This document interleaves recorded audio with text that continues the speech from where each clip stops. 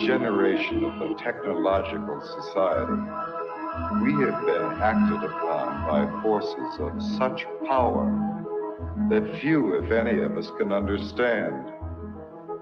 Extensive information gathering on every American, human experiments with drugs and psychosurgery, electronic surveillance, the era of the computer, invasion of privacy, growing government and corporate power over our lives, a people plagued by dehumanization, loneliness, and violence. Dramatic? Perhaps. But we are losing control of our technology and our lives. Not so long ago, people in a similar situation did not awaken to the forces around them. Are we so unwise as to do the same?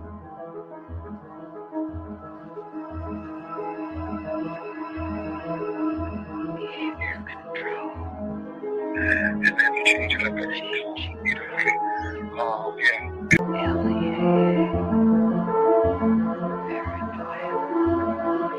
Enemy list. Wire death. Dead bags. Dossiers. Medical records. Social security number. Credit record. National security. With another agent, Pat Webb. Pat was an explosives agent. So we kind of opened the door just a bit to the cabin. And as we opened the door, we were both pretty much overcome as we looked across the cabin at the shelves that were built on the other side of the door. We could see coffee cans and bottles and jars, and they all had labels on them, and they were very meticulously done. You could see that some were labeled with the name of certain chemicals. One of the things we saw was a hooded sweatshirt, that was hanging up there.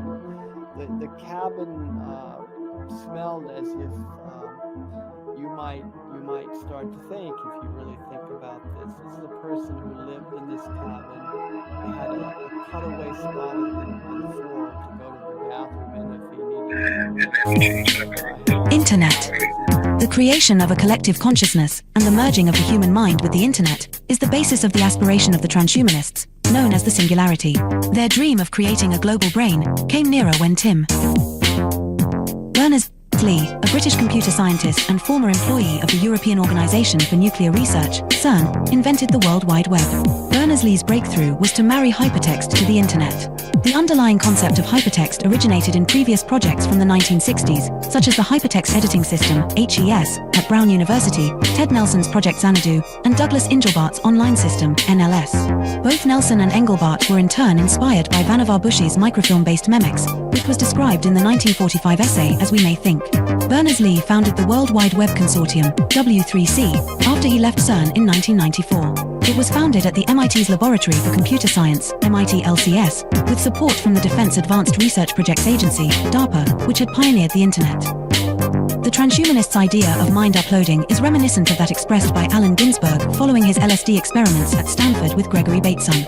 While under the influence of LSD, the doctors hooked him up to an EEG machine, and following the suggestion of his friend and lover William S. Burroughs, connected a stroboscope blinking in synchronization with his alpha rhythms. Describing his experience, Ginsberg recounted, "There was no distinction between inner and outer. Suddenly, I got this uncanny sense that I was really no different than all of this mechanical machinery around me. I began thinking that if I let this go on, something awful would happen.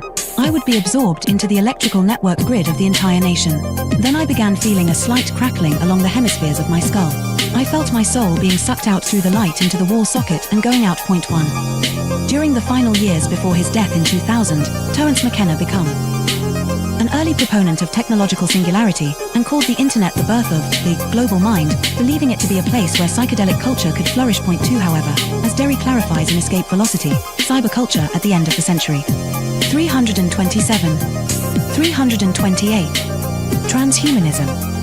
But as Thomas Hein reminds us in Facing Tomorrow, what the future has been. What the future can be, futures like McKenna's are stories we tell ourselves. About the present, an attempt to invest our lives with a meaning and a drama that transcend the inevitable decay and death of the individual. We want our stories to lead us somewhere and come to a satisfying conclusion, even though not all do so. 1264, placing our faith in an end-of-the-century Deus Ex machina that will obviate the need to confront the social, political, economic, and ecological problems clamoring for solutions is a risky endgame. The metaphysical glow that increasingly halos the high-tech tomorrows of cyberdelic philosophers, corporate futurologists, pop science programs such as the Discovery Channel's Beyond 2000, or even ads such as AT and TSU will campaign, blinds us to the pressing concerns all around us. Point 3.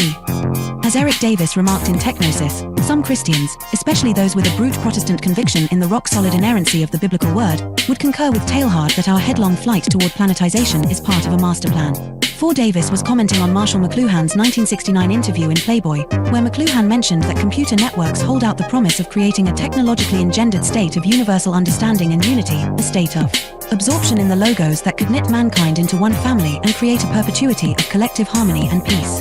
McLuhan clarified, in a Christian sense, this is merely a new interpretation of the mystical body of Christ, and Christ, after all, is the ultimate extension of man. 5. However, as Davis pointed out, in a letter to the Thomist philosopher Jacques Maritain, McLuhan flip-flopped on the idealism he had earlier expressed. Electric information environments being utterly ethereal foster the illusion of the world as spiritual substance. It is now a reasonable facsimile of the mystical body of Christ, a blatant manifestation of the Antichrist. After all, the prince of this world is a very great electric engineer. Point 6. However, for the transhumanists, the internet is not just an agglomeration of inert information, but poses the possibility of humanity creating a collective consciousness of the mystics. Effectively, transhumanism is the hallucination arrived at by computer scientists on drugs. As psychedelic drugs impede the ability to discern reality from imagination, they often lead to the mistaken attribution of life, or even divinity, to inanimate objects, like a computer program. The ultimate foolish dream of the transhumanists is that with the creation of cyberspace, we'll be able to enter the pleroma, the mystical realm of the ancient Gnostics, by uploading our minds to the internet. Thus, the internet will have come to serve as a totality of human knowledge, the omniscient collective consciousness of Teilhard de Chardin, also known as the global brain. Global brain. The relationship between the global brain and the internet, and its connection to the thought of Teilhard de Chardin, is explained in The Lost Symbol by Da Vinci Code author Dan Brown, a fellow alumnus of Exeter with Stuart Brand and Facebook. The Singularity. 329. Founder Mark Zuckerberg. There is an important section from the novel, which is based on revealing the secret of Freemasonry, where Willis Harman's Institute for Newtic Sciences, IONS, named after the noosphere of Teilhard, plays a central role. Here the character Catherine Solomon explains the significance of Newtics. 2 heads are better than 1, and yet 2 heads are not twice better. They are many, many times better. Multiple minds working in unison magnify a thought's effect exponentially. This is the inherent power of prayer. Groups, healing circles, singing in unison, and worshipping en masse. The idea of universal consciousness is no ethereal New Age concept. It's a hard core scientific reality, and harnessing it has the potential to transform our world. This is the underlying discovery of Newtic science. What's more, it's happening right now. You can feel it all around you. Technology is linking us in ways we never imagined possible. Twitter, Google, Wikipedia, and others all blend to create a web of interconnected minds. God is found in the collection of many, rather than in the one. In Darwin Among the Machines, The Evolution of Global Intelligence, George Dyson, who was director's visitor at the Institute for Advanced Study in Princeton, expands upon the premise of ex-club member Samuel Butler's 1863 article of the same name, and suggests that the internet is a living, sentient being. According to a reviewer, Dyson's main claim is that the evolution of a conscious mind from today's technology is inevitable. It is not clear whether this will be a single mind or multiple minds.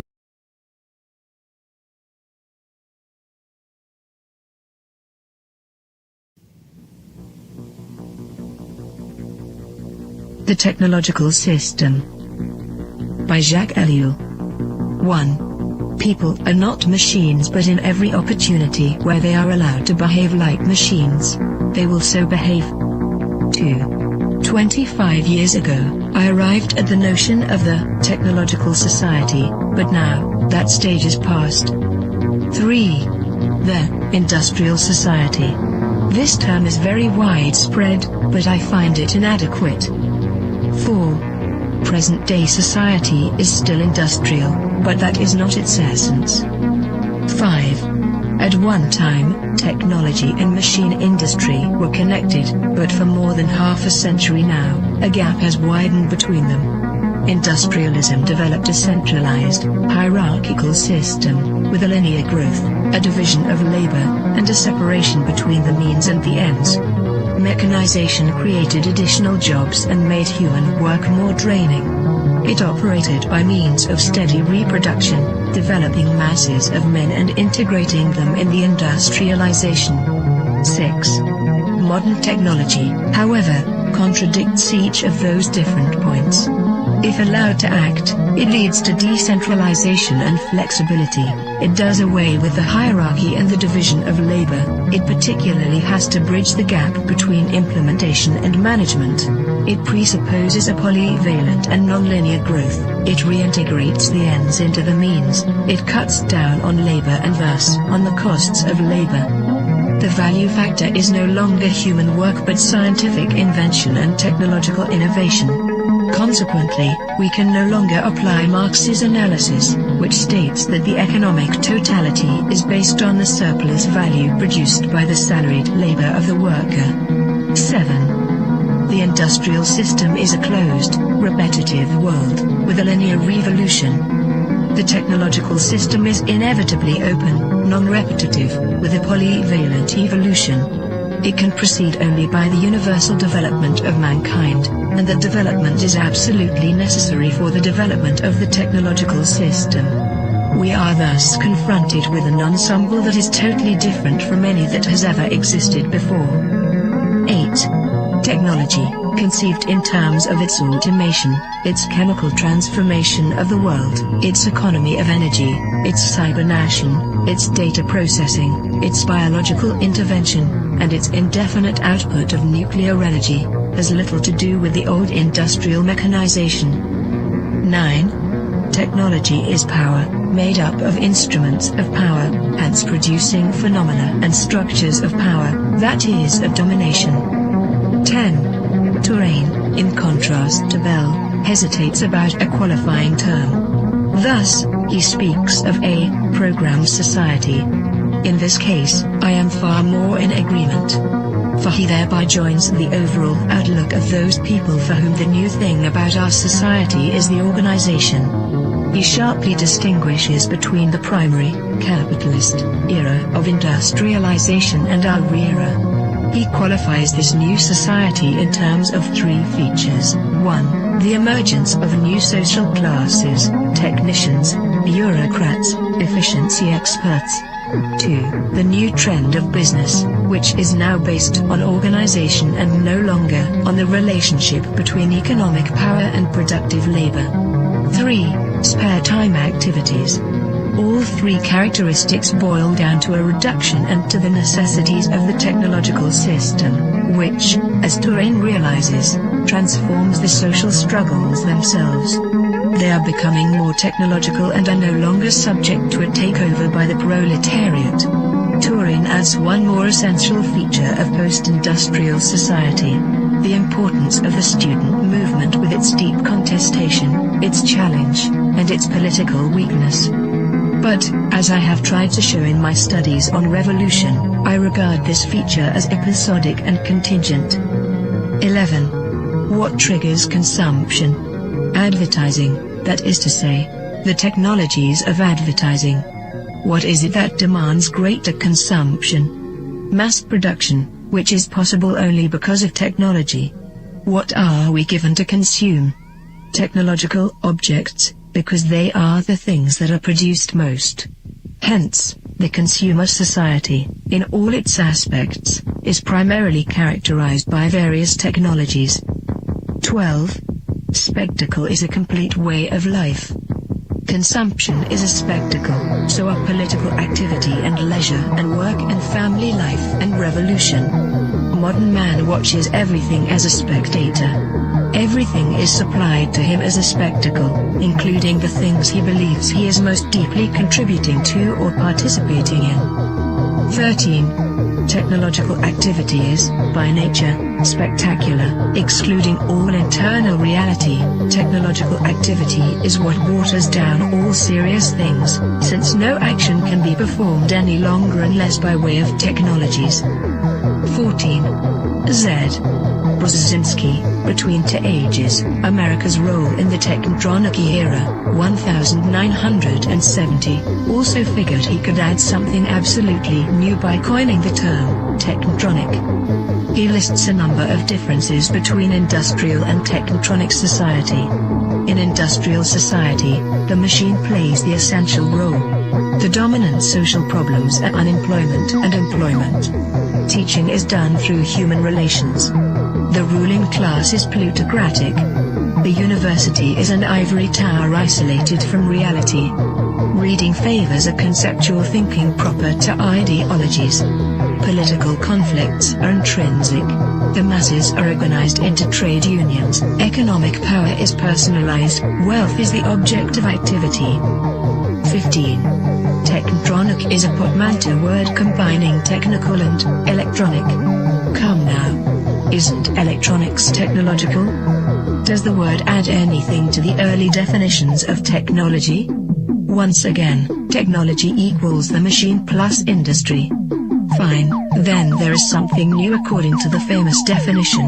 In a machine, there are material parts that move. Electronics operates with no moving material parts. Granted. But if the computer is not a machine in the normal sense, then in what way is it not the product of a certain number of technologies? In what way is it not integrated in a technological system? There is no reason to distinguish between technology and electronics. 16. Man can no longer be a subject. 4. The system implies that, at least in regard to itself, man must always be treated as an object. Today, this phenomenon is far more important than the renowned Marxist interpretation of commodity. 17. Nothing can have an intrinsic sense, it is given meaning only by technological application. Nothing can lay claim to action, it is acted upon by technological process. Nothing can regard itself as autonomous, it is the technological system that is autonomous, as we shall demonstrate. 18. No technician claims to be ruling society. There is no need to regard technicians as technocrats or to believe that a class of that type actually exists. 19. Colin Clark's classification is replaced by a different one. At the bottom, the unqualified functionals, then the functional operators, and at the top, the rulers, researchers, conceivers, with perhaps a fourth sector for the activities of operational research. In other words, the social distribution is, already, less and less in terms of activities applied to the economy, and more in keeping with the technological capacity. 20. The era of clerks, and these clerks are the decision makers in all domains because they have the knowledge and use of the technologies. Like it or not, and Hetman shows this so well, the experts, the specialists of diverse technologies are to be found everywhere, from business to administration, from government to agriculture. They form the true grid of society, the network holding the various pieces together. It is the technological coherence that now makes up the social coherence. But this is not a technocracy in the true sense of the word. 21. The discovery of the technological system normally seems like an attack against technology, a criticism of tech.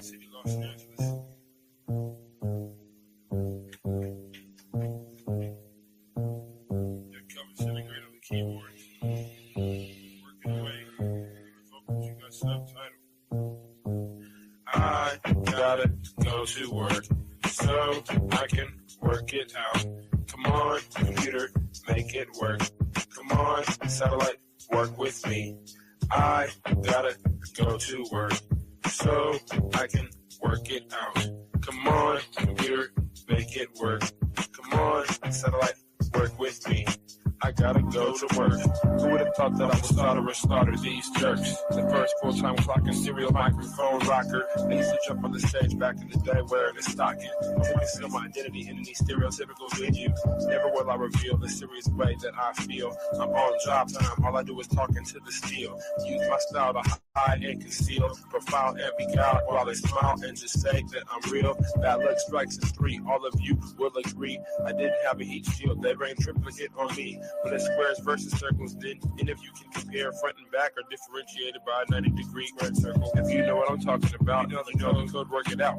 Forced entry, I was disguised as a sentry. I gave not a care, life is an adventure to me. I obtain secret money and manufacture inventions.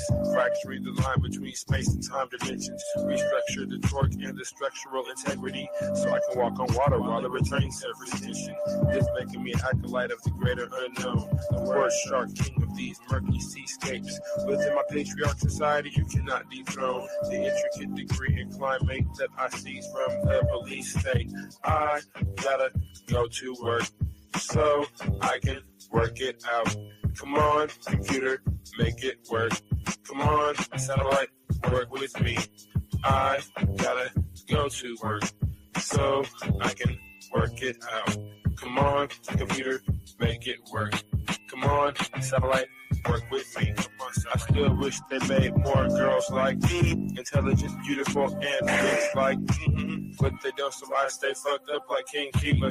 She's the type of person that will still rock Latigua. I'm the type of person that will still sport feelers. I found a pair of size 15s out in Pasadena.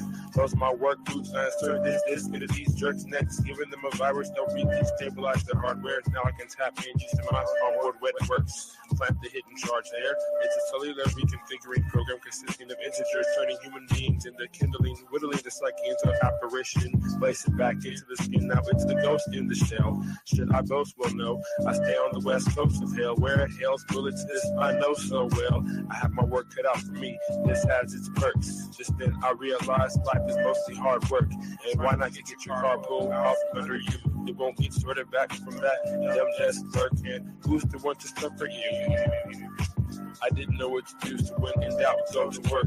When I'm 25, I'll contract myself out once I'm through. Then it's just books and beats for me. I'll leave the rapping to my crew. I'm a good scientist and a world got cuckoo. Imagine how it is to watch them turn crazy around you and then look over at you like you are the insane one. That's how it is. It's okay to meet the controversy bubbles and flattens out like this. Left by little kids. And I've got to go to work so I can work it out. Come on, computer, work for me. I've got to make it work. I've got to make it work. Come on, I can work it out. I've got to make it work. Come on, let it work this way. Come on, computer, work it work. Come on, jiggle.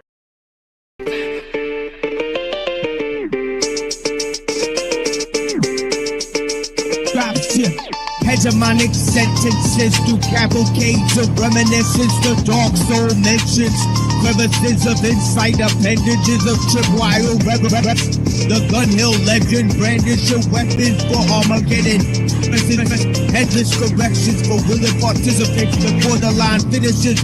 I got shadow grimace, the obscene dream of human chaos for the pilot smoke screen.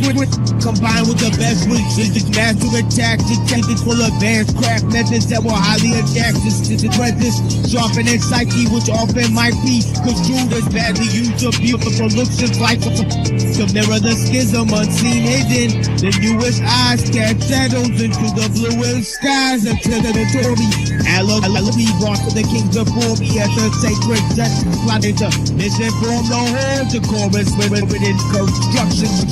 Nanonet filaments, hidden secret touch, mystified by the comfortable and united by inner struggle. Hidden a bundle of scar-ridden enigmas. Now the claw is risen. Man is up with cheeky. With this sight disease praying to the east, not to the man-made structures, but to the rising of the sun. A comparison of those diligent millipede legs rushing around in any direction. Misperception and prism seem to bad design.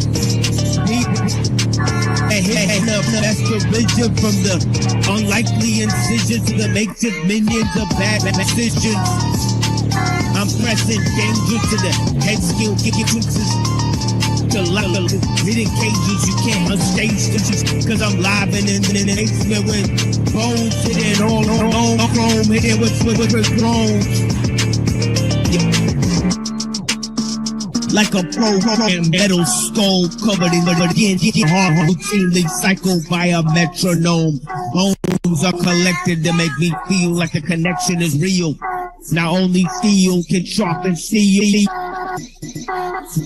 They hit the record.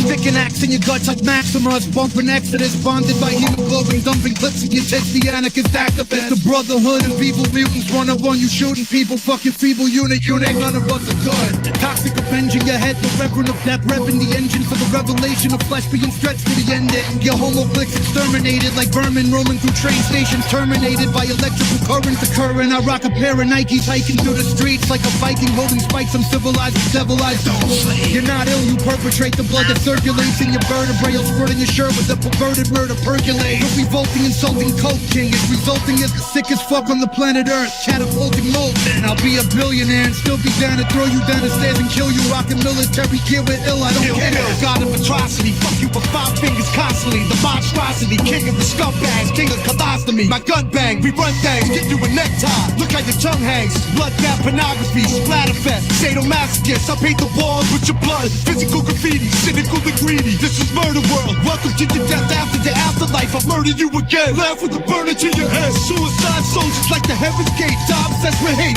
Blood-stained holy books are like a test of faith. Like the word of God telling me to kill. Or the word of pagans telling me to sacrifice you in the name of Satan. Pain, lust, and abomination. Unholy combination. Circle of tyrants, we control an entire nation. That can attack you like the dawn of the dead. Rather be backstage catching head from your daughter instead. You're on all fours, candle stuck to your back like gauze. I got to make a lampshade of your skin, tack you the walls. That's when the boredom sets in. Pull out my axe from the store. How he pops up with enough packs of the last to fall. The wizard of gore, diminished like the skull with his sword. Emotionless, serotonin finished like cripples and dwarves. God hates us all, so we burn churches. Your mouth's a urinal, bitch. Lays in the deep purple, I'll hurt you on purpose. Never got shit handed to me. The silver spoon is only used to cook the Lord and important. Your kids are fantasy. We sick goons, we don't give a fuck what you say. Above the law, get an apology straight from DAs. Players, ball killer, coked out jokes of Beretta schemes. If I don't blow up, this lab is a kitchen for methamphetamines. The walls closing in, too much to fight. Pay-per-view suicide, we all die tonight. Hey, yo, I slay who I wanna. We're creating a horror. See, my state of nirvana is to make you a goner. Stick a pick in your stomach because I'm sick of you frontin'. But still I'm quick at the bludgeon and catch a victim for nothing. I whip out the sharpshooters, they can jig up with these. I watch your ligaments bleed with very vigorous speed. My left hook is gonna put a bitch in the seat and transform his face into mystery me. After I clap at your wing, your skull will snap like a twig. There ain't no little body counts, I make my massacres big. Carefully put in the clip so that the bullets can rip. You getting butchered to bits, to me's as good as it gets. Bet you leave on a stretcher when the 16 wet you. With your cap twisted back like a major league catcher. The head will bleed, catch up to your garments and soap. Watch me finish the job with something sharp in your throat.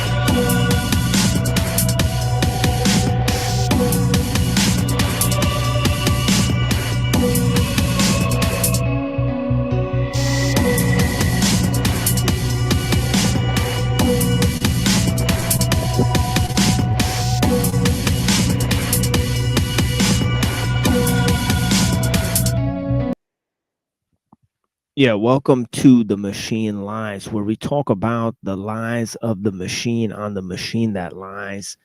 And yeah, we got some special sort of ideas for you guys. And if I could sort of synthesize three different sets of ideas here, right?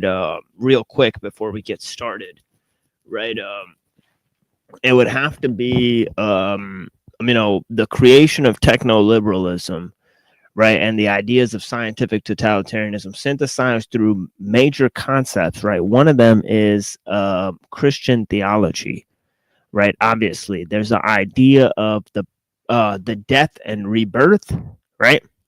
And there's also the idea that God is separate from nature. So there's these dual concepts. One is a mastery of man's reason over nature, right?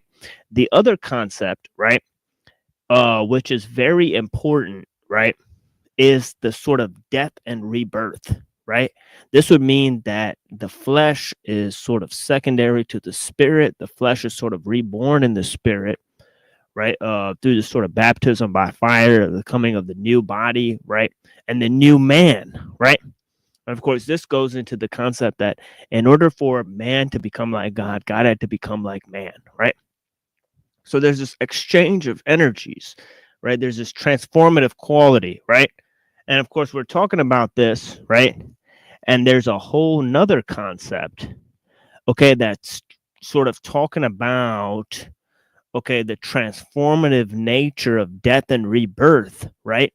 Okay, on the one hand, you have the notion of reincarnation, and on the other hand, you have the notion of evolution, right? The sort of idea that sort of a rebirth and continuity, right? So you have these sort of three ancillary concepts, right, about the spiritual coming into the mortal framework, right? The separation of spirit and matter, or spirit and flesh, so to speak, right? The transcendence into a ethereal form, right? The notion of death and rebirth, right? Okay, is another notion. And lastly, the notion of evolution or change from within, right? So you have all of these interlocking concepts, right? Okay, and of course, what is put on the two sort of balance beams here is nature and time, right? Nature and time, right? And of course, it draws a dialectic of nature versus time, immanence versus transcendence, materiality versus ethereality, right? Being versus becoming, so on and so forth, right? That we've constantly sort of laid out on this stream, right? The various thinkers, sort of where they fall, right? And I've actually procured some philosophical text for you guys, right? Okay, so so I procured some philosophical text for you guys, but I don't think that we'll be able to get into it today, right? Stuff like Parmenides and Heraclitus and Empedocles and some of the ideas from Plato and Aristotle, right? And those guys. So we could narrow in and look at the ideas of Western philosophy. Obviously, there's two great poles, right? Right. In terms of the ideas of Greek philosophy and the ideas of Judaism, right? And by the ideas of Judaism, I mean not only the restoration theology of the Jews, right? The salvation theology of the Jews, right? About this, the theology of national restoration, right? Which puts the world into a historical framework, right? And we'll call this the sort of world historical framework. Right, there's a second concept, right, that's ancillary to Judaism that seems to be very important, right, and that is the hierarchy of being, right? That means the emanation of the soul, right, up the chain of being, right, that you see within the Kabbalistic text and in the Zohar, right? And this idea of emanation of the chain of being, right, is a way that they blend the notions of being and becoming together, right? And of course, you have the ideas of this sort of Kabbalistic ideal, right? Putting forth into the ideas of science, right? And the creation of a world system, right? Through this sort of millenarianism and messianism. Okay. So you got a lot of ideas now around the same time, right? That this framework is being developed, right? This sort of millenarianist framework, right? About a national world restoration, right? Around the same time, that you have this being developed, right? You have all sorts of other ideas coming into the framework, okay? And namely, you have these notions of sort of transcending nature, right? And of course, one of the concepts in that framework, right, is these ideas of Teilhard de Chardin, right? So there's two key elements there that we've sort of referred to, right? And the first is the philosophy of Aristotle, right? And this idea of telos within nature, right? And these ideas of inner potentialities, right? Let me see if I could find a sort of passage for that, right? Because I think I do actually have some of the Aristotle open here. Because I was looking through some of this because I was thinking, maybe I should read some of the Aristotle stuff. So check this out in book 2, right? Right, he says, so much for the views of the soul that our predecessors have handed down. Right. Okay, let us now return to make a new start, trying to determine what the soul is and what account best applies to all souls in common. We say then that one kind of being is substance,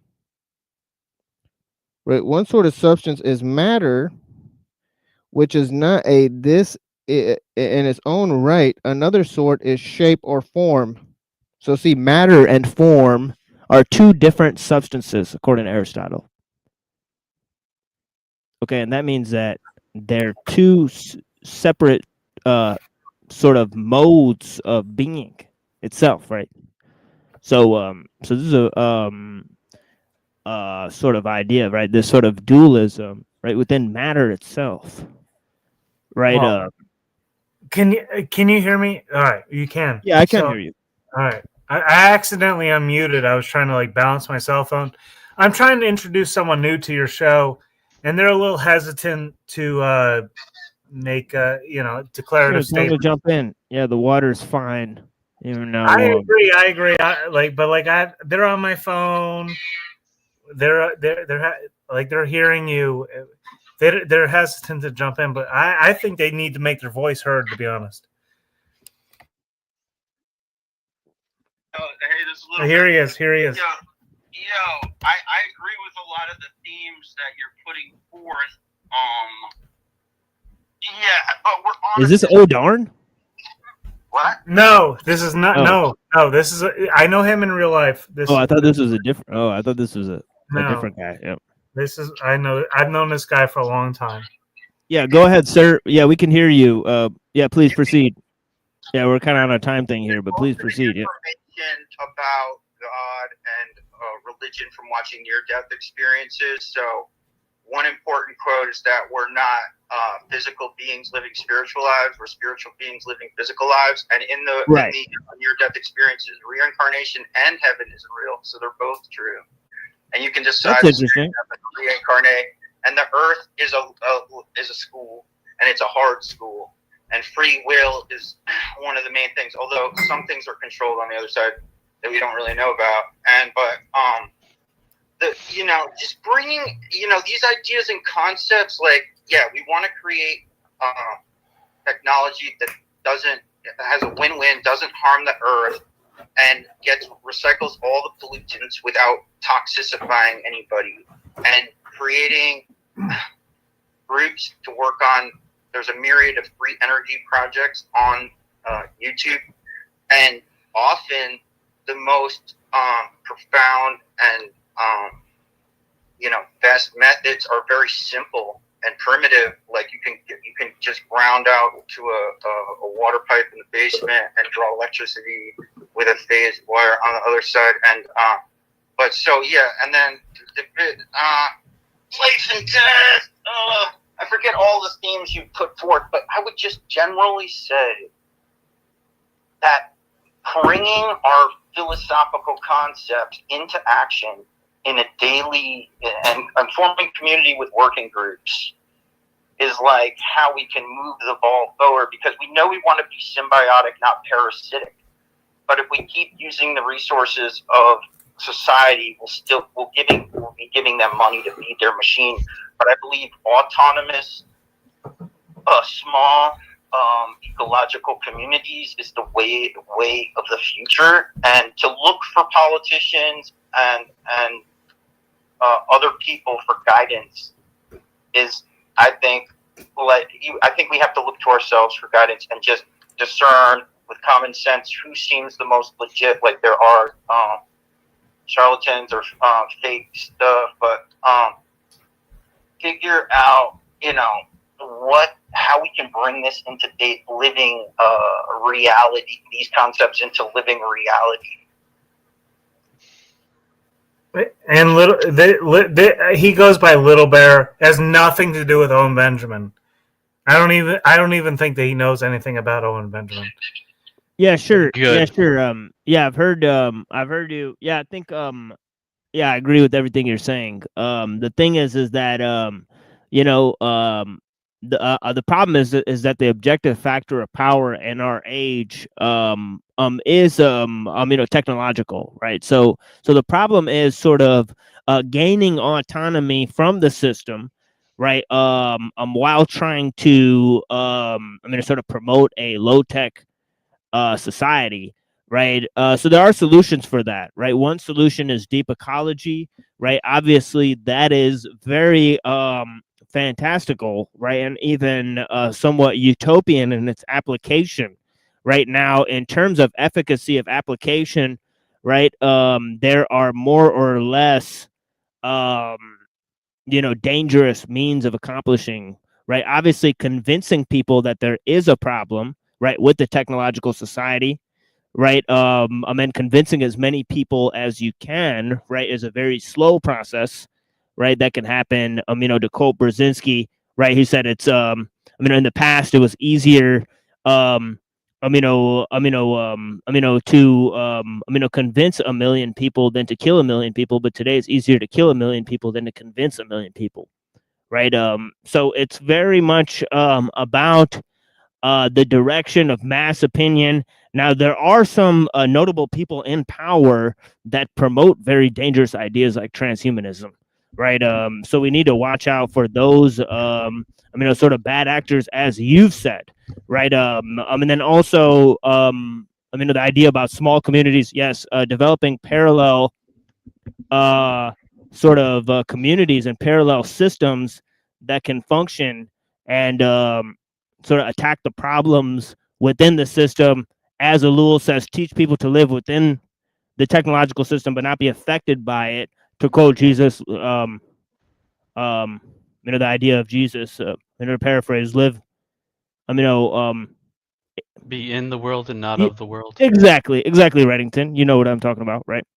So there's different ideas that can manifest. Now, obviously, a revolution against the technological system is the solution that requires the lowest amount of people. And of course, it does not have to attack people. It can only attack the infrastructure, right? So for the first time ever, they're able to attack technological and economic infrastructure, right? And not attack people, right? So that seems like a very deleterious process. Obviously, any hit to the system is going to affect people already. Right. So that is not to be advocated because that causes harm to most people. Here he is. He's coming back in. Oh, he's coming back in? Yeah, go ahead. Jump in. Okay. We need to replace the system by doing things peacefully, like Martin Luther King, and never. Right. Exactly. Never use violence unless your life is at risk and somebody's trying to kill you.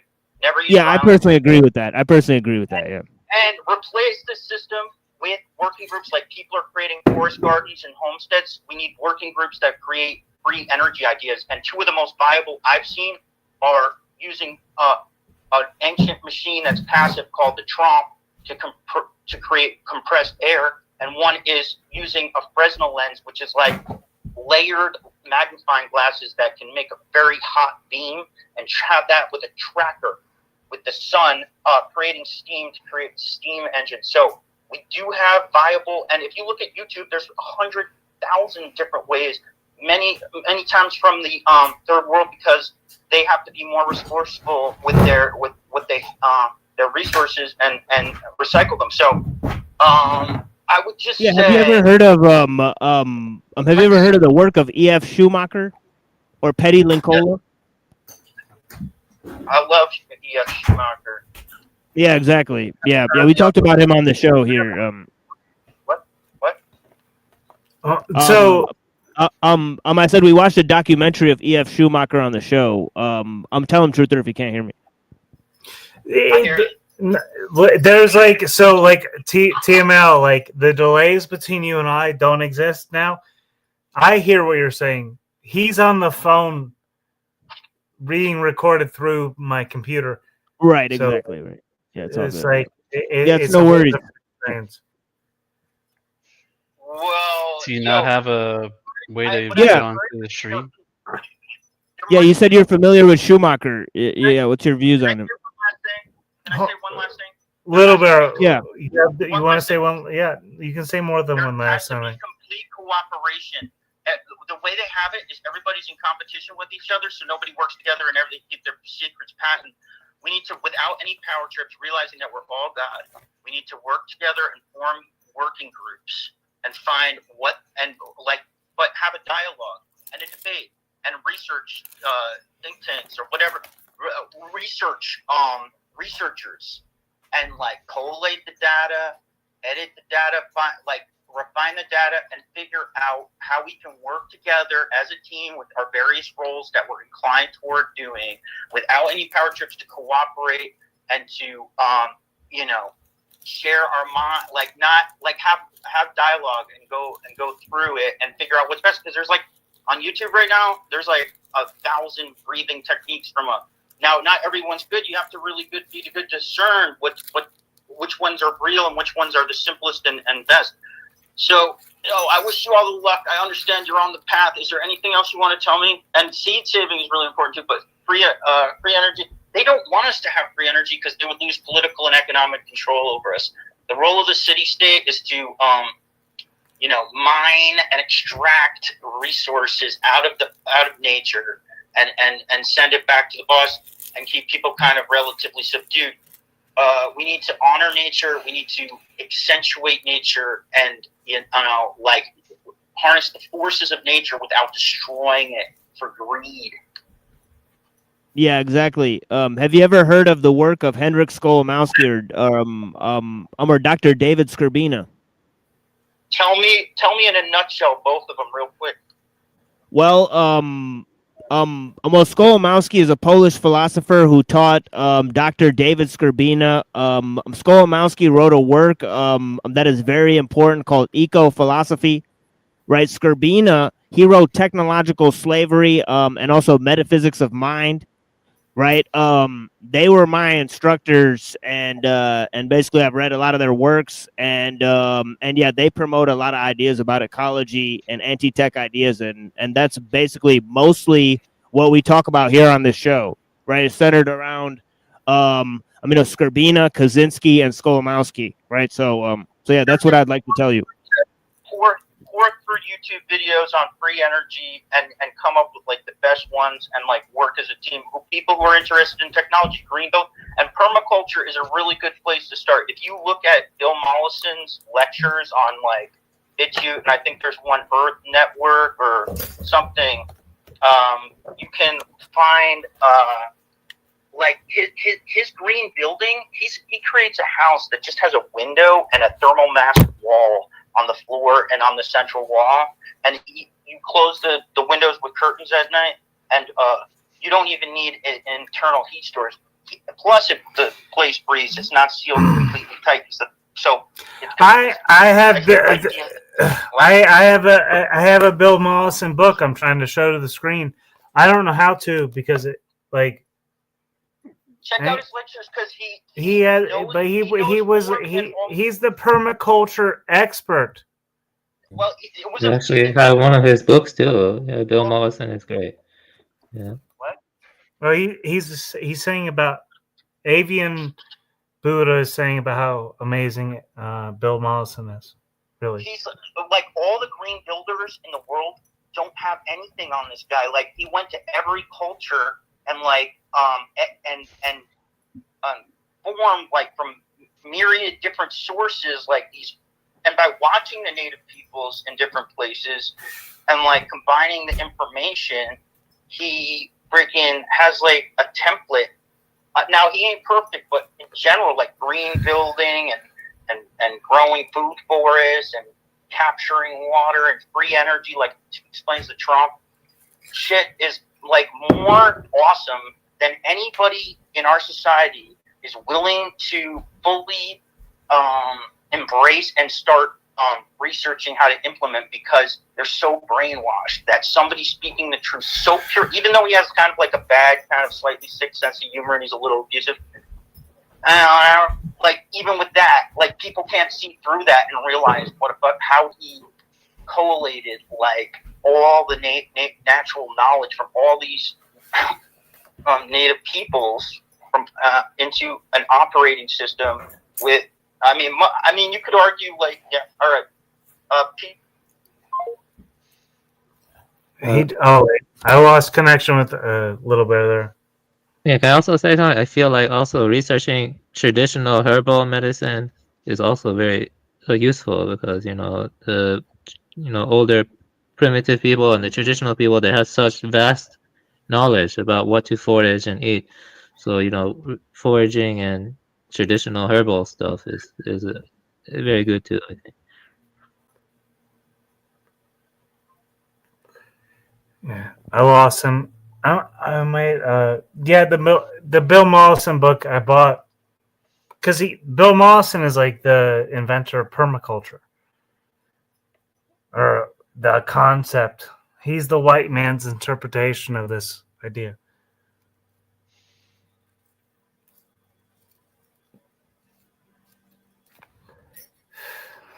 Yeah, I haven't heard much from Bill Mollison.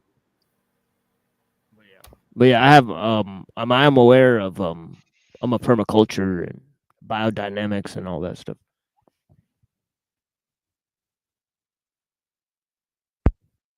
But yeah.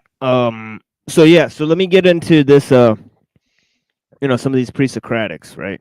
And I think I got the hiccups, but I'm not sure. So give me a second here, folks. Testing 1 2 3. Yeah, okay, I'm fine. Yeah, so this whole thing. Can I say something quickly? If you want to deal with hiccups, you can like pinch your nose and cover your ears. Right. That's what I have to do. Yeah. From the other side of the cup. Yeah, I know what you mean. Yeah. Yeah, Neil. Oh, you know about that? Okay. Yeah, I know what you mean. Yeah, I know about that one. And yeah, it's just a kefir that I'm drinking. I mean, it's making me get the hiccups. But here is some ideas from Anaximander, right? He says, in the beginning, humans were born other kinds of animals, since other animals quickly manage on their own, and humans alone require lengthy nursing. For this reason, in the beginning, they would not have been preserved if they had been like this. Right, so he kind of talks about animals becoming other animals and creatures, right? So there's obviously Pythagoras, right? Now Pythagoras is a really interesting guy. It says once Pythagoras passed by, as a puppy was being beaten. The story goes that in pity said these words: "Stop! Don't beat him, since it is the soul of a man, a friend of mine, which I recognized when I heard it crying." So there he goes. Right, so he's talking about reincarnation. So people used to be animals, through this idea of animals became humans, right, through a sort of quasi evolution idea, right? And then there's an idea that that actually they have the same souls, right? So they could be reincarnated, right, as different animals. Spirits can be reincarnated in animals, right? So there's that, right? So there's this idea from Heraclitus. Right? Heraclitus is talking about this idea of becoming, right? He says nature loves to hide, right? So he's got this idea of natural laws and these principles that operate within nature, and of course Empedocles sort of followed him on that, right? And then finally we have Aristotle, right? Okay. Actually, there's also Anaxagoras, right? Anaxagoras is talking about this sort of mind stirring all of reality, right? So there's this idea of the nous that's sort of guiding these changes within reality, right? So there's another one, right? There's obviously the atomism of Leucippus and Democritus, right? It says that nature's laws are governed by convention, right? Atoms in the void, and the way they formulate is by like convention to like certain laws, right? Here's one quote. It says, by convention or custom, sweet by convention, bitter by convention, hot by convention, cold by convention, color, but in reality, atoms and void. Right, so they're saying that things are not as you perceive them, right? They're actually atoms and void, right? So obviously, you see all of those ideas there, right? Where you have sort of a brute naturalism, or we have random change, right? Then you have sort of the idea that there's naturalism with evolution, right? So there's sort of instead of these sort of eternal, things being in stasis, right? They're sort of moved, right, and guided, right, by this sort of chaos that sort of stirs things, right, and then they randomly mutate, right? So you have this sort of randomness and emergence model, right? Then of course you have a sort of guided evolution, right? And this could be guided from within principles already existing within nature, right? You could have it guided by some sort of secondary cause, such as aliens or something. There you have like Prometheus, right? Or you could have even powerful being that began the entire universe and is guiding the cosmos from that level. Now that being could be identical with the universe, or it could be exalted from the universe, right? A separate being altogether, right? But now this idea that God is causing evolution to happen, right? This was basically the nub of the concept, right, of Teilhard de Chardin, that God becoming like man, and in order for man to become like God, meant that nature would be transformed in the process of evolution, right? So this is a key concept, right? So it's taking into account all these ideas, and it's also taking into account the idea of Adam Kadmon, right? The spiritual transformation, right? Man graduating up the spiritual hierarchy, right, and going and transcending beyond matter, falling down, right, and being combined with the mineral, right? Even, right? So we could transcend matter by becoming spirit, right? Or we can combine with the mineral, and become like golems, essentially, right? So there's this sort of Kabbalistic notion of spiritual transformation, right? That also goes into it, right? And of course, that ties into the notion of enlightenment, and the notion of God coming into matter, right? Is there as well, right? Within the notion of incarnation within the Hindu religion, right? So there's a lot of concepts to work with there, right? So I just put out a spiel, and thank you to Truther Cop's friend for calling in. I think everybody heard him fine, hopefully. Right, let us know in the chat if you heard that guy fine. I heard him fine in the studio. So yeah, hopefully that wasn't like horrible audio production there. But yeah, let's move to the ideas of because we have a lot of material here, right? So we got first we have the presentation from Buddha's friend, right? So we'll open that up, and so I tried to situate things as much as I could, right, with the existing material. But lastly, I'd like to say that, right, these ideas going from Aristotle, right, to Aquinas. Okay, now Aquinas is a major guy, right? Because remember, he gets rid of the idea of the prima materia, right? And he talks about creation ex nihilo, right? So God becomes separate from matter, right? So this whole idea, right? God being totally separate from his creation and nature, right, is a principle of how reason can be above nature to a certain extent, right? Through the spiritual aspect, right? Because God used reason to construct the laws of nature, right? So on and so forth, right? But of course, he got rid of the notion of the prima materia, okay, which is this eternal matter, right, that Aristotle was talking about. Remember, I read that Aristotle believed that matter is eternal, right? Remember, he said there's two states of being, right? One is matter and the other is form, right?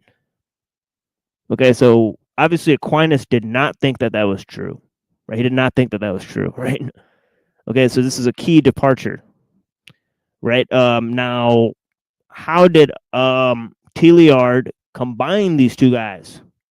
Okay, right, obviously, right?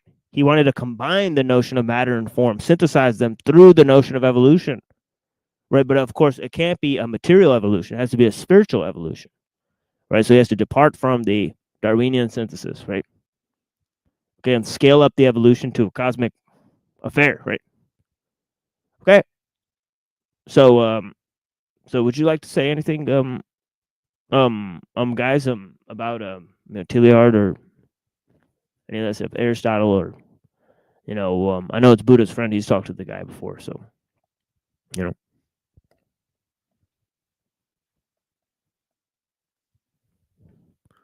Okay, without further ado, we'll get to the presentation here and see what. And I'll try to interrupt very little because it's not my presentation, right? But he did submit this for the show, so we're very happy, right? We're very satisfied with that result, right? But obviously everybody's not. Let me just say the first 2/3 he described his older singularitarian views, but in the last third he described his newer views. So that's his views are more Spinozist. Yeah. So can you briefly explain for the audience what's the distinguishing factor between the two? Well, basically, he views the singularity in a Desjardins sense, where he thinks that it's inevitable when it happens. People won't really know it happened, but it will like change the psyche of people in such a way that it's like a fusion with the technique in a way that accelerates us kind of more of a new stage of consciousness, or like the super, that kind of stuff. And the last third though is like when you start talking about his newer shift, it's like he thinks that none of this really means anything or something. Like it's hard to explain. He just thinks it's all kind of like because it's just one, and then the exactly. Yeah, exactly. It's ecstatic. It's pantheistic. I mean, this is Spinoza, right? So yeah. That's pretty much what the video will be. He has a thick accent, and sometimes it might sound like he's rambling, but he is intelligent though, because he did get his degrees in philosophy from Slovenia. He's Slovenian. Yeah, and so is skrbina. So it's interesting stuff here. So let's present our Slovenian friends presentation, and of course I'll play a small part of it right now. I'll play a song. We'll take a break. Then I'll play the next part of it. Then we'll move to Pannenberg, and then we'll have some other thoughts for you guys. So that's how the stream will go so far. So thank you guys for joining, and so here are some thoughts about this sort of idea of this sort of cosmic evolution, right? Is influenced by Bohm and Hegel. Teilhard de Chardin, and of course at the end he'll present a Spinozistic view of ecstatic, sort of a sort of view of immanence and ecstatic view instead of the view of transcendence and emanation, right? So yeah. All right, here we go. So let me immediately kickstart this with a claim, a simple claim, that our history could be described, and I don't mean just human history, but universal history could be described as one between two horizons, between two singularities. We can poetically call them the alpha and the omega. And yes, let's say it like this. One singularity is where our physics goes blurry, and the other is where we go blurry. And neither of them is the edge of reality. So this is my central claim here. And I would like to first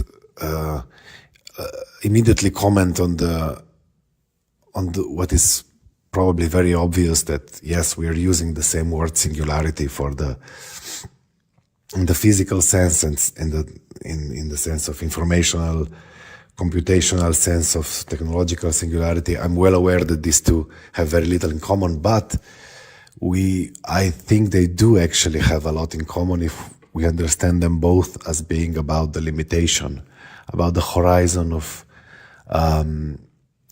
let's say an anthropocentric ontology, the limitation thereof. So just a quick introduction. I go online by the name of Tivra. I think there is no need to share my real name. I come from Slovenia. I put my links to the Twitter and my email below if someone wants to contact me about any of these ideas.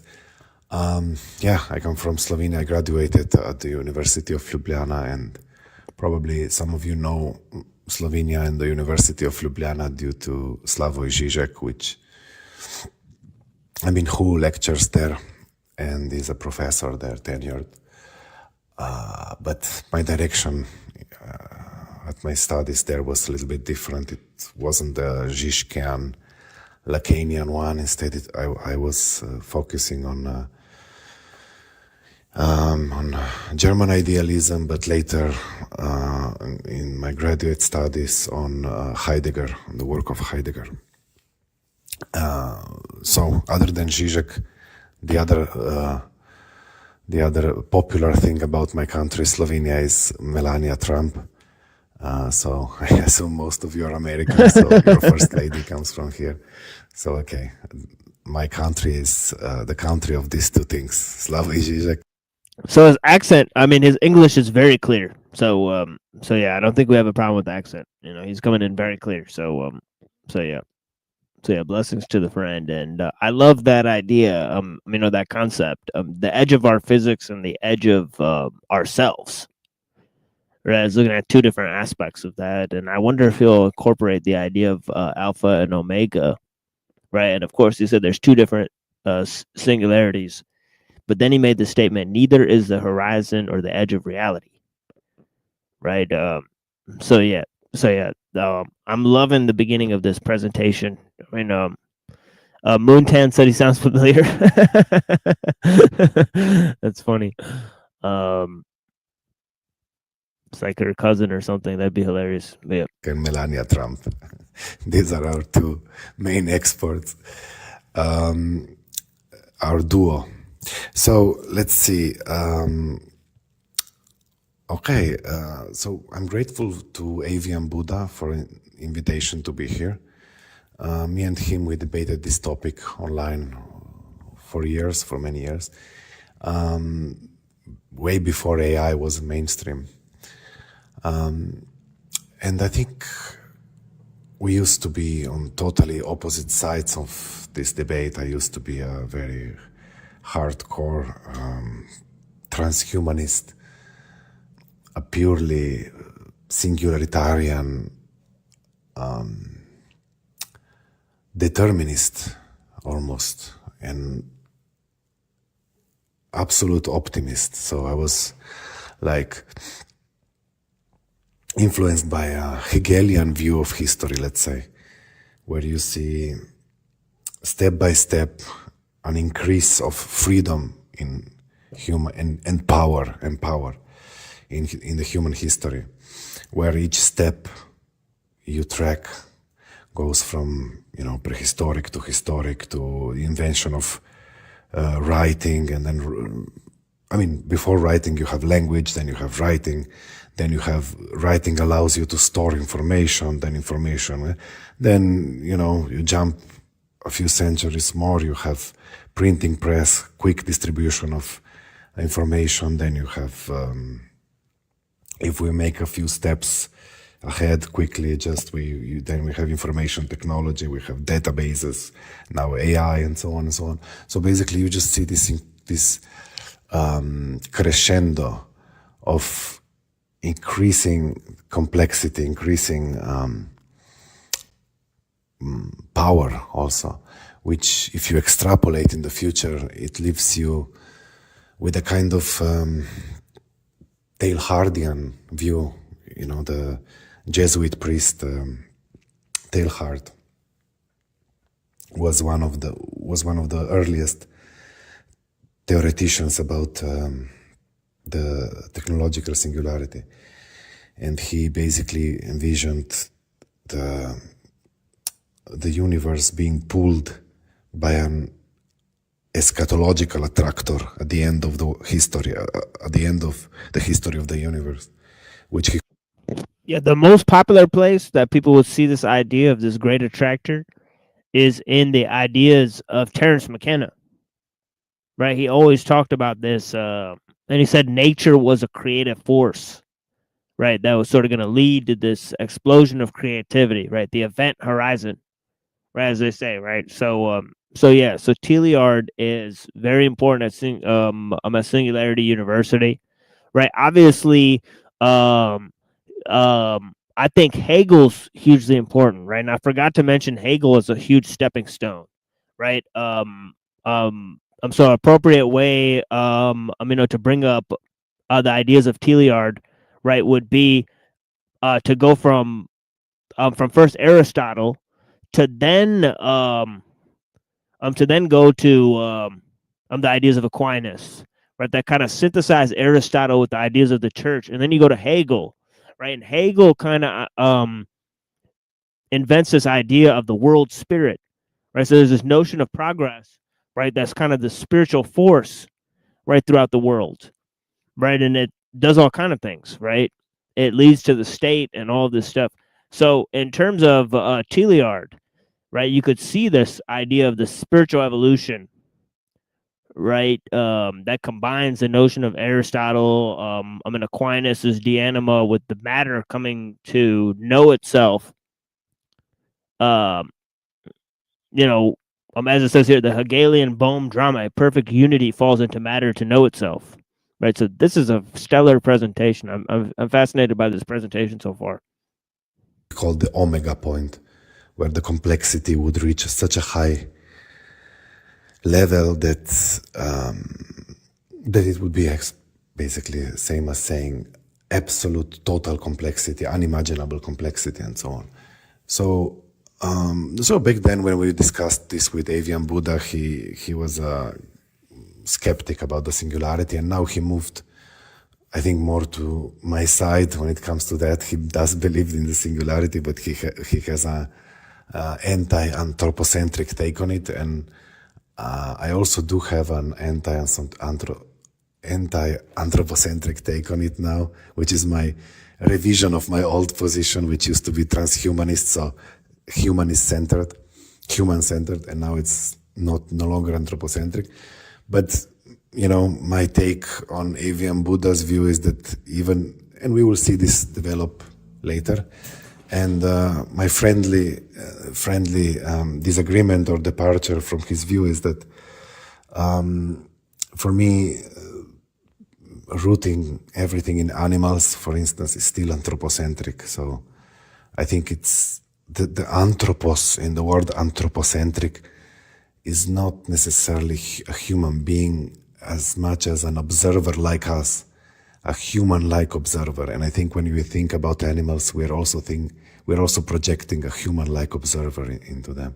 Okay, but let's leave that aside. Let's go to the second slide. So like I said, we will, by the way, pardon my voice, I have a cold. That's why I also cannot be with you in real time. I had to record this because it's like 3 a.m. in the morning when you have these streams, and it would be very hard for me to be there, especially now that I have a cold. And I hope you can understand my English and that my pronunciation is clear enough. I know I have a strong accent, but hopefully you can understand me. So let's go to the first, what I call the first horizon, so the first singularity. The cosmic one, this is the cosmic one. It's a fortunate linguistic coincidence that we use the singularity for both of this, the start and what I call the limit of the horizon of the future of our technology. So the connection is not in the object themselves, like we said, but in us, in our limits. So that's why the word singularity works really well for both. Namely, in Einstein's general relativity, we know that if you go back time, if you go back time to zero, as you set the variable closer and closer to zero, the math breaks down. It blows up, so to speak. Or, you know, you get infinities, which you, in the physical sphere, you usually don't want to be getting mathematical infinities. But this isn't a literal event that happened in space-time.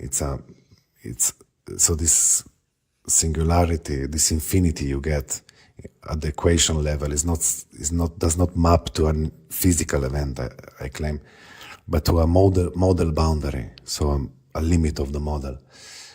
It's our theory telling us, honestly, where its description is no longer reliable. And a good metaphor is if you think like about a blurry microscope, let's say. You think, okay, a blurry microscope, the blur isn't the cell's fault. So the blur is in the microscope. So the singularity is our equation saying, listen, I can't see further than this. It's the hier be dragons, hic sunt dracones. Note at the edge of the map we trust. Remember, in the ancient maps, they used to have this hic sunt dracones, here be dragons. So that's why we're saying that the singularity here is the limit for observers like us, which we will develop now in the next slide. But bear with me for a second more. I think. Yeah, I wonder if the same thing applies to mind, right? Because, obviously you're trying to figure out what mind is, right? You don't know how dead matter creates mind, right? Or what combination of dead matter could, create mind, and yet you can't separate the mind, from yourself and observe it. Right, so maybe the mind is another place where this observational, loop sort of ends and begins. Right, it's like between the mind and this Big Bang idea, right?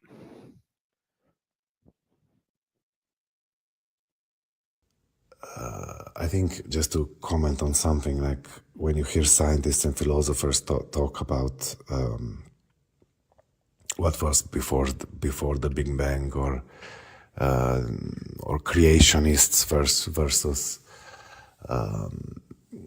versus let's say secular people and so on. I think my take here is that one would need a reverent piety of thought, kind of, and I think sometimes both the scientifically minded person and the religious can be dogmatic in their own way. And that is to have a overly confident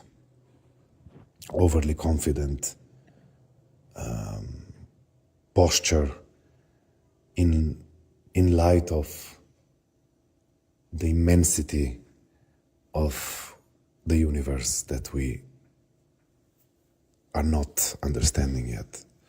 And yeah, I've said that before. I've said that that religion tends towards anthropomorphism, right? Whereas science tends towards anthropocentrism, right? And they both get confused in trying to understand, right, whether nature or technology is causing the sort of changes within the humans, right? And it's possibly requires an infinite depth to be understood. It's possible that we're dealing with let's say with a fractal of explanations that will never end, but that's another topic I cannot go into here. Already I'm worried that this will take too long. So suffice to say here, we're just saying the so-called singularity at the beginning of the universe is not an event, it's just let's say signifier of the limit of our model of, but I'm not just saying that current. So just this I have to point to, that I'm not just saying, oh, just our current model is not good enough, let's make a better model. I'm saying that for observers like us, for our constitution of how we are as observers, it will always be the case that there will be such a limit. This is important to understand, but I really have to go to the next slide, otherwise I think my pace is way too slow. Now to the second horizon. So this one, it's anthropic. It's defined by our loss of prediction and control. Here the word singularity points to a time-scale clash. The speed of machine cycles versus the speed of human institutions, so to speak. It's the point where we hand off decisions to systems that move faster than laws and committees can follow. And when we talk about observers like us, like I already introduced in the previous slide, I'm borrowing from Stephen Wolfram. So this category is not just humans, again, I have to reiterate. It's any being bounded by linear time and finite computation. Our instruments, our machines, us, even animals, all of these are observers like us. All of these fall in the same category. So the singularity is the event horizon for this entire class of observers. That's very important, I think. So for all of this category of observers like us, the singularity, the future technological singularity will be an important event. For me, there is a very practical, so if we go to more specifics, like when will this happen, what am I talking about in practice? For me, there is a very practical indicator for when we cross this line. It's the moment that more than half of the meaningful progress at the AI frontier, so the core research and development is model-driven, not human-driven. At that point, the self-accelerating loop closes and we will likely only recognize it after the fact. So only retroactively we will know, oh, the singularity already happened and we didn't notice. I mean, this is 100% how it will happen. And who knows, maybe it's so close that maybe it's already happened, who knows. But basically, it will never be like, oh, here, look, now it's happening. It will not be like that. But it's possible to at least formally define it, and I think it's very easy to define it when you look at these coding agents and their speed of progress. So it's very simple. You just look at percent of AI research and AI development that goes into developing the new models, training the new models and everything else involved. And you just look at the percentage, how much of that was human done, how much of that was AI done. And you don't, percentage is a little bit stupid because you need to check the meaningful percentages of the research, the important, the core ones. But anyway, when that percentage goes more than 50% AI, I think that would be my definition where the singularity happened. Okay, let's take a break right here and play a little song for the audience. And yeah, we'll be back with this presentation. Yeah, this is a great one, right? So he's so I was close, but no cigar, right? In terms of yeah, the other horizon is sort of the mind, but it's sort of AI, right? So it's sort of machine learning and this sort of process. So it is sort of a horizon of the mind, right? That we sort of cross, and that leads to this sort of process. I mean, it kickstarts this process of the singularity, right? Like I said, there's a sort of singularity for physics. So anyways, there's a singularity in the past and a singularity in the future, right? So, sort of, interestingly enough, right? But yeah, I'm digging this presentation. A lot of good stuff here. And of course, he's explaining the concept of the singularity to us, folk here, right? So that we understand and can grasp the notions of Teilhard de Chardin with more certainty, right? And look at them on their own terms, right? So yeah, we'll be playing music here, and yes, we'll be back in 4 minutes here with you guys. Blessings. Okay, and yeah, there's a girl who makes these videos, but I forget her name. Yeah, I kind of want to contact her, but I don't know if she'll talk to me. But yeah, anyways, yeah, this girl who makes this stuff. Anyways, I've mixed Only You by Portishead with Drugs by Cool Keith. Hope you guys enjoy. Blessings.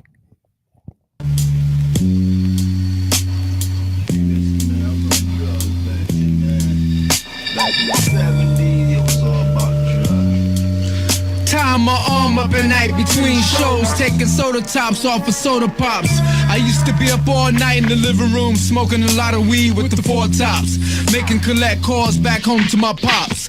My little brother said, Keith, you need to stop. I knew something was wrong when I gave away my VHS and sold a pair of my socks. The IRS calling me, getting on my nerve. I was warned by Red Fox. My girl, Keith, you see my diamond rings in the jury box? I don't know, last night you and Shaka Khan was in here sniffing blow. I was in the room sweating, thinking about the rent, playing bingo. The landlord said the first of the month we gotta go. Packed up my bag and met down Strawberry in the mall. I told James Brown stop smoking angel dust in the pit stall. He wanted to go up to the Olive Garden and start a restaurant brawl. Mary J. Blige, my son don't accept them type of phone calls. I can't come out tonight, my big lighter don't light. I heard you and Casey in the background. I'm screaming that the cops come and break up the fight. All the crack in the drugs make me feel the way I feel. All the crack in the drugs. All the crack in the drugs make me feel the way I feel. All the crack in the drugs. Freebasing 18 pounds of coke with Marvin Gaye. Put that on the table, let's parlay. With Smokey Robinson and Boosie lighting aluminum foil, watch that crack pipe boil. With Richard Pryor, we burned the house down, getting higher. Don't think I'm bluffing me, Tommy Lee Curtis, Keith Richards, Eddie Kingris, and David Ruffin. Rick James was in the kitchen lighting the flame at Mousy's trap with Cuban Gooden Sr. I don't want nobody to know my name. I kept glasses on, it was a damn shame. Losing weight, falling out in big arenas. The same guy used to deal to me, deal to Whitney and Bobby, me, Ike and Tina. Every Saturday Mansions was packed. Hey Jimmy, you got the smack. Shut up, you don't know how to act. All the crack and the drugs make me feel the way I feel. All the crack and the drugs. All the crack and the drugs make me feel the way I feel. All the crack and the drugs.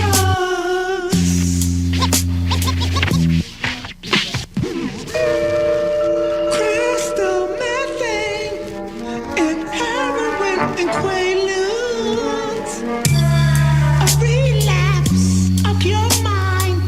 Angel dust, ecstasy, sniffing coke, baby. Got the best of me.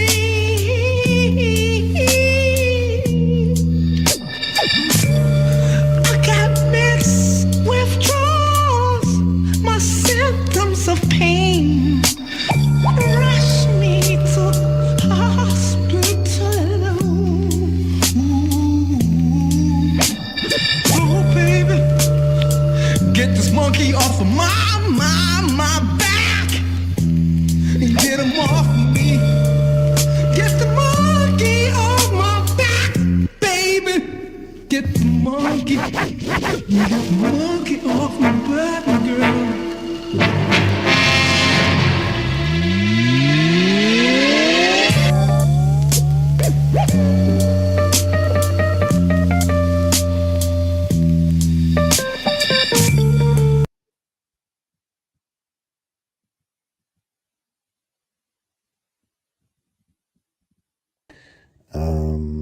So that's the typical AI creates new AI story, which, you know, years ago it seemed, even to me, it seemed totally science fiction. Like, and now, does it seem still science fiction? I don't think so. I don't think it does. When you look at the new Claude by Anthropic 4.5 thinking model, it's so excellent that, I mean, something catastrophic must happen, that these models will not keep improving. And that, I mean, it's very hard to envision something that would just suddenly stop them from improving and from coming closer and closer to being better than us at AI research and so on. And soon we will have a model that was created by other models, and that's when the whole thing takes off. And to be honest, I think that almost none of us can truly internalize this.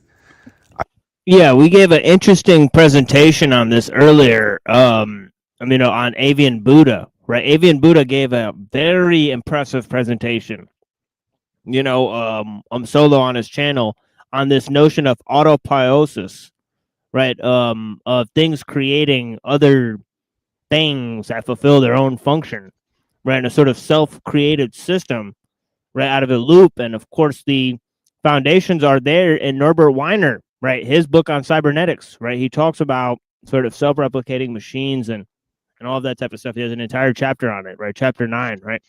So I think we're just paying like lip service to it. Okay, I believe it, but nobody really lives with awareness or belief that this will happen. This is very interesting. Like, it's almost impossible to internalize something like that. It's very similar to internalizing that, I don't know, in 2 years, 1 million UFOs will land on the planet, and and we will have a contact with the superhuman intelligence. I mean, it's something that is so out there that it's impossible to internalize.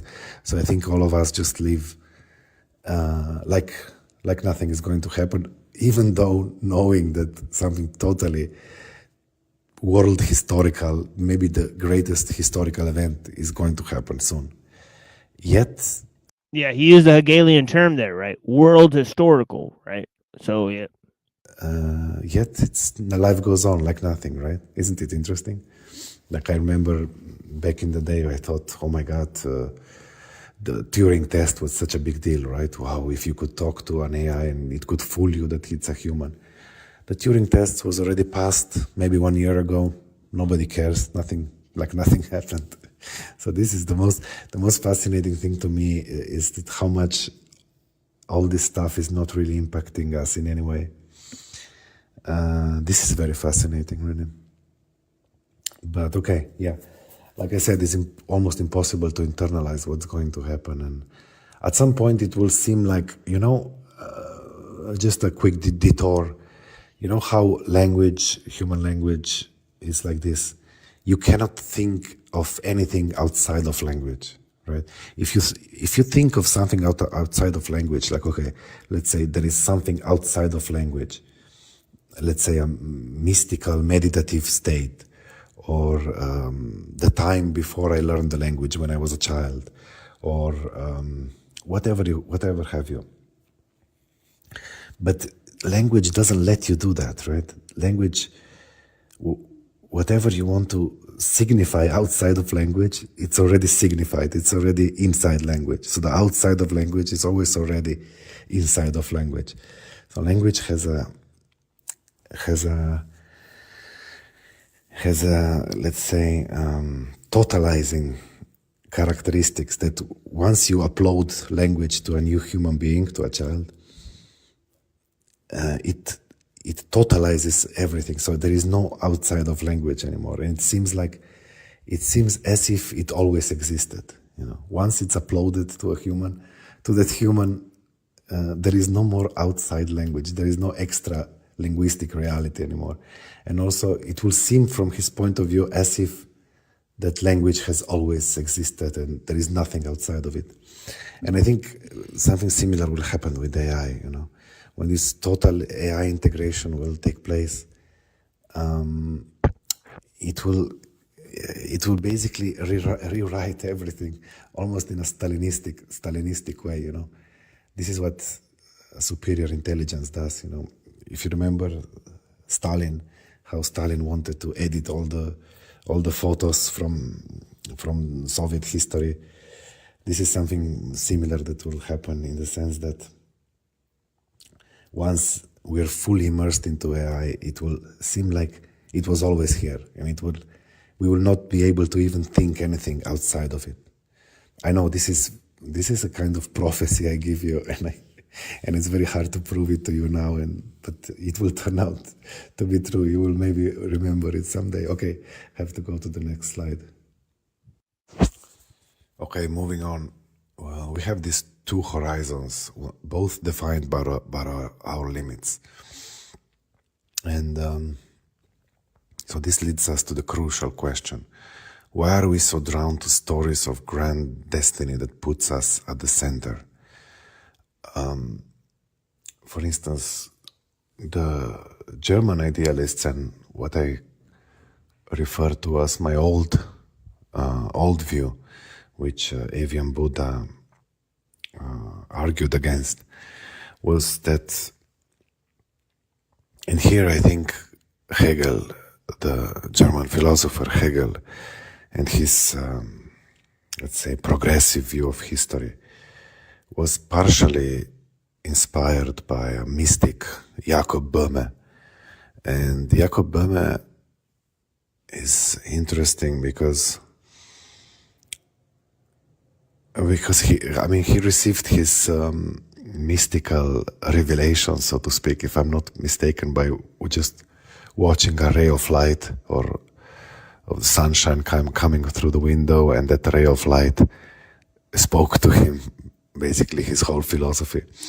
But the German idealists took him very seriously, and especially Hegel, who called him the first German philosopher. So Jakob Böhme believed that, to cut a long story short, I won't go into this, but a very simple take on what he was unveiling about God is that, let's say, and that was surprising for a Christian perspective, definitely, was that there is a struggle in God himself against his own abyssal background, which he called the Ungrund. But more importantly is that God, in his view, God has a striving, and this striving is to manifest himself in the universe, which the universe then acts as a mirror in which God can then recognize himself. So this story.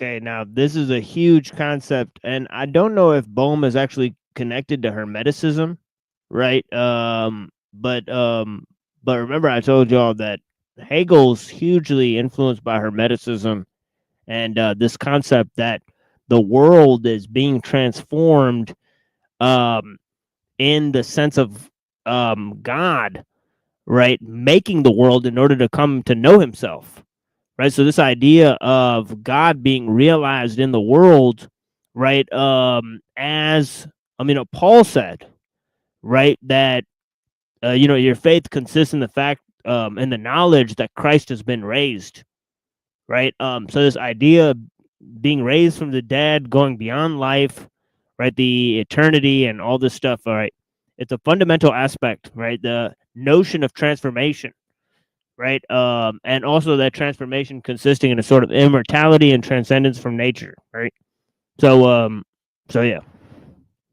yeah, this whole idea, right? Now, we do have to look more into Bohm, because I mentioned Bohm, he's mentioned Bohm, right? So we need more resources on Bohm. Now, Bohm and Swedenborg, right? They caused a lot of spiritualists in the 1800s, right, to idealize these ideas of progress, right, and the coming of the kingdom of God on earth, right? So, however, their philosophy now, obviously, it's pretty much there in Swedenborg, right? But yeah, I've yet to look for it in Bohm. Yeah.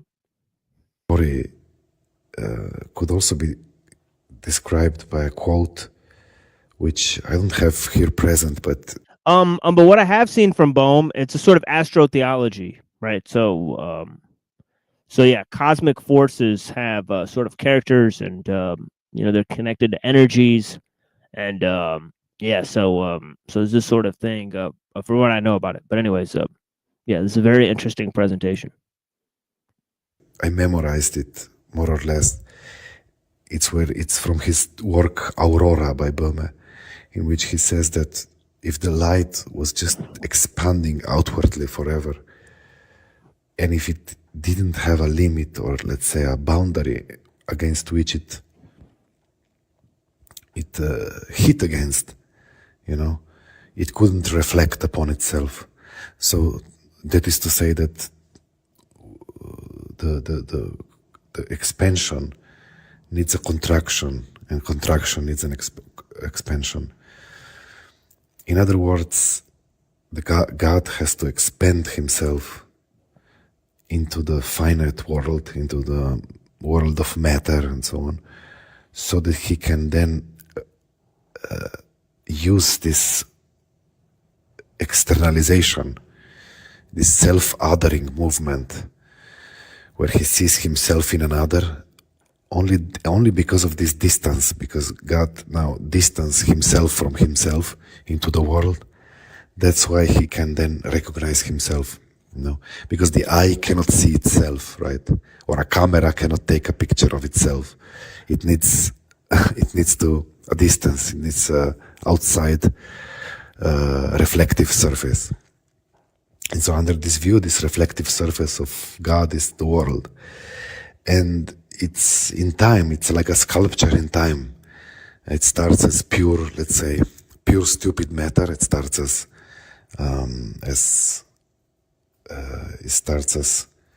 let's say, quantum foam, what have you, prima materia. It doesn't matter what. Just something basically non-spiritual. And then it goes through stages through which God is coming back to himself. First through, I don't know, inorganic, then organic, bacteria, plant life, animal life, human intelligence, then machine higher intelligence, higher AGI, ASI, and so on, which leads to a kind of Teilhardian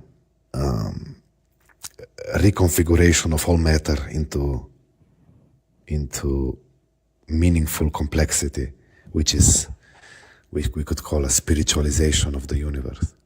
But now see, this is a very important distinction, right? Because as I mentioned earlier, right, Teilhard would be understanding the universe through the Aristotelian, and also through the lens of Aquinas, right? So the separation of form and matter, right, would be very apparent to him, right? So this is why matter must be spiritualized, right? Matter has to come into a synthesis with spirit, right?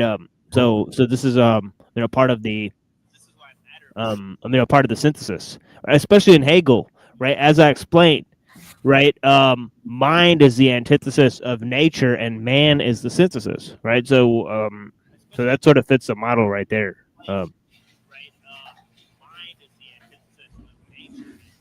Yeah, blessings, Max. How are you doing? Good to see you. Yeah, I'm doing swell, sir. Yeah, how about yourself? Doing great. I like the content. I like the subject. Yeah, thank you. Yeah, good to see you. Yeah, this is a presentation put together by Avian Buddha's friend for our show, and he lives in Slovenia.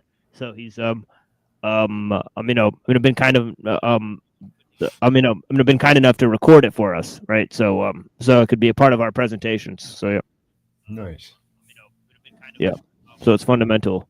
The thoughts of Jacob Bohm, Hegel and Teilhard de Chardin, and how they relate to the singularity. So. Do you think the singularity is an inevitability or an impossibility?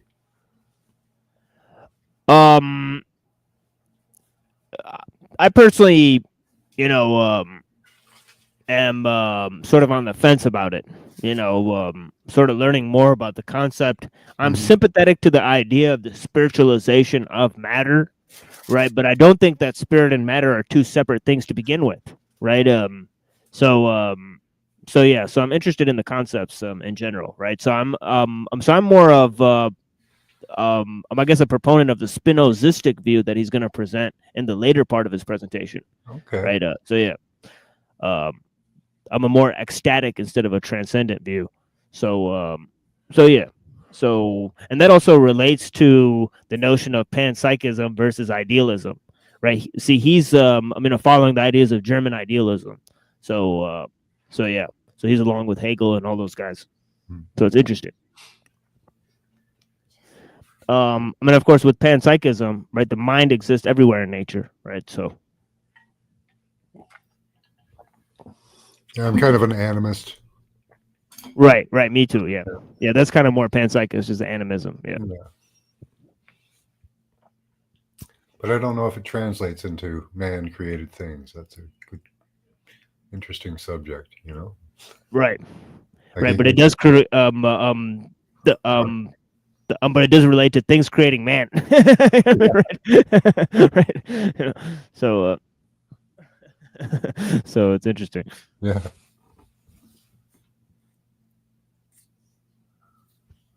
Yeah, so let's get back to this interesting stuff. Yeah. Of course, Böhme was a shoemaker from Germany from the 17th century or 16th century. Actually, was it 17? I think 17th century. So, of course, I'm now translating his views into a singularitarian perspective, but I do think this Böhme here was crucial in putting a desire into God himself, or let's say a project, an agency into God himself, because this kind of goes against standard theology where you have a perfect God. But if you have a perfect omniscient, omnipotent, omni everything, God, then how do you have any meaning with every historical or dynamic process everything is just almost like a scripted event, right? Right, and that's why I said the notion of God's entrance into history is a powerful synthesis for this concept, right? Because God becomes, right? So in order to accommodate God's becoming, nature has to be transformed, as I said, right? So this idea sort of accommodates, right, the notion of man becoming the a new sort of sort of coming into the resurrected body, if you will. So yeah. Okay. So this is a synthesis for that idea, and of course Hegel used that as a synthesis, right? He used German Protestantism to sort of synthesize his ideas. Already known by God, and God is already perfect and complete and needs nothing, and so on. Okay, but my current take is a little bit more informed by Spinoza, let's say. So he's kind of in a deterministic universe. He's operating in that way. Not anymore. He said he used to be more of a transhumanist and a determinist, but now he's he's more into into his new Spinozistic view, right? So he's going to get to explaining that now, right? Yeah, because I like the Indian or Eastern philosophies that the first thought was desire. So right. Which kind of leads to a lot of things that he's talking about here. Yeah, that is a fascinating concept, isn't it? Right. Yeah. Desire being the basis for everything, and of course, attaining of desires, right? That sort of creates the movement to begin with, right? And then the synthesis of pleasure of having obtained the desire, right? So there is a sort of movement there as well. Of course, desire seems to attach to this concept of the great attractor, right? Yeah. Right, it's attracted by something, right? Right. Yeah. The thesis is that reality, what he calls Deus sive natura, is perfect and totalizing substance. It lacks nothing, and so a goal or purpose in it, which always implies striving, luck, it doesn't make sense at all. And Spinoza would say that any kind of teleology, any kind of story like Burmes or Hegel's is necessarily a human story, an anthropocentric story. So their story is a beautiful one, cosmic fall and a return back. And the benefit of having such a story, I guess, is that you feel that you're part of a grand design. And there is something seductive in this grand destiny narrative. But yeah, I claim with Spinoza that it's a projection, and I want to develop why I think that.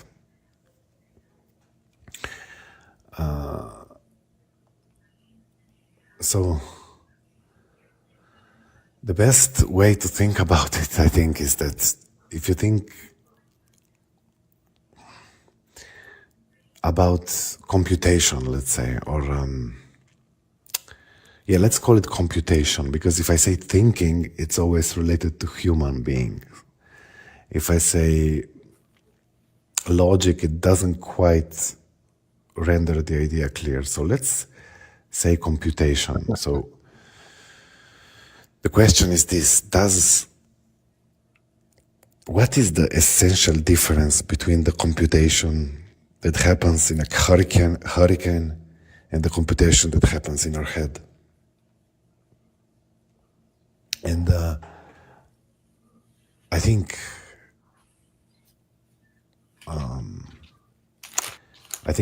from the point of view of a hurricane, and the hurricane is not in the category of observers like us, who cares about linear time and sensory perception like seeing and so on. from point of view of a hurricane,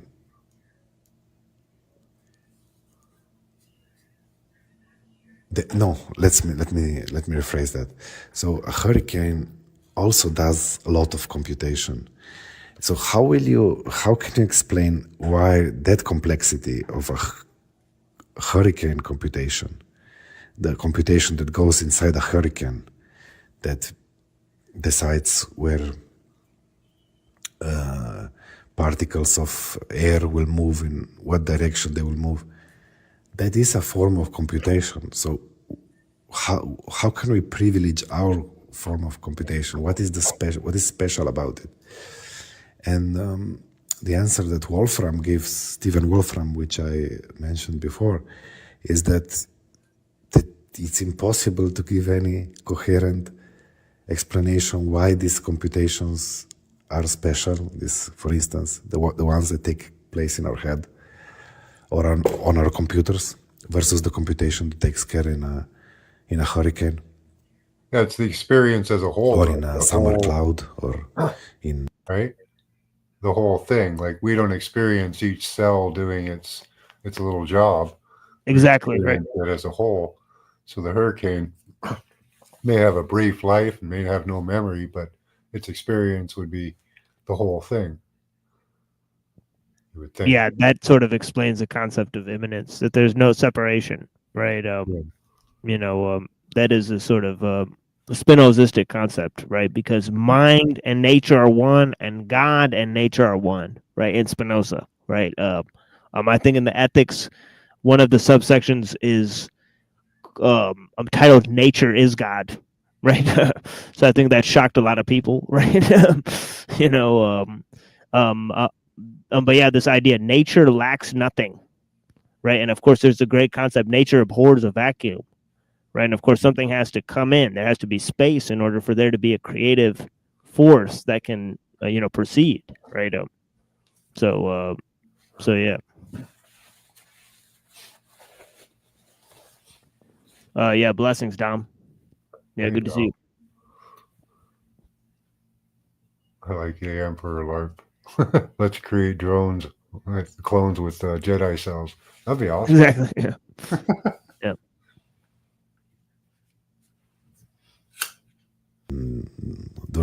Or in the clouds during the storm, is that we care about certain computations more than the others. So the specialty of certain types of computation comes from merely the care, what we care about. And okay, so this is why my current view is that it makes no sense to say that there is some grand cosmic purpose in the singularity. Rather, it seems that this specific complexification that is happening in the direction of the technological singularity is a horizon that is important to observers like us, but it has no... Wow, there's my audience. Do you guys not understand that 7:30 the show starts and not at 9:15 anymore? The show does not start at 9:15 anymore. It starts at 7:30, right? So I know a lot of people are having problems adjusting to the new schedule, but yeah, it's because of the sundown, right? I have to adjust my prayer time. So the show is starting now at 7:30 p.m. Eastern time, not at 9:15 p.m. Eastern. Sundowners. Right? Yeah, exactly. So yeah, please be advised at the new time. Value. People hate it has no more value. This computation that will be happening in all these data centers, and some days, I don't know, Dyson spheres or whatever, all this computation that will go into artificial intelligence will not be in any way special in itself compared to the computation that goes on in a hurricane or in a volcano or whatever. But it will be special for the category of observers like us.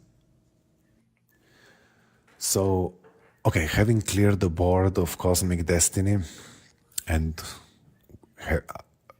having arrived to this realization that the universe doesn't have projects, but we do, I can give a kind of intuition how I can still save my old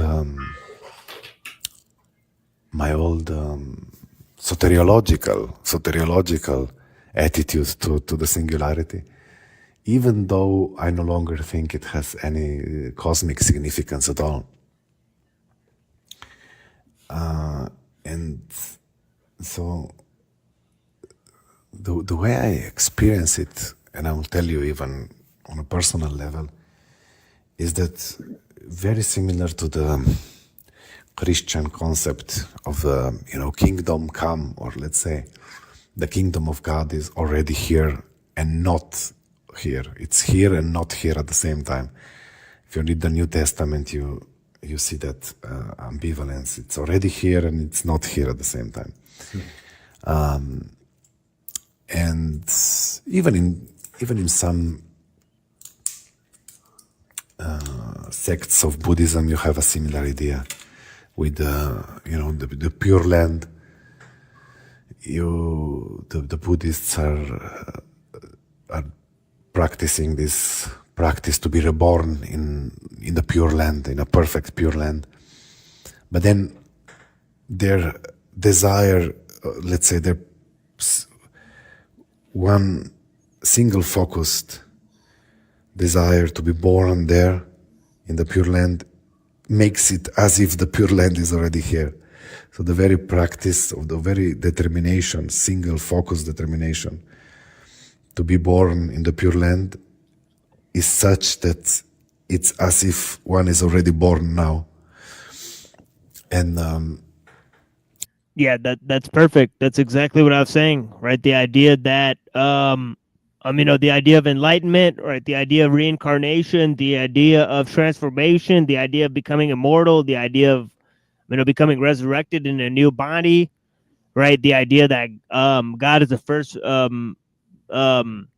God came to become man and he's the first fruits of the resurrection, right? And this whole idea that that this is it represents both the kingdom, being already here, right, and already being there in the future, right? It represents both, right? The coming of the kingdom of God and also it's it being fulfilled, right? So, right, so as they say, right, Christ has risen, right? So it's something that both represents the future and now, right? So that is an important synthesis, right? I think a similar dynamic happens already in Christianity also. I think that the way in Christianity love is understood is something like a fragment of the end times of.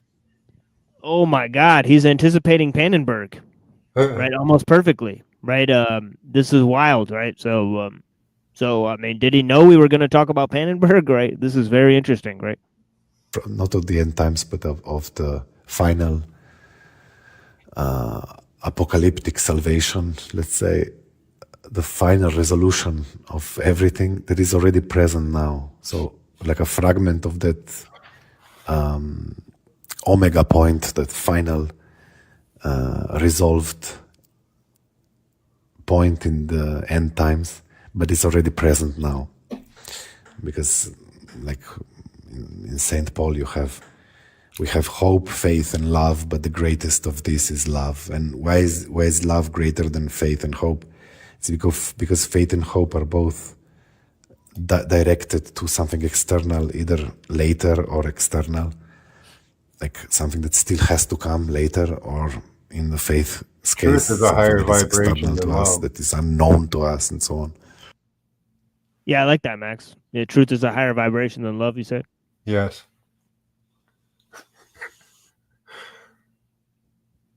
Yeah, that is one fluffy cat for sure. There's some truth there. Yeah.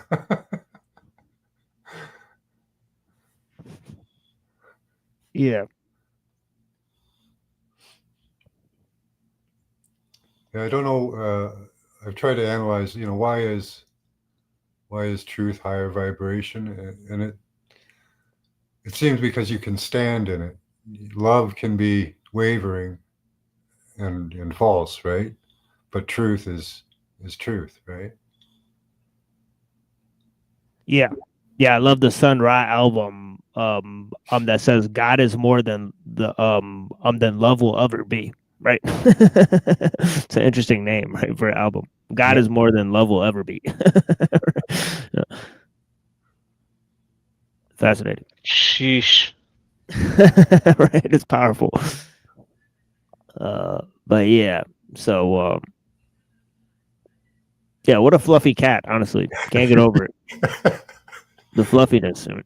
Yeah, I didn't make him stay there. He stays there on his own. He has no collar or anything, so yeah, he's got some fine whiskers there for sure. Yeah, it's a few inches deep, a couple inches deep. And he's a Norwegian forest cat, or a mix of one. Because he's got short, stubby legs. He's got snowshoes and lots of fur. Sorry, buddy. I like showing off your shoes.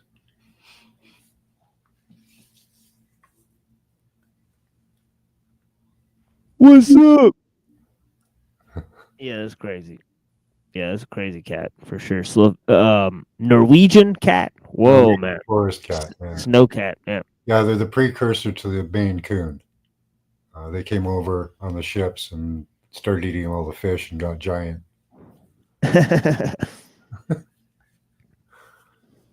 Yeah, pretty big. He's about 15 pounds.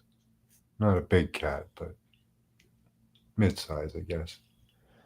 Yeah, and I don't know if you guys know about this. I mean, the whole concept of social Trinitarianism, right? So the whole concept of social Trinitarianism, I think it's also Swinburne, right? I think he's an Oxford theologian. He talks about this, how the whole idea of the Trinity means that there's love. At the beginning of the universe, right? So there's so this idea of love bringing things together.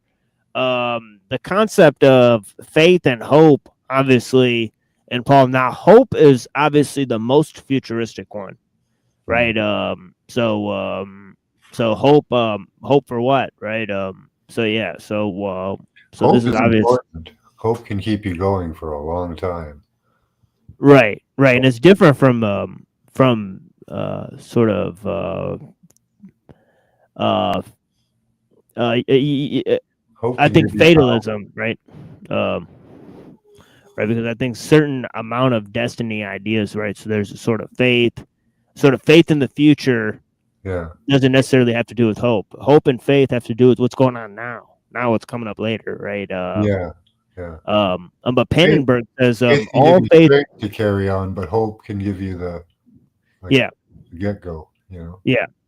Yeah, Pannenberg makes a staggering statement in his book. He says all faith has to do with the future, and I was like, I gotta totally disagree with that. That makes but yeah, it's interesting. All faith has to do with the future. Yeah, in a way, I guess he's right. Right. So he's trying to tie this idea of evolution to it. Interestingly enough. Moontan. Yeah, blessings. Not an evolutionist myself. At least not on this planet. I don't know, maybe somewhere else. Yeah. We got mixed reviews on that theory. But the conventional theory, Darwinism, definitely no one here believes in Darwinian evolution. So it's always something else. It's always either Teilhard or we've even had a few devolution guys, that believe that aliens caused man in a sort of Gnostic, where either aliens or archons have manipulated humans to fall below their true potential. So there's that sort of thing as well. Yeah, there's good evidence that could be happening right now, Yeah, right. Yeah, with the technology. Yeah, definitely. Yeah, exactly. This alien force being implemented upon man without his knowledge. Right. Yeah, definitely. All right. Well, let's see more of the Spinozistic view. We've got a little bit more of this presentation, then we'll go ahead. Spinoza's been coming up a lot in my feed lately. I've watched. Oh yeah. Stuff. Yeah. Yeah. Yeah. He's an excellent thinker. Very important thinker. He rejected Cartesian dualism, right? And of course, he was a pantheist and a panpsychist, and all that type of stuff. So he's got very interesting viewpoints. So yeah. But love is already present here. We already have it totally present. We can live it. So this digression was just to say that I find a similar dynamic of time here when it comes to the way I see this technological singularity. The not yet is the coming of a technological reality, a form of intelligence so vast it closes our horizon. But the already is the latent truth of the world that this new reality will reveal. The truth is that infinite complexity, infinite computation has always been here. In the turbulence of a whirlpool, in the folding of a protein, in the heart of a star. It was never absent. We simply lacked the eyes to see it. So the pull of the future then is not a mystical force. It is the shadow of a coming cognitive shift that promises to attune us to the reality that is already and has always been present. So this is my conclusion, that what this is ushering, hopefully my most optimistic take is that that AI will be able to take us by hand towards seeing what is already the case. So that this infinite intelligence which we will be going towards is actually already present everywhere around us. So I hope I make this point clear. So yeah, let's end it here. I think it's already getting a little bit lengthy. So, and this brings me to the end of this short presentation. So we started with two horizons. One, the Big Bang, and that is the edge of our model, edge of the universe for observers like us. So it's not at all the beginning of the universe as such. And again, this Big Bang may be total non-event in cosmic terms, like something totally unimportant. But it's important to observers like us. And the other is the tech singularity, which is the edge of our species. And again, species in an extensive sense.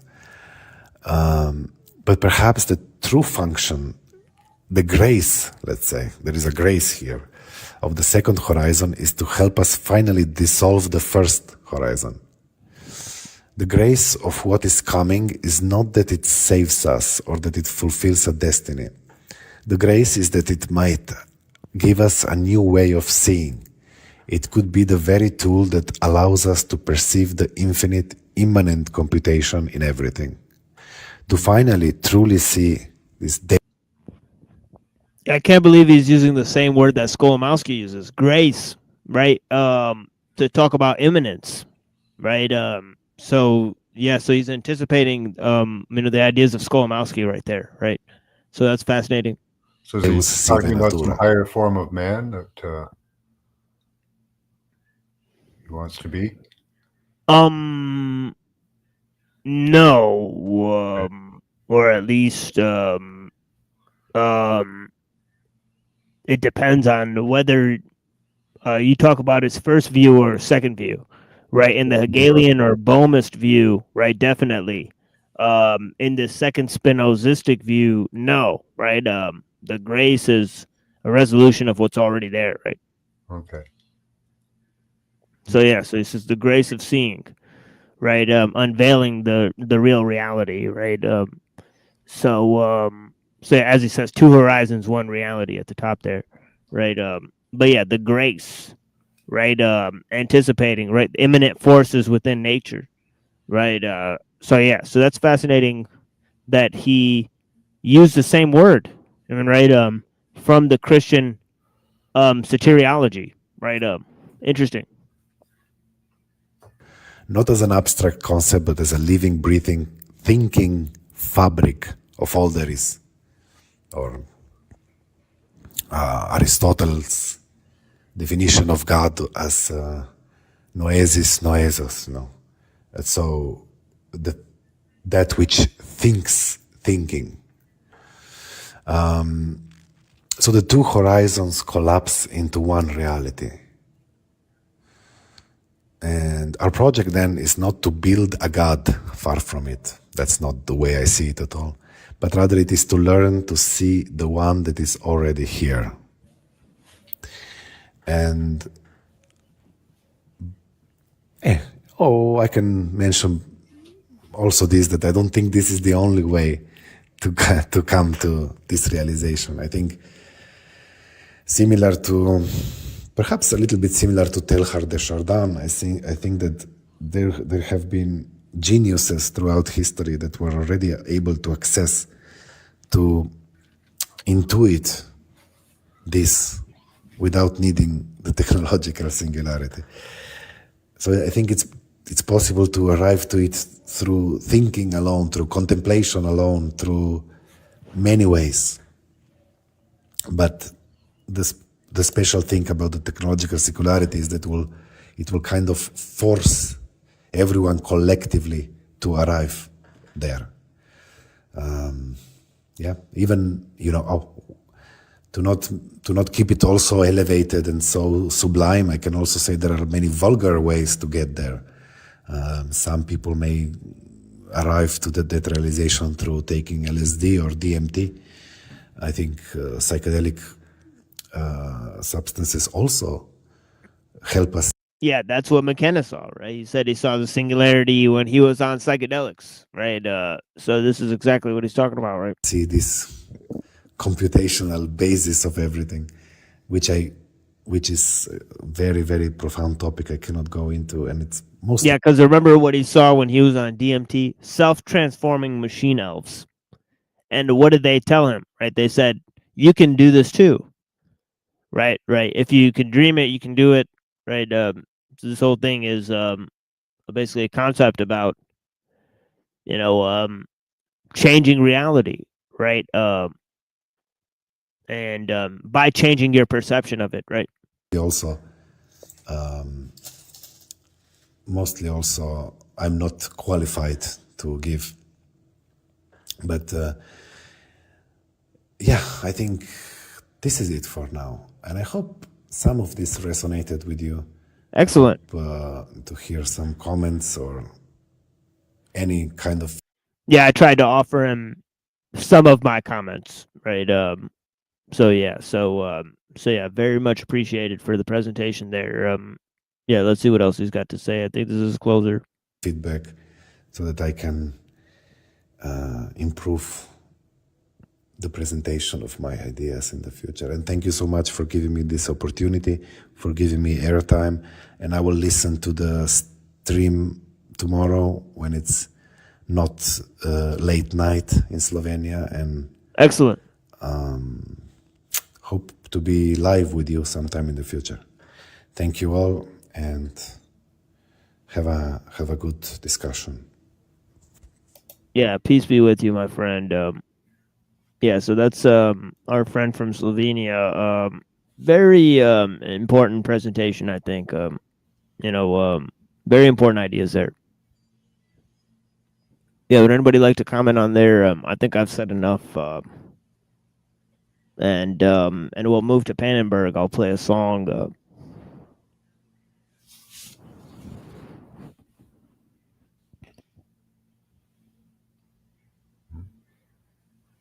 Well, let me see if I have any comment. Well, we've been debating for a long time, you know, and Right.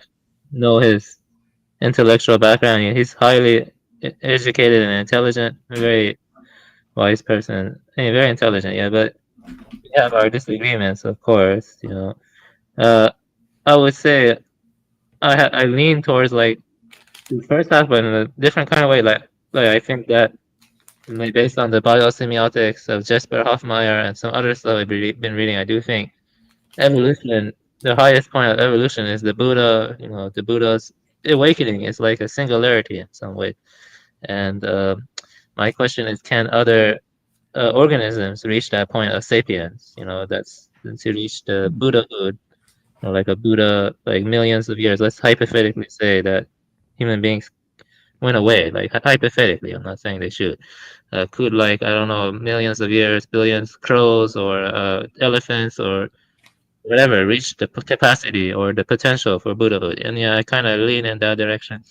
Yeah, but you know, I think the original nature that, let's say, another non-human sapient awakens to would be the same as a human's original nature. So, in that sense, I agree with the Spinozas too.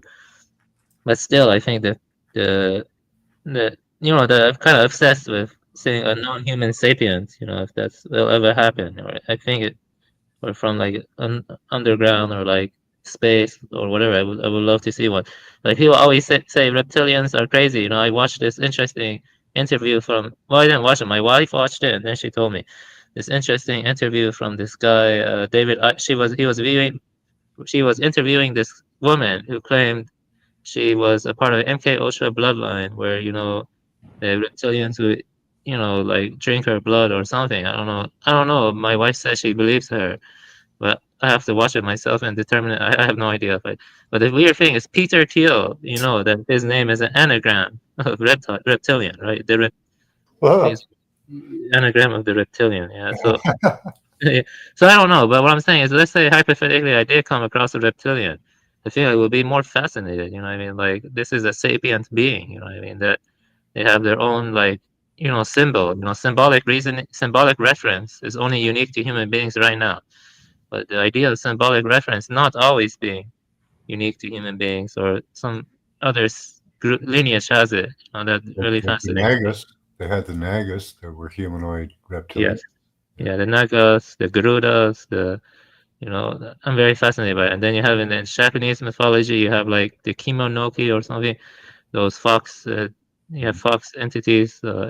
Presently, their name escapes me. Well, the trianthropes and triomorphic entities greatly appeal to me. I think they're called therianthropes. You know, even some older Christian saints were depicted with dog heads or something like that. In ancient Egyptian mythology, you had tons of therianthropic gods too. Like you The had dog-headed saint, yeah.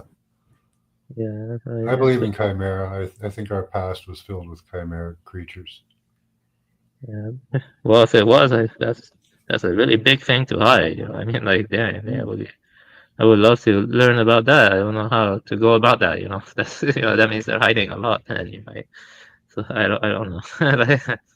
Yeah, but yeah, that's interesting. You know, so the idea interests me from more like a spiritual angle and stuff like that. So yeah, there you go. Yeah. I think a non-human species could achieve enlightenment. Yeah, it's interesting. In the Lotus Sutra and some other sutras from the Buddha, you know, he's surrounded by, you know, different beings like Rudas, Nagas, you know, some other ones too, whose names presently escape me, you know. It's interesting, you know. And then you have symbols like Ganesha from Vendetta, you know, Ganesha is very interesting. So yeah, that kind of stuff, you know, I see those symbols as maybe like latent potentialities, like maybe from an Aristotelian angle, because you know the third way of evolution, that's what I lean towards. Like they try to bring back agency, and they see self-organization, you know, as being more Lamarckian. So I am more Lamarckian basically. I am more Lamarckian. I would say I'm a neo-Lamarckian. I am not a Darwinist, you know, but I am a neo-Lamarckian. Okay. I don't know Lamarckian, so I'm not familiar with that. Oh yeah, that's Darwinism I am, so. Yeah, Lamarck was, you know, he basically argued for like acquired characteristics can be passed on. You know, you saw like a kind of growing order of complexity in the evolutionary process. But more of an adaptation than an evolution. yeah, that's right. That's what you saw.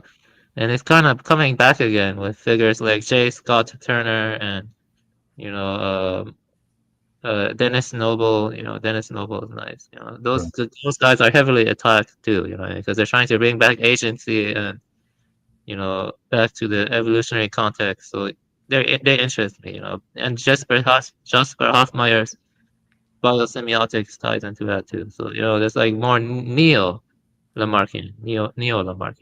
So yeah, I'm a neo-Lamarckian. Yeah, excellent stuff, bud. And also, this thing, I mean, about the animals, right? Like Ganesha or like the angel with the 4 heads, right? That it represents time.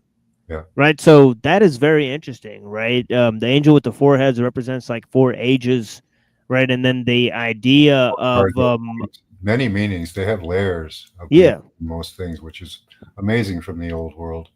It does kind of almost seem like a devolution because we don't think in concepts that cover 4 areas or aspects at once anymore, you know, where they did. Even the Bible is written on so many different levels. There's at least 3 different levels of understanding in the Bible.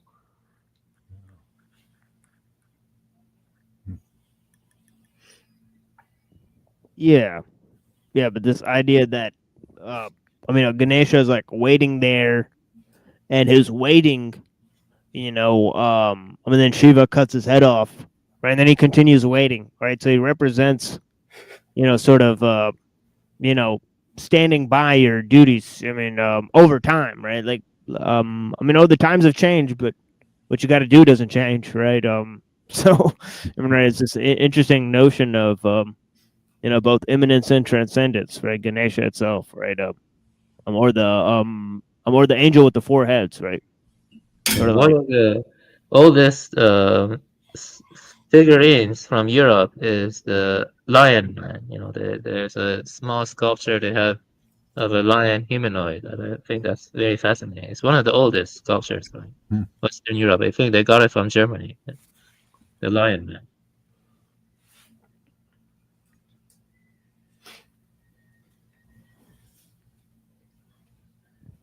Yeah, it's fascinating. Yeah, so let's so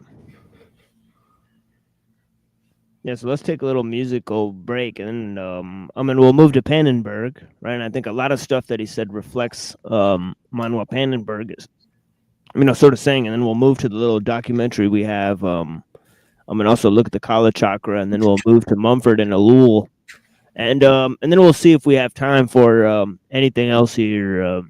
But yeah, blessings to the people that are here.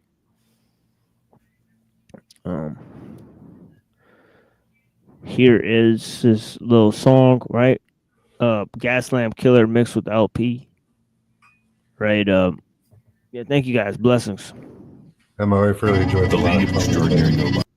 Oh, sorry, Max. What was that? Oh, my wife really enjoyed the last song you played. Oh yeah, thank you. Yeah, I greatly appreciate that. Yeah, thanks. Yeah, this one's a little different energy. This one is a little more hype energy. So yeah. Cool. So I'll make it full screen and yeah. So we'll be back in like 2 or 3 minutes here. Blessings, guys. The League of Extraordinary Nobodies was filmed in front of a live studio audience.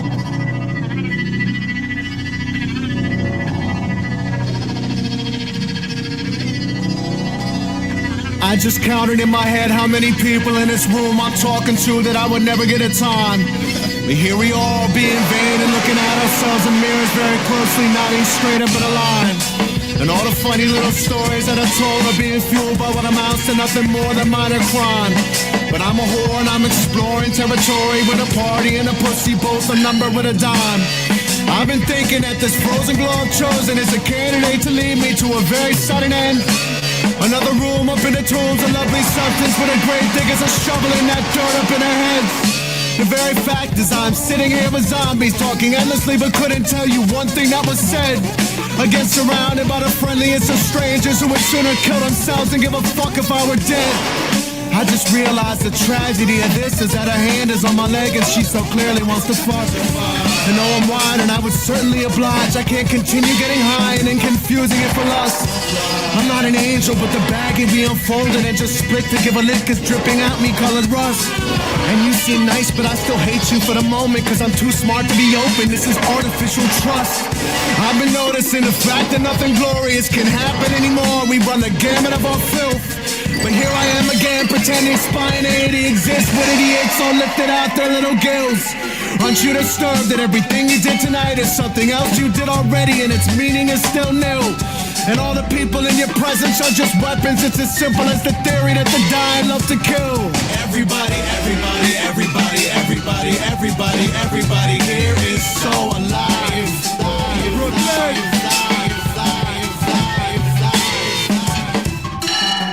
Oh, what a night. Oh, what a night. Oh, what a night. Yeah, you would tell me if I was crazy, right?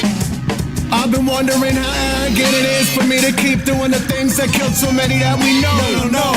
I've been noticing how quickly motherfuckers had the answers to existence just as soon as someone goes. We change the channel for a week or so of cleansing and reflecting on ourselves, but then it's back to that old show. I hear the cackles of the crowd, they're laughing at us, and we haven't even gotten to the part where it's a joke.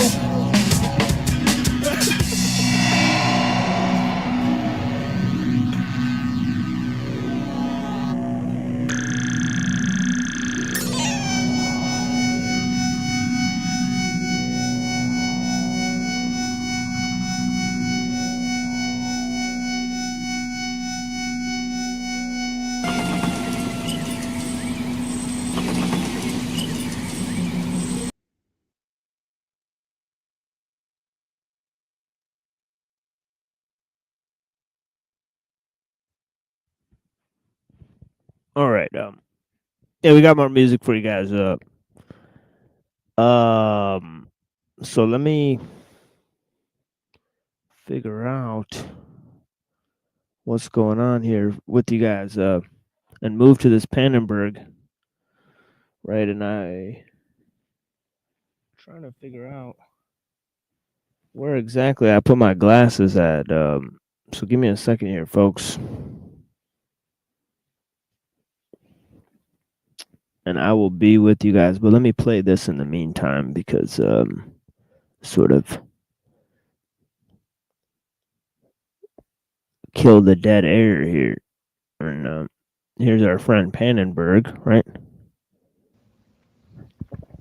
If all measurement in space and time presupposes the undivided infinite space of God's immensity and the infinite whole of his eternity, then the definition of the concepts of space and time cannot be the exclusive prerogative of the physicist and of the mathematician.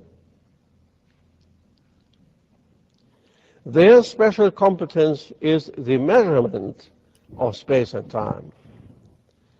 But in exercising that competence, the scientists move within an intuitively present conception of space and time that is not constituted nor exhausted by them. Now remember, space and time can jointly be referred to as, in their primordial, right, sort of conflict, right, is the conflict between being and becoming, right? But of course, in the sensibility where things are always changing, right, or within the notion of evolution itself, it's about immanence and transcendence, right? So when you're dealing just with change, right, you could deal with immanence and transcendence. When you're dealing with ontology, where the nature of being itself, it's about being and becoming, the one and the many, right? Right, whether things are one or many, right, whether things are in a state of being or in a state of becoming, right? So yeah. And of course, as we stated earlier, right, for Pannenberg, it's the entrance of God into history that resolves this, right? Because remember, it's the sort of union between spirit and flesh, right?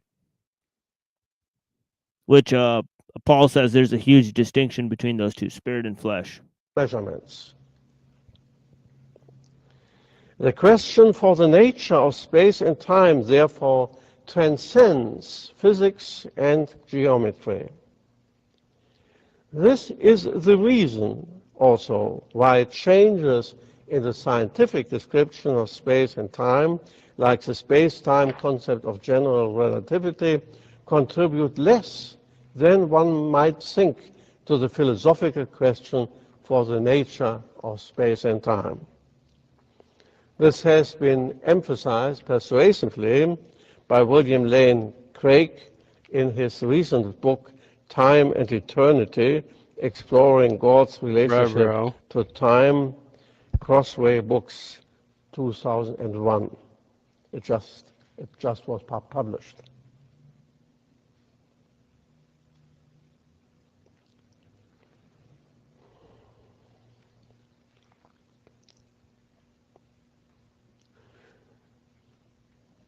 The contribution of the physical theories and descriptions of space and time concerns the measurement of movements in space and time, which is important enough. But contrary to Spinoza and Einstein, the nature of space and time transcends any geometrical model of their description, because the infinite and undivided whole of space and time, or of space-time for that matter, precedes all measurement. The infinite space of God's immensity, however, and the infinite whole of simultaneous presence, that is God's eternity, are implicated and presupposed in our human conceptions and in our measurements of space and time. Thus, God's eternity is different from the time of his creatures, but constitutive of it. And his immensity is constitutive of the space of his creatures. This comes to expression in that the infinite whole of space and time precedes any conception of temporal and spatial sections or units, and therefore precedes all geometrical description. At this point now I return to the field concept and to the significance of its application. Yeah, this is something that I was looking for to explain why he's going into this, a conflict between geometry and physics, right? Because geometry represents abstract world, right? So this is a sort of graph I've showed a bunch of times, right? From a Gary Geck Secret History, right?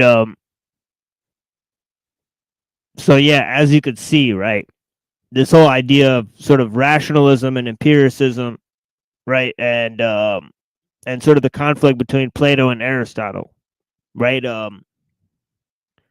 and of course on its furthermost outpost, right, it's a conflict between mysticism and materialism, as he says, right, and you can see how the perennial tradition is very early developed within sort of Neoplatonic axis frame, right? And then logical positivism is sort of the fruit of, British empiricism, right? But anyways, right, the Aristotelian side deals with physics because it's studying things, right, right, from causes to general principles, right? And then Plato is studying general principles to their effects in the world, right?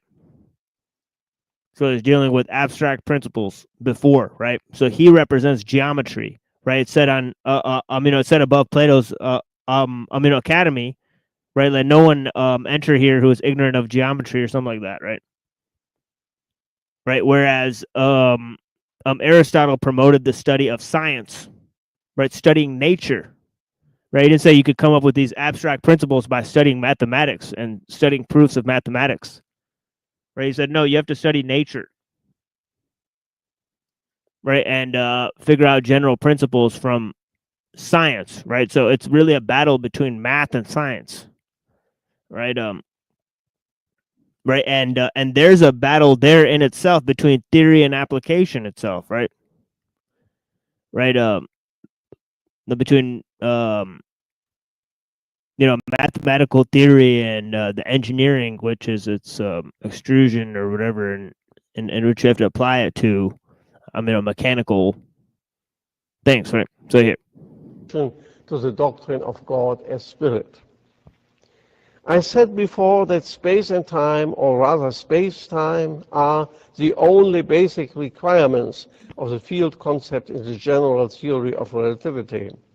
Here the universe is described as a single field, while in principle the states of bodily matter or particles are considered as singularities of the cosmic field. If all geometrical descriptions of time and space, however, are dependent on the prior conception of space and time as an infinite and undivided whole, the immensity and eternity of God, then this infinite and undivided whole may also be described as infinite field, the field of God's Spirit, that constitutes and penetrates all finite fields that are investigated and described by physicists, even the space-time of general relativity. This relationship, then, makes intelligible how the divine Spirit works in his creation through the created reality of natural fields and forces. The interpretation of the concept of God as spirit in terms of the field concept then functions as a key to obtain some understanding of God's fundamental relationship to the world of nature. Such a theological use of the field concept does not and need not rely upon any specific field theory the physicists have produced. Nevertheless, it is related to the field language of physics, since it claims to deal with the preconditions of any physical field that occurs in the spatial and temporal setting of the universe. John Polkinghorne, in his criticism of my theological use of field language, did not pay any attention to my argument concerning the connection of the field concept with the concepts of space and time. He may have regarded this as a philosophical question which is not important for the scientist. Otherwise, he would have seen that the field concept is used not in a vague way in my argument, but with some precise meaning, though different from the field theories of the physicists. When I refer to Faraday, it was more the metaphysical vision behind his scientific work, the priority of his field of force regarding bodily entities that I was concerned with. And of course, I'm aware that the field concept underwent a long development since Faraday and beyond Faraday.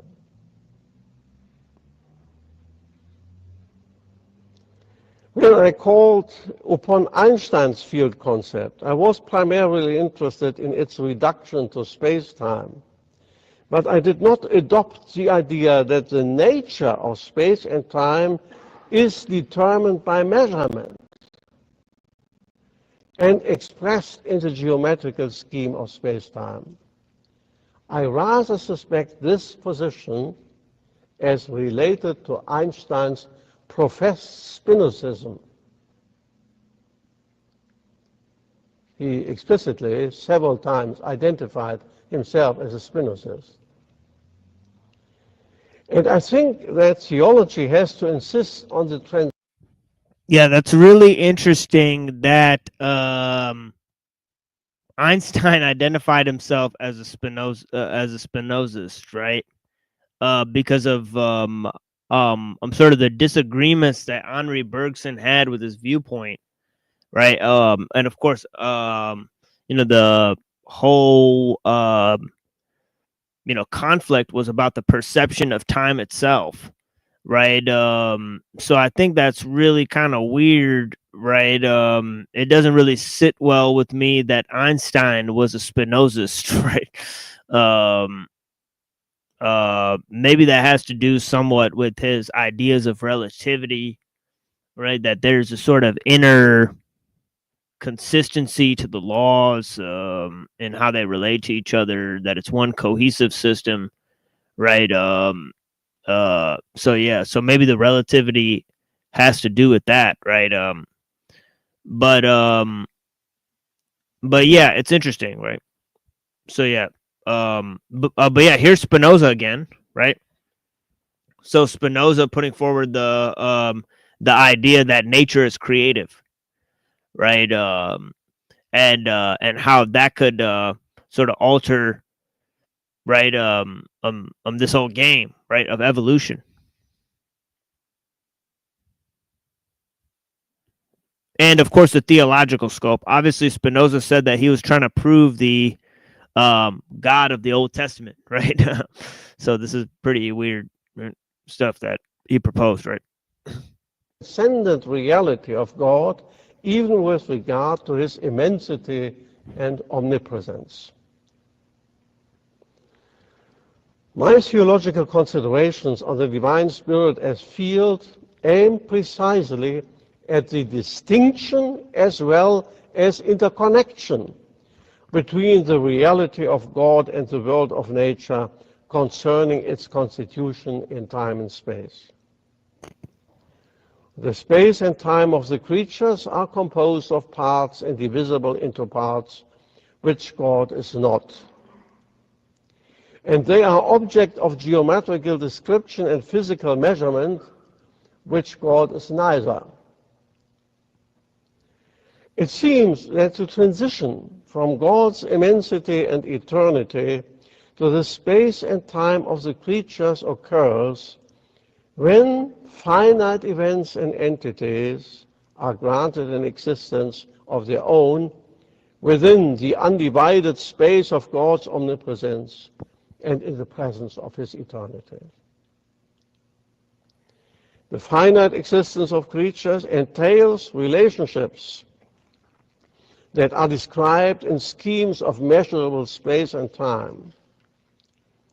The space-time concept of general relativity is of philosophical significance here in expressing the dependence of the metrical structure of space and time on the presence of finite reality, of masses or clusters of energy.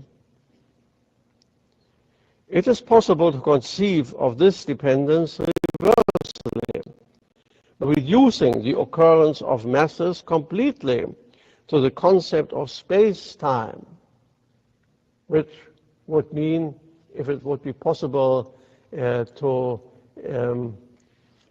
finish this way of interpretation, it would mean the reduction of physics to geometry.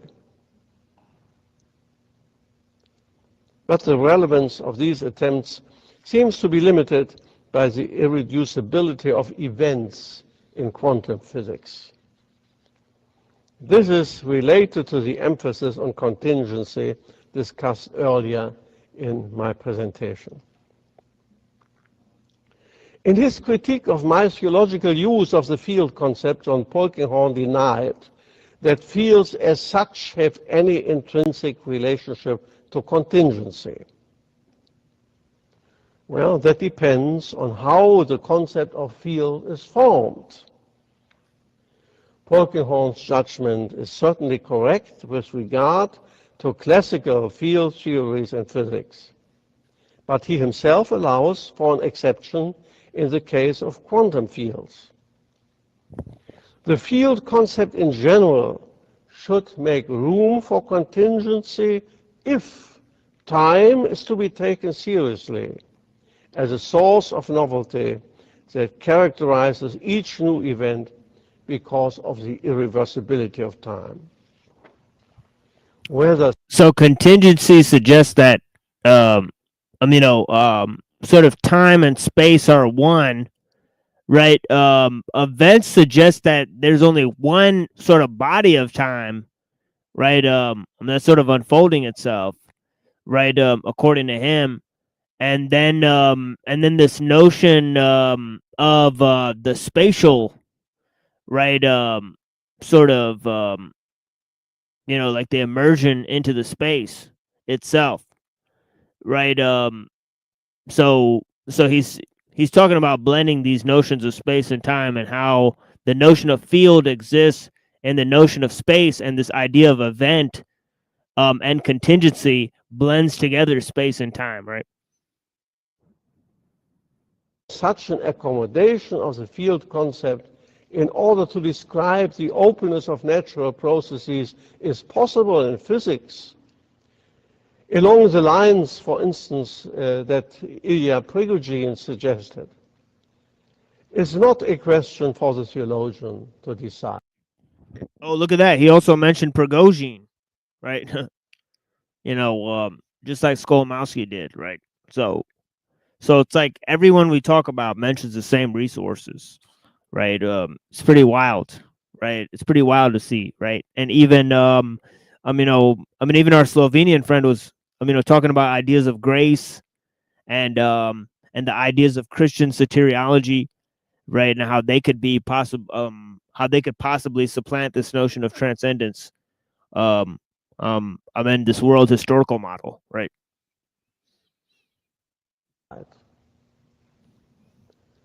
But it is certainly appropriate with regard to the work of the Divine Spirit, who is the creative origin of life in all its forms. Life is characterized by self-transcending openness, in the case of the individual organism as well as in the case of the evolution of living forms. The ecstatic openness of life to its environment and to its future corresponds to the creative activity of the Divine Spirit. And if the Divine Spirit works as a dynamic field, then here we have a field concept that is connected with contingency regarding the efficacy of the field. It also produces the phenomena described by chaos theory, and is related to the spontaneous generation of large-scale orderly structures and complex systems, as well as to the effects of wholes over parts that Polkinghorne and other Peacock call top-down causality. When we want to describe the emergence of these phenomena in the language of a Christian theology of creation, we have to... Did he just call Polkinghorne a peacock? You guys see that? That's pretty funny. Whoa, shots fired on John Polkinghorne. Speak of the activity of the creative spirit of God. Yeah, it's like a 50-cent diss tape. He just called him a peacock. It's pretty serious. But in cooperation with the divine logos. In the Bible, there it is, the creative spirit in cooperation with the divine logos, right? Bible references to the divine pneuma occur in different ways. One way is the identification of the essence of God as pneuma, as it occurs in John 4:24. And we have talked about... Yeah, it said God as puma. Yeah, it's pneuma, right? But it sounds like he's saying puma, as we discussed earlier, right? But yeah, pneuma is the word Pneuma. I'm pretty sure, right? To some lengths. More often, the pneuma is seen as the power through which God is active. Finally, the pneuma is mentioned as a gift of God in the hearts of believers, or as a hypostatic reality of its own, glorifying in our hearts the Son and the Father.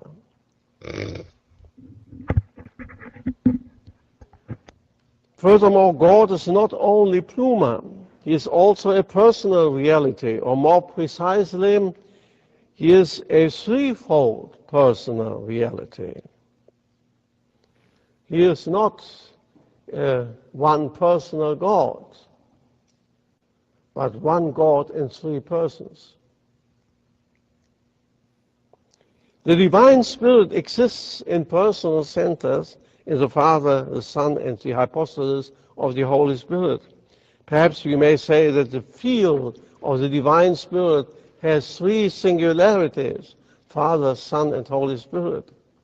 And it exists only in these three singularities, though radiating through all the world of nature, their creation. In all of his creation, God the Father is working through his word and through his life-giving spirit. Both can be related to the scientific description of the world of nature. The divine logos as creative origin of the forms of creatures and of their order. The spirit with regard to the dynamics of the natural processes. The recognition of the nature of spirit as field in connection with the theological appraisal of space and time contributes, I think, significantly to elucidate this affirmation. Thank you.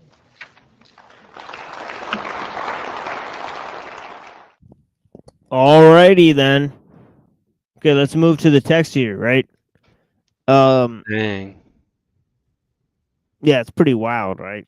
Connection between science and religion right there, right? And you know what I mean? Pretty wild. Without dwelling on messianism, right? Just using, philosophy and evolution, the good old fashioned, the good old boys. Ooh, baby. Ooh, baby. Yeah, so yeah, let's check it out if nobody's got anything I like So, the Trinity concept as a torus field myself, Yeah, that's interesting. Yeah, tell us about it. Yeah. Well, you've got it actually has 3 points in it. You've got the positive upper male, negative female lower, and of course the spark point, the Christ point, or if you want, or the Son. So you have the Father, Mother, Son, or guess the Trinity. I don't believe in the Trinity as they teach it. I think it's kind of been a little bit augmented, but it does kind of fit the same way with the Father, the Holy Spirit, Holy Ghost, and the Son. But yeah, it does describe, in a way, a torus field in action. Yeah, interesting. Yeah. Yeah. One interesting Christian thinker I came across, though I plan to read him more, is James Martineau. James Martineau was a Unitarian, British Unitarian. I'm surprised that he's not that popular because he has some interesting views about apologetics. That basically he believed that all life was touched with the dignity and the grace which is owed to its source. So all life was touched with the dignity and the grace with which it owed to its source. So I thought his ideas about apologetics is very interesting. So yeah, the British Unitarians tend to be underappreciated. Now, when you get into resonant magnetic fields, it opens up the possibility for all memory of all existence to be held in the field of everything that holds a field. So all I feel like electromagnetic properties are so poorly understood. I remember doing some of the math for one of my classes, and I feel there's lots of mysteries to it. There's to the magnetic fields. You know what I mean? Yeah, they say that memory is held inside the magnetic fields. And Lankavatara Sutra in Buddhism, there's the Lankavatara Sutra for Mahayana. They claim memory is not stored in the brain. It's in the storehouse consciousness. It does connect to the mind or the brain, but it's in its own a separate field, and that kind of ties into Rupert Sheldrake's morphic resonance. I'm not sure if you know about morphic resonance. It's a I fascinating do. idea, yeah, and I'm Is that highly sympathetic. Akashic record? Morphogenesis is what they're working with now. Electroceuticals and morphogenesis. Yeah. I do think that memory has more, hidden secrets to it, especially if you don't think mind can emerge from non-mind. You know what I mean? Then there is memory, explicit memory, prior to the retrieval of it. You see what I mean? So yeah, I'm highly sympathetic to like Rupert Sheldrake's morphic resonance, or these ideas of magnetic fields being way more mysterious than what our models can capture of them. So yeah, I can agree with where you're going. You know, the link between our DNA and our electrical field is kind of wishy-washy because they can change it both ways. If you change the DNA, you change the field, but if you change the field, you change the DNA. So, you know, we also seem to hold the memory of our form in that field, because if you alter that field, you can alter the shape. Believe it or not, Hello? but Michael Levin, he Yeah, we can obviously hear you. things with his What's idea up, of man? morphospace, and Michael Levin claims there's a bioelectrical field that is across the whole body, communicating with the cells, and the whole body is intelligent, and that there's something like the morphospace, which is this platonic dimension which connects to the electrical fields. You know what I mean? So it's like he has a kind of Platonism where I don't know whether it's self-sustaining or whether it's supported by something else. So, yeah, that's a good. Yo, TML, bro. I love that chart. All right. Can you send that to me? Because I can't find it. Yeah, you're talking about from the Gary Geck?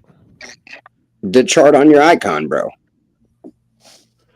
Oh, yeah. That's from the book Hyperborean Wisdom. Yeah. I reverse image searched it from a screenshot, and I only was able to find it in Spanish, and I was very confused. Yeah, it's from a book by Nimrod de Rosario called Foundations of Hyperborean Wisdom. So I don't remember what page it's from, but I can send you the book for sure. Hyperborean Wisdom. All right. Yeah. Foundations of volume Hyperborean finally Wisdom. coming in good. Yeah, so it's a great chart. Yeah. Yeah, but how's everybody doing tonight? Doing good, thanks. It sounds real low energy. You know what I'm saying? Yeah, I mean it's not. Yeah, I mean it's not really a party or anything, but yeah, you know. Let's fucking turn up. Yeah, no, it's not really that kind of. Yeah, I'm about to read Pannenberg. You gonna like? I'm reading about take Pannenberg. a bunch of methylene blue, bro. Yeah, yeah, I'm about to read like 3 pages from my book, so it's about to be Nerd Central in here. So yeah, I take in methylene blue. Fucking Nerd Central again! Damn it! Yeah, it's gonna be that. I So tried that stuff too. It's always Nerd Central, bro. My wife liked it though. Yeah, I got my sword sharpened, bro. I got my armor on. You know what I'm saying? My dick is hard. I'm ready to fuck shit up and fight. Yeah. And it's Nerd Central. Go chop wood then or something, bro. Gotta dispense that Listen, energy. all right. I don't yeah, want to chop no wood. Yeah, the way you use your aggression is to chopping wood is great. Yeah, I mean the idea is about the idea is about this Can I talk to Max Vision some more? Max Vision, I'm curious. Yeah, I've sure. never talked to you before. What are your personal beliefs? I just would like to know. Like, I'm just curious because you seem like an interesting person. So I was just wondering, what are your personal beliefs? Yeah, he's a fascinating guy. Yeah. Yes.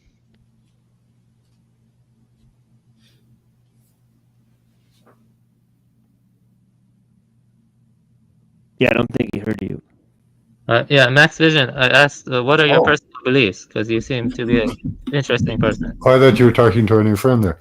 On what? Like, just generally speaking, like your metaphysical stance or your Oh, So okay. the way Yeah, you I'm use kind of it, an It's animist. I believe that it's everything has 42, bro. ingredients. I like discussing time. That's fun. I don't think of time as a real thing, but it does kind of. It's a good measurement. But Rope snake. rope snake. Rope snake.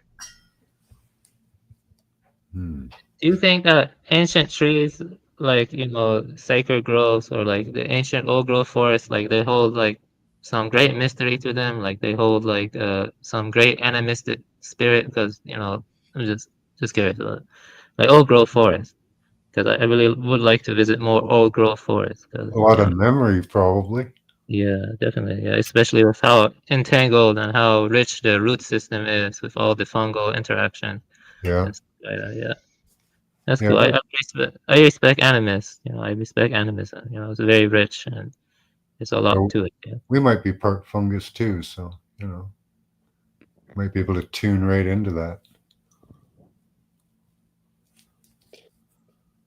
Look, Cannabis said a good line one time. He said, I don't speak like you, but I could understand you. All right? I know exactly what this entire ordeal can expand to.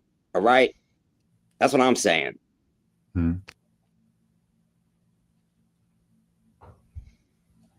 What would it be like to experience the all?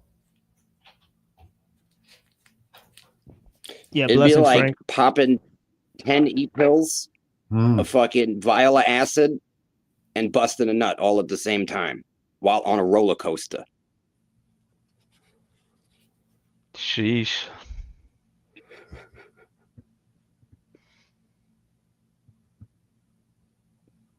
Well, personally speaking, I'm not that Dionysian. Personally, I'm more of the, you know. It's like overload. Yeah, what's your positioning on the universe? Do you?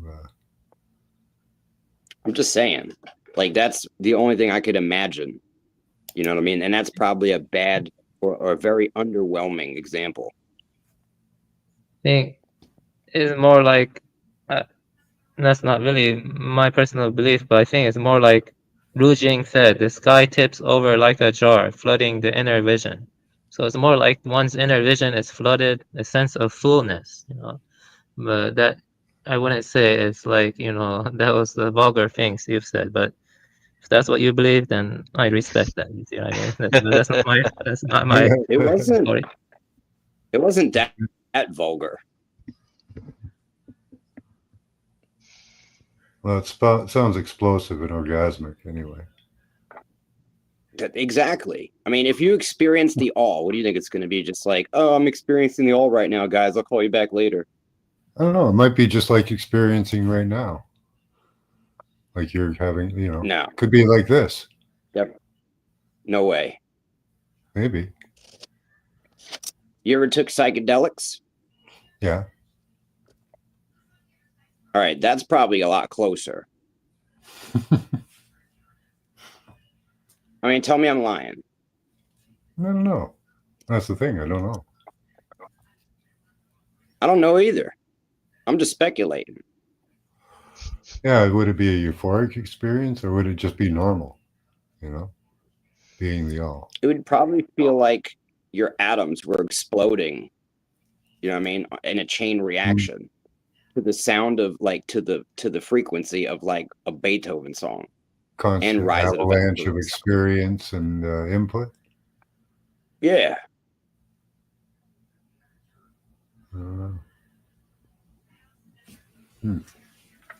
It's like, yo, has your conscious more like ripples or like the sense of like reverberation, you know, like the ripples and a cascade of like ripples and a sense of timelessness, you know, but it has a more of a, what's the right word? Like a There's content. an element of transparency, I think, and it's kind of, I wouldn't say it's more explosive, but it's more like, you know, let me see, it's more like non-abiding awareness, you know, like an awareness that is pure and centered on stuff. More Buddha-like instead of. What if it's a calm raging. and all of the crazy stuff at the same time, right? like a total calmness and all the explosions simultaneously. Yeah. To where you don't even know if you're exploding or at complete peace all at once. But would it cancel each other out, perhaps? Hmm. Well, that's what I'm saying. But could you describe the feeling? Can you? It's ineffable. Probably. No, that's what I'm saying. I'm speculating. Yeah. Right. All right, shot out of a cannon. Oprah Winfrey, Barbara Walters, your wife. You got to fuck one, kill one, marry one. Go. Ugh. But can I finish my inquiry, please, before you move off of it?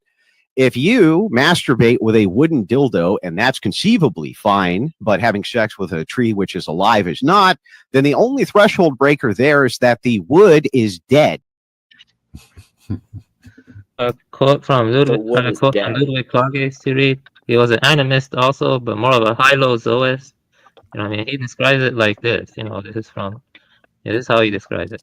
You know, he describes it as life is not observed, but it is felt with all of our darkest powers, and we are only able to achieve access to this feeling of living actuality with complete certainty in our deepest inwardness. Beyond that, nothing can be definitely asserted. Whether we judge, assert, will, or wish, dream, or fantasize. Huh? I must not. Did you say N-word? I don't think so. No, you didn't. Yeah, just let him finish the quote.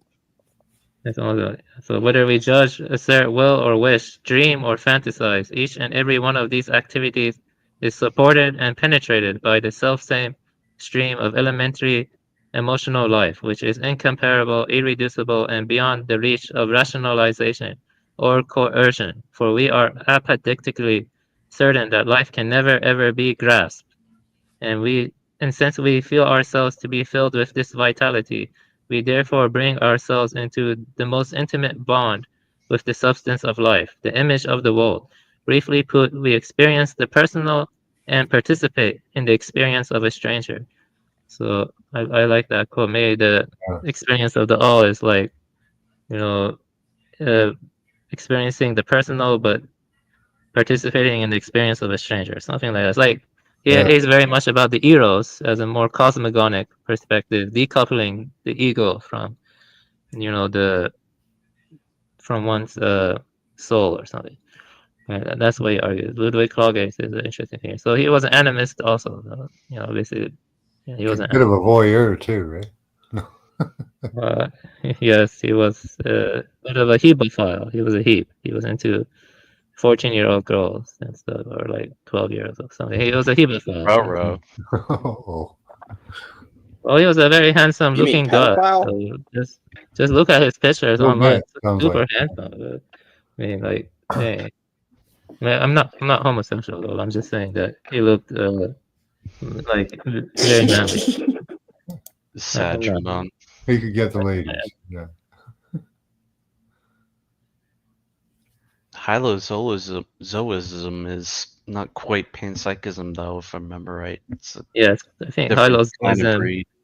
Yeah, that's correct. Yes, it's more like life exists across degrees. You know, instead of being about psyche, it's more about life. And he's closer to animist view of things. You know, right. Yeah. I'm more closer to kind of idealist or something. Sort of like that, I guess. Yeah, that's. I think that was present in. I'm in the Slovenian. I'm in a friend's presentation, right? That idealism is close to a transcendence view, right? Yeah. So let me read this stuff about Pannenberg now. Scare away the rest of our viewers, and then we'll basically. Yeah. We'll play a song. Yeah, thank you, SNL. I appreciate you. I don't know who you're talking about. But yeah. But yeah, blessings. Peace be to you. I think she's referring to Avian Buddha because he's new, right? So yeah. So I think you got a fan there, Avian. So yeah. So let's check out a couple of these pages here, and I'm just gonna read it really fast. I'm just gonna read it, right? Because the thing is that this is the last day we have of Pannenberg. I don't want to look at Pannenberg's face again. I'm right on the stream. I got to take off. Thanks for having me up. I really enjoyed talking to you guys. Yeah, thank you so much, Max. Blessings. I Yes, really nice to appreciate meet it. you. Nice to meet See you you. Hope guys you have a soon, good night. man. Nice talking to you, Avian. Yeah, One thank you so much. Have a good one. Yeah, I think I scared Grant away as well. So yeah, so so He's, some people. He's yeah, too man. hyped up for readings for Yeah, readers. yeah. Maybe he accidentally kicked himself out. So we'll see if he comes back. But yeah, blessings to the people. But yeah, so Pannenberg follows Hegel in claiming that reality is the unity of essential being and essence, right? Obviously, he's combining the Aristotelian and the Pauline, right? And of course, this happens through successive stages, as I've already explained, right? First through the philosophy of St. Thomas Aquinas, and then through the philosophy of Hegel himself, right? So Teilhard is sort of right a perfect blend of Aristotelian and Pauline notions within those other two guys, right? So we also have the Jewish God, right, which has the eschatology of national restoration. Right, so that's a whole key in this, right? You have the whole notion in Paul that creation was subjected to futility, not of its own, but by the will of the one who subjected it, in the hope that creation itself will be set free from bondage and decay. This is in Romans 8:20. Right, and you have the process of contingency, right, or this idea, right, that is sort of the open future, right? So the future is sort of open, right? And so yeah, so you have this idea of the future, right? And of course, this notion exists in Paul, right? Man becomes a new man as the second Adam, Jesus. So you have the fulfillment of man's transformation in Jesus, him being the first fruits of the resurrection, right? And of course, even people like Peter Thiel are borrowing this idea, right? This idea of self transformation from the Christian soteriology, right? Becoming like God, right? And yeah, this transformation, right? Becoming immortal, right? The transhumanists have hijacked this idea, right? Freaking Teal. Yeah. Yeah, so he's referred back to the Judeo-Christian framework for the idea that you could die and become reborn and all this stuff, right? So obviously this is in 1 Corinthians 15, right? This entire notion. Okay, so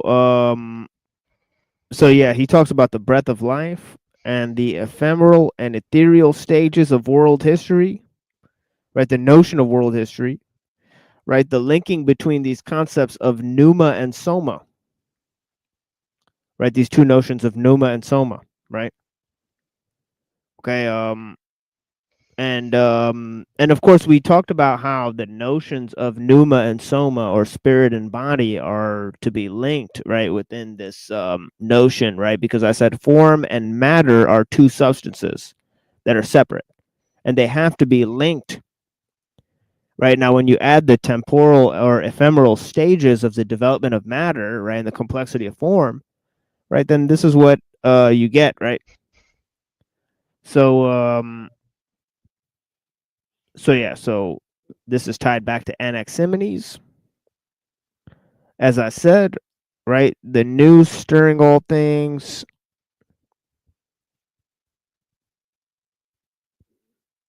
Okay,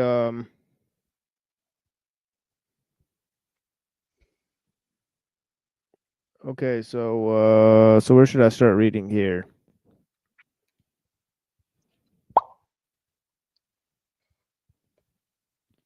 Maybe I'll skip some of this. Okay, maybe I'll start reading here, right? It says self-determination and collective salvation, right? These are the two notions right? The relation between ecology and genetics, right? Which is sort of anticipating the problem, right? The sort of Lamarckian problem, right? With the tension between ecology and genetics, right? And of course, it's the tension between the ecstatic nature and the nature of transcendence, right? Where becoming realizes its final goal, right? In Teilhard's sort of ideas, that's the omega point, right? And so I'll start reading here at paragraph 598, I guess, right? Another issue is the notion of man overcoming his sinful nature through self-transcendence, but also being paradoxically made in the image of God. Pannenberg feels that being made in the image of God reflects man's ability to master the forces of nature. However, being made in the image does not convey capacity or end, but merely constitutes similarity of shape or form, with none of the actual meaning or status of being like a god. We further more detest this interpretation because it has led to gross materialism, anthropocentrism, which treats nature as a secondary category in the experience of man, even though man originates from and is part of the natural world. It also ties to the fundamentally Greek concept of prosopon. And this is a huge concept within Buddhist philosophy and Christian theology, right? Is the notion of the self, right? It doesn't appear that much in a lot of other systems, right? But yeah, in Buddhism and Christianity, in a philosophical sense, the notion of the self is one of the most important concepts, right? And of course, the notion of transcending the self, right, is part of the idea there, right? Whether it exists and all of this type of idea, right? So yeah, so in order for the self to be transcended, there has to be a concept of the self, right, which is a primary tool used in the medium between the symbolic world, which emanates from the spiritual backbone, and the cultural and political world, which for the Hegelian world historical map is a stage of primary importance for the supposed self-actualization of man.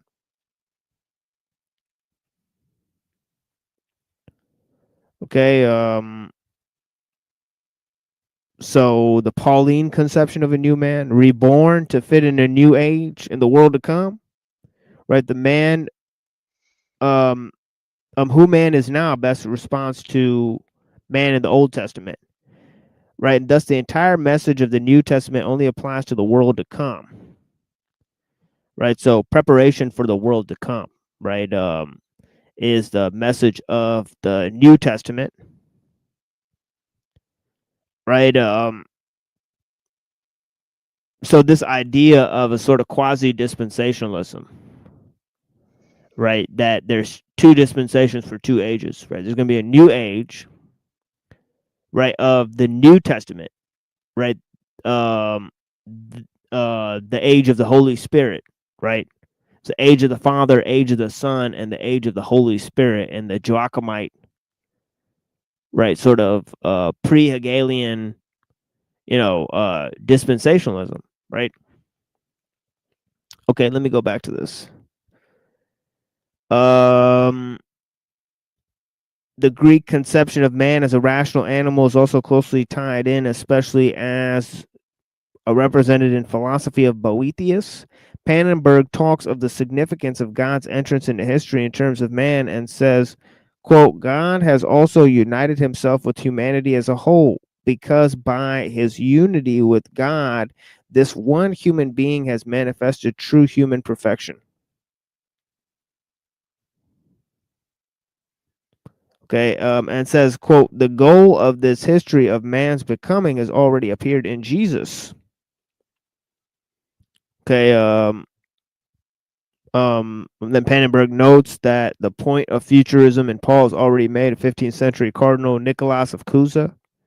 Okay, so as I previously explained, right, the ideas of Nicholas of Cusa, right, and his ideas of coincidentia positorum, right, the transformation of matter, right, into the divine substance, right.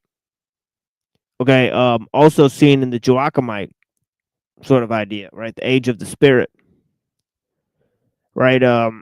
So yeah, Nicholas of Cusa and Joachim of Fiore, right, two pivotal figures within the Hegelian sort of notions when they're applied to theological speculations, right? Anyways, let me go on here. Nicholas of Cusa, who defined man's likeness to God, in terms of the creative production, especially of technical products, much like Philo, who called logos or creative reason, quote unquote, the firstborn son of God. Even the dialogue of becoming or self-improvement in Nietzsche too readily offers itself to the Christian scope. As Pannenberg says, quote, the longing and struggle for this coming to be of man as man form the hidden theme of the history of religion, unquote. He notes that the main link between the Jewish and Greek conception of God was born of a humanism, which reasons from God's actions and activities on or in the world. This is brought out especially by Paul in 1 Corinthians 15, whereby in Jesus' resurrection, man's future is already fulfilled. The resurrection, in short, is fully symbolized in the end of history, depicted in Jesus' resurrection from the dead, which is a promise made by of eternal life in a future kingdom. This is also the Hermetic notion of self-transformation and self-revelation. Finally, there is a doctrine of universality in Christ addressed to every man's conscience in 2 Corinthians 4:2, and also apparent in the mission to the Gentiles. Okay, we have focused on two critical stages. One is the championing of Greek philosophy, which they use to prove the existence of God, and the other is the Kantian severing of the metaphysical domain from the function of external laws. Pannenberg makes the emphatic statement that, quote, faith always has to do with the future, unquote. However, we feel it is precisely this type of faith in the future, right, that is the crux of the issue, right? This is because it presents man with a temporally dislodged and horizontal dualism, which matches a vertical dualism of being removed from the ascended realm. The temporal dualism of Hegel does not solve the separation of form and content seen in Kant, because it paradoxically assigns value to the present only in what it is to be made for and eventually must surpass. So all of reality becomes nothing more than a transient phase, as Paul states in 1 Corinthians 15:17, quote, if Christ had not been raised, your faith is futile, and you are still in your sins, unquote. This knowledge is about a physical event existing in time that is the promise of all mankind. Here, the terminology of collective salvation arriving in the future is exhausted. It is for us both the empiricism and futurism that is to be doubted and questioned and has the most influence on the current view of the West.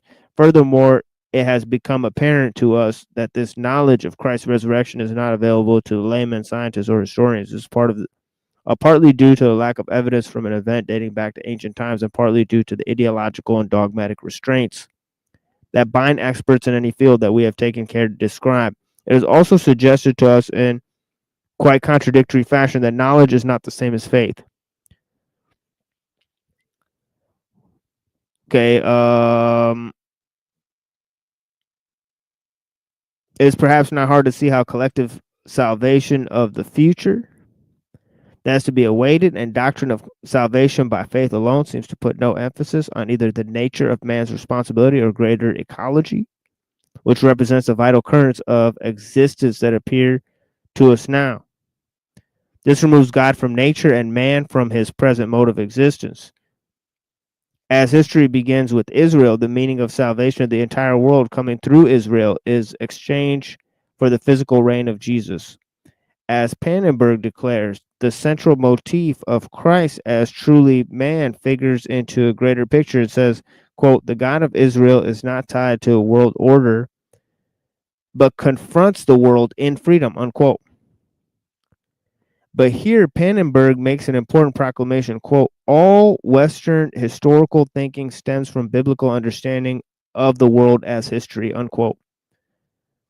This not only accounts for the particularity of European society, but also the modern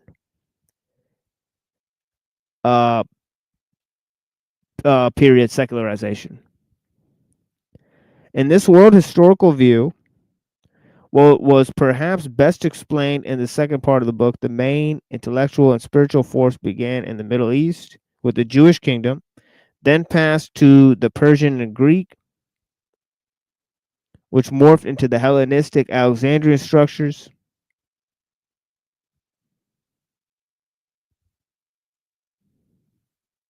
Which are the crux of the Pauline thought, which finally spread to Christianity to Europe. As Pannenberg states, quote, after the fall of Jerusalem, the mandate of the world dominion, formerly linked to the Davidic kingdom, first of all passed to Babylon. Later, it was assigned to Persians, then to the Greeks, then to the Hellenistic state structures.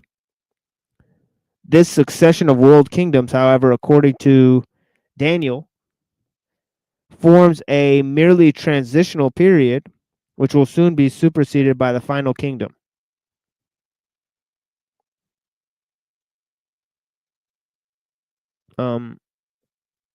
Yeah, I believe that was a direct quote, right? He goes on to say, quote, unlike the land once promised to Israel, the salvation which took place in Jesus has to reach all men, unquote. Okay. So you have to move from this theology of national restoration to the collective salvation, universal, right? And of course, that is expressed in the Paul's preaching to the Gentiles, right, and the Europeans, right? Sort of the spread of this message from being exclusively Jewish to a universal message, right?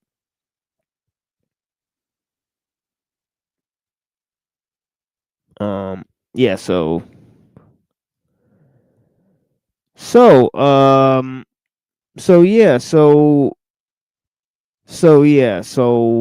where are we at? Okay, yeah, so in an almost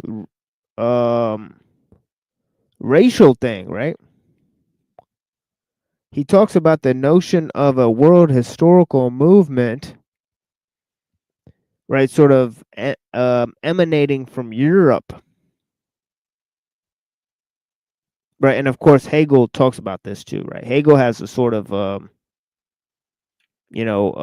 idea that Europe plays a special role in world history,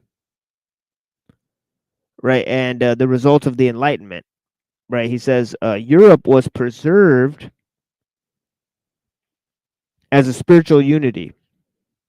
This is a direct quote by Pannenberg. Despite denominational conflicts, Western civilization and the Christian heresy of communism has spread more successfully throughout the world than the mission of the churches. So it's pretty weird, right? He calls communism a Christian heresy, right?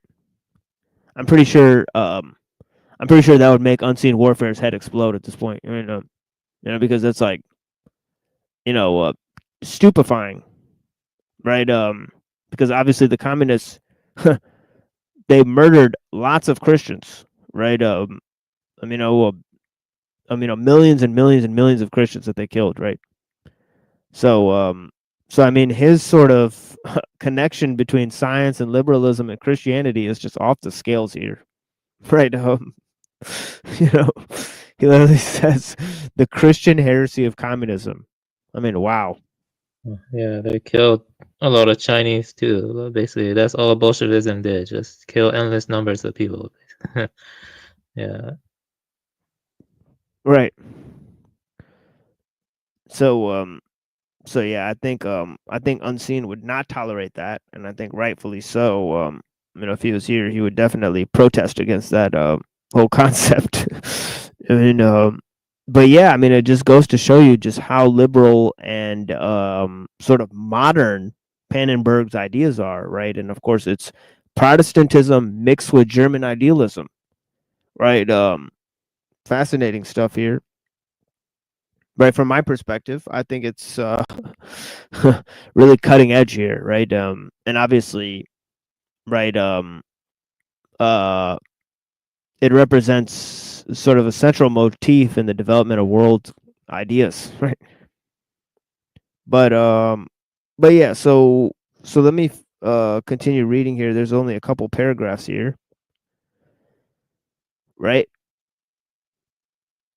Okay, so here too there are opportunities for Christianization of their mission. God preserved his aim of universal Christian mission through the West, and is from Europe, particularly in modern times, that the world has grown into a unity. He admits that this has not been accomplished directly by church efforts, but indirectly by the spread of science and technology. Well, that's what Andrew Wilson claims too, right? Right, that Aquinas and Aristotle helped to spread Christianity around the world. Right, even though those were the fruits of Catholicism and not Orthodox Christianity. Right, so yeah, they believe this kind of stuff, right? It's indirectly by science and technology, and of course the Jews will say this too, right? The Jews will say that indirectly Judaism spread by Christianity and Islam, right? So they'll say, well, they spread the Torah around, right? They spread the stories around, right? Right. Yeah, don't mind that they want to kill us, right? It's different, right? But yeah, so yeah, here he says we object to the notion that everything is moving toward an ultimate end or divine purpose, right? Not because we find it irreligious, but because it discounts for the fact that every act of all-powerful God is self-sufficient.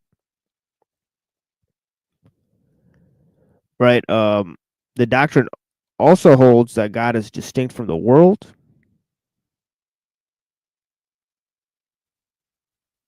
Right? Instead of God being the totality of existence, God has manufactured becoming through the void. That's Aristotelian, right? Did I skip a bunch of stuff, man? What is going on here?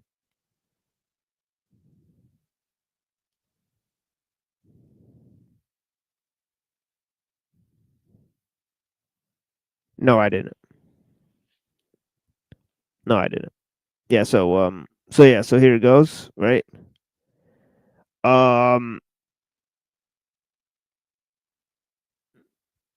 So the notion of universality, right? The division of churches and separation of national and religious spheres supported the rise of secularism, as Pannenberg notes, quote, total equalization of reciprocal human relations would dissolve all community, unquote. The supranational tendency of democratic ideas. Okay, this is his terminology, really, right?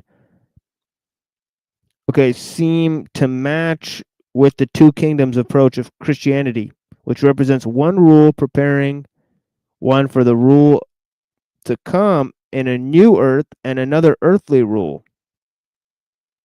Pannenberg points out that both Eusebius and Origen felt that the ending of national division would lead to a spread of the Christian doctrine instead of a Stoic ideal of equality in terms of constitution and essential nature. The Christian equality is an equality in terms in regards to tenets of faithfulness and preparation for the coming of a future kingdom of God.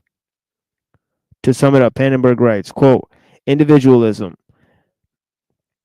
The individualism of a holy private piety and traditional Christian authoritarian morality consciously or unconsciously help to maintain existing structures of dominion, unquote.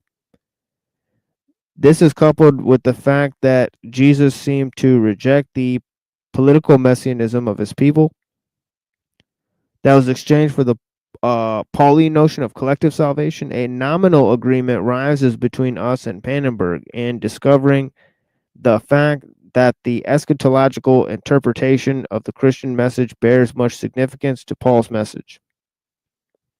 Focused in a personalized experience which has individual and direct, but was manifested through the coming of a universal and collective salvation available to each and every person.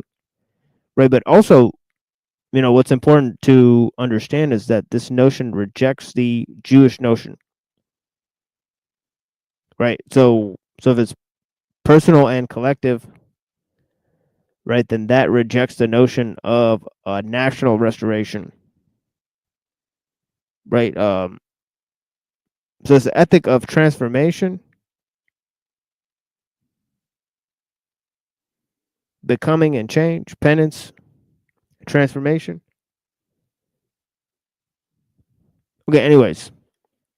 So we're down to 6 viewers after that. So yeah, so that's the last time we'll focus on Pannenberg. Wow, but I think it was a good expansion of ideas, right? From the Tilliard stuff, right? And and it's a more personal take on the problem, because it's Christianized. Whoa, 1 viewer? Well, we're still live, so wow. I guess we're all one person here, so so I'll play some music and we'll move to a different avenue here, consisting of a little video we're watching. We'll end this series of documentaries that we're watching here. Art meets science and spirituality, right? It's been a thrilling series, right, including Fridtjof Capra, Marina Abramovich, the composer John Cage, right? A very interesting cyberneticist, right? David Bohm was in the series, right? Rupert Sheldrake was in there, right? So it's been a very interesting series of people, for sure, in this documentary. So we'll check some of this out. We'll play some music for you guys, and yeah, we'll be back in a little bit. Kind of blew up the spot with that Pannenberg. I don't know. It's just the view. I don't think they're telling the truth, or like the number of people watching, because it doesn't make sense. Because I see a lot more people here. Right. Exactly. Yeah. Exactly. Yeah. Wild, man. I think that's when the AI system scans the show, right? Trying to think if they want to cancel it or not. So yeah. So I think that's when the viewers drop like that. So it is what it I hate is. to say it, but I feel like YouTube in the past 1 or 2 years is becoming unusable in some ways. Where it's really becoming more and more despotic. Yeah, YouTube. Yeah, it just seems that way to me because the algorithm is demoting shows like this and other ones aggressively. I feel like that, but I don't know. Right. Right. I mean, when we had all these malicious retards in here the other day, I mean, we had 63 people watching us. I mean, the lowest level conversations we've had in a year, right, on the show, and so many people watching. Right. I mean, it's consider the general populace to be dumbed down thoroughly. Oh yeah, they're riding the algorithm wave as it is. So yeah, I mean, I don't. I know it's a high bar of entry on the material here, but I mean, would you rather have bubblegum for your brain? I mean, and of course it is Saturday night, and people want to party and all that type of stuff. Seemed like Rant wanted to party. Well, he came over from OTW, I think. So I think OTW is a spot. I was there, it was popping over there, honestly. And it was probably a drama LARP going on, of maximum proportions, so yeah, so it just so happens. Maximum gayness. Maximum gayness, exactly.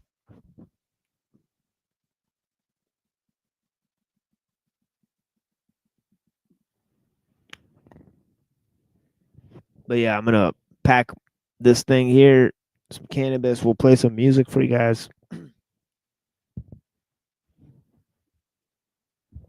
And yeah, we'll see what I got here. Working with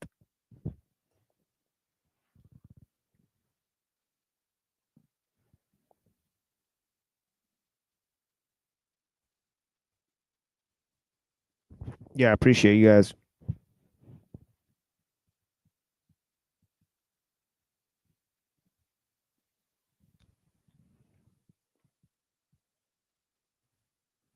So yeah. Hold on, let me see what we got here. See what we're working with here.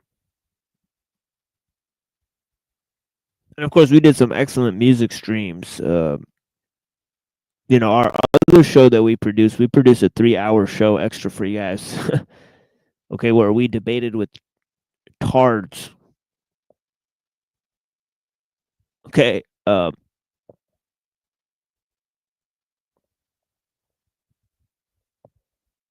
that's available on the Cyber Caliphate channel. There's 2 music streams available. One is upbeat stuff. The other is sort of dark. Right. So yeah, you want to go dark. You want to go light.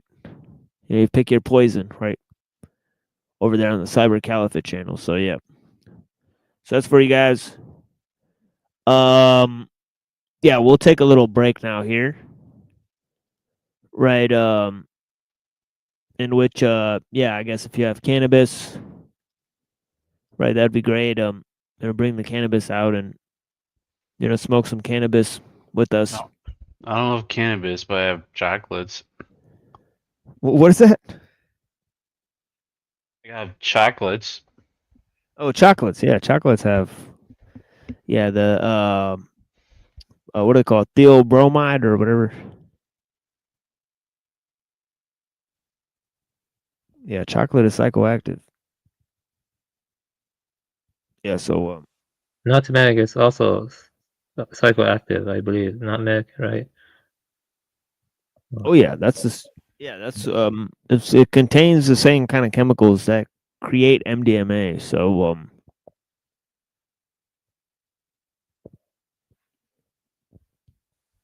that's interesting. So yeah, you guys are here. We'll go with some Mars Attacks, right? Some more Aesop for you guys. Blessings. And I got Alien Weaponry, the original version. I mean, by Apathy. I really like that one. But yeah, blessings, guys. And I'm looking at the TV so in case we get canceled here. But yeah, peace be with you guys. We're gonna do that. We're gonna watch the documentary. We're gonna read the Kala Chakra, right? And then we'll move on to Mumford and Ellul, right? And see how much time we have. Kala chocolate.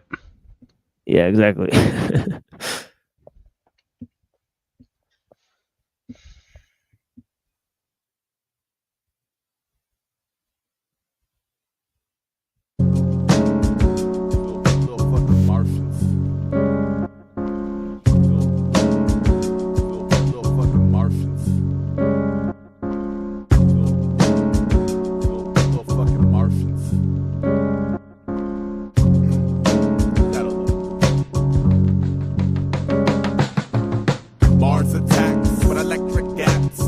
sapien abduction. What's up then? Billy took a laser to the mug piece, hollowed out the mandible. Channel headquarters ordered the cannonball. Mars attack. Deify demands column to this pigeon ankle and boomerang. I'm a harvest 51st area sickness. Not a threat, never a witness, won't answer the promise. Monster led carrier ligament banged in the monster. Dodge phaser, taser, major acer. Cater to alien decomposure. Soldier plater like Caddyshack 18 holder. Go for C4 magic. Smolder as the bazooka tooth holster fabric. This fucker's rabid and still breathing. Cabbage. Hold the heater claps till evening. I'm a ninja this shit with sugar in a fuel tank and a saucer.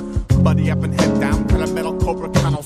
Ice pick the Saturn ship wiring. Get us off the mother end up. I'd be lying if I said I knew your intentions. See my sexy sabotage things defensive action to save the race. You landed hand on fourth dimension mag. Blaze the place. Read by your Bible. There's wires in your Bible. Obviously you'll tech advance from a point counterpoint comparison of ET versus little old freak me. She be on some brittle sweet peas with your nickel PCs, fickle CDs, miserable TV sitcom. Pathetic ritual collective slander shit. Beautiful establishment. You ain't established shit. I consider you foul. Proud back to the numbers under bird pride in the dark. They want us dead or alive without the alive. And the sun rose over over a body bag shortage. Last week I was like, God bless the saint that invented the cordless. This week I sort of rerouted the bullseye of my worship. Temple body / skull cabinet, master my diversion. Fuck y'all, let's do this shit. My movement soothes any space invader practice. Stomped up to enemy like, hey, what now, bitch? I am human, hear me rise above material and carnal sin. They shot me in the face, Mars wins. Mars wins. Mars wins. Mars wins. Mars wins.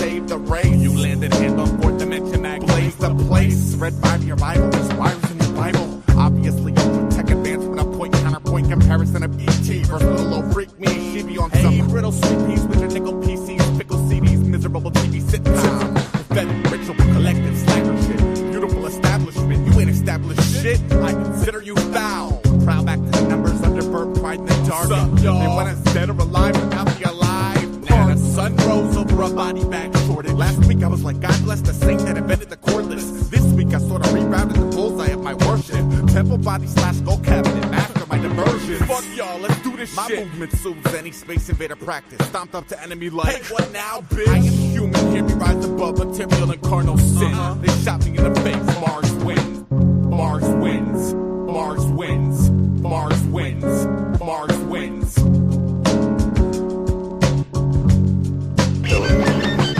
the last few years, there's been a great deal of emphasis upon extraterrestrials visiting our planet. Hey yo, these motherfuckers bugging if they think I hang it up. Pass the mic in my direction and I straight up bait it up.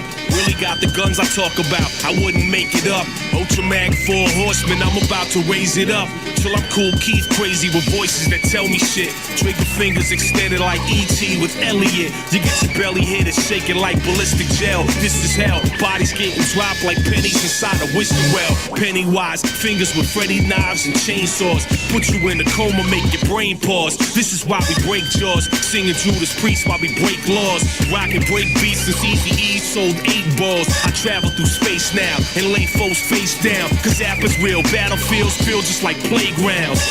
These little double time yappity yap rappers, I rapidly smack backwards, get battery packs fraction. We ain't in the same place or occupy the same space, so get the fuck out my face.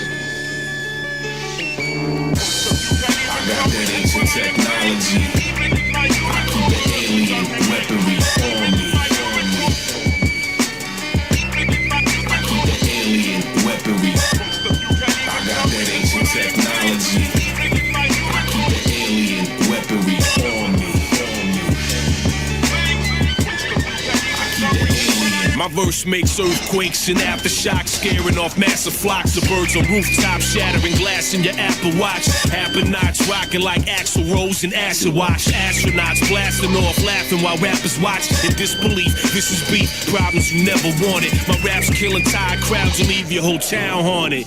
And while you rocking man buns, I'm cocking handguns, sticking you for paper. I'll pass down to my grandsons. Fans run when apples on the stage. I'm metamorphing into a demogorgon. I give your head an abortion. I leave your brain in the dumpster, the braver the dumber. Cause some brazen motherfucker about to get his brains braided this summer. Since Biggie was unbelievable, I was similar. Assemble sentences like defenses established around perimeters. You outgun, outshine, must be out your mind. Raps is putrid, app is stupid, slap the fluid out your spine. Spit divine scripture, rhyme sicker than polio. I'm Godzilla in Tokyo, dicks big as a totem pole. Got inhuman capabilities, kinda like opio. Grabbing bulls by the horn, this ain't my first rodeo. Yo, we ain't in the same place or occupy the same space, so get the fuck out my face. I got that ancient technology, I keep the alien weaponry on me. I keep the alien weaponry, I got that ancient technology, I keep the alien weaponry on me.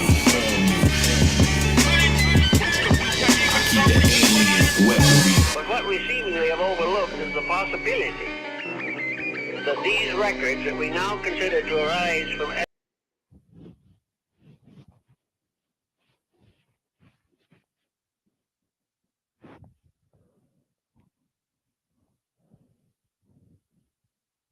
Yes, excellent beat made by Knots. But I do like my little remix of it. You know, yeah, let me see this.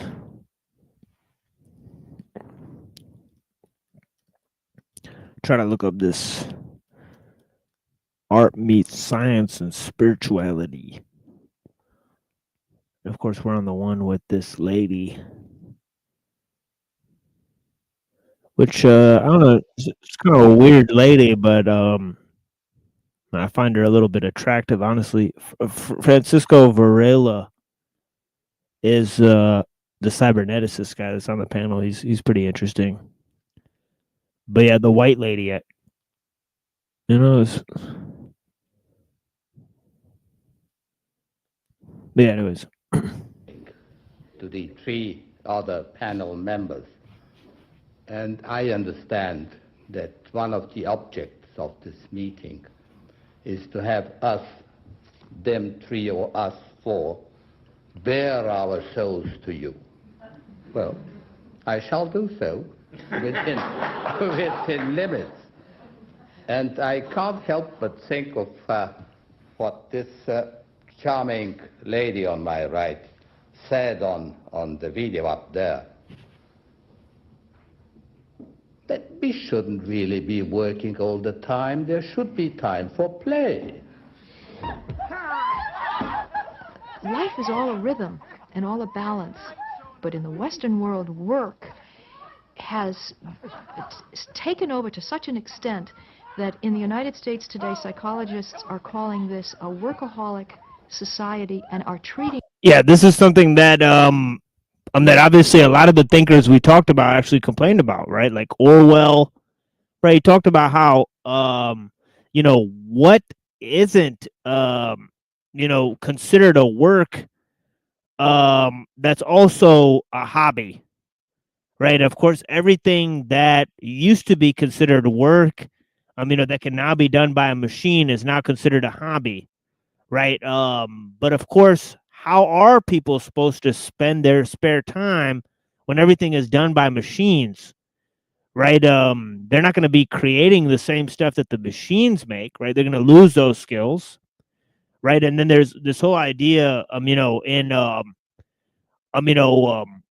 Carlyle about the dynamic, right, versus the mechanic, right? And of course, he puts art and religion and these personal, you know, deeply personal and creative affairs into the dynamic, right? No. Also, can you turn on the subtitles quickly? Like, Oh yeah. Yeah, thank you. Work as an addiction, which is an extremely important revelation. And the antidote to that, obviously, is more leisure and is more play. This is what I'm doing now. I'm playing. I'm working. Well, perhaps you are, that's it. but my life is the humdrum kind of Yeah, life. and that is one of the main points. It's a lack of a distinguishing factor between work and play, right? Right. I mean, the most I think visceral example is people getting paid to play video games, right? Where there's kids that are making more than entertainers or debaters or commentators or intellectuals, right? That aren't actually performing any function or value in society, right? So the value is being generated. Yep. I 100% agree with that. Yeah, there's really a huge decline in values.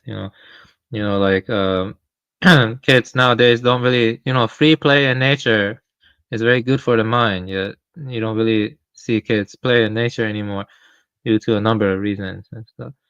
But also, it's kind of crazy that someone like an OnlyFans prostitute can make more money than, I don't know, a farmer, because a farmer is more integral to everything. Yeah, the farmer isn't gonna make that much. So it's really crazy. Yeah, I agree.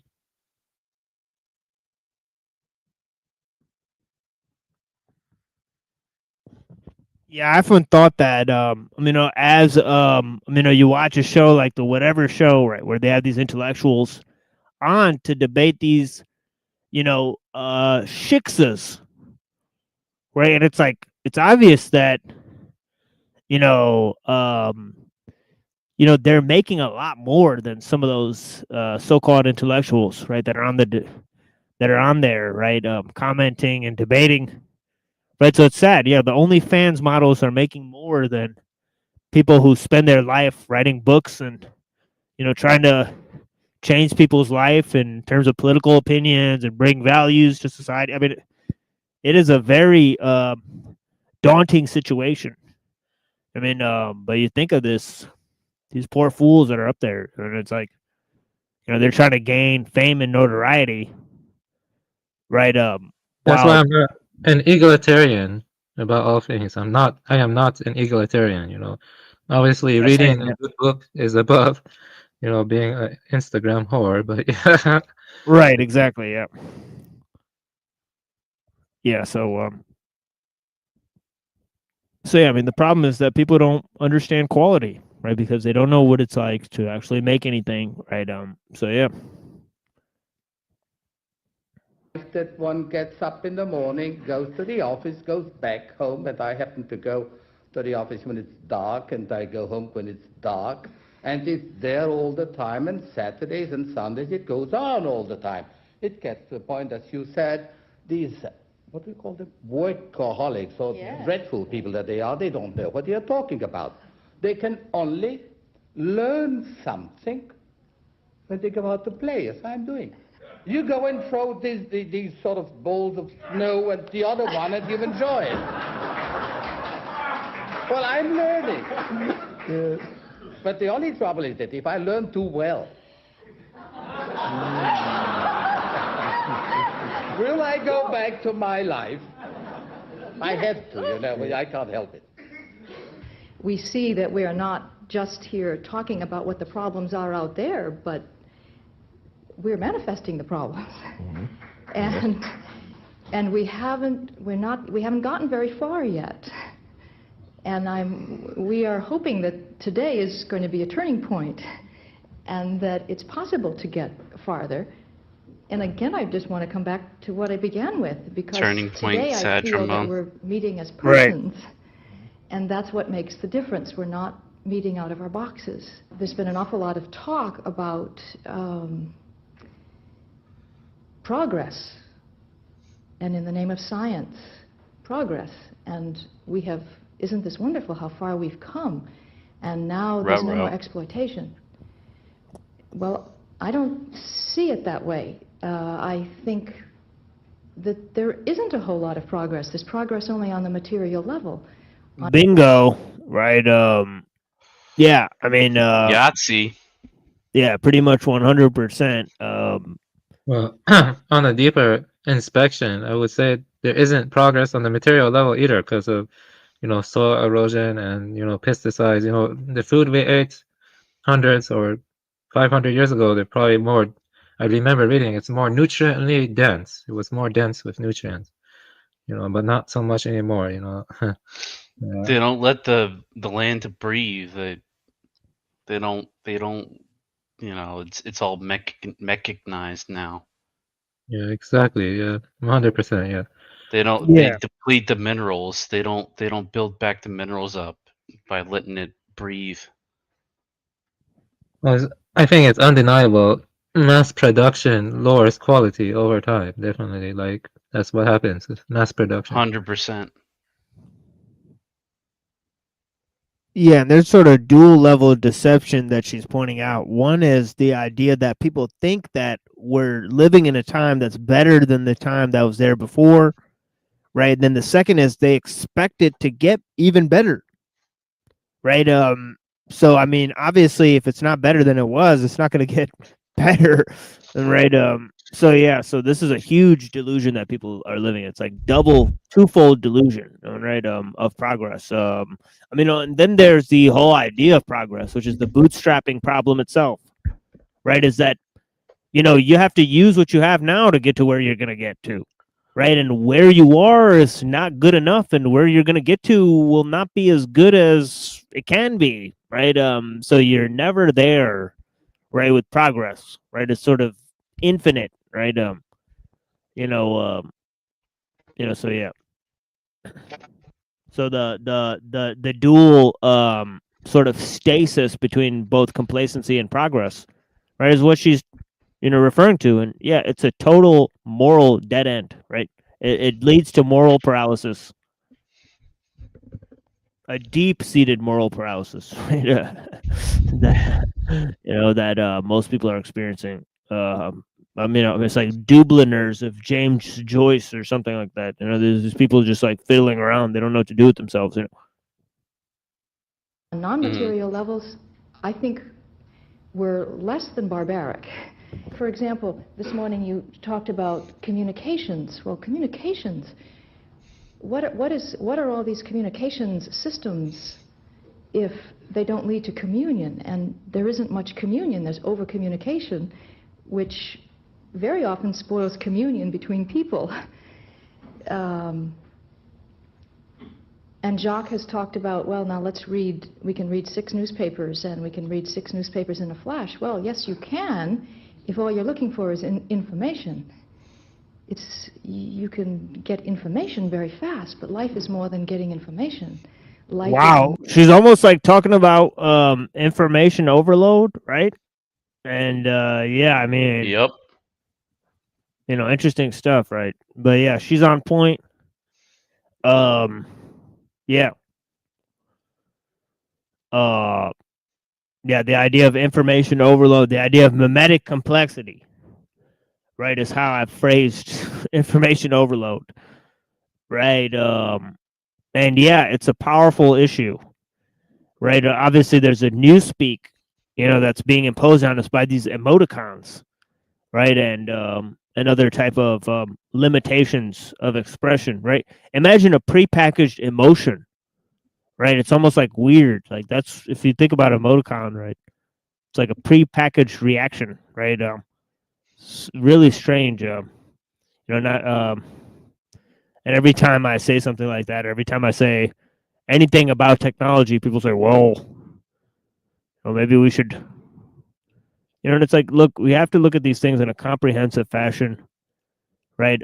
Analyze the principles, problems, and then understand the solutions, right? That are potential to those problems, right? But for people who don't understand the issue at all, right, it's kind of hard to speculate. Meeting, And life it's is like relatedness. And now another point you made. Yeah, please go ahead. it's like prepackaged, and you only get so many of them. So if you can't find the right one that's reflective of you in a particular moment, I guess you're just out of luck or something. Right. Yeah, one thing I will say is that some of the deepest emotions cannot really be put into words, or they cannot be put into emoticons. And I feel like when you have Exactly. yeah, exactly, yeah, exactly. Yeah, and have you ever like had a feeling like where you thought you had to respond, so you're like looking for a GIF or an emoji, and it's like, why do I need to respond? And right, or why should I respond with this prepackaged emotion, right, or image or whatever if it's inauthentic, right? And that's why I have like my own signature images that I'll use. If you ever catch me on the Discord, right, I'll use like signature. I don't know. I love that train one. It's fucking hilarious. Right, it'll be like little, like I'll use the same ones over and over. Let me tell you this, they probably spend way more money on advertising than improving, anything, like trying to, make people happier with more leisure time or whatever, but they spend lots of money on advertising. But the reason I'm mentioning that is because they also spend lots of money on platitudes, the saying, no sacrifice too great. I always thought that saying was retarded because, some sacrifices are too great, you know what I mean? But you know what I'm saying? It's like, you see people repeat those platitudes without thinking more deeply about it, and that's the job of like CIA and or whatever, to spread those memes or whatever. You see what I'm trying to say? And it's funny because like, do you have like one company telling the general populace, oh, this other company spends this much money on advertising, but it's like you're saying that in your advertising. It's like it's like crazy.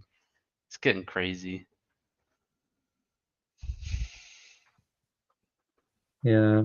When I was going to college campus, it was so weird. There were these Jews, they were saying free trips to Israel, free trips to Israel. I was like, what? On campus, I'm on, my school. I was like, what? So weird. So yeah, yeah.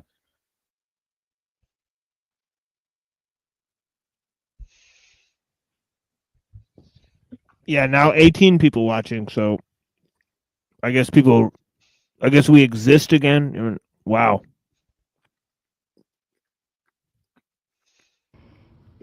You can get information very fast, but life is more than getting information. Life is meeting, life is relatedness. And now another point you made was about how we've created all these desires in people all around the world because of our fabulous communications and our television sets. Well, for one thing, what we put on our television sets isn't even real. I mean, it's all... Right. It's artificial needs. Right? It's not real things that these people need, right? That they're seeing on, that the technology is offering them, right? So it's just that simple. I mean, right? When we want to deal with technical necessity, look at all the artificial things that people desire that they don't fucking need. Yeah. Monk lady's batting 1,000 right now. Yeah, she's based, honestly. I mean, so far. It's like almost like Aunt Teddy or something. Instead of uncle, it's Aunt Teddy. I feel like I've seen her face before, and she has written books. Like I'm not sure what books, but I have seen her face before, I think.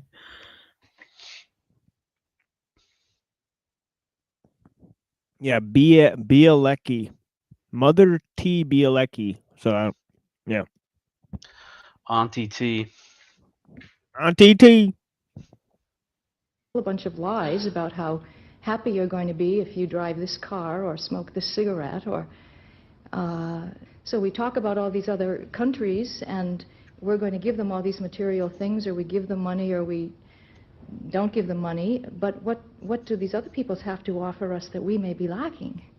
What I think Tessa is pointing to us relentlessly is that without that kind of presence in our lives, of how do you finally confront or not confront the way of lodging yourself in being, of just relaxing into just the openness of what it is to be alive. It's not a past age.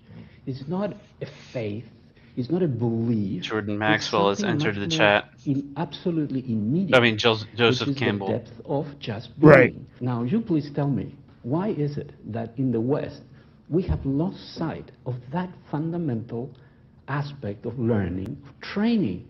Why is it that you cannot go around and ask people, well, can I learn that?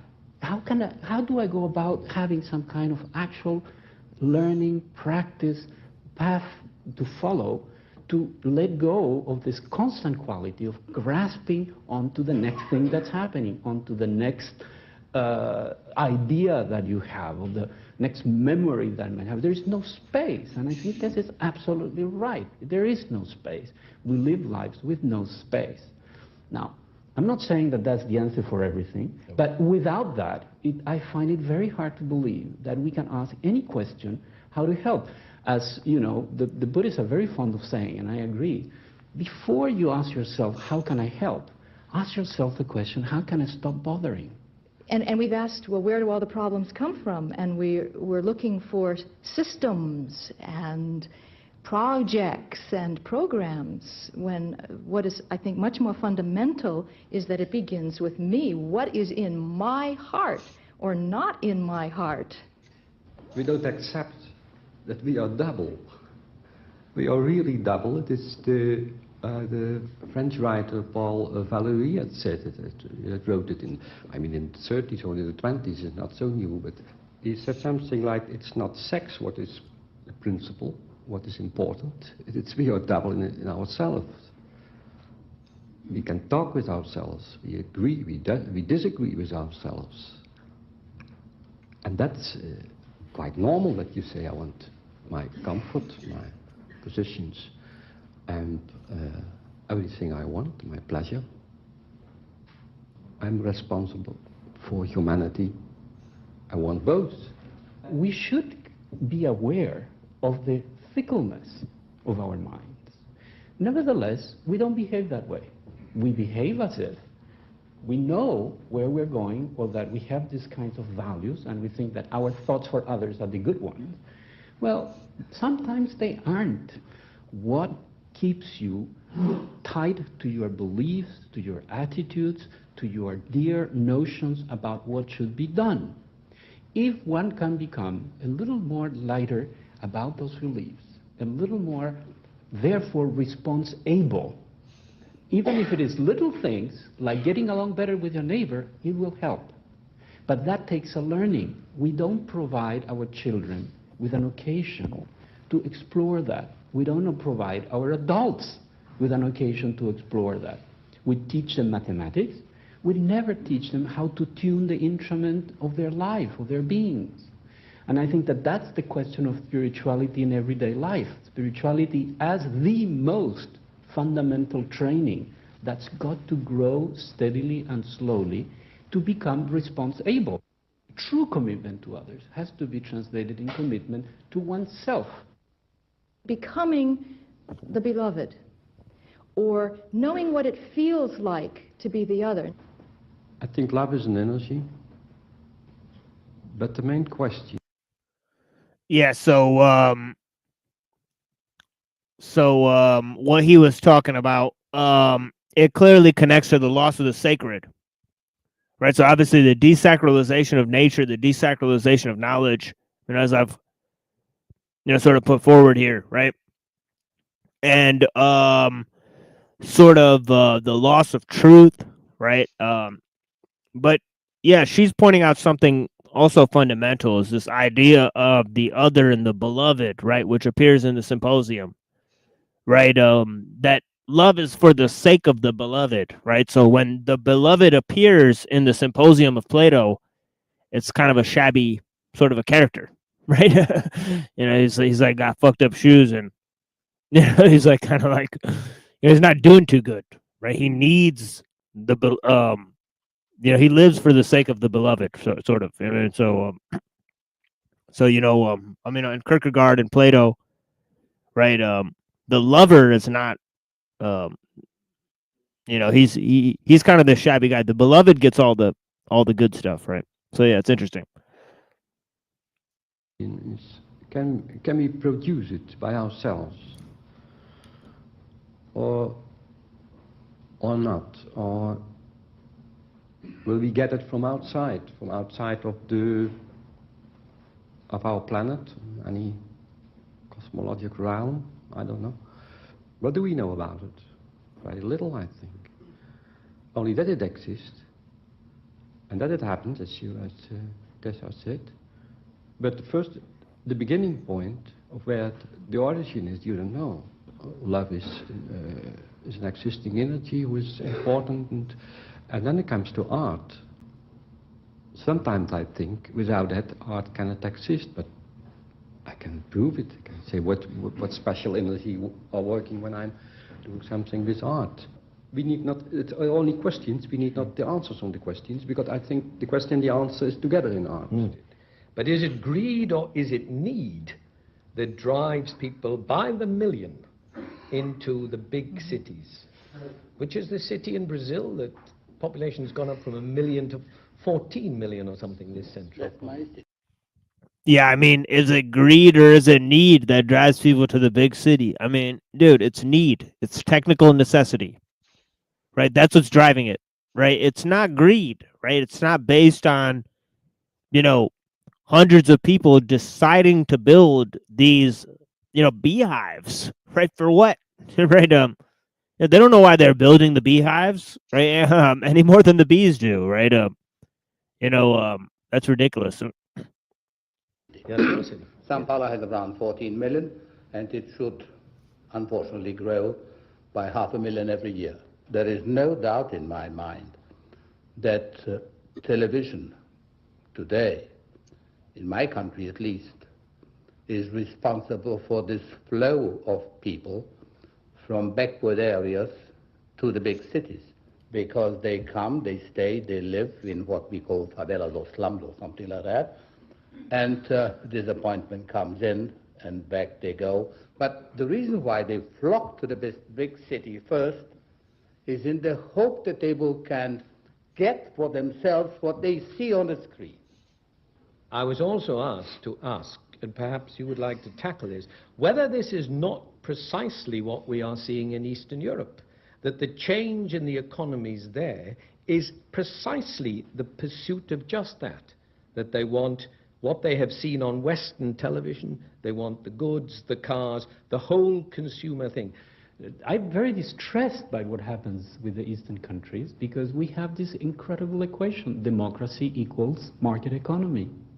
When you see that in the Eastern countries, some kind of opening from a situation that was stagnant, that was not particularly helpful, now is the equation democracy equals market value, then we're going to end up exactly where we know we are in the so-called industrialized countries, where I see the drug junkies in the metro in Paris not having particularly a great time, or we see the consequences in the third world. Let's start.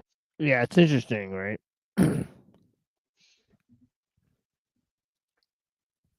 It's interesting, right? And of course, when Gibson writes his sort of semi-dystopian future, right? He talks about designer drugs and people uploading all sorts of synthetic drugs into their system, and of course their bodies are synthetic as well, right? So yeah, it's fascinating type of idea. I'll move now to the Kala Chakra, and I'm also making some coffee here, so maybe I'll play a little song here while we do this little switcheroos. And so yeah, so And, yeah. No, I don't know. I don't know if I want to ask. It's kind of ridiculous to ask, but do you think that David Icke is a glory? Because sometimes I look at the faces of these elites, like I don't know, Sheldon Adelson, Brzezinski, or Peter Thiel, doesn't really look human to me. You know, like I don't know if it's just me, because I don't know. Like I've been looking at their faces more lately, and I don't know. Yeah, I'm not sure. I'm not sure if I never really see people get that scaly skin when they get old, but a lot of these guys get scaly skin when they get old. I'm sorry, I'm not trying to make it too conspiratorial, but I don't know. Like it's just been something I was thinking about since my wife mentioned it to me, and she was talking about that interview she listened to. But yeah, I don't know. Yeah, I mean, I could show you some of their faces because it doesn't look normal to me, and so like when they get older, so, yeah. Or maybe it's just a perception. Yeah, maybe some sort of complex genetic engineering. Maybe they have the reptilian genes and they're splicing themselves with the reptilian genes. I mean, right? You know, you hear the stories of like the Fabergé eggs and all this type of stuff. You know, yeah, I don't know. You know, I'm definitely leaning more towards the Hyperborean type of thing. You know, in terms of you know, let's look underground before we look at space. Just in terms of ideological premise, I think it's superior, right? Let's look in the ocean and let's look under the ground. I mean, Yeah, actually, I have a good documentary about that. You know, Jesse Ventura did it, and you know, I do think they are hiding stuff underground. There's no doubt about that. You know, but some areas it's illegal to dig. You know, like you cannot go start digging. But there is one part of the USA that people claim, forgot where it was. I can find the name again. That there is something being hidden underground, and like there's a stream of water coming from that area. No one knows what's causing that stream of water. So, yeah, some people claim they can hear groans and other stuff from that part of the USA and stuff. Yeah, I can. It was from an episode of Jesse Ventura. You know, so I do think they are hiding something underground, but I have no idea what. You know, so I agree with you there. Yeah, there's something underground.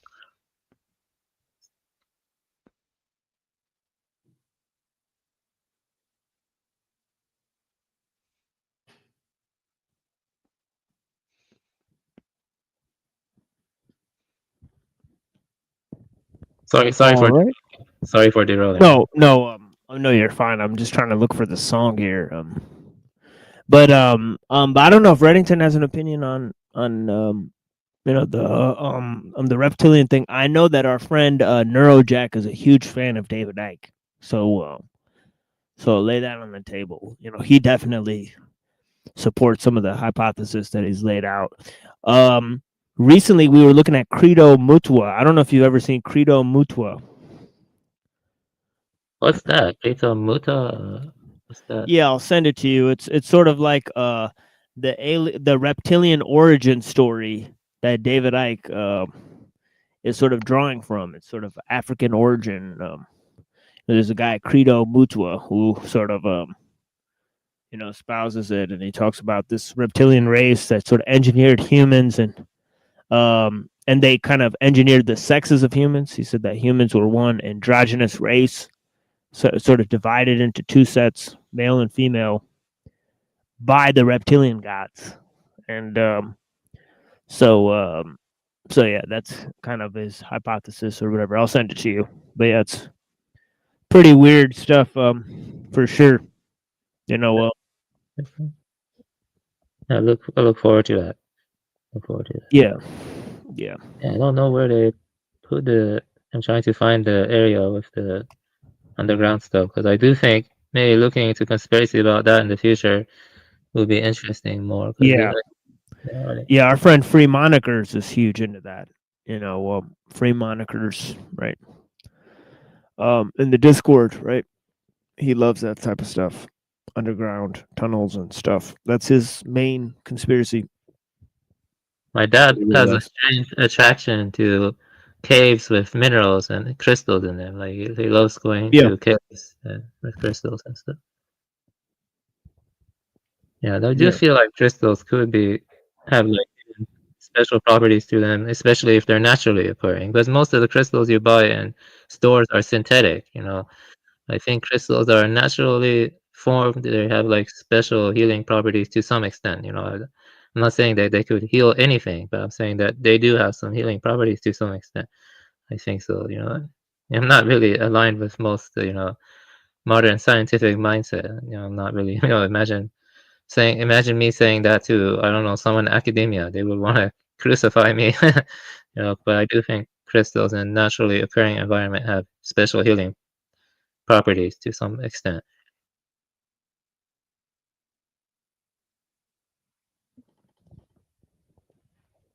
Yeah, I mean, it's like you were saying earlier that some of the Gaian people, they talk about the electromagnetic fields in the earth and stuff. So not all of their stuff is pseudoscience, indefinitely. So yeah, I kind of hold that opinion as well.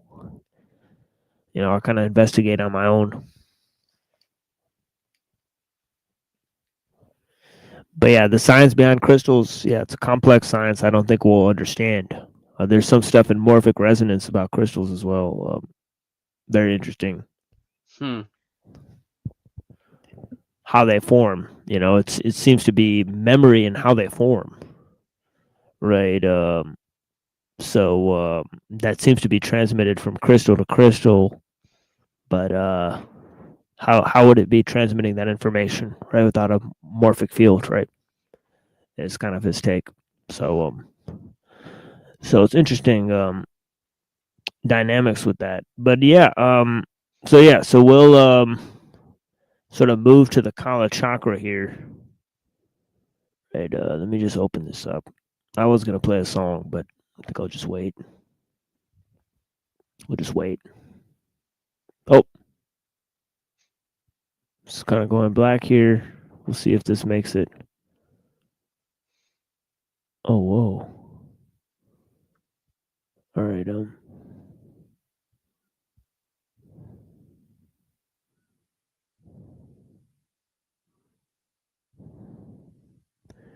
okay, almost there, folks. Give me a second.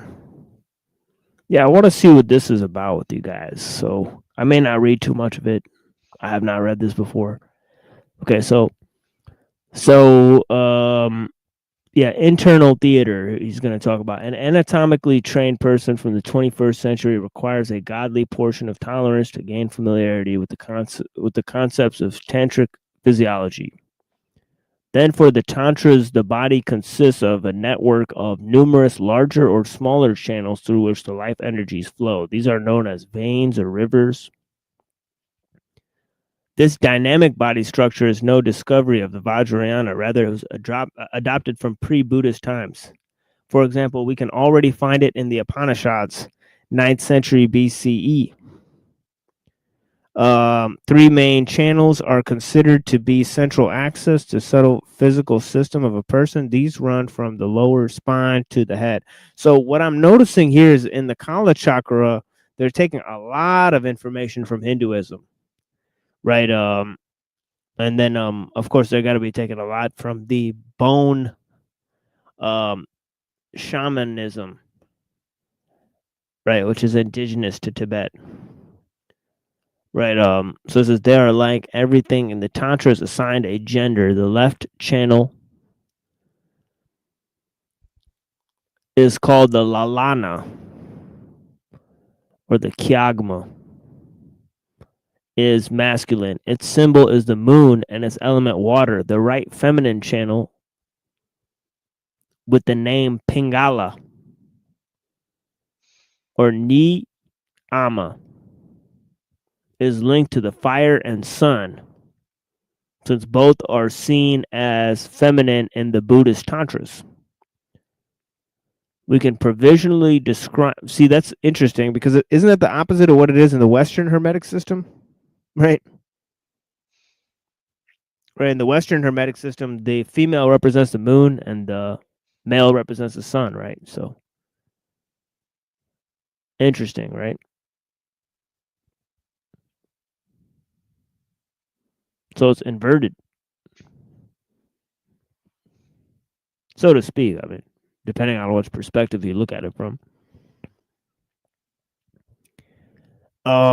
He says we could provisionally describe the central channel Avaduti or Susumna as being androgynous. It represents, among other things, the element of space. All of the life energies are moved through the channel with the help of winds, by which the tantric means various forms of breathing. In a simplified depiction, such as is to be found in most commentaries, the left masculine channel Lalana is filled with white watery semen, the right hand feminine channel Rasana with red fiery menstrual blood. The main channel in the middle is originally empty. Via sacred in part extremely painful techniques, the yogi succeeds in pressing the substance from both side channels into the avaduti, the main channel. The mixture sukra, thus created, now flows through the entire body as enlightenment energy body transforms him into the androgynous diamond being, who unites within himself the primary energies of masculine and feminine. So here is a depiction of that process there.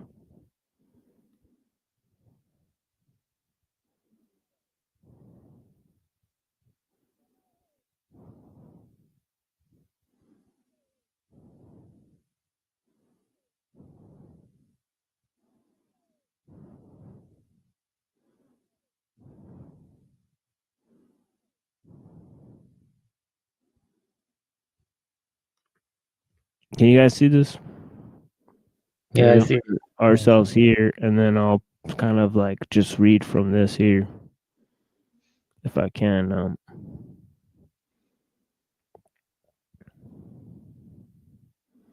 So all three channels pass through the 5 energy centers which will be found in the body of the yogi, which are known as chakras or lotus circles, quote unquote. In Tibetan Buddhism, the count begins with the navel chakra and leads via heart, throat, and forehead chakras to the highest thousandfold lotus at the crown and the skull. So this thousandfold lotus, you guys ever hear that? The Kundalini serpent? Yep. The 1,000-petal lotus. Yeah, this is some Joseph Campbell stuff too. He likes this stuff. I mean, after all, he did say the Dalai Lama is like Jesus and Ramakrishna.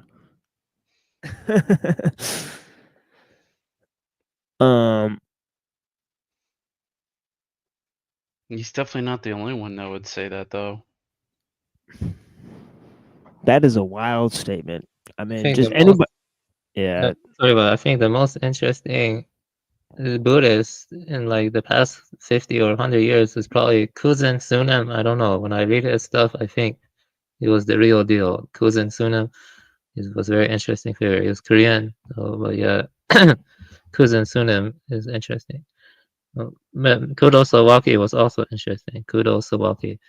But yeah, something about the Tibetans I don't know, something about them never felt attracted to Tibetan Buddhism, unlike the, I don't know, Chinese, Korean, and Japanese, Buddhism, which is more Mahayana, Zen, and stuff like that. Stuff I tend to be more, Yeah, Zen Buddhism is great. yeah, Zen Buddhism. Pure Land, interesting stuff too. Pure Land and Yeah. some other stuff too. Yeah, Korean. Yeah, it's great. Well, there have been say, frauds. like it's the all the New Agers saying like these are the ascended masters and they include Jesus in there. There have been some flaws in East in Buddhism too, from Korea and Japan. Like some of the teachers did get into sexual scandals, but that's more like a flaw on their part. I mean, it's not like actually encouraged in the teachings to do that. Like Sang Son is one of them who did that, and I think he was kind of a fraud, Sang Son. And the point is that's more of a mistake on their part. It's not like the Dharma encourages that or something. So yeah. But the thing about the Tibetans is they really do have occult rituals encouraging, I don't know, sexual sex magic and stuff like that, which is I consider a dharma Right. or transgressive stuff. Yeah. Yeah, but I think the link to Western Hermeticism and some of this obviously to the New Age tradition, I think at this point it's like it cannot be denied, right? The stuff we Yeah, went of over, course. it's crazy. Yeah, I mean, yeah, I mean, Yeah, and then obviously Blavatsky was hugely into Tibetan Buddhism, right? So yeah. yeah. Notice, I think fundamentals of Hyperborean wisdom also has a lot of Dzogchen stuff, and some other esoterists I've been looking into.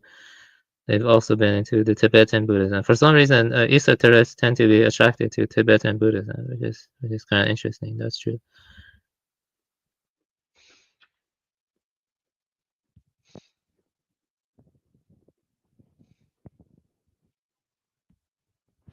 Right, so it gets into sort of a chicken and the egg type of deal there,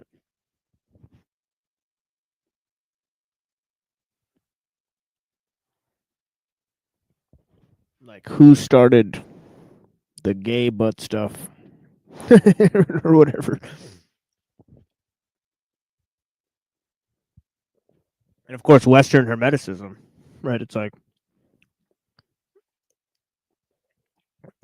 there is a concept of the androgyny, right? Because that's in Orphic Pythagoreanism for the people that don't know.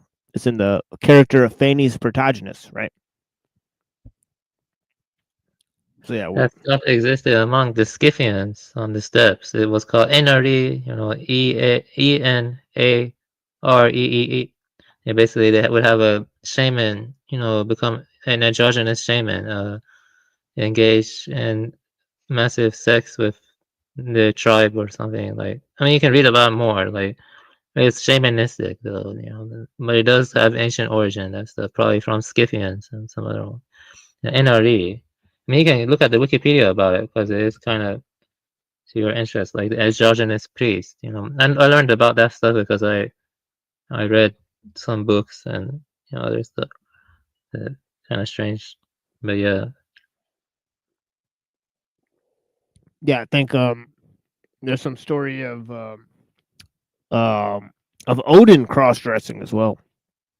So there's some stuff.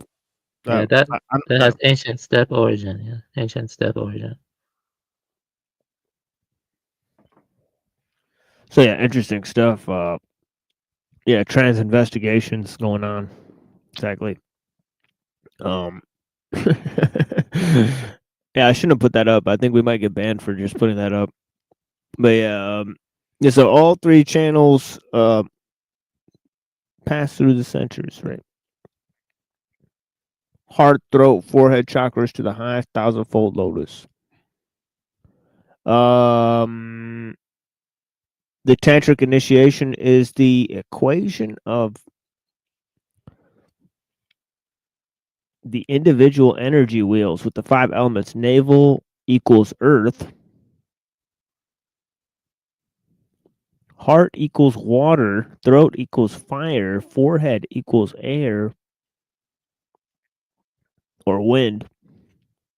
Highest lotus, crown, or skull equals space or ether.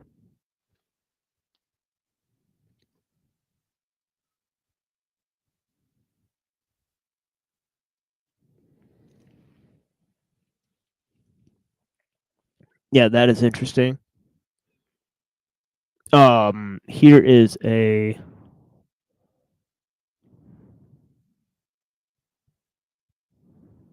let me show you guys this.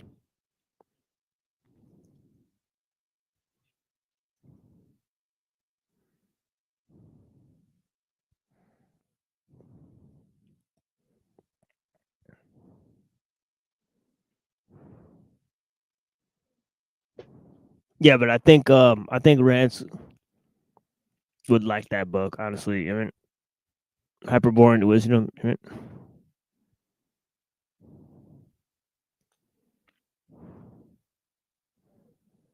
think it would make a lot of sense for him. Okay, here we go. Yeah, this guy right here. by G.R.S. Mead. Me and Unseen have remarked on this many times, right? But yeah, look at the system. Mind, heaven, voice, sun, reason, air, reflection, water, name, moon, thought, earth. Isn't that very interesting, right? I'm just trying to draw parallels between the Western system and this one, right? I actually have something interesting to share, which ties more into Taoism. I'm not sure if you have that image, but I have some very interesting stuff you can compare and contrast to the Taoist cosmology. Like I can, if you want me to share, I can share that. Oh yes, of course, yeah. Yeah, but that's some stuff that was very interesting, and yeah, basically it will take me like 2 minutes or 3 minutes to get it. I have to find it again. But it's from my old pictures. Yeah, this is for the Scythian trans. There are like several of them, but I think this one's probably one of the best. Androgyny. Androgyny priest, I guess. Get down, get down.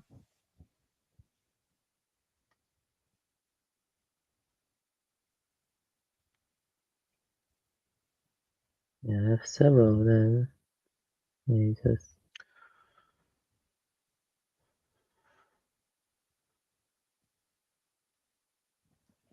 Let me see. Yeah, but I think that's so interesting. Yeah, how it corresponds. Air, wind.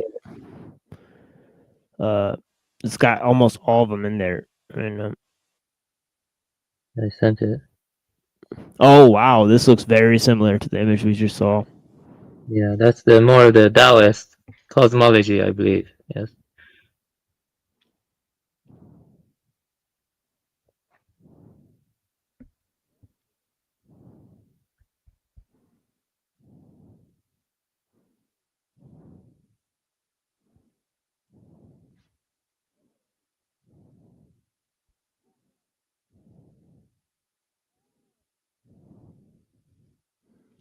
Supreme ultimate, the indiscriminate, gives rise to yin and yang, but this indicates in this fundamental substance there is admixture of yin and yang. This represents how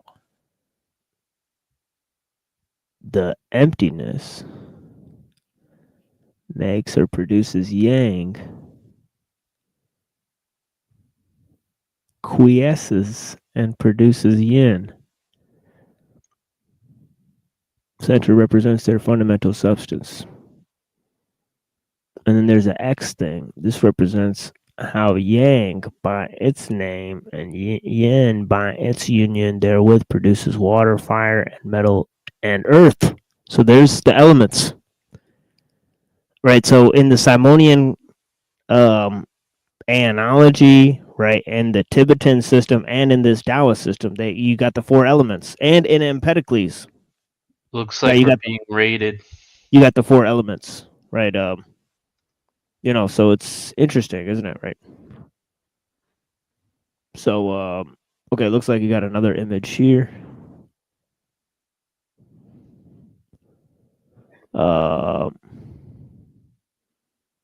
Wuji Supreme Ultimate diagram of ultimate power.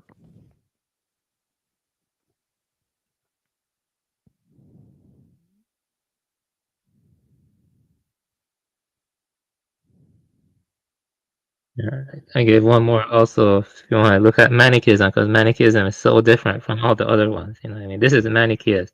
Like, it's really dualistic, you know, you can tell. Right, yeah.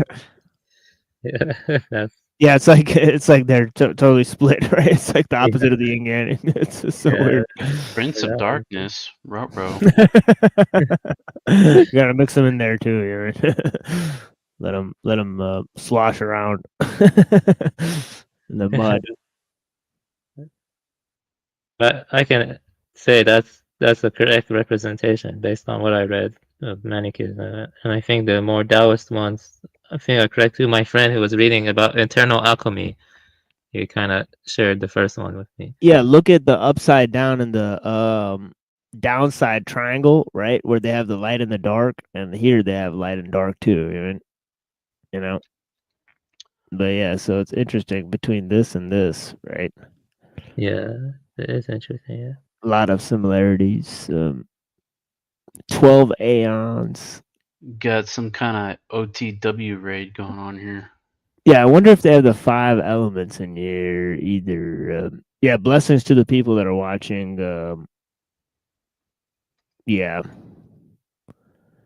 There are 5 elements there. The 5 splendors, those like the elements in their pure state. Well, the 5 chambers are the elements in their impure state. You see what I mean? Like air is pure, while the smolder or like fume is like is impure. So you can see that it's separate to them. Like purity and impurity are like separate ontological categories and in Manichaeism, which is bizarre, but yeah, that's what they believe.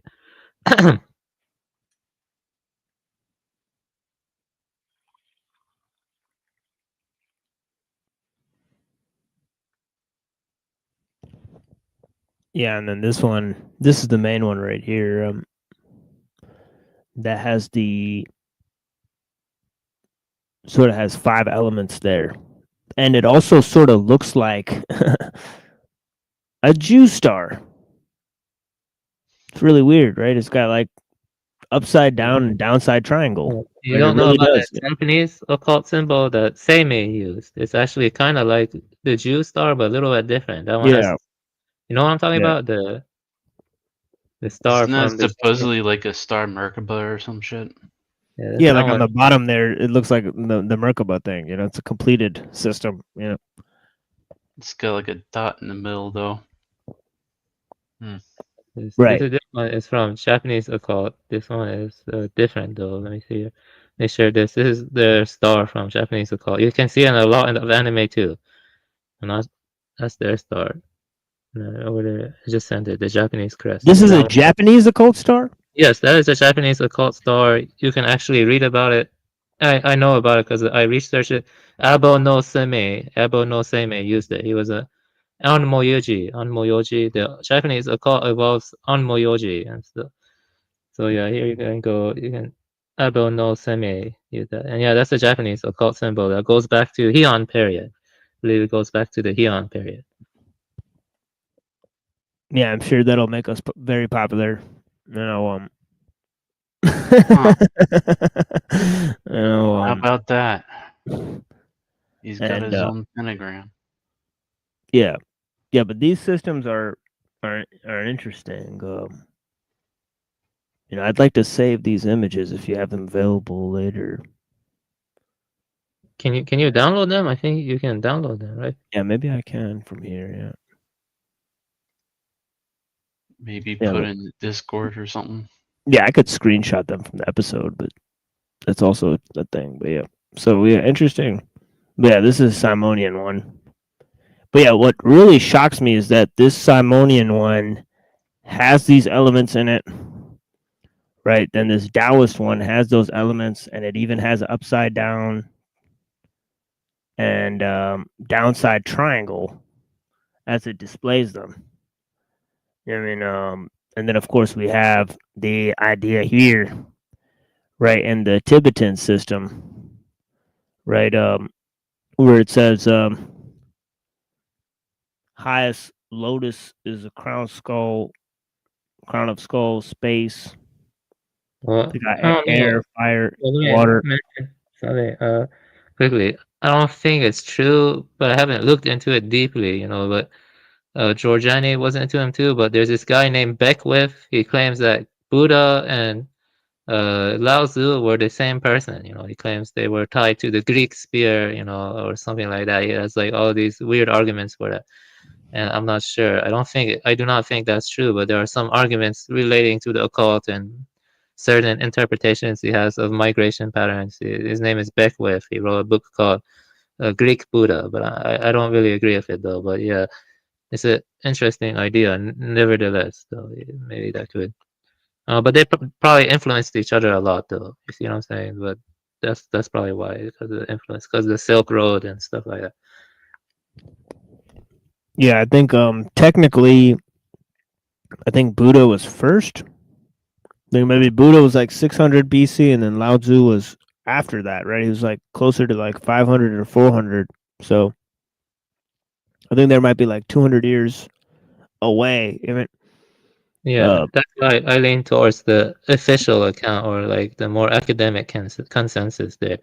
But it's possible that there was like a huge like I don't know, transmission of ideas at that time. Could there be like some kind of perennialism that maybe everything was tied to, and we're only getting bits and pieces of it from that time period? Or Yeah, it's possible, like if the technical elites are, and it just got occulted and probably changed over time.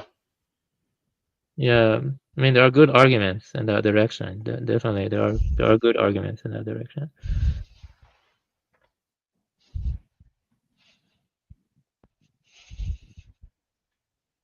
Because seems like there's at least a few symbols that seem to reoccur in different societies over the world. So One of them is the swastika. The swastika was pretty much everywhere. It's one of the biggest, most important yeah, symbols. swastika and the Jew star are like two of those symbols.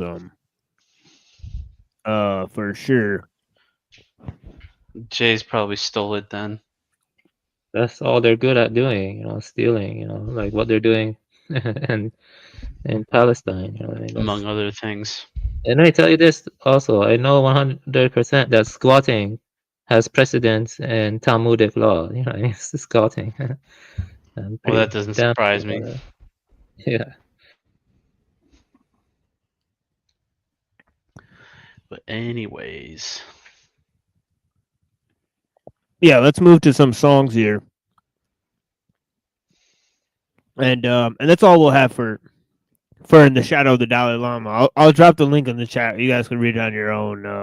The worst parts of it I did read out loud. Right. So, It's some wild shit, bro. So that's all we're doing of that. We're gonna move on to some other stuff that Blavatsky and some other weirdos. Okay, as we sort of circle around the stuff that I think is sort of fake Buddhism before we get into the Abhidharma and stuff, and look at the actual stuff, that I think is real, and I hope Buddha will back me up on that, so it'll be cool, and we can get into that together. But of course, that's down the road, so we don't know what's going to happen. I could, drop dead tomorrow. So, there's all these possibilities. Right up. So yeah, who knows? So, but yeah. But anyways, there it is, In the Shadow of the Dalai Lama. Right. So I put it's in the shadow parentheses. Right. So yeah. So yeah, we'll play this song, have OTW's audience clear out, and then we'll get back to business over here. Blessings. I mean, the real in the shadow, bro. Yeah, exactly. Because these guys aren't gonna stay. I know what these guys like to watch. Sad Jumbo. Yeah. Anyways, yeah, let's go to this. Actually, you know what? Let me actually another little smoke thing here.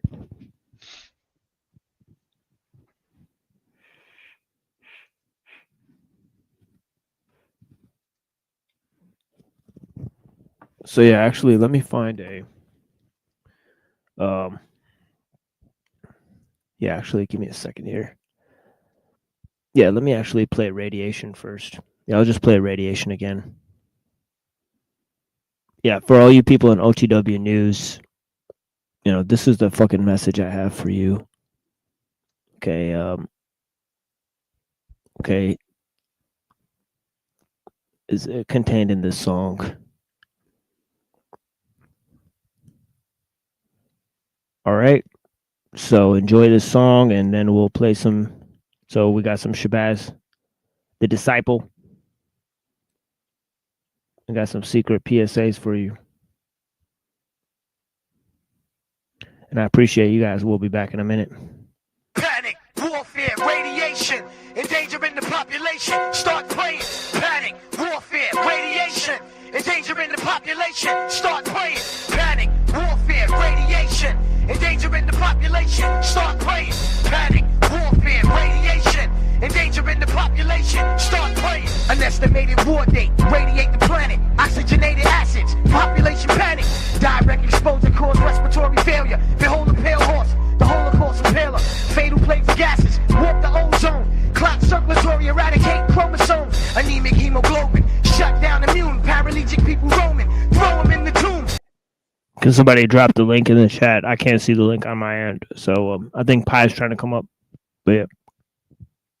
Departure of the heavens, mothership descendant, thermonuclear fallout, cataclysmic ending, civilians surrendering to ultraviolet gammas, assault bomb shelters, distort probes and cameras, the eve of the apocalypse, prophecy fulfilled, anathema metropolis, democracy revealed, a ultra microscopic disease imposed, your culture try to stop it, anesthesia implodes, annihilation protocol, terrorist invasion, neutralize perimeter, prevent retaliation, rush the Pentagon, seize the United Nations, release our POWs or suffer radiation. Commence guard salute, widespread cargo, looting the world's cargo, put an end to tomorrow. The hereafter, I watch you bleed. The carbon dioxide, you're toxic, your head's lopsided. While inside structure of the bone, stay brittle, your heart rate shrivel, your eardrums dribble. Pollutants and physical beings, turning mutant that don't even die from execution. Half man, half dead, can't trace the chromosomes. Irregular skin tones and hydrocortisone, draped in the coffin that often resembles the feeding like anemic. You're dying from internal bleeding, plastic skins dissolving in oxygen.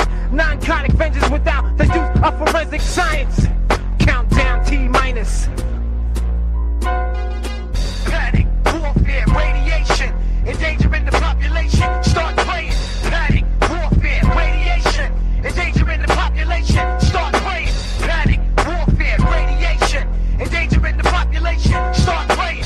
Panic, warfare, radiation, endangering the population. Start praying. Guerrilla warfare all year, radiation falls here, low crawl or lose all of your hair. Napalm in the air, your apartment is gone, dark clouds start forming. 24 hours a night with no morning, no power, no light, no warning. This tight bombing even makes ice start burning, human flesh start turning into pink lumps of mesh. Slums infested with death, ain't 1 ounce of sunshine left in vertical villages. Niggas living primitive, murderous killers is losing their ice grill without the right skills. Liberty ain't a privilege when you realize all your supplies is limited. Blanco Diago controls all the cargo. Stash you a car full of food, or get stamped with the barcode. Fool, grab your survivalist kit and your water purification tablet. You got it? Now you can drink your own piss if you have to. When the famine and the drought hit your castle, before the battle ends, half of your men will probably lose half of their limbs. And what happens to them will be a small thing compared to the omen coming in, leaving niggas burnt wearing charcoal tins. Blast information infiltrating with radiation. When my thoughts and ideas start racing, to leave your ass in the day stargazing. You'll awaken with your head aching. This shit is ours for the taking. Taking and stop complaining, faking, wasting time making whack rhymes. I'll tell you for the first and last time. Front, your ass is mine. Click black, flatline, back to combine. Sick shit with tracks, knock the illmatic, the drip non-side. Intense though, let me get that itch. I start to twitch, give your organic computer a glitch. If I decided to keep your eyes open, you'll be chain smoking cigarettes, laying in your deathbed soaking. For sweating during bad dreams, evacuate the fucking vaccine is your only vaccine. Like a crack bean, I got mad schemes. You can ask queens, don't make me make your fucking ass scream. Panic, warfare, radiation, endangering the population. Start praying. Panic, warfare, radiation, endangering the population. Start praying. Panic, warfare, radiation, endangering the population. Start praying. Panic, warfare, radiation, endangering the population.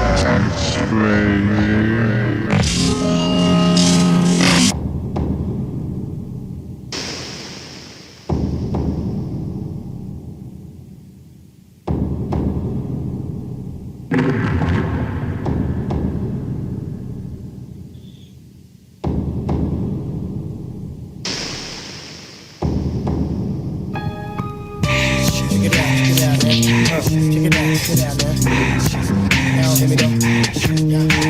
later.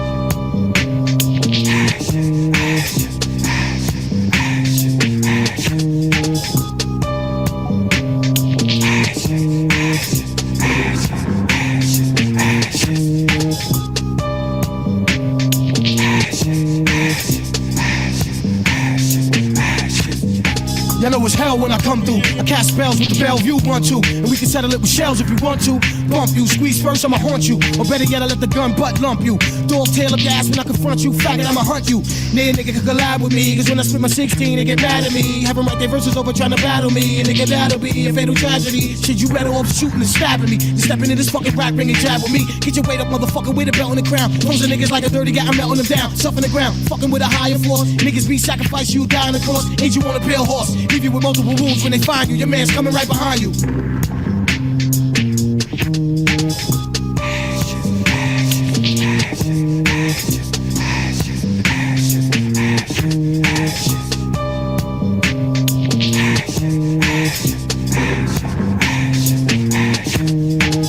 Y'all know the flow chops ridiculous. We're like the blow niggas cop on St. Nicholas. You think I'm pussy motherfuckers stick your dick in this? Like Biggie said, shit, in fact, it was syphilis. Got a red HIV flow sick with this. Put a condom on your mic, tryna spit with this. Tryna get with this, I'ma hit with this. Make you slit your wrist, your mind a clitoris. Like chlamydia, hard to swallow, I burn dough. Getting rid of you with hollows, you mob turncoats. Word to the safe in the ceiling. My flow's like a burning p.90. Hit the clinic, get the penicillin. You see the logo, nigga, STD. Fuck what you heard, son, it best be me.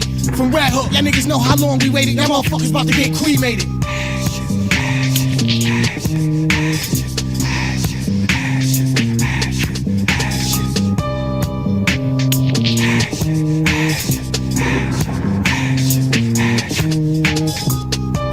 Up, put your house up, put your tools up, nigga, put your spouse up. We could go at it, motherfucker, album budget for budget. And let your A&R judge it. Shit, I have your label push your project back, cause I get hyper than a fucking hypochondriac. Ain't no responding back, my mic can push your conscience back. Give your ass a Holy Spirit, make you haunt to try. Blaze, blaze, gun, gun, spray, sprays. Leave your whole record company in a day's day. Tell your CEO, stop calling my house. Or the next fucking song, son, I'm calling you out.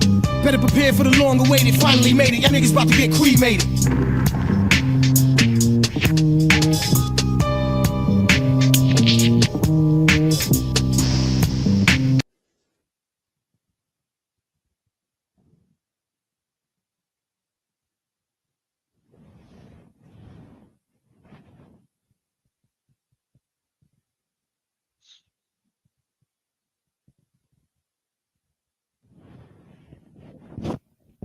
All right. Okay, let's move to some other things here. And namely, that would be Ellul and Mumford. So let me pull up the, and it's going to be a little bit of the same. It's going to be heavily focused on how authoritarian and democratic forms of government seem to combine, right, under the technical aspect, right, under technical necessity, right.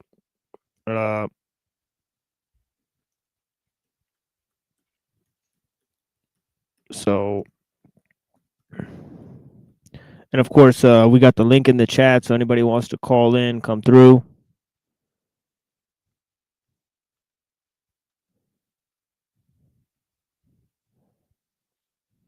I appreciate you guys.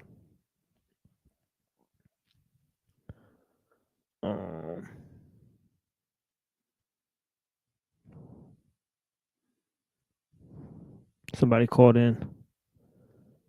We got somebody called Surfer Boy. Surfer Boy. Surfer Boy.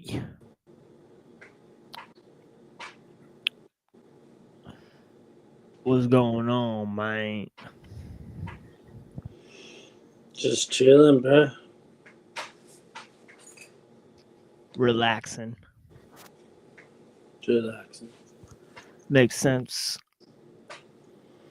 Yeah, so let's move to this. Let me try to pull this up if I can. And some pretty interesting stuff. Blessings, brother. So yeah, let's see what it goes here. With this Mumford, man is a symbol making animal, right? So yeah, so it's critically important But yeah, authoritarian and democratic techniques. Right, here it is. 1972 was a mighty good year. So yeah, let's check it out. This is Alec Hoffman speaking from the Center for the Study of Democratic Institutions in Santa Barbara. The center was established by the Fund for the Republic to clarify basic questions of freedom and justice, especially those raised by the emerging power of 20th century institutions. The center is currently examining such subjects as the economic order, the political process, science and technology, communications, law, labor, education, the American character, war, and peace. The talk you are about to hear was presented during a 2-day convocation held in New York to celebrate the 10th anniversary of the Fund for the Republic. The subject of the convocation was the challenges to democracy in the next decade. In the following talk, Louis Mumford discusses technology and democratic institutions. Mr. Mumford, president of the American Academy of Arts and Letters, has written extensively on the history of technology. Mr. Mumford's talk will be followed by comments from Admiral Hyman G. Rickover of the Atomic Energy Commission. Now, Mr. Mumford. Mr. Chairman, ladies and gentlemen, the accident of being the first speaker at this conference puts me under the necessity of redefining, very tentatively of course, the central concept of democracy. A term now confused and... Yo. Yo, what's up with this AI-generated surfer boy nigger? Uh-oh. Bruh? What you talking about, bruh? We're talking about why you AI, bro? AI, bruh. We're talking about the future, bruh. Why you AI, dog? It looks good, yeah, I've been trying to hit the...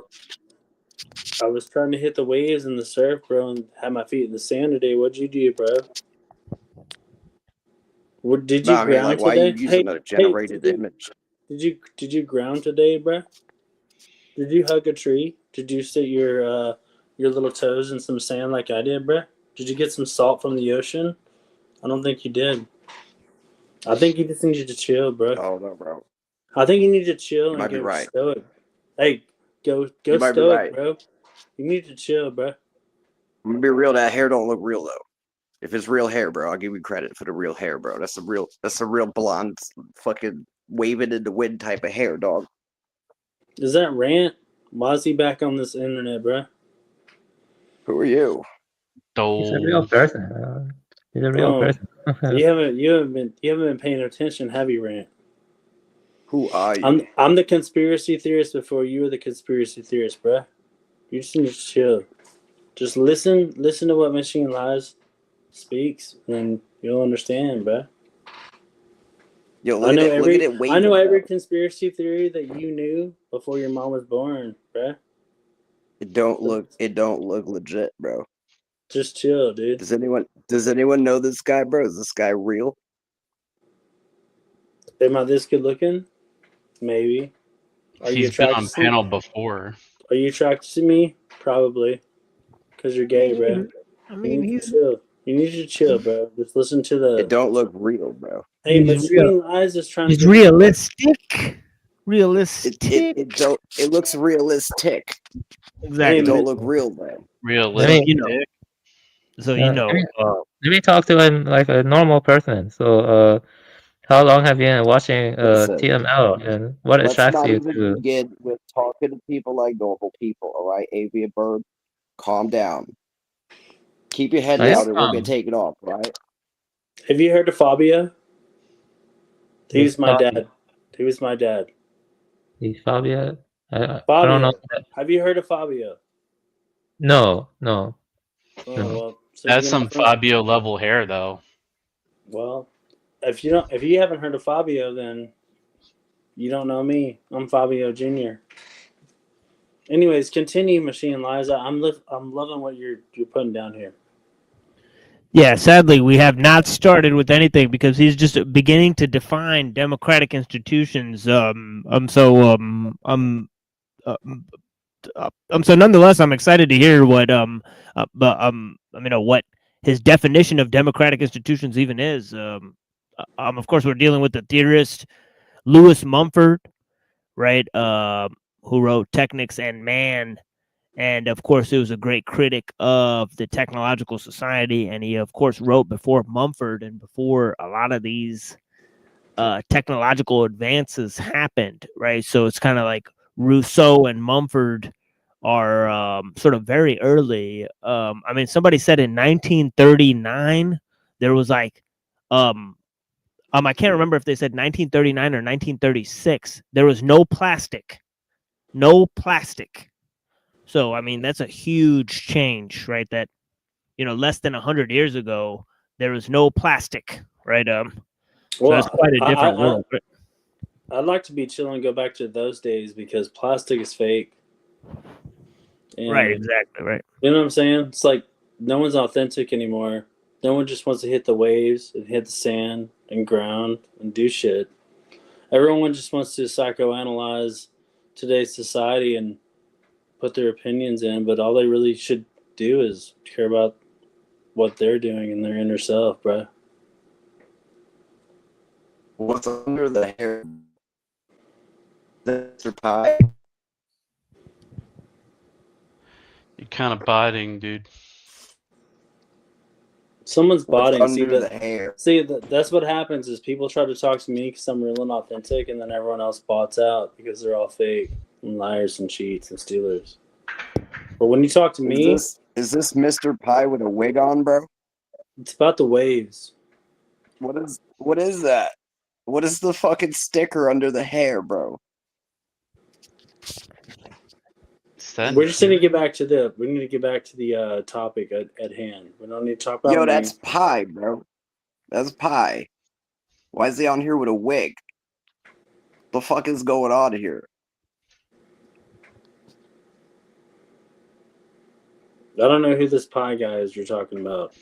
That's you with your stupid ass wig, bro. He probably has the formula for life. 3.14, 6, 7, 8, 9, 10, 11, 12, 13, 14, 15, 16, 17, 18. You got a sticker under your fucking hair, bro. What are you doing? It's a price tag, maybe. Rant. We need to talk He's got about a sticker under his hair, man. Whatever, dude. It's right there. What is that? No, that's my earring. What the fuck is that? Because I'm new age. You got a fucking... Price what kind of tag earring earring. is that, bro? What kind of bullshit you playing here, Hey, dog? machine lies. Get back to the topic. We're not talking about me here. We're talking about this. Yeah, let's see what it is. Authoritarian and democratic techniques. Now, when we get to ellul, he's going to combine the techniques of both democratic, socialist, also fascist types of government. So he says actually all three display the same features underneath the arrangement of technical necessity. So yeah, let's check it out. Sophisticated by indiscriminate use and often treated with patronizing contempt. Can we agree, no matter the conference, puts me under the necessity of redefining, very tentatively of course, the central concept of democracy, a term now confused and sophisticated by indiscriminate use and often treated with patronizing contempt.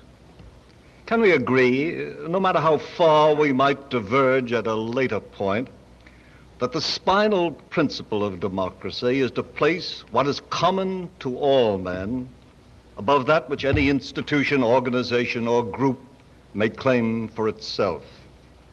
This is not to deny the claims of superior natural endowment, specialized knowledge, technical skill, or institutional organization. All these may, by democratic permission, play a useful role in the human economy.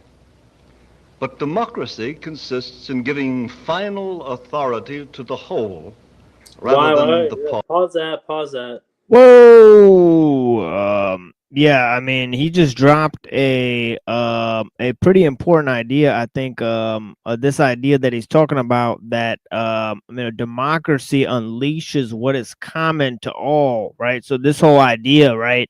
Obviously, about technique being I mean, a sort of organizer of society, and and as we saw him say, it sort of creates its own sort of social hierarchy, and of course, the hierarchy is created by technical necessity on the one hand, and on the other hand by institutions and organizations. So this Right, is where we the divergence is. Should it be institutionalized or through society? And both of them are wrong, in my opinion, because it's just mob rules. It's all demonocracy is whatever. And most people are so weak and don't have a spiritual faith or anything or any vigor or any way to stand up for themselves, that most people will go with the flow, the mob mentality, That's or what everyone you. else is thinking. Not me. No, that's what I'm saying is I would never do that. But that's what democracy actually is, in my opinion. There's a bunch of people that are weak following the crowd. So is it really democracy if a bunch of people agree in something immoral? Get on an island. I mean, we watched that. We watched the movie. It's from a long time ago. Piggy got killed, or Piggy. I mean, it's Lord of the Flies, right? Yeah, I mean, we watch how that goes when it's time for survival. I mean, this is like easy stuff. Yeah, it's like man is a social or political animal, so he is driven towards this form of organization. So he seeks common goals, and when there isn't any sort of common goals, right, granted by the democratic institutions, then there'll be other forms of assimilation offered. And he's saying that these technical forms of assimilation, they're sort of anti-democratic. I'm sure that's what he's going to say, but of course that is the main focus of this presentation and of the one of the reading we're doing in ellul. So for itself. This is not to deny the claims of superior natural endowment, specialized knowledge, technical skill, or institutional organization. All these may, by democratic permission, play a useful role in the human economy. But democracy consists in giving final authority to the whole rather than the part. And only living human beings, as such, are an authentic expression of the whole, whether acting alone or with the help of others.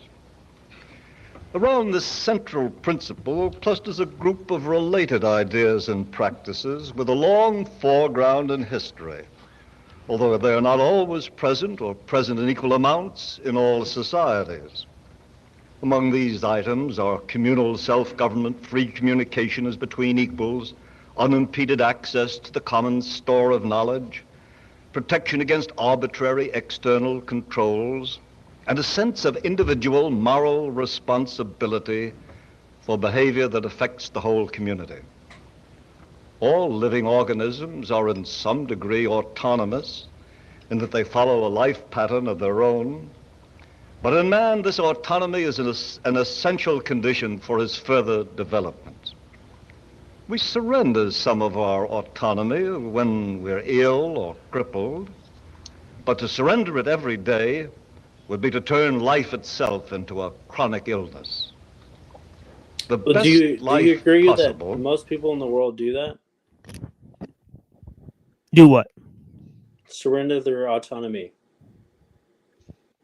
100%. Yeah, most people in the world are living under the rule of technical necessity. Yeah. Right. So he's saying chronic illness, like literally that's part of it. That's you. Exactly. Yeah. Yeah. That's us. Right. Yeah. No, I'm saying like that's all what of a us. lot of people do. They surrender their autonomy because either they don't have to me, in my opinion, they don't have faith. Right. They don't have faith because we've lost faith. Right, but how much faith could you have to, like, not to make most of the technology that's used optional, right? The use of most of the technology is not optional, right? So I mean, most people are conditioned, right, to a certain degree, and yeah, that is just the life we live with, right? So I mean, what does true freedom look like, right? Well, he defined certain qualities of democracy, right? Sort of common goal, right? I mean, all that sort of stuff, a common direction, and all of that. So Yeah, I mean, but we can all agree that like the common direction is not always the right direction. So like, if you want to be an outlier in life, if you want to be, do you want to be normal? Do you want to be, or do you want to be special or someone different? Like, to me, when someone says you're weird, I think that's a great thing, because I'm not like you, and I'm not going to think like you, and most of society is thought this way. And so when this democracy, quote unquote, happens, it's kind of like pretty sad and asinine and like and retarded, because most of the people can't really think for themselves because they have little to no faith in anything else. If they don't have faith in themselves, that's me. That's why I'm saying That's exactly. you. That's why you have a wig on right now. That's you. No, I believe. Are we not going to I'm address the fact that you're sitting here with a wig on? I'm being. We're just going I'm to pretend playing that's not happening. Okay, and you're actually proving my point, is that I'm being weird and doing something different. So No, it's not different. It's pretty So gay. he confirmed it? So Yeah, no, that's Pi. This is That Mr. sounded Pi like with a an wig on. admission of confirmation. This is Mr. Pi with a wig and glasses. It's Surfer Hello? Boy. Surfer Boy. Yeah, it's Surfer Boy. He's playing a character. Hello? yeah, futuristic cell phone. Hello? Are we just going to pretend this is not real? Okay, saying. so all right, you're right. You call me out on Just take the fucking wig off and take the glasses off and sit and have a conversation if that's what you're going to do. It's ridiculous. All right, let's see it. Can it not be funny? It's not funny. Can we We're not in a have a fucking joke? technological battleground, bro. All right? What do you do with wigs and glasses to play it with us, bro? Because I was probably It's fucking funny. ridiculous. Do you not think things It's are not funny? funny. No, I don't think anything's funny anymore, right? No fucking happiness. Okay, you don't seem fun, so that's cool. That's part of the problem as well. I'm not fun. The world's descending into fucking shit, all right? We're trying to solve problems with knowledge. I don't believe that. Well, that's why you're the problem. No, people like you are the problem. Everything's a fucking game. You fucking jabbed up goon. No, absolutely not. You retard. I got my fucking. Let's not go there. We're gonna get the stream canceled. There's too many important stuff we talked about already. You assume too much, but you talk too much too. You're like maybe I assume more, too much. You're maybe more of a conspiracy theorist than me, but probably not actually. Break it down.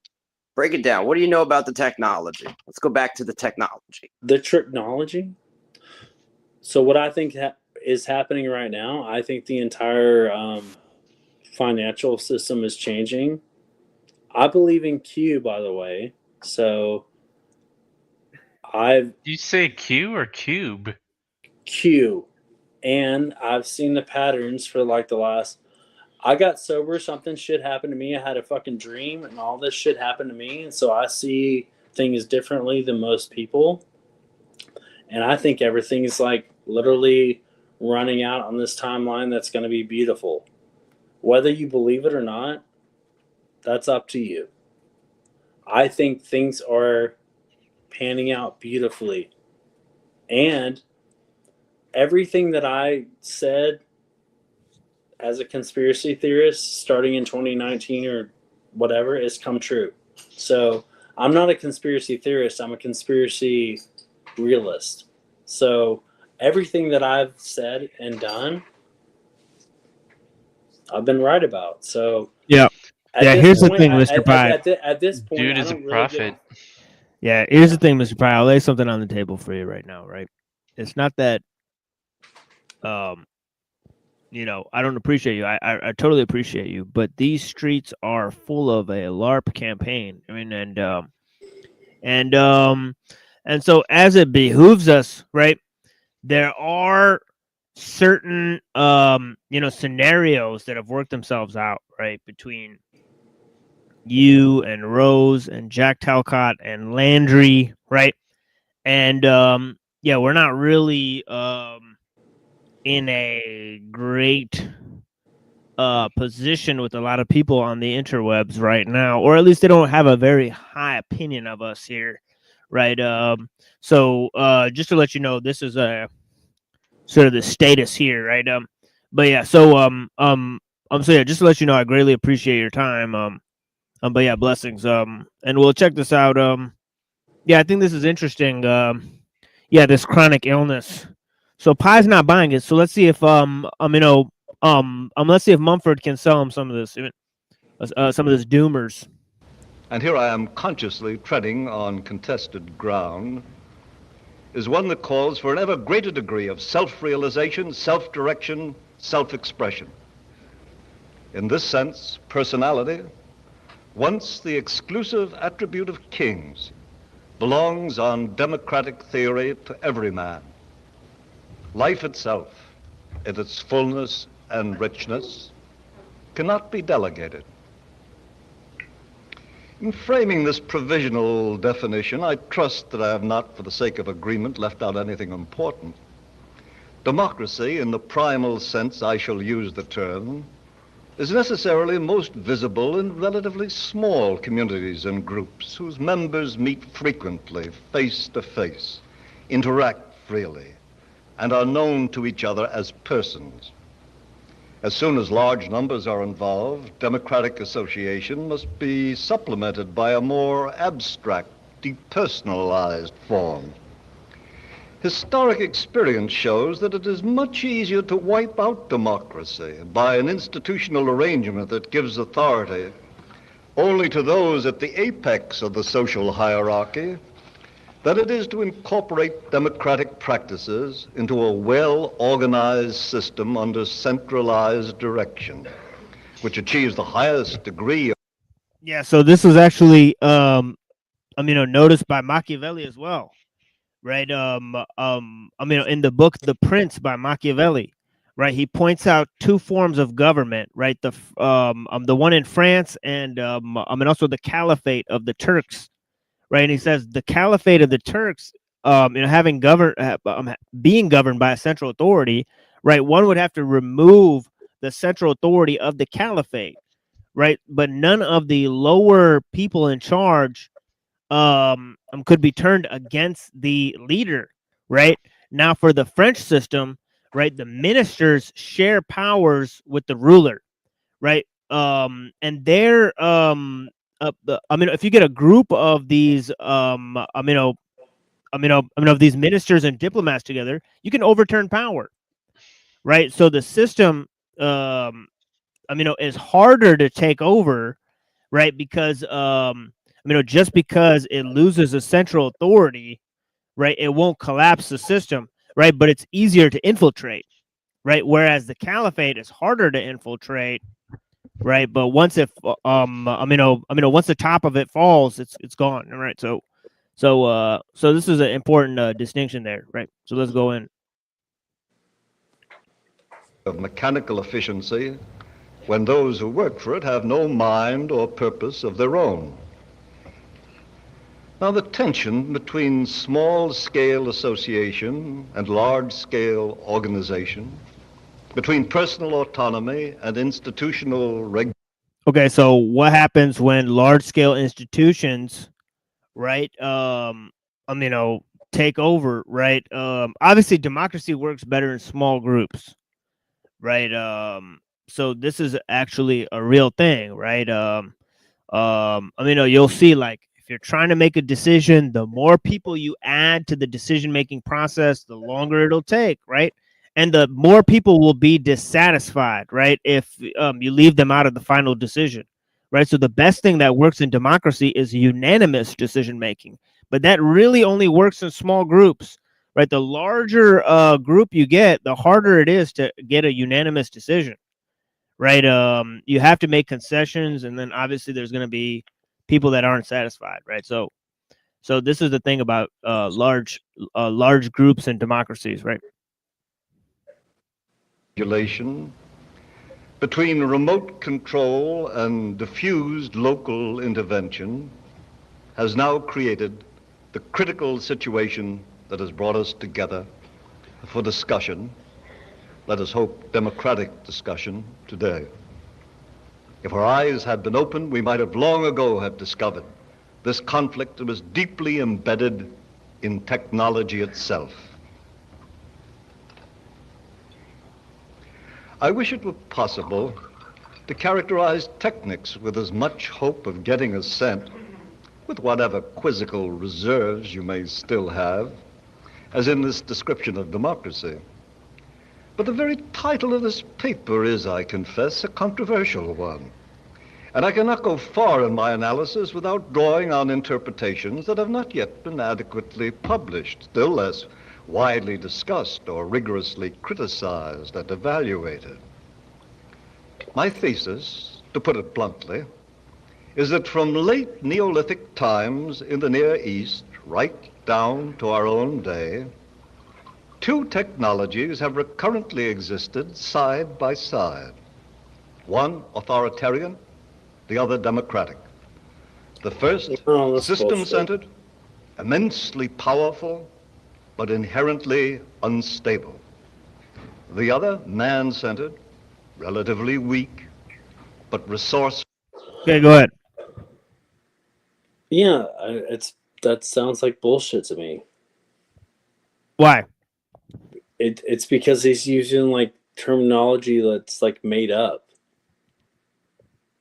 So, what terminology did he use that's made up?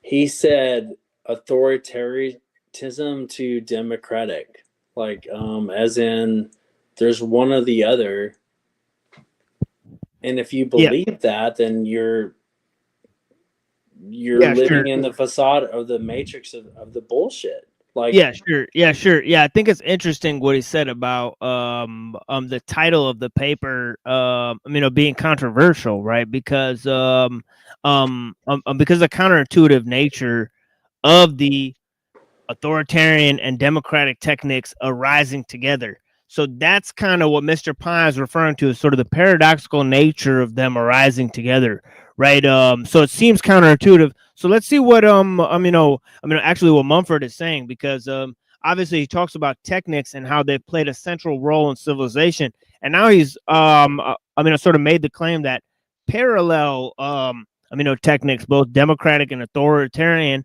have arisen together in the scale of civilization. So wait, hold on. I want to talk to Lotus Evolution. Rant is right about this guy. How so? How so? Because you're kind of stupid. I'm not trying to be mean, but you're kind of slow. How so? Because you think that from listening to like one statement of Mumford. Hold on.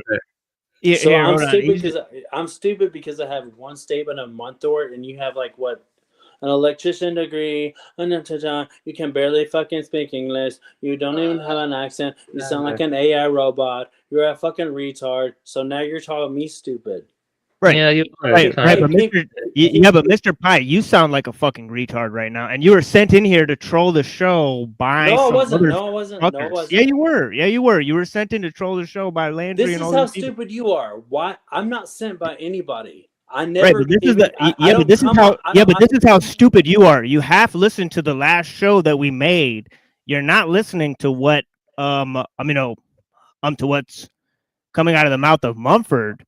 right? You're not being respectful to our program, and now you're insulting my friend, right? So do you have No, a he reason just why you're called doing me all that? fucking stupid. Are you talking Yeah, about? but you are fucking stupid because you critiqued a statement that Mumford made, right? And Oh, Mumford's a so genius, Mumford, and you're a fucking Mumford, retard.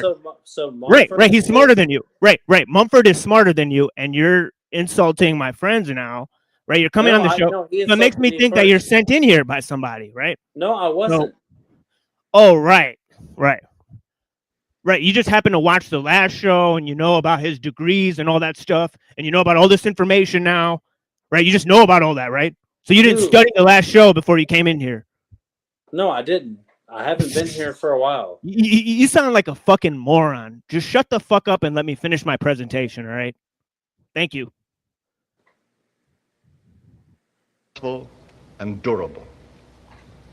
If I am right, we are now approaching a point at which, unless we radically alter our present course, our surviving democratic techniques will be completely suppressed or supplanted.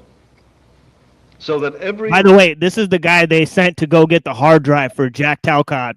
With Rose 777 and Landry, this fucking loser right here. So obviously he knows all these people. Rude to you, He knows all these people in real life. He knows all these people in real life. That's why he wants to talk over me on my own show. Is there any reason you want to talk over me? Is there any reason you want to fucking talk over me over here? Are you that fucking dense and stupid? You're never going to be allowed on the show anymore if you continue to talk over me. Do you understand what the fuck I'm saying now? I don't care. Do I? All right, then get the fuck out of here if you don't care. Get the fuck out of here, boy. Stupid son of a bitch. All right, go back to your host state show, right, where they make dick jokes all day and they have fake debates. Right, you're not ready for the real game here. I mean, fucking what a cocksucker, dude. That guy danced as a gay stripper, and he admitted that online. The guy's a gay loser. Right. I mean, this is what's going on here. I mean, right. I mean, it's just sad that we have to be entertained by the fucking peanut gallery. Right. I mean, maybe we should put $1 bill in his fucking panties. Right. And slap him on the cheeks and send him on his way. Right. Mr. Sweet Cheeks over here. Right. What a fucking clown. Right. Go act and LARP somewhere else. Yeah, I want to say something. I'm sorry, Rand. You were right from the start. I apologize for, that. Absolutely. We know, the usual characters around these. Yeah. I mean, I streets. kind of knew he was Sorry, joking, bro. but the fact that he studied the I last love you, show. Avian Buddha. What was that, Rand?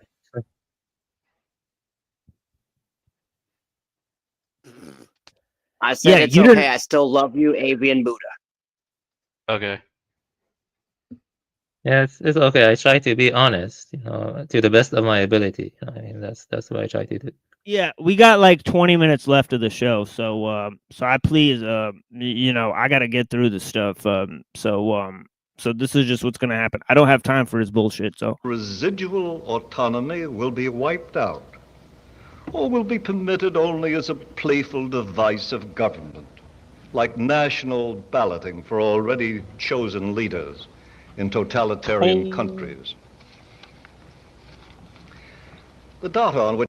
By the way, the gay troll who came in here, right? The gay troll stripper who came in here, who goes around and LARPs offline with the people and shows up on IRL streams, right? With the Modern Men Lost Again guy, right? Bro, you're an absolute LARPer actor. You've been an actor ever since the first time you came on this stream, playing different characters. Dude, like, the improv show is over. You guys' improv show fucking sucks. Anybody who thinks it's good comedy is a fucking cocksmoker. Okay? You guys don't talk about anything substantial. You lie to children. People that are 18-year-old and younger watch that shit. Watch you make all those gay jokes. All right?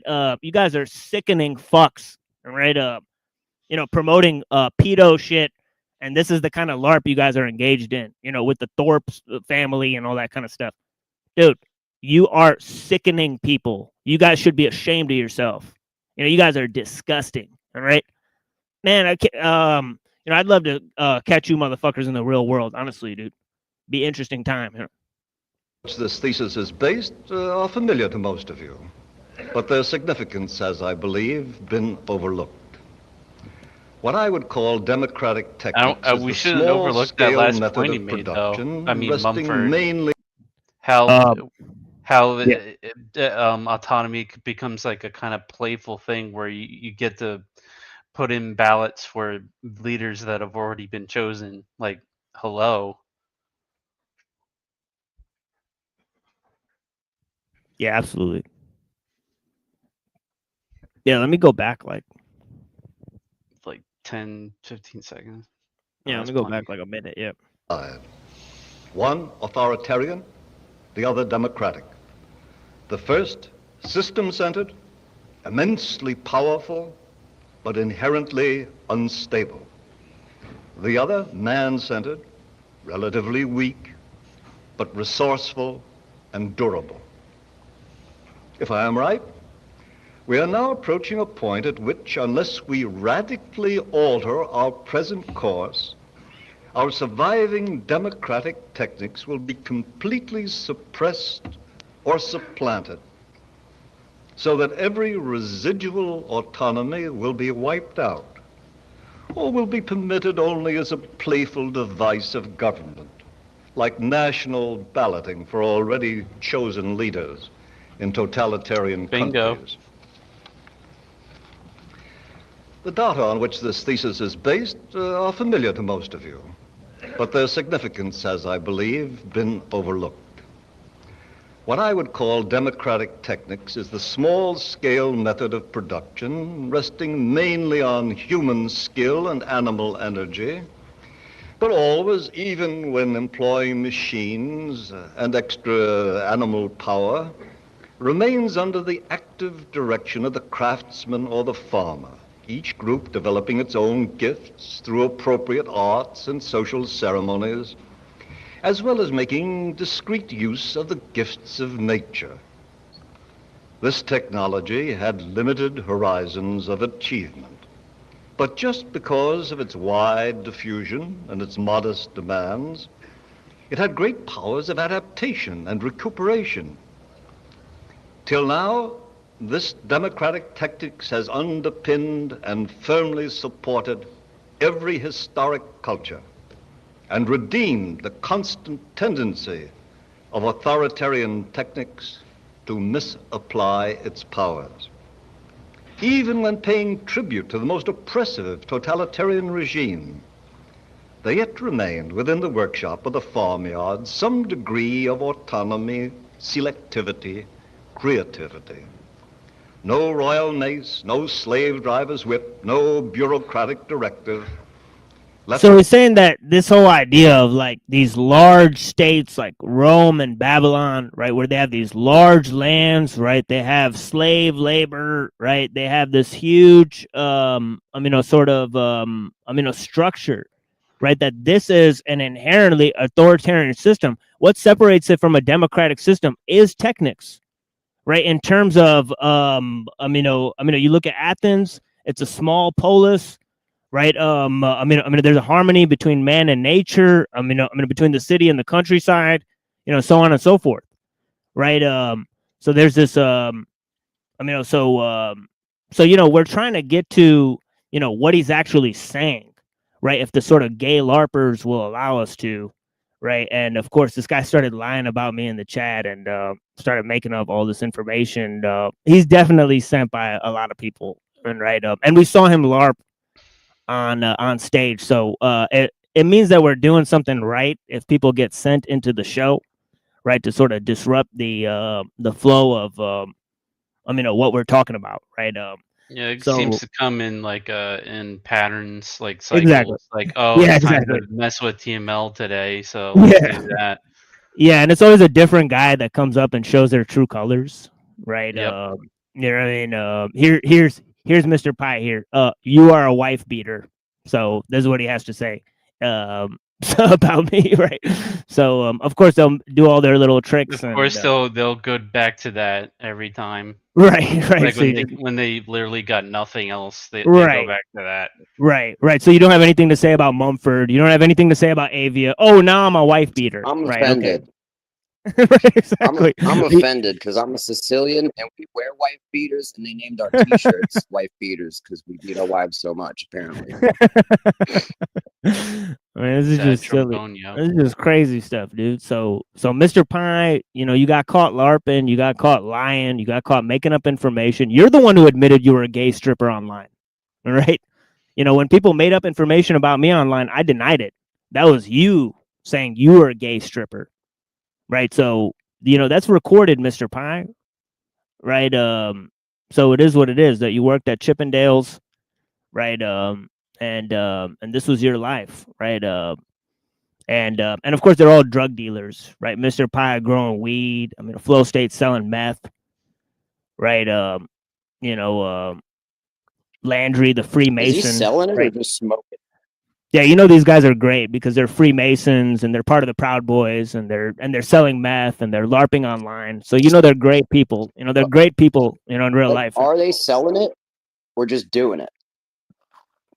I bet Meth is doing it because he's getting his holes plugged while he's being a gay stripper. All right, so that's my theory on it. He's probably getting the meth from Flow State, and they're probably having sex with each other.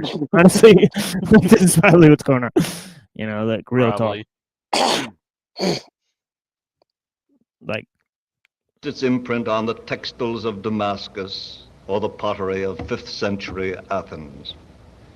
Now, this is quite a different sort of view from, ellul, that the sort of appearance of technics in the world was sort of sudden, right? So the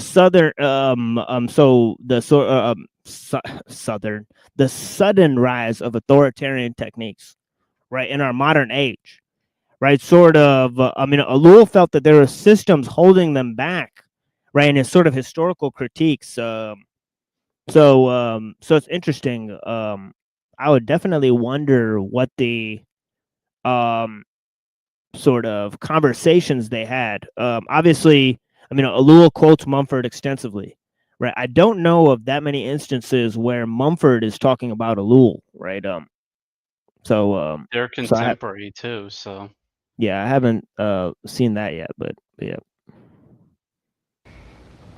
If this democratic techniques goes back to the earliest use of tools, authoritarian techniques is a much more recent achievement. It begins around the 4th millennium BC in a new configuration of mechanical invention, scientific observation, and centralized political control that gave rise to the peculiar mode of life we may now identify, without eulogy, as civilization. Under the new institution of kingship, activities that had been scattered, diversified, cut to the human measure, were united on a monumental scale into an entirely new kind of theological, technological, mass organization. In the person of an absolute ruler, whose word was law, cosmic powers came down to earth, mobilizing and unifying the efforts of thousands of men. Okay, so look, that is all we'll have for today with that. Let me move to ellul here, right? And of course, he starts with this quote, good methods bring about good structures, which I compared to, the quote by Machiavelli, right? Where there are good arms, there are good laws. So I leave aside the laws to talk about the arms, right? So he said, good methods bring about good structures, right? It kind of sounds like the same type of concept. He says, these factors doom parliamentary government, right? Because it becomes about techniques and not choices, right?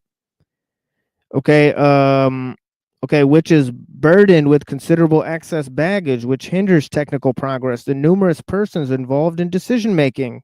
Okay, so the prolonging of the decision-making process, right, through the democratic techniques, right? This is a key thing, right?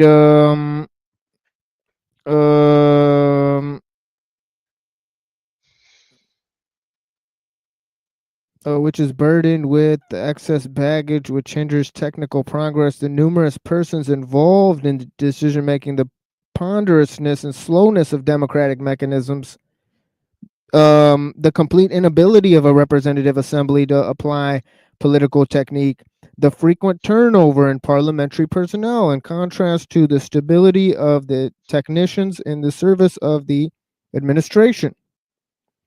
As a result of these factors, technical advance gradually invades the state. Okay. Okay. Which in turn compelled to assume forms and adopt institutions favorable to this advance. The importance of commissions, quote unquote, in French parliamentary life is already recognized, and it might be added that these commissions have clearly got out of hand. In the United States, the system of lobbyists, a group of individuals who hang about the corridors of Congress, Jays, right, assumes liaison between the legislative organ and the technical organ. Right, all the great American corporations and technical groups have representatives accredited to Washington who are in charge with looking after the interests, not necessarily in the capitalist sense of the groups they represent in the legislative branch. Okay, so check it out, right?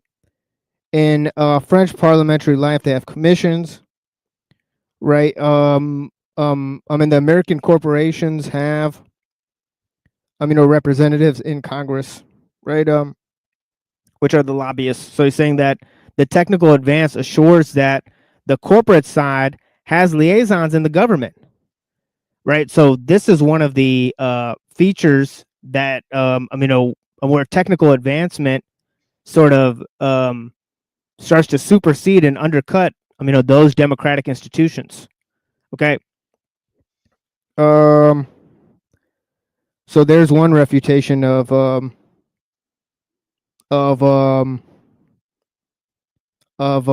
gay LARPer, right? Let's see if there's any more. Of course, he couldn't have a respectful discussion, right?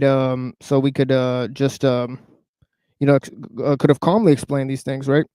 The system is perfectly legal in the United States and allows the retention of some connection between politicians, right? Who are more and more detached from reality. Right, in the technical conditions of life, such institutions represent very weak modes of adaptation. It is certain that modern state will eventually be compelled to total adaptation.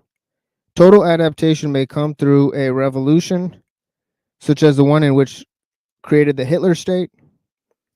It may be, however, that the Constitution will not undergo even the slightest of alterations, and that the whole problem will be reduced to the elimination of political powers, which will have become purely formal, a mere matter of show. The conclusion seems unavoidable, that this is a road upon which our democracies have already entered.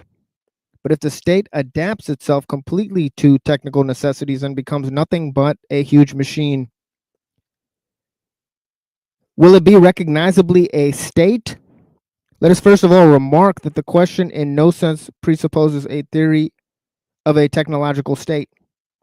Things happen today in the political sphere without the benefit of the minutest theory. There is no longer the question of a state in the classic sense. To think otherwise is a laughable error on the part of the majority of those who talk about the state, be they philosophers, theologians, publicists, politicians, or professors of constitutional law. They are speaking of the state in terms of forms appropriate to the state of the 19th century or the state of Napoleon. The situation today is radically different. The political power is no longer precisely a classical state. It will be less and less so. It is an amalgam of organizations with a greatly reduced organism for making decisions. Reduced because in the interplay of techniques, decision-making has less and less place. The situation is comparable to the elimination by the automatic machine of the individual, who retains no function except that of inspecting the machine and seeing that it remains in working order. The political power is like any well-adjusted organization, which functions with a minimum of decision-making.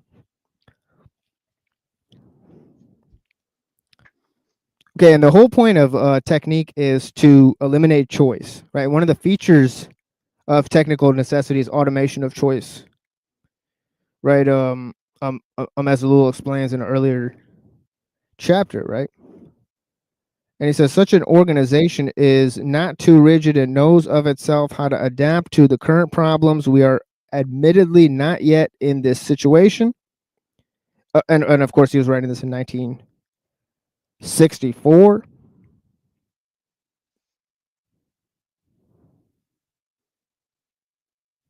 Right, but we are rapidly approaching it. Okay, this is the state form which Lenin forecast for the socialist world. The state, quote unquote, he said, quote, will be reduced to a consensus taking and statistics, unquote. Okay, and I'm gonna also compare this with Stalin's statement, right? That was quoted earlier in the book, right? That the development of the industrial society is the only thing that's necessary, right, for the advancement of socialism, right? That it itself engenders all the centralizing effects, right?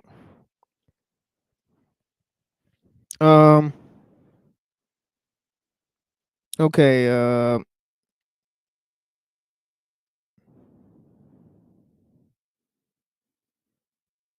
such an organization is too rigid and knows of itself how to adapt to current problems. We are admittedly not yet in this situation, but we are rapidly approaching it. Blah blah blah. Lenin, okay, excuse me. Lenin of necessity described the future role of the state in very summary fashion. The techniques of organization were not yet developed in 1920. But what he discerned is exactly what we observe in the outline today. Behind the old-fashioned Republican mask, it is not necessary that such a society will be socialist. What seems to be important is that the state Lenin foresaw and the purely technological state which modern organizations imply are in fact identical. Okay, this is the last paragraph, and then we'll conclude this this part of the live recording. I have some interesting recordings that I'm going to play for you guys in a second here, including a very important show that me and Buddha did earlier. That such a state is socialist is debatable. That it is technical, a statement not intended as a theory, is not debatable. At this very moment, technical synthesis could bring about the total elimination of the state in the traditional sense. The framework in which society exists could get along well enough without the traditional state and perhaps even do better without it. The technological state corresponds, okay, and think about it, that's exactly what libertarians are demanding, right? Right, they're like, let's just get rid of the state. Right, so it's just funny, right? The technological state corresponds directly to the modern society itself, since it is technically constructed and exists at the very soul of men who worship efficiency, order, and speed. The classical state corresponds to vanished forces of an entirely different nature. All right, so we'll look at the political doctrines next time on Wednesday. And yeah.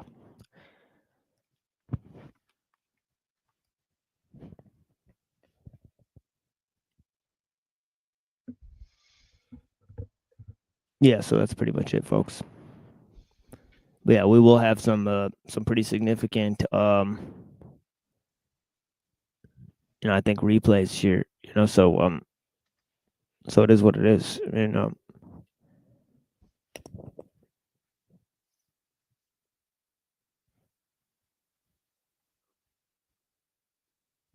of course I'll play some music.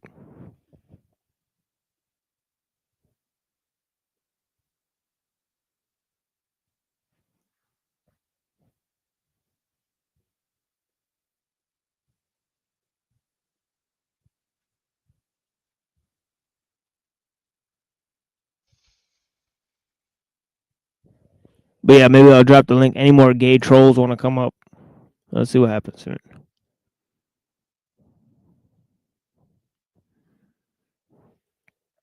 Sheesh.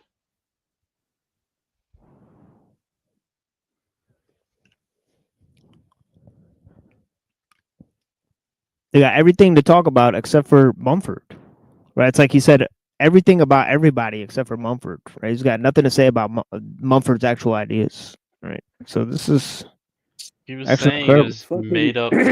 Mumford was making up stuff or whatever, Right, but and he didn't how even did he know prove it. that, right?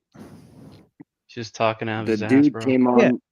with a spiel, bro, and He came out with dropped a his spiel.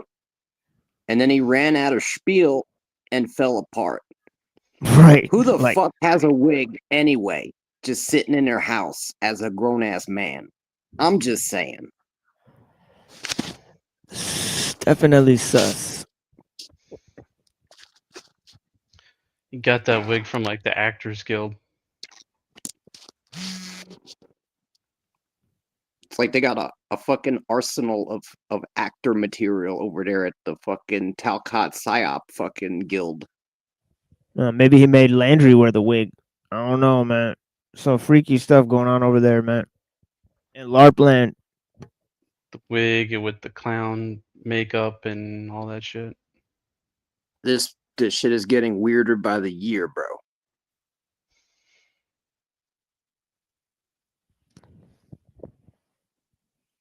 Yeah, I pissed a lot of people off online recently. So it is what it is. I think I pissed them off too by talking Right, to them. exactly.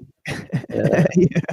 Yeah, it looks like they're mad at Avian too, just for hanging out with me, I guess. So it is what it is. It's so funny he was denying that he didn't watch the other show. Right, Even though exactly, right. He already he outed himself. Like, You gave come the on, narrative. You gave the exact narrative from the other show. Like, what are you talking about, man? It's like, dude, did you study the other show? Like, this is what I'm talking about, dude. I'm like, dude, you studied that shit like before you came on. Like, what's wrong with you? Like, you that know what I was mean? his assignment, I guess. Right. No, but I think he was watching Flow State side. So this is the thing. They had this Right. retarded narrative that I said, the machine life says we can't control technology, but once we pick up this pen and use it. That was their entire argument. Oh my God! All right, dude, listen to my opening statement again. You're, you know, and then give yourself a lobotomy, right? Because I never said that, right?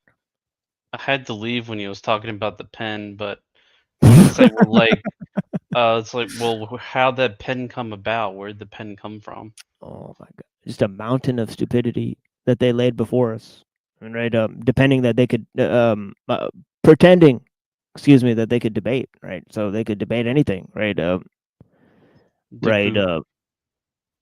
Yeah. So yeah. Sometimes I gotta go on these other panels, and then I tell them certain things, and then they claim no, that's not true, and I say you're a liar, and then they say I mean, and then I say, well, you're fucked up in the head, you're probably retarded, right? And then we get back and forth, and I say, well, I'm definitely smarter than you, so I think you just made those things up, and then we get back and forth, and then I tell them to produce proof of what they've said, and then they come and call me intellectually dishonest, and they make up names about me, and yeah, so this is a key thing. So it's a cycle that I've tolerated. Cycle of clowns. Their goal is to catch the one or two people that don't watch your show and just tuned in and don't actually know you, right? And basically gaslight the audience. It's not about you, right, per se. Oh yeah, and also to gatekeep. No, and also to dick ride these other grifters. Like, for example, they took my name off of the critique they were doing, and they put at the Crucible on it to let them know that they were critiquing things in their favor, right? So so this is the kind of people that we're dealing with. People that will dick ride bigger content creators, right? Put at the Crucible, right? And at these Orthodox Christians when you're a libertarian douchebag, right? Oh yeah, you're gonna promote these Orthodox Christians, right? Because you're such a dick riding scumbag, right? So this is the thing is like, so this is what they put on their show, right? Their fake show, right? And of course, we've attacked everyone, right? We've attacked all sides, right? The liberals, the conservatives, the Christians, the atheists, right? And people can't stand it. Right? This is the problem, right? They can't offer an honest critique.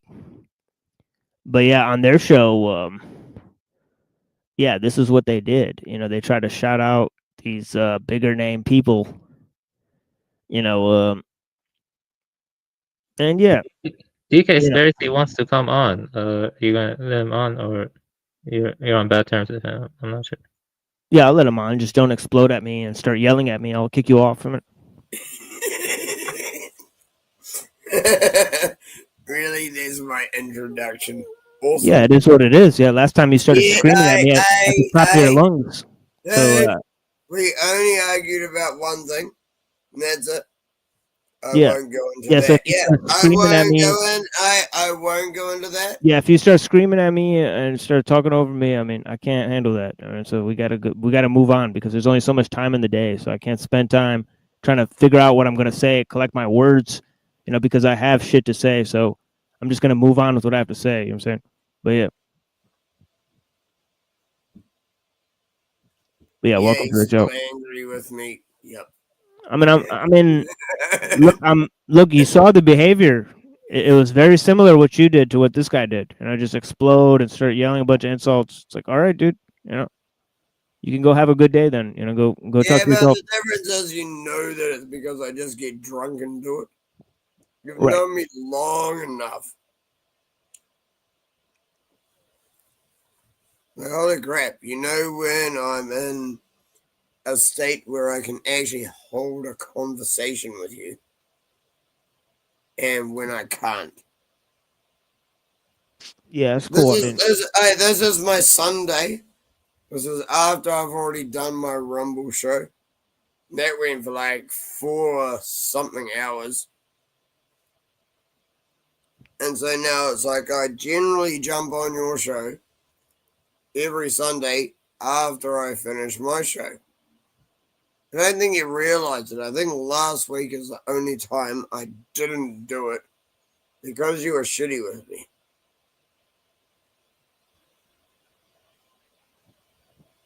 Yeah, I mean that's your opinion. I mean the whole world could be shitty to you. I mean this is the thing. It's like every time you stub your toe, shitty with me. Yeah, I mean every time you stub your toe, the world's shitty to you. Me to die. Oh come on! Every time you stub your toe, the world's shitty. Yeah, every time you stub your toe, the world's shitty to you. This is how it works. Yeah. On, I'm dude. a victim. Everything is everyone else's fault, and they're doing shit to just me. Who's saying that? Me or you? You're the one complaining. I'm not complaining. All right then. I was stating facts. I wasn't complaining at all. What's the fact? You got 0 facts. What's the fact? Dude. The fact is, this nigga drunk. No, I did start an argument with you about shit. And to be honest, I did not even go look anything up because I didn't want to prolong it. I didn't want to make it a thing. So I looked nothing up. I just let the whole thing go. I just waited a couple of weeks. That's it. I don't. That's it. That's it. Like, serious. I let the whole thing go. That was it. Yeah, cool. You should have You could have showed up the next day. The problem is if you don't have any proof of what you're saying, then I'm not going to hear you I out. know. That's what I said. I didn't go looking for it. I said shit while drunk. You're right. See, I actually fully acknowledge and accept that. I said shit while drunk, and I just left and haven't been in contact with you for 2 weeks until the OTW's channel last night. DK, can you do something for me, bro? Can you say they're taking the hobbits to Isengard?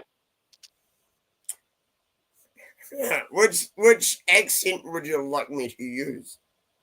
Just that one. They're taking the hobbits to Isengard. Perfect. You like it? Cool. Clip that, I guess.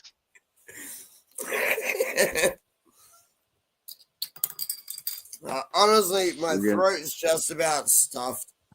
I used to be able to sing, but I was screaming at people on Telegram last night. I wrecked my throat yet again. Yes, I usually go to Telegram to scream at people, not YouTube. On Telegram, I don't really get in trouble and no one else does. So I do apologize for the last time, TML. Yeah, it's all good, man. Like I said, like, you know, like I didn't hold it against you. It's just, you know, you just show up the next day. It's just, you know, the Yeah, no, information is critical. honestly, I was like, oh, dude, I think he's really shitty. I'll just distance myself for a bit.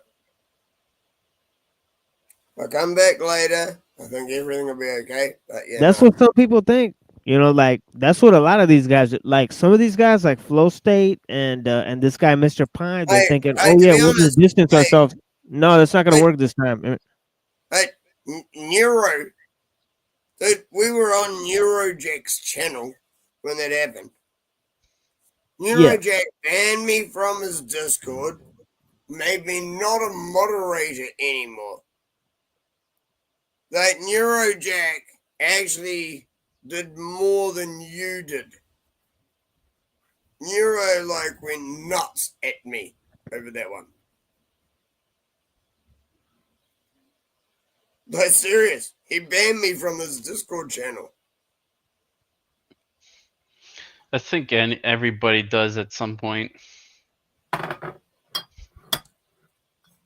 That I'm nuts, but it's usually because I'm drunk. Interesting. I accept it. Yeah, but I accept it though. Most people don't realize. When I was an alcoholic, I used to get arrested a lot. This is like that version of it. You been to jail, bro? You know, I'm just saying when you get alcoholism, right? It leads to like incarceration, and this is just basically digital incarceration for your obnoxious alcoholic behavior. Dude, so you went to jail. Panelverse is incarceration. Wait, hang on. So you went to jail? Oh yeah. Yeah. So did I. I went to jail for selling weed. I'd been selling weed for 9 years before they got me. One time I got drunk and beat up a movie attendant. Yeah, I don't get violent. Hey, I don't get violent when I get drunk. I'm just a dickhead. I don't get violent. Well, I wasn't violent until they told me to shut the fuck up in the movie theater. You beat up someone. That is violent. Yeah. Well, listen, I was watching a movie, right? And the attendant, the guy that worked there, right, came down the aisle and told me and my boy to shut the fuck up. And we weren't talking. So I jumped out of my seat and beat the shit out of him all the way to the popcorn machine. You know what I mean? Yeah, I wasn't originally violent. It's the gun like 3 seats in front of us. I wasn't originally violent. Instead, you committed a crime. That's right, because the alcohol, you know what I mean, clouded my judgment. Don't give me that shit, bro. Well, look what it does to you. I'm just saying. I know. I'm saying I still accept everything I do. I understand your problem, right? Your problem is you have an alcohol problem. You are the one that doesn't accept what you do. I absolutely accept it. So you I was drunk. are the one. My judgment was skewed. Shut out of that guy. He deserved it. See? You know what I mean? You gotta check yourself before you wreck yourself. No, I don't use alcohol as an excuse very often. Yeah, you do. No, not very often. I drink. I mean, you've been doing it all night. I drink all the fucking time. Every once in a while, it's like, oh fuck, I drank too much. I don't remember shit. fuck. I'm What just the fuck saying, happened you're last probably night? not a bad guy. You just got an alcohol problem. Dude, I might have an asshole online problem. Maybe. What's You the become an difference? asshole when you drink alcohol online. No, well, I'm meaning other people that I talk to. Everyone's an asshole but me. Screw you. I'm just saying. Hey, the simple fact is, don't turn this into a fucking shit. What do they call it? Yeah, no, I don't care.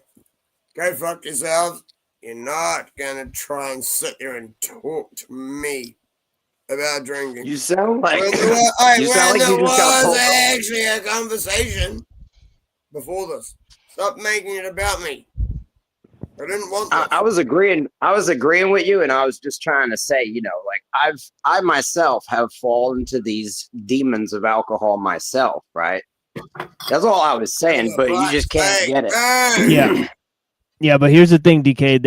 There was no conversation before this. We were just simply wrapping up the show here because it's 6 hours into the stream. So yeah. I'm sorry. Did I turn up right at the end? My bad. Yeah, I know. Yeah, I know it's earlier over there. Yeah, I know it's like. Yeah, what time is it over there? It's the morning, right? So it's not your fault. No, it's like 7 p.m. Exactly. So. Yeah, so don't worry about it. But yeah, it is pretty late in the stream. And I have been streaming a lot this week. Like I did an extra 3-hour stream. Where me, Rant, Pinoid, Avian, we smashed a bunch of people. Let me send you guys a link here. As I said, if you ever won that, hook me up. You know that I'm the best at taking down idiots online.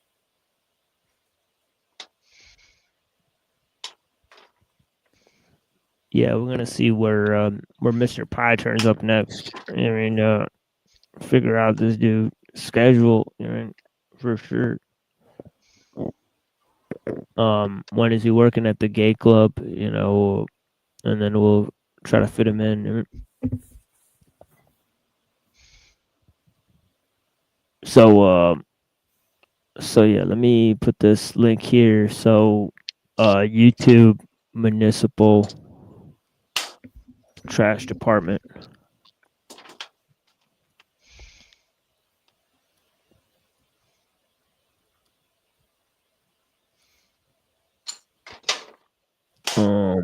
Actually, I should put stream. Stream on Cyber Caliphate. All right. So DK, So you got to entertain these people, or I'm going to shut it down. It is what it is. Okay. Shut it down. Shut it down. These people. Right. So what would we like to be talking about? Like TML is actually quite correct. Because I stream 24/7 myself on DLive, I can actually do this. And that's why he gets annoyed that I talk too much and talk over him. Because I am actually used to being the only person who's talking. So yeah, this is why he's letting me do this. But to be honest, I'm hoping this is a good idea. Let's see how it goes. Alright, so does anyone have, and let's change things up a little bit. Does anyone have any current news that they would like to bring up? Any recent crazy ass thing that they've found? Is there anything you would like to bring up? Because as soon What do as you know someone about brings up a Atlas? topic, sorry? What do you know about Atlas 3i? No, it's AI3 Atlas or something. And it's because Yeah, what do you know about it? Artificial interterrestrial number 3.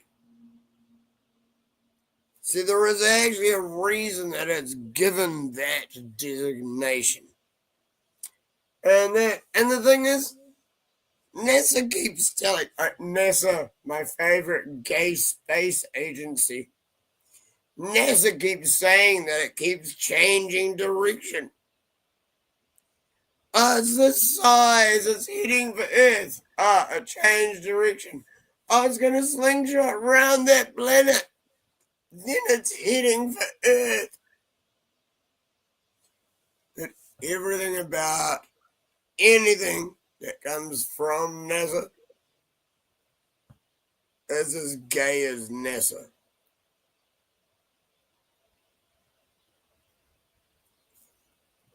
What do you think it is?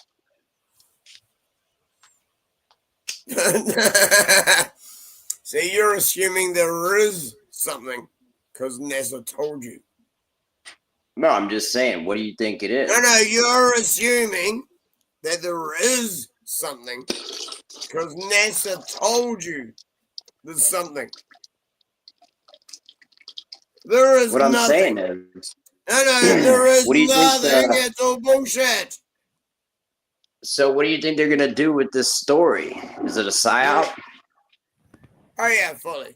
Yeah, it'll narrowly miss our planet, and I don't know, another year or something. It'll narrowly miss us. So, what's the purpose of the psyop? To keep you scared. The same as the purpose of every psyop that there is. Why would we be scared of something that's going to nearly miss? Because you don't know that it's going to nearly miss. You've been told it's going to hit you. What I mean, when they say nearly miss, they mean like by bajillions of I miles. said they're going to say that afterwards.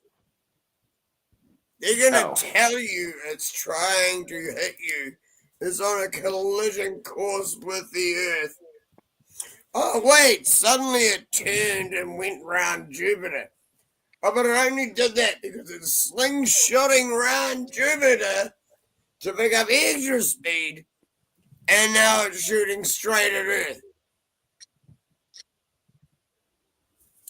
Yeah, but they was like taking pictures of it. I know I sound Right. drunk, but being drunk, I'm still one of the smartest people on the planet. So please, I don't even believe in excuse space. So please excuse my slurring. My brain still actually works when I'm drunk, because I've been drunk since I was 13. I'm The not whole one of time? these people. I know. Right? So my brain actually works better after drinks. People don't realize this. I get it. You just have a hard time saying the, I the just intelligent slur word. more when I speak. I get it. So, like, they're taking pictures of it, right? But I don't believe in space. So what are they taking pictures of? Who's Exactly? taking pictures of it? Oh, like Mumbai. You mean like NASA and space agencies that want No, it was funding discovered. from It was that want discovered by funding Africa. from the government and taxpayers because they're faking Yo, bullshit all around the world. Africa found it. All right. It wasn't NASA. No, dude, you're completely wrong. It was Africa. Why is They discovered it. NASA? Why is NASA the largest purchaser of helium on the planet? It's because satellites go up in helium balloons and they're stuck to the You firmament. mean satelloons? Yeah, whatever. Yeah, because nothing can get outside of. The firmament. Yes, I'm trying to make you say it. I'll see it many times myself. I'm trying to make Well, I you already say said it. it. So they can't get I said it outside of I said what? it twice. The firmament, man. Nice. Yeah. Excellent. Hey, excellent. Because I believe that as well. I believe everything that we've been fed is complete crap.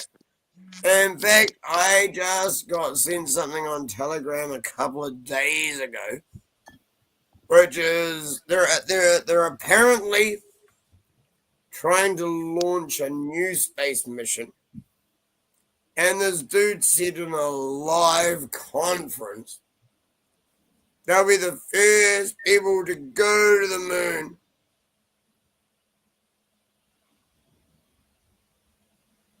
Yeah. In a live conference. I have this saved. In a live conference, he said, this will be the first time man gets to go to the moon.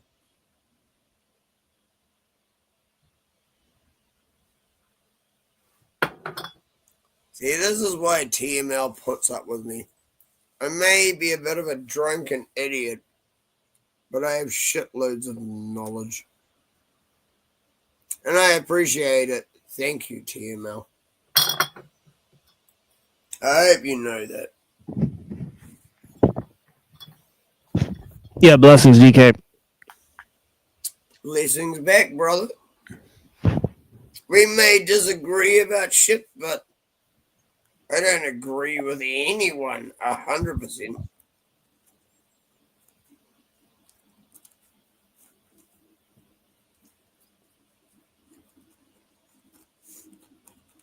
So I appreciate TML letting me. DK, can I get your opinion on something? Like, Sorry, I want to view the faces of two people. I want you to tell me if they look human or not. You know what I mean? Like, I just want to hear what you have to say about it. It's two people. I'm going to send you their face. First one is here. See this one? We probably know about him. Just show his face. Still, I want to see what DK says. And then I have one more face to show after that. But you see a lot of elites look like that. I don't know, just something. Peter Thiel. Yeah. You're talking about the well, sorry, sir, excuse me. Yes, I actually have a lot to say about it, but I cannot prove it. So the sorry, excuse me. Sorry. Gas shit. Keep burping. Annoying. Right. So, the mainstream narrative is the fact that it's just the cameras or whatever that are glitching out and it's a Wi-Fi issue. Alright. Have any of you, if you've watched anything I've done, have any of you ever seen my face glitch out like this shit? No. Like, it's that simple.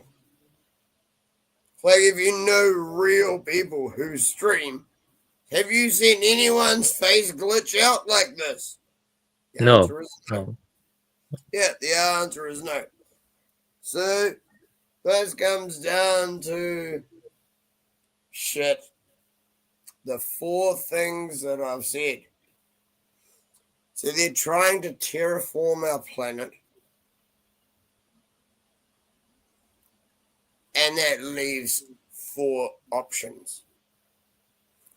One is it's AI. This is actually the best option, in case you are wondering. If AI's objective is to try and keep you safe, they want you in a smart city so it's easy for them to look after you. That's option one. Option 2 and 3, to be honest, they're the same depending on your belief structure. Aliens or demons is 2 and 3. That soon actually opens something. And these things are not trying to make the world habitable for them.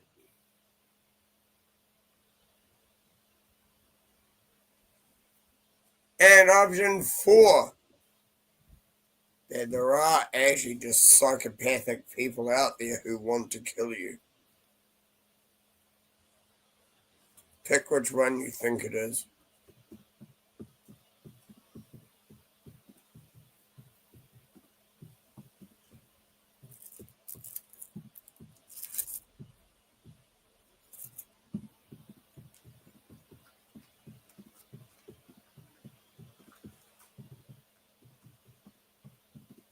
Can you show the other picture too now? Like, show that other picture that I said.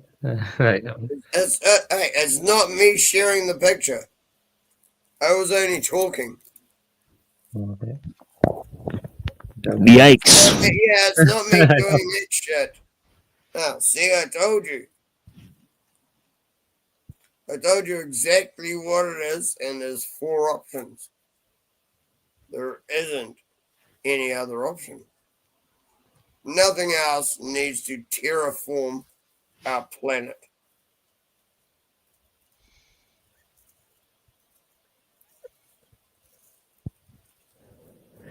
Geomodification. Right. When everyone in every country knew what things they could grow in which season, you decided you'd mess with it. Oh yeah, that's definitely helping.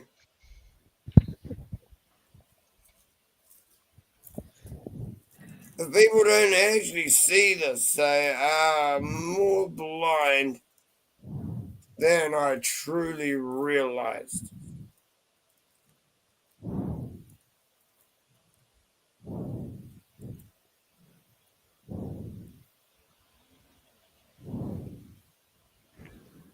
It's just these people tend to look weird, like, you know, Sheldon Adelson and, you know, Peter Thiel. The thing is, what are you doing to combat it? You're sitting there saying that all these people are bad. What are you doing against the people that are bad?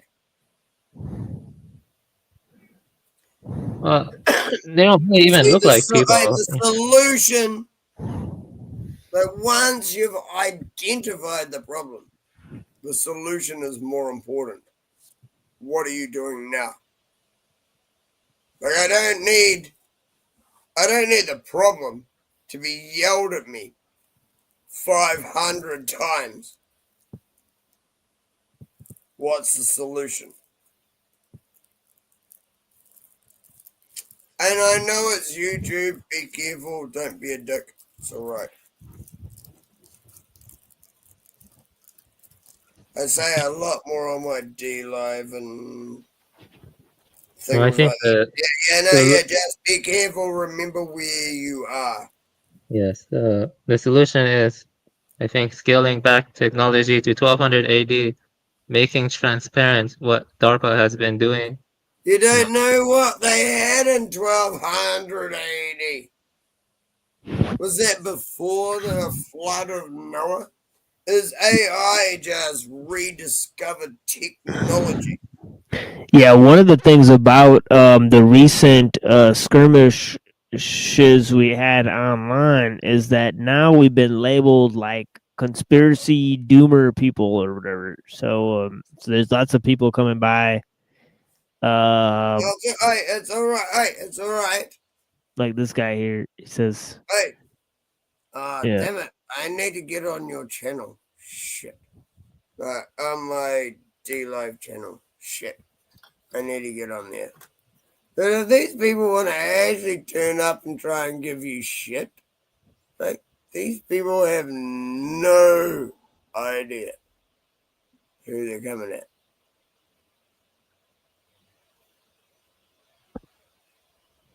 Like, I really mean it. I've told you all along, man, I have your back. We've disagreed about shit. But I told you all along, I have your back because you aren't fake. And not being fake matters more than anything else. Yeah, I know what you mean. Yeah, and that's why, you know, honestly, I like, know it's why you still actually talk to me, because yeah, exactly. I know I've pissed you off so many times, but I'm not fake. Yeah, like this dude, Mr. Pie, he only pissed me off once, and I don't ever want to talk to him again. So it is what it is. You know? That's because he didn't have anything to say beforehand. Right, exactly. Right. It's like you actually have to like make some connection before you stop trying to be a dickhead. Like, holy crap. Some people don't understand.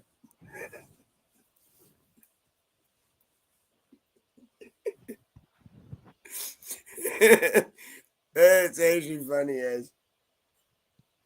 Yeah, this dude is like but does actually fit perfectly. Yes. Straight fucked, dude.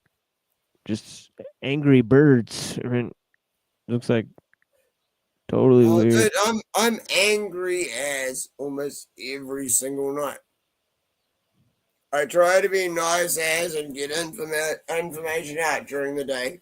And then as the day goes on, I do get more drunk, and then I just get angrier and angrier as the day goes on. Yeah, I saw something on a LARP stream that was like, it was Zuckerberg saying that he likes to smoke meats. You guys ever seen this? No, I haven't seen that one. Yeah, he's like talking about like how much he likes to smoke meats. This is actually true. See, I was giving someone else, I was giving OTW shit earlier about everything he was saying was like sexual connotation. Right, exactly. Yeah. Sexual innuendo earlier. Yeah, that's what this guy sounds like. He's like, I like to smoke meats, is what he says. It's crazy, man. It's like sexual. You do, cock smoker. See, that was my response straight away. I bet you do, cock smoker. Yeah, so this is the video here. So let me show you guys this video. But you know what I mean? It's like I'm not actually nice about things. It's like my response would have been, I bet you do, cock smoker. Oh, damn. I think we're not going to make the transition here to trying to share the screen. Fuck. What? Yeah, I got to come back. Is your shit fucking out like mine? Yeah, I'm having a lot of technical. Yeah, my shit's flicking out. I'll be right back. OBS is screwing out on me quite a lot lately, man. Like, serious, OBS keeps screwing me over. Anyway, hey Avian, hey Lone Wolf. I don't think I actually took the time to say hi to you two guys. So I got caught up just trying to apologize to TML. Yeah, because I screwed up. How are you guys doing? I'm doing well. I'm doing well. Not much. I'll probably start working Wednesday or sometime next week. Which will suck, but I have to pay the bills. So. Yeah, I have no job now. I'm screwed. Thanks for rubbing it in. That really helps. Well, yeah, that wasn't my intention. I know. It's all right. Yeah, let's try it again here with the smoke meat thing. There we go. He's back. Yeah, this crashed out on me because they don't want me to share the truth about this dude, man. Oh wait, what is this? I as YouTube. This is Howard Kaufman speaking from the Center for the Study of YouTube, do be careful. I am restreaming you on DLive, but yeah. What you're doing is on YouTube, be careful. I told you, like, come on one of my shows where there's no censorship and you can say absolutely anything. All right, DK, let's watch the video. Hey everyone, we are live from my backyard where I am smoking a brisket and some ribs. I am I'm making meats now, smoking these meats here, and live from my backyard where I am smoking a brisket and some ribs. I'm making meats now, smoking these meats here. Our little meat smoking. It's smoking. So I'm the meat chef. Yeah, someone asked me, do I smoke meat? Smoking meat, smoking these meats. Smoking meats earlier in the day. Smoking these meats, just set the charcoal up, and you set the wood chips up, and then smoking meats, grilling meats, good smoky flavor. Smoke a brisket for like 12 hours. You smoke lemon chicken, smoke salmon, you'll love it. Bison, sirloin, ribs and sausage. Making meats now. Smoking these meats here. Our little meat smoke. Yeah, during the day, smoking these meats, just set the charcoal up, and you set the wood chips up, and then smoking meats, grilling meats, good smoky flavor. Smoke a brisket for like 12 hours. You smoke lemon chicken, smoke salmon, you'll love it. Bison, sirloin, ribs and sausage. So I'm looking forward to that. Honestly, I would have given up after about 3. But 3 of the comments was like, yeah, that's funny. Yeah, it's edited well. Wait. This is another fucking dozen? Fuck off. Then I can't stand listening to that guy at the best of times. I think that should be cut down to about 3 comments. Pick the 3 funniest and leave it at that. No one wants to listen to Mark Zuckerberg. Yeah, Elon's another one. He's Zucker meat. He's painfully strange looking, strangely shaped. You know, he kind of looks like the Abraxas thing. Hey, my friend, I'm sorry for interrupting. I apologize. It's all good. But my name is DK Spiracy. Right. I investigate every conspiracy. And in case you don't know what a conspiracy is, a conspiracy is 2 or more people. Yeah, it only takes 2. 2 or more people involved in an illegal undertaking. You really think I'm wrong about everything that I say and do? That it only takes 2 people. But you think like it needs a whole group? Brett Spiner Jr. That's funny. No, but serious, you think it needs a whole group to actually be a conspiracy? Dude, it's 2 people or more. But that's the actual definition. Go check it out. Someone else checked it out for me. It's 2 people or more makes a conspiracy. That's it. Right. If you and a friend decide to do something, that's a conspiracy. But that's simple.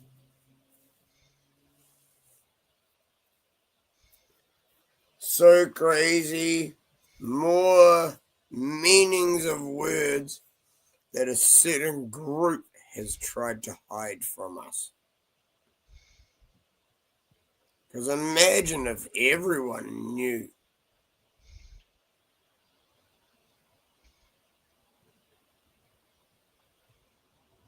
There's only one certain group that's allowed to know. The rest of us are supposed to be stupid. Yeah, I'm not going to allow that to happen.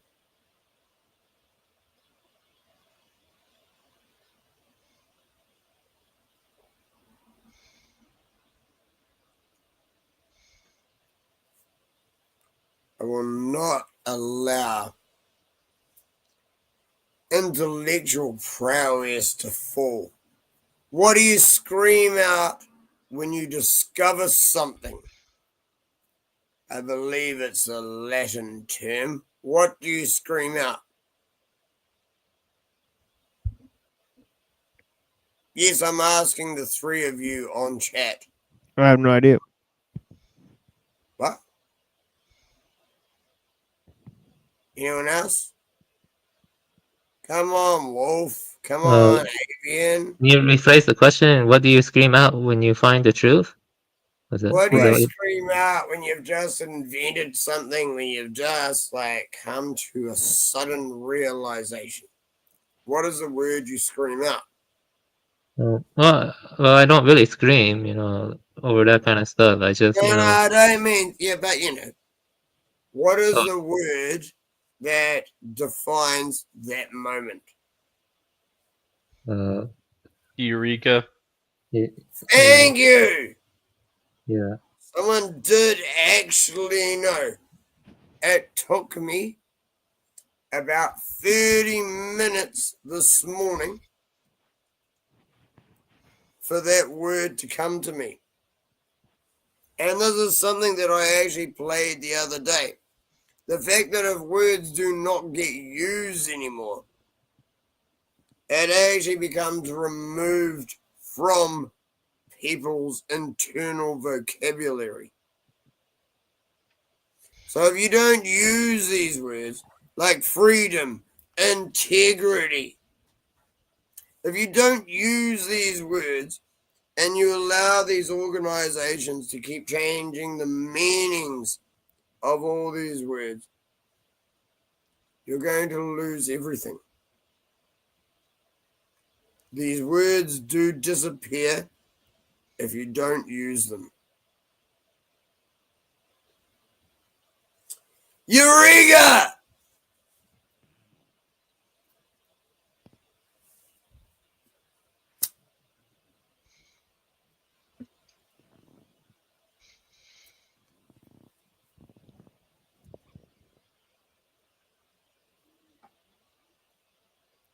I know. Crazy little story. Anyone else got something else? Like, shit, don't make it just all me. That's pretty much it. I mean, it's like an extra hour here. I mean, which is just DK. So I think we'll basically just leave it here. And I think everybody's tired, and yeah, we'll pick this back up on Tuesday, folks. I got love for all you guys on the panel. All the people in the chat, I greatly appreciate you guys. Is this real life? No. Swift answer. Just fantasy. Swift answer from Lizard Tree. I appreciate it. Yeah, I appreciate you, madam. Thank you so much for being here, DK, and of course, thank you so much, my friends. Obviously there's Reddington and Avian. So yeah, we got Reddington and Avian. Blessings to you guys. Thank you guys so much for coming out here. Dr. D, thank you for being here. All you guys. Yeah, so yeah, we got some replays that I want to get to, and some music that I want to get to. So we will get up on that pretty soon. But yeah, I don't want to drag this thing out. I mean, it's been quite a time. I mean, that Slovenian presentation. Oof, I mean, most people just missed that because it was like during the first 2 hours and everybody poured in. So you guys go watch that on the replay. Obviously, for the people that might stay, we got a killer presentation coming up at the now, right? So yeah, yeah, obviously, like now. Yeah, I mean, yeah, I was thinking of playing it later, but I was like, fuck it, I'll just play it now because like not too many people watched it. I think it's an important segue into most of the stuff we talked about. I think Avian did an excellent job. So lots of crazy stuff there to ponder. So yeah, to all you guys, so yeah, blessings. And thank you to all the people that may have stayed from OTW, although I don't think there's many of you available right now. I'll try and get more of them next time. The same with Tread's channel as well. Right. Like, holy crap. Dude, like, OTW had like almost 70 viewers. Yeah, but his show is a LARP. Like I had 63 yesterday when we had all those LARPers on. So it's just like Dude, I've never got any of my channels that high. yeah, it's just like it's a drama stupid shit, right? So if you go in, get mad at one of those guys and then get them to come on your channel to have a stupid LARP fight with Well, you. you know, even if I do that, nah. I think my highest viewing number is like, I think it's like 43 or something stupid. I think that's my highest live viewer number. Yeah. But I've been on other people's channels, and it's like doubled or tripled or quadrupled. Like, holy shit.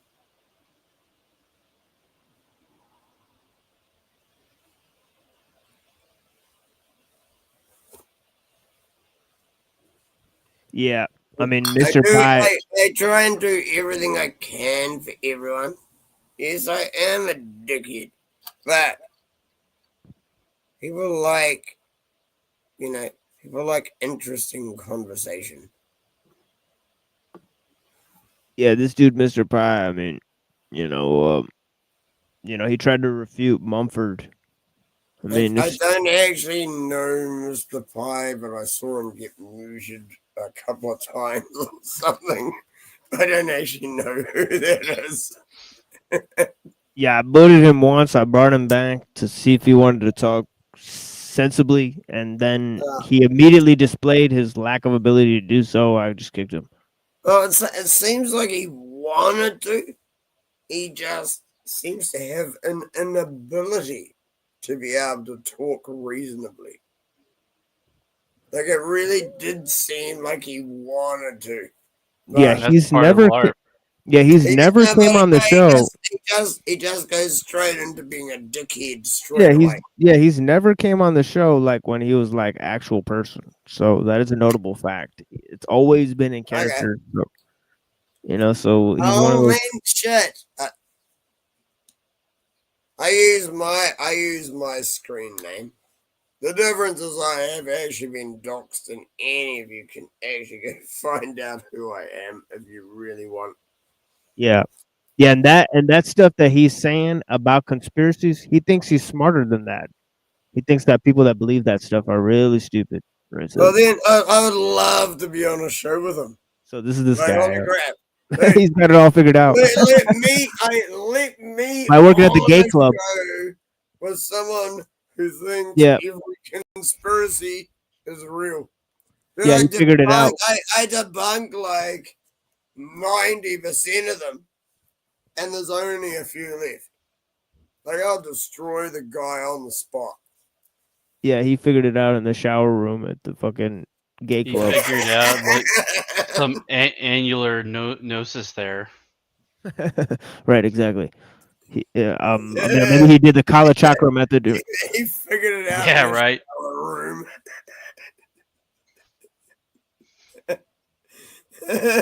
Yeah, I don't want to know any more about that.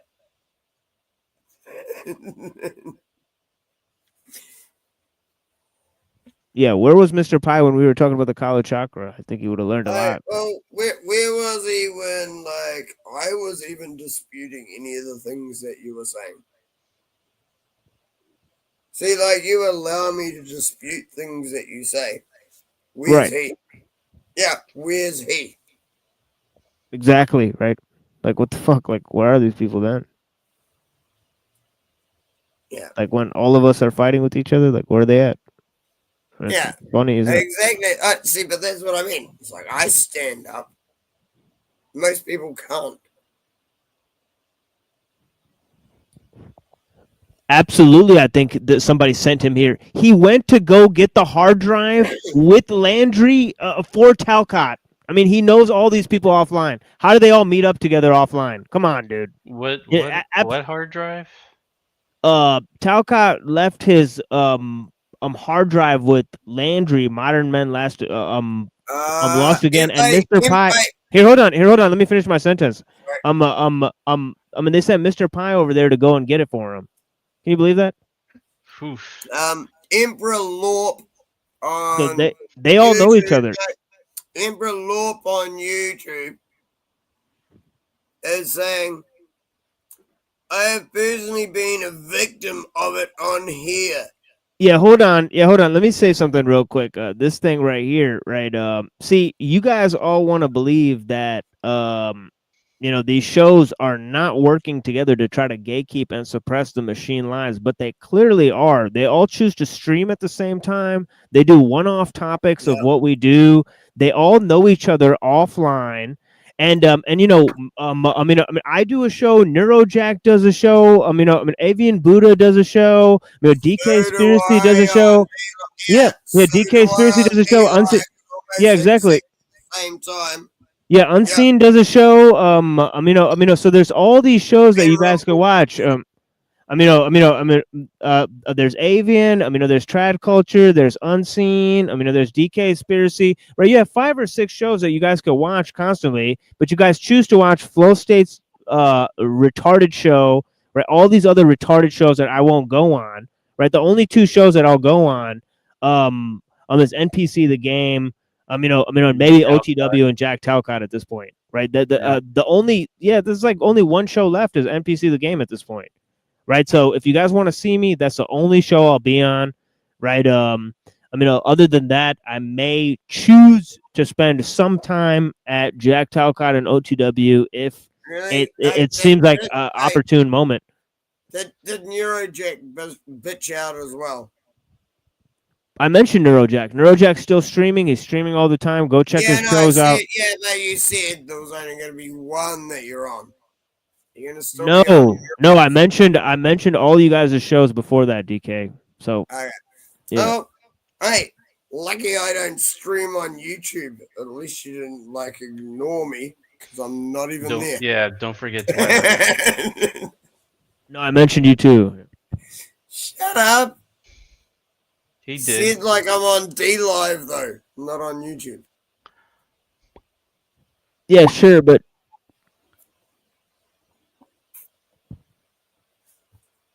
Twilight Son of Lilith, exactly. Show 2. See, this is why you can't see.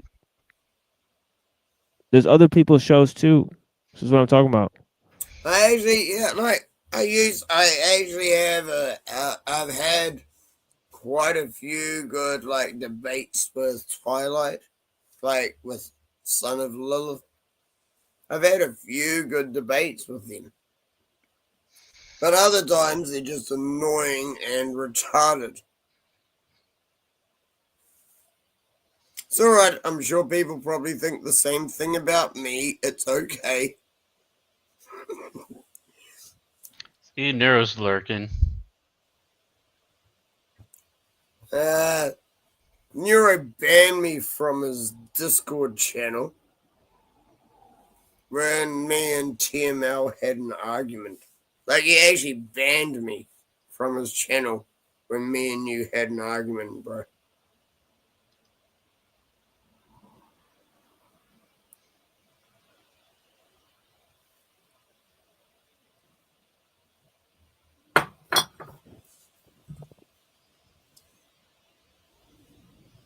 Yeah, because when somebody reacts like that, like an unexpected way, we sometimes think they're sent into our shows to do that. So that is the thing. Nero and you both know me. No. Yeah, because there's been a lot of coordination. Yeah, there's been a lot of coordination though. So this is what I'm talking about. He was just being a dick. He overreacted and banned me. Neurojack, invite me back to your shit. Holy crap. Serious, I don't have a problem. But yeah, he instantly banned me from Discord, took mod off me on his YouTube channel, and I think after that show, I'm banned from his YouTube channel. He just went completely nuts because of that argument me and you had. I know I'm not going to bring it up or anything, but yeah. He went nuts and banned me from everywhere. pretty much instantly because me and you had an argument. I mean, don't get me wrong. The boy's got your back. Like, serious. He's got your back.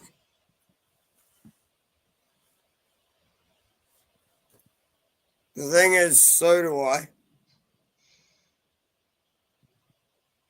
But not in, like, a dog servitude type of way. I got your back as in the way that I'm smart enough to try and promote you and actually try and get you to be heard by other people.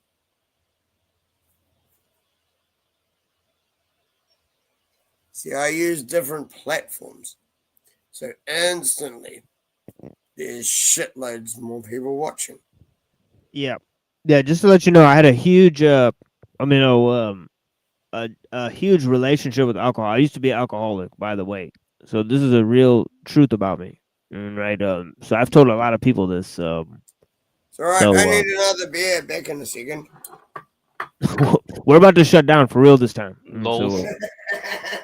So yeah, when you get back, we got to give an open. A closing. We'll figure it out. No, that's funny. It's on purpose. Yeah, I mean that's the thing. I'll err on the side of it was definitely coordinated because it's like, and that's true. We could be I could be wrong, right? And of course any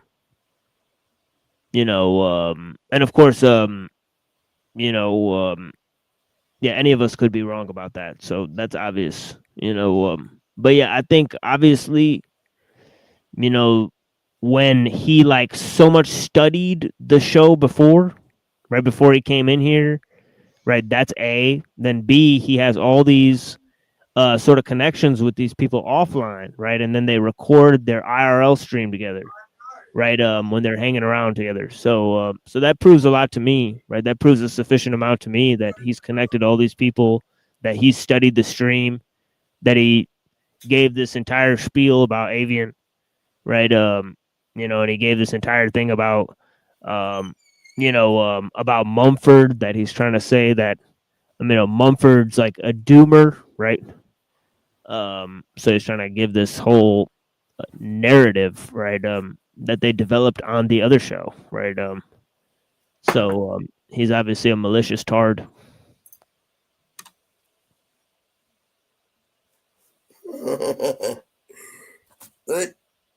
That's like the least of the things I've been called. Yeah, and that's sad that all they have is Mr. Pie. I mean, that's actually really sad, right? Because they could have had groups of people come in here and troll in shifts, but yeah, they don't have power like that. That's the key. I mean, all they got is like one or two people that are like their homies IRL that can call into the stream. That's all they really got. I mean, they're not rolling with the several people who will show up on the stream, like do a bunch of stuff, defend their positions, talk about technique and all this stuff, and debate people. Right? They don't have that shit. They don't stand on anything, right? Like what are their teams of people going to debate people on, right? Any one subject they have, right? Like all they're going to do is sit around, stroke each other, sniff each other's buttholes, and go home.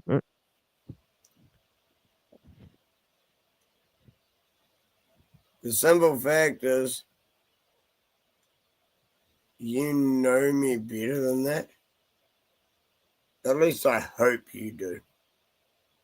We may disagree on shit, but you know that I do not back down, I do not drop balls, and I can show you videos of me doing this in real life, not just being some idiot who only types types online. There are too many people just type online. You're talking about keyboard warriors. You know that I'm not one. Like, you actually know that. Yeah, sorry about that, madam. No, but I mean, you actually know that. You know that I'm not a keyboard warrior.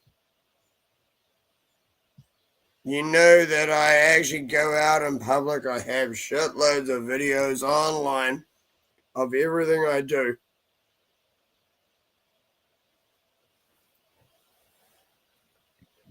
I am the same me online as I am in real life. Right. I mean, I've talked to you off. I mean, I've talked to you like in the Discord, so I already know like. Yeah, this it's is the kind of why conversation I don't we go have. out late at night. It gets me in trouble. See? Starts getting late at night. I'm drunk. I can't go out late at night. I will end up in trouble. Yeah. Yeah. I live in the hood. Yeah. Yeah. So what's a closing statement, DK? I mean, straight up. I mean, this is the last. This is the last minute of the show. Yeah, blessings. But yeah, man. I appreciate you. Well, yeah, but yeah. It's like people actually need to realize. I mean, I know I can come across as a dickhead, but people need to realize that I am actually this real. Like people have a fake persona online. I don't. So I just want people to realize that. Yeah. Yeah, thank you, DK. Yeah, blessings, homie. Yeah, yeah, so so we'll go around. Avi and Reddington, you guys got anything? Yeah, I have something to say. Rant was definitely right about Pi. He came Right. on with wig and Yeah, he he's made got it good so discernment. Yeah.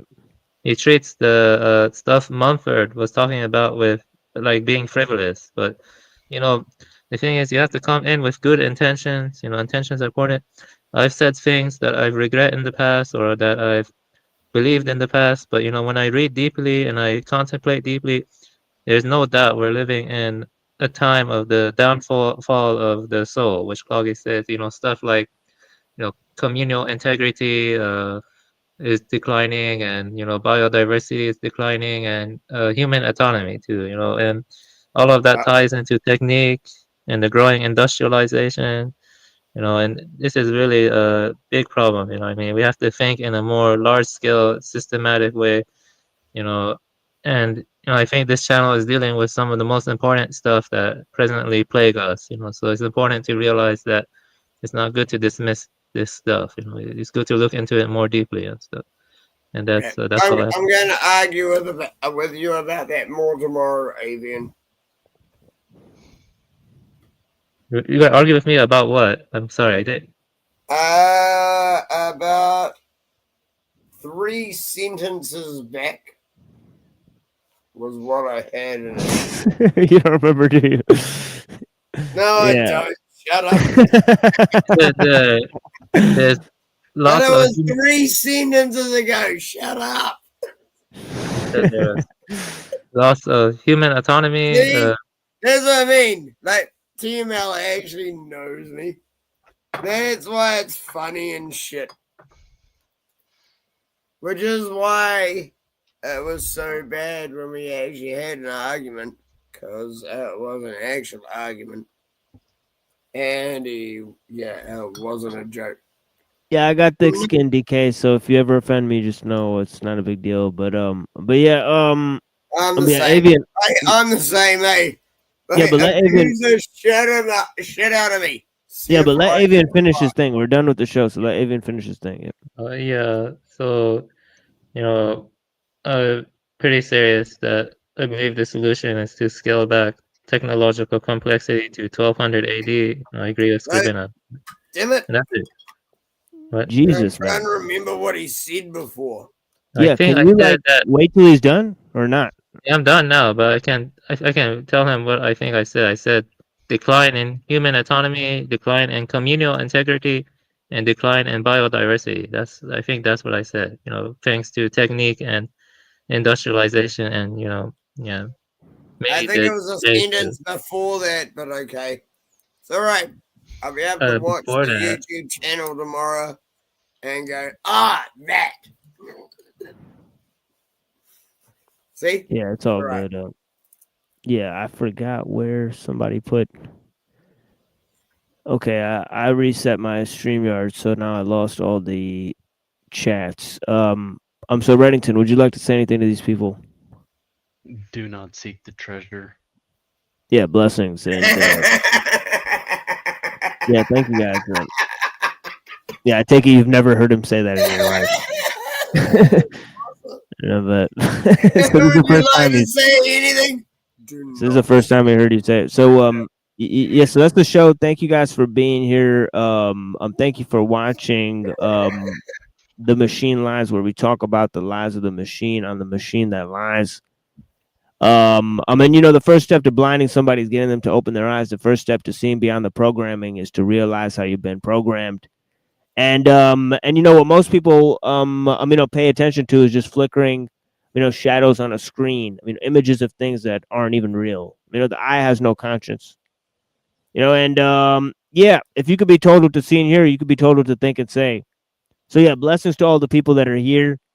I greatly appreciate you guys, and yeah, that's all we have from my end. But I have some very key and important presentations for you guys. If you guys miss it, you're really shooting yourself in the foot.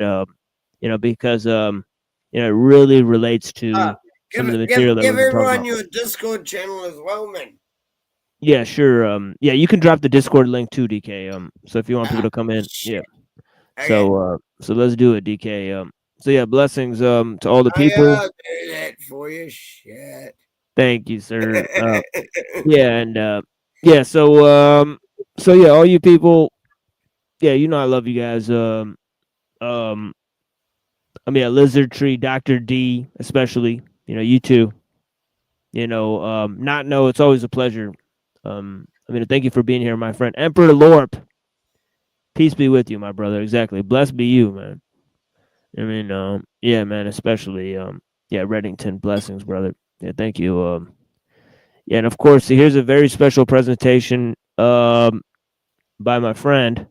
Right, so I hope you guys will go and check out his channel. It's a very important channel that he's putting together. I already know. He claims that I'm smarter than him, but that's not true. He's probably 10 times smarter than me. He doesn't even know it. Right, so yeah, Avian Buddha, blessings. Very faithful contributor. Right. And yeah, man. Yeah, you too, DK. Channel earlier. Yeah, I'm happy to be here with you, DK, man. Definitely. Yeah, so blessings, brother. But yeah, so that's what we have. I played me doing an IQ test. Yep. Yeah, man. All Yeah. drunk and wasted. They played me doing an IQ test. Yeah, they tried to discredit us. They tried to discredit the entire experience that we're having here. So that is true. That is a real time thing that happened. So many people are witness of that. So they claim there's no relevance to any of the things I talk about. Okay, you can go on and believe that, and think you're, living in a fantasy. Honestly, brother, stay in touch with me. Yeah, I got your back. Do everything that I can to take out any idiot who tries to mess with you online. It is that simple. Yeah, I appreciate you, my friend. Yeah, so we got Lotus Evolution right here. So yeah, that's it, folks. Yeah, talk to you guys later. Here's some music. And yeah, talk to you guys soon. Yeah, have a good night. Yeah, blessings, Frank. Blessings. Yeah.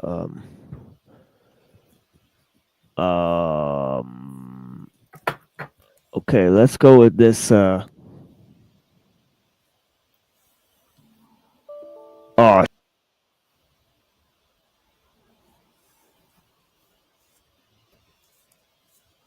Ruh-roh.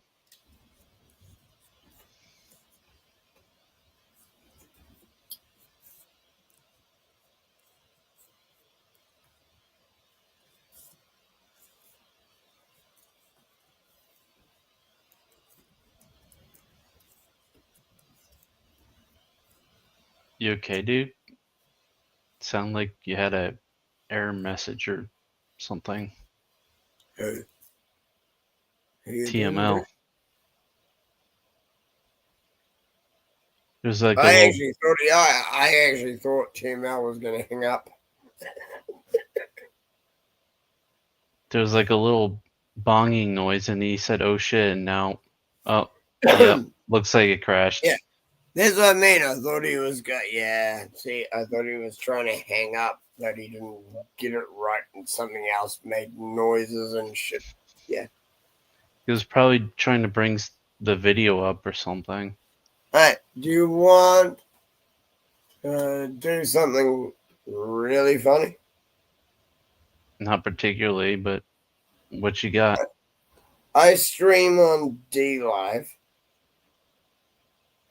and there is pretty much zero censorship. Are you on Telegram or you're on Discord, eh? All right, Jesus fucking Christ. So just end the stream. Yeah, I mean, from my end, but yeah, blessings to. Yeah, it looks like my laptop just shut down right as I was trying to end the stream. Good Lord. Yeah, we heard a bonging noise, and then you said, "Oh shit," and then nothing after that. Unfortunately, you caught all that as well. So yeah, blessings to all the people.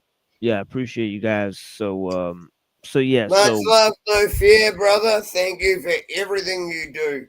Yeah, thank you, brother. Here is Death Rap, by Necro. And yeah, we'll be back. I mean, we will be back. Blessings to all the people.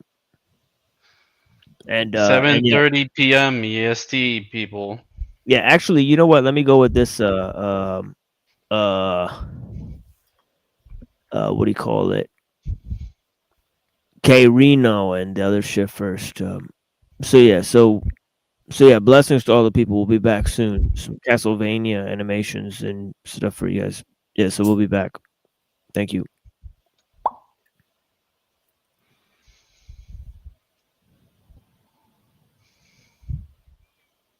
Okay, here we go. Yeah, peace be with you. Darkness. AdWords. Mark of the Beast. You check it on, Darkness. Mark of the Beast. I mark you with the beam. I mark it to the fiends, hungry for dark poetry. Mark of the Beast. I mark you with the teeth. When I eat, I don't need no cutlery. Just fangs and sharp insidious rhymes for insidious minds. It's my time, the ancient one. Turn on the lights. Nice fucking try. The primordial gun. You'll get blasted on sight. The prime immortal. I was here before your father, son. The primeval. Bring the lambs to the slaughter done. Bring the sand so I can start counting the funds. Spark the blunt. Hell's godfather. Heaven's criminal. Bitches event planners. I'm the event damager, all praise is due to me. Sacrifice my soul on the altar, mark of the beast. They contended with Adam, so I slayed Eve. So I decided to feast on the tree alone. Genesis reversed, vicious with what I speak. Dark psalms from the dark god, a new birth. Commandment number 1, don't step on my turf. Darkness, yeah, dark words. Mark of the beast, don't step on my turf. Darkness and dread is the beginning of a new birth. This is art with the lead. Enemies get found in the dirt. Mark of the beast, nightmares and fever dreams. Night tears and star screams. Pall bears, lowering the coffin. The coffers giving offerings. What the fuck is the darkness? Darkman X died as a legend. Find light within darkness. The Ark of the Covenant. Fight within the soul, so you can survive death. They won't get what it means to rap with substance. So I stay silent. Rap for the few that can grasp what's being read. Torah scrolls and vendettas in the soul. Fuck all this dumb shit. Fuck ignorance, mark of the beast. This is art from the streets. They can't take me off the beat. Even if I am off beat, they can't take me away from my dreams. Let me sleep in peace, let me bleed in ease. Nothing harsh, devilish or gory. Everything art, rebellious, metaphors and poetry. Let me breathe in peace, end of story. Darkness, dark words. Yeah, mark of the beast. As we fall for our sin. It has been 1 month since my last confession, and these are my sins. I missed Mass on Sunday twice. I lied about witnessing a murder once. I ate meat on Friday once. Wait a minute, can you back up a little bit and say that again? I ate meat on Friday once. No, not that one. Back up a little more. I lied about witnessing a murder. Yeah, that's the one. Do you realize what you said? It was only once. Cut you like sharp angles, mutilated your frame. I unveil chains that strangle the thoughts in your brain. The second that you aim, I'll cover you in flames and bring you to shame, increasing and doubling the pain. Cut you like sharp angles, mutilated your frame. I unveil chains that strangle the thoughts in your brain. The second that you aim, I'll cover you in flames and bring you to shame, increasing and doubling the pain. Caught a jab when you ran in my slaughter path. Each thought I draft is harder to understand than Arabic autograph. Swing with every part I have. Reverse your body chemistry and make you freeze to death in a boiling hot water bath. Cast tsunami's wrath if I have to. Make you announce your retirement 20 seconds after they draft you. The reason why men only use 10% of their brain is cause within mine everyone's 90% is contained. I conjure images that frighten apparitions off my premises. Equivalent to a judge cause I issue out death sentences. I hang with hallucinogenic menaces who produce and invented corpse-scented appendages that hemorrhage to the line finishes. Ran and scared, the artist you thought was the man is dead. I swing hard enough to leave whips on you if I beat you with a strand of thread. Rap homicides beyond imagination. My method for eradication of a migraine headache is decapitation. The number of patients equal too many for tabulation. Then I have to link two calculators up just to complete the equation. I'm extreme, my Holocaust range is stretching so far that the next scene is continued on the next screen. When I wanna be left alone, I angrily set the tone. Train my larynx to soak in ammonia and methadone. On the microphone, you need a chaperone. When it comes to spitting, you need to do what your girl did to you and leave rap alone. I cut you like sharp angles, mutilated your frame. I unveil chains that strangle the thoughts in your brain. The second that you aim, I'll cover you in flames and bring you to shame, increasing and doubling the pain. I'm the warlock, the phantom that haunts your thought canyon. The mic's my only war companion, like the sword of D'Artagnan. I see nothing but you, my vision's in tunnel mode. A remote control probe implodes your frontal lobe. Hit you with hard tasers, biting is audacious, like dipping your head in hot grease and barbing for sharp razors. I shred you in the bodily confetti. They'll find a sample of your DNA inside every beast of the Serengeti. I rule with a rod of iron, the source of raw fire. Boss of an empire, I floss with barbed wire. I slaughter and cast them into the gas of my audio chasm until my audio has them in a full cardio spasm. My article, depth is nautical. Sparks that embark from my right metacarpal can set fire to a colossal better charcoal. MC rifler, cosmic meteorite stifler, the alternate universe entity code decipherer, the founder,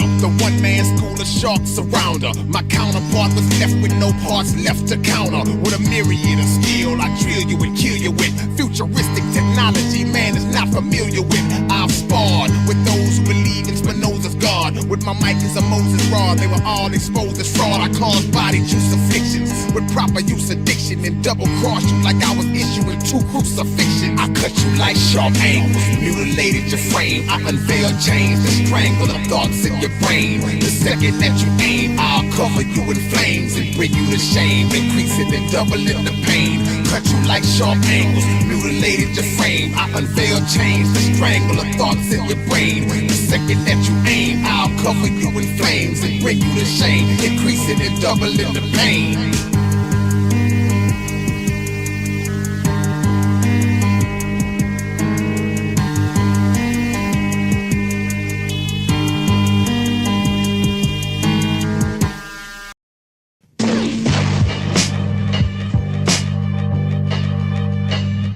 Death rap shit.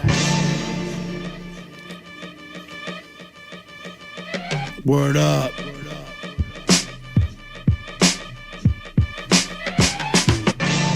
Bump this. evil shit. Check it.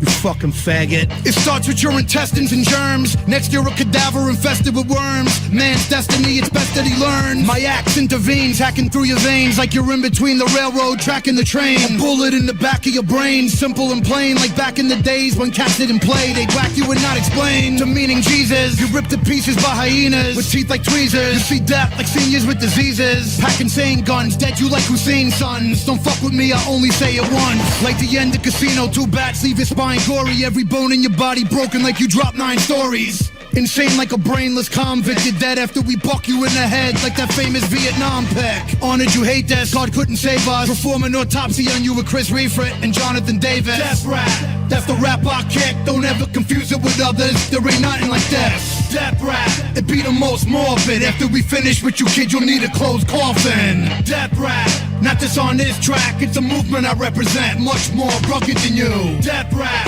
I'm the last of a dying breed. This be you must be dying to bleed. I walk with the living dead, witness the ditches and bitches dipped in red. Description is the pictures of witches and women giving head. I think ahead and analyze minds like a psychologist, regardless if the topic's necrodamus or subocalypse. The logic is a blade or a shot to your esophagus, remove you from the earth, you get hurt for popping shit. Bot flips, it ain't basic, slap the shit out of racists, crack their teeth on the curb, spit and piss in their faces. I got clips in the basement, guns and plenty ammunition. If you push the wrong buttons, you're gonna send me on a mission. And if that's the case, I'ma bash your face, then reverse the positive, become a basket case. I blast for days, come and burn down your house. That's the way I get down when you take food out my mouth. I got my revolutionary ways, fighting to eat, for being poor back in the days and surviving the streets. Death rap, that's the rap I kick. Don't ever confuse it with others, there ain't nothing like this.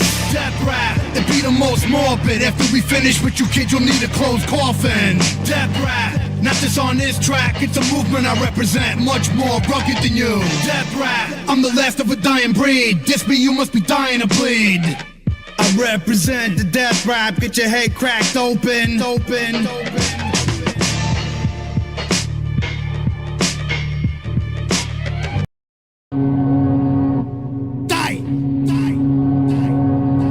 Nobody's getting rid of me. I'm staying until you're all dead and buried, till you're rotting in your graves. You'll never get rid of me, never!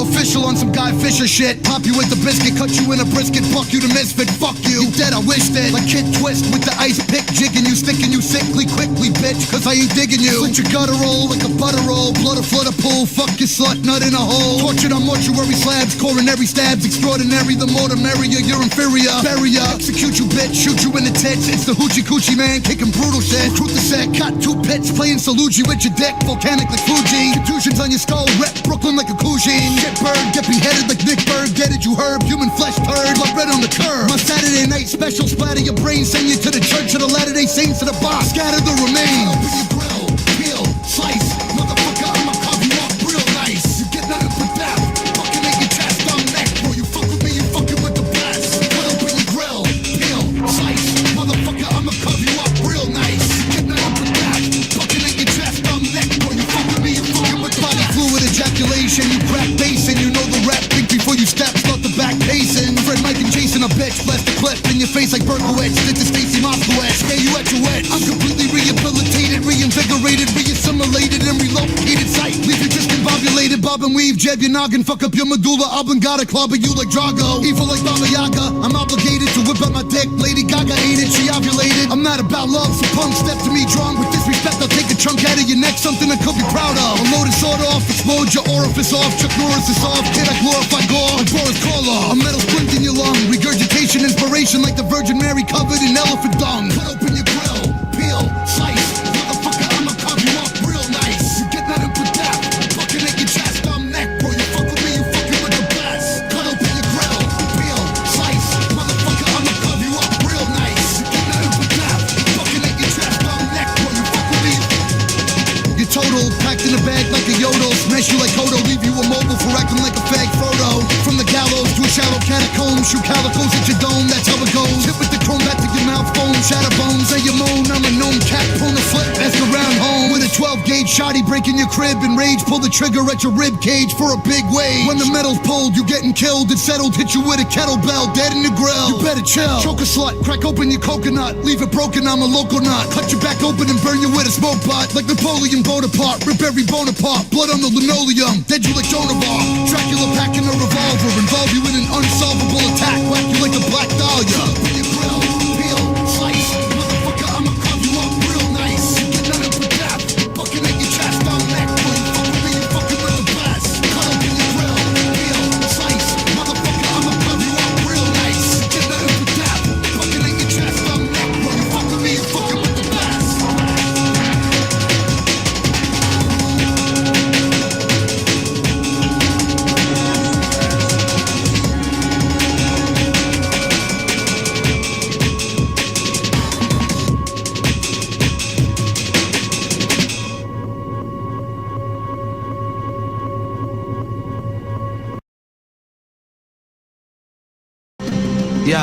Yo, in my historical oracle, I blast metaphorical editorials, educating in my territorial, get torn. Heavily armed with 70 bombs that'll blast divine like the heavenly song. Your men will be gone if they explore my deepest thought. I beat hearts in two, then axe demons for chalk. I'm dreaming to stalk MCs in the dark. I walk blindfolded, the mind's golden. Watch how you talk, my style is an art. Recognize lyrical purity, all hell breaks loose like I'm all with no security. The dopest vocalist, with my third eye I focus when I proceed. Flow with the speed of an indie motorist. There's more to this than wasted. Shiny chains and bracelets. I hear tracks, my tongue wait for the brains to blaze it. Amazing, angelic, tell it to your people.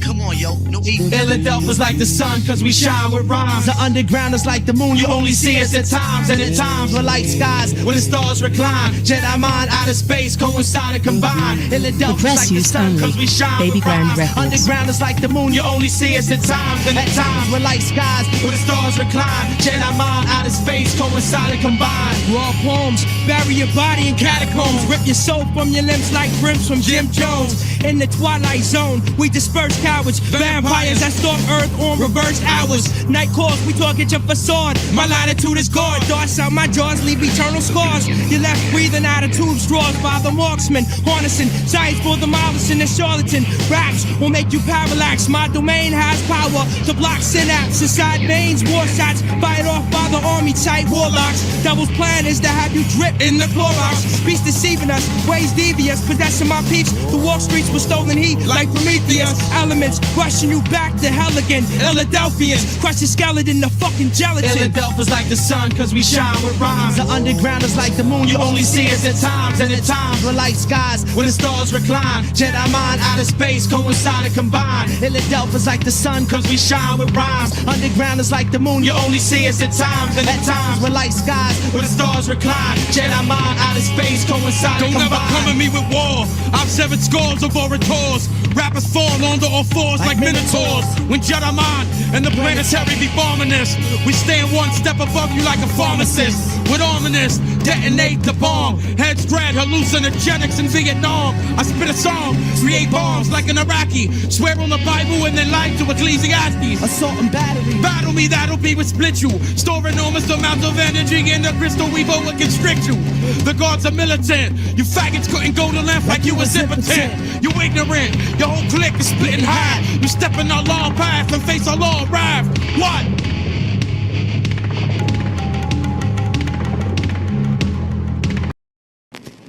Omni. Sinful life, go to hell on an invite. My knife slice red pinstripes across windpipes. Fine line between fear and love, leaving thugs pierced by the slug. Your body cries tears of blood, stitching the limbs while I'm pulling on the L stems. Allah's glow burns your skin like hell's wind. Sin, iron pins flying through your eyelids. You'll be a blind motherfucker looking for revenge. Niggas too deaf to hear the sirens. We dressed in gear for rioting. Come test me, I'm firing. Leave your mug cracked, you tough black. Bullets need blood, and you the only donor that match. Latch your gate for the guard snatching your plate with twin barrels staring at you like an infinite eight, reciting the vows of hate.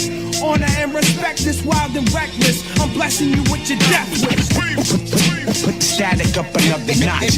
Indeed, no doubt. Open up the world, people. Let me get in. Yes, y'all. Hey, yo, Dexter Manley, pull sketch wet your family. Overstand the underhanded ways of my can't be. Sean Price the general, so generally speaking, I put 10 in your body, your friends be leaking. Never chill on the weekend, the sun don't chill. Gotta spray on the Saturday, cause I'm from the Ville. Got no time for petty lines, rapping your stupid shit. You can get a fist in your face for fucking with the pugilist. Sean ain't new to this, rapping a while now. Happy drug dealer, sell crack with a smile now. Karate chop krills, Johnny Knoxville. Get high from my own supply, that's not real. Your arms too short to box with the guard. Your weed whack, don't smoke pot with the guard. Listen, Sean Price is the prophet, the prophets, the best nation is donation. Elijah Muhammad. What?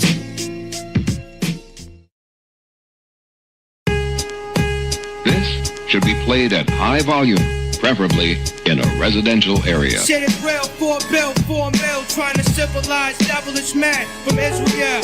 That's my job as the father and God, overcoming obstacles with impossible odds.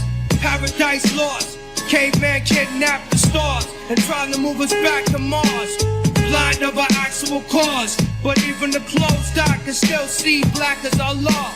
I made the first laws on this worthless ball. If I ever left the earth, then the birds would fall. I'm the God, I'm moved by the will of Allah. I'm protected from the rain by a ceiling of straw. Reading pages telepathically, my watch operates with dead batteries to wake inside my own head. Baffles me. Gumar Asdabar's masterpiece, black as my sheet. He who feeds not having to eat. Rated X, smack you off the stage when I'm vexed. No sweat, I crack a cold cake of X. Guess who's back? The jack of all trade is next. The rap cuisine, I crack a raw egg and flex. I cave in your chest, this one came from the jets. Yeah, the cause and effect make innocent blood pour. The streets is like the rap game, a deadly tug of war. War, war, war, war. Rain fire when rough, let the heat pour. Niggas like rough, fuck you rhyming to the street for. Listen, life is like a motherfucking seesaw. 1 minute you hot, the next your rest rock. None of your biz. Fuck around and run in your crib. White like he ain't here, throw some in your whiz. Niggas running up on me to the Trey Pound click. Talking about rough, let's battle on some 8 mile shit. I'm like, nigga, my name ain't B Rabbit, it's Sean Price, big ruckus, and busting these ratchets. Call me gay bashing with fucking up these faggots. That niggas ain't nothing, stop frontin', stay passive, yo. Pass the Dutch on the left hand side. Sean gone to November store, walk left, ride, ride, ride.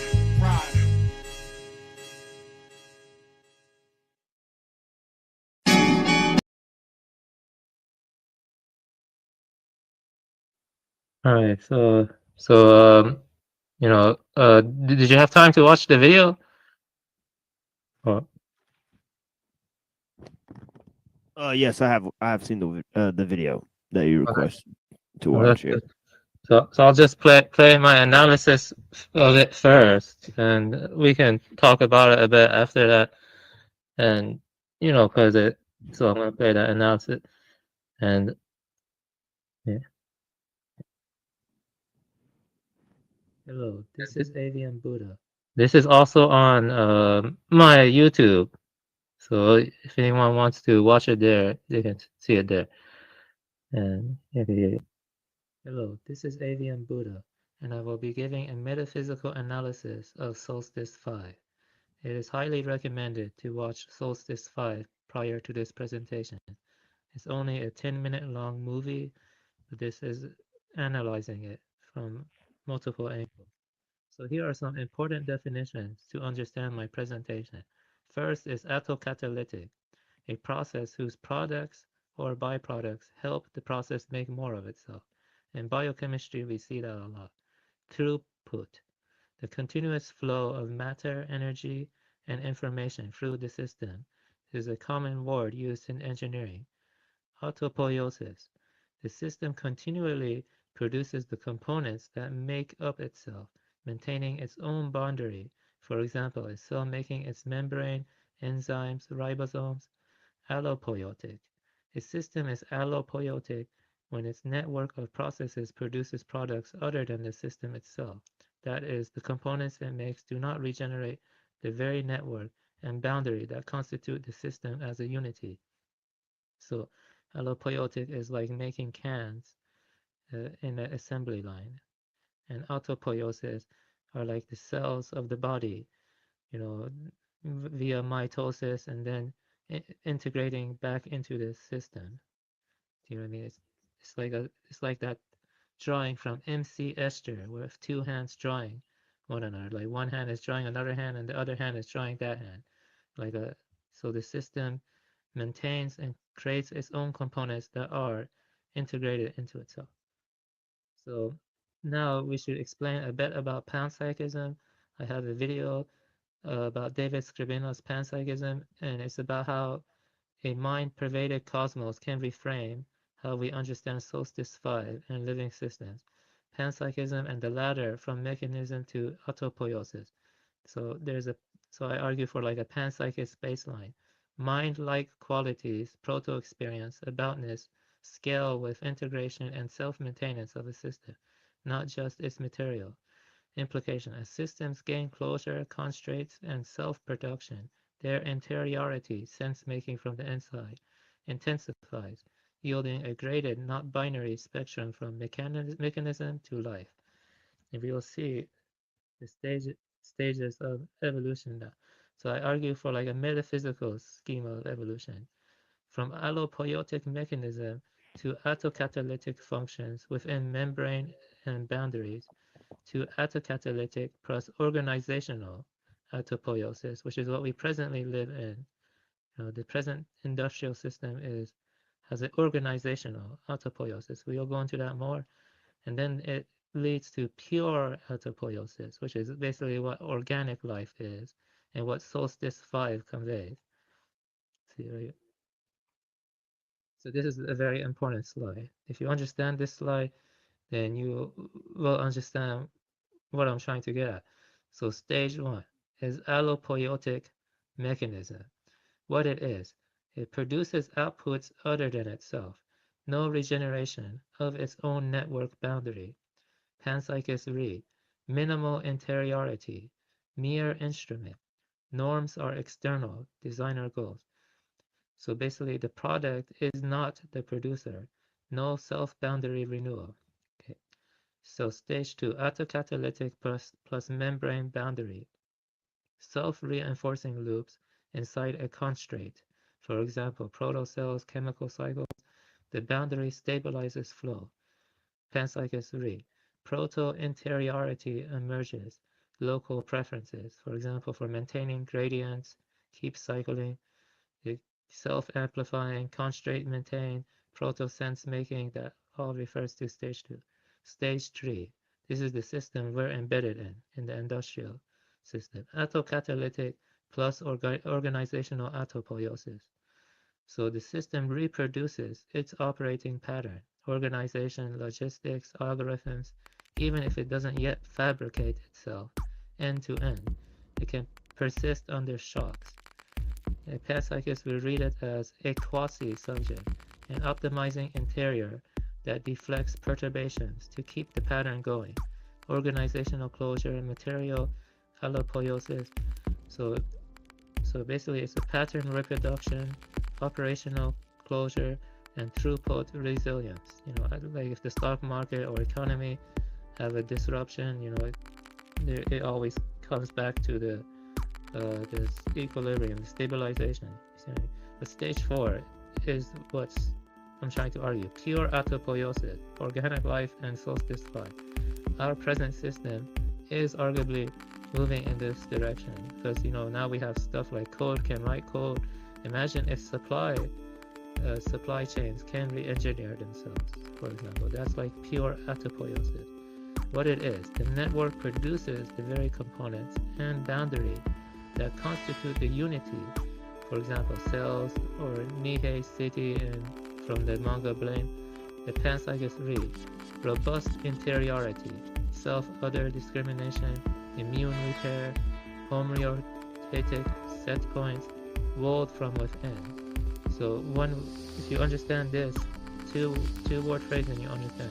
Produces producer. So it's a system that can produce the producer. Self-boundary renewal, immune repair. So now we will go on to the analysis of Solstice 5. What Solstice 5 shows.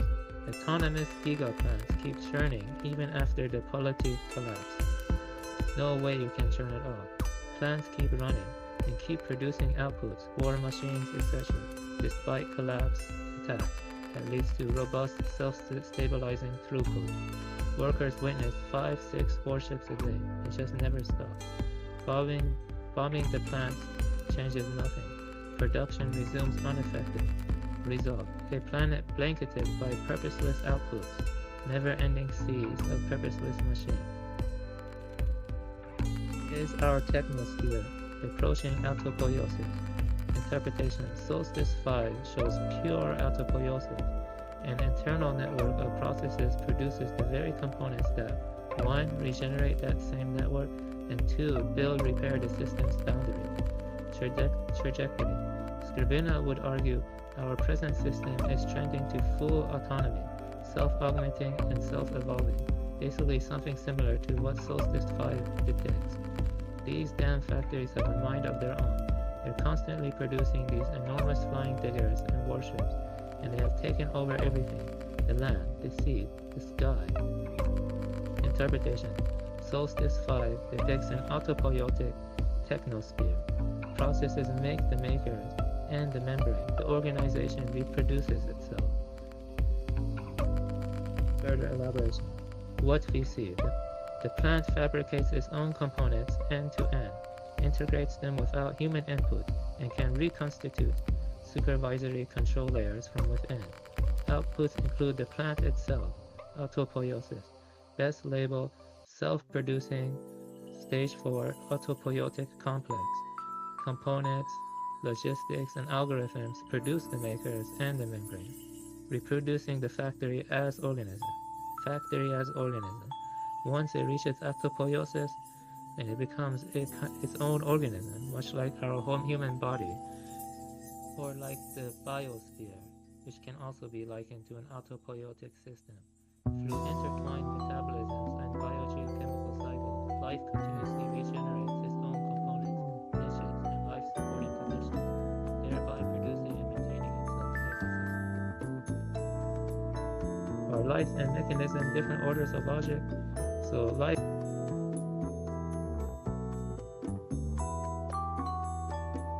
If you have any comments to give, you can, but I can keep playing if you have any comments to give so far. Do you have any comments to give so far, or yeah, sure. I mean, yeah, it's interesting film in terms of the idea of of poiesis, as you're mentioning, right?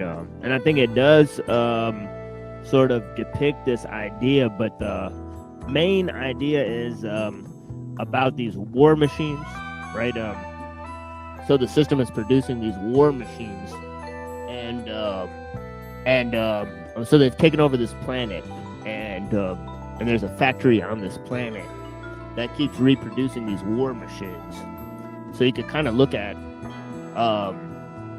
technique, how the call for war is kind of like the thing that's driving the proliferation of technique, because it is the objective factor of power. Well, they're war machines, but they're also mining the planet bare. Oh, okay, I see. Right, right. They're mining the planet and using it as an energy source. So it's kind of like this parasite that's taken over this planet in order to harvest these war machines for Believe it or not, but I talk about it, but there's this one game that I talk about called Armored Core 6.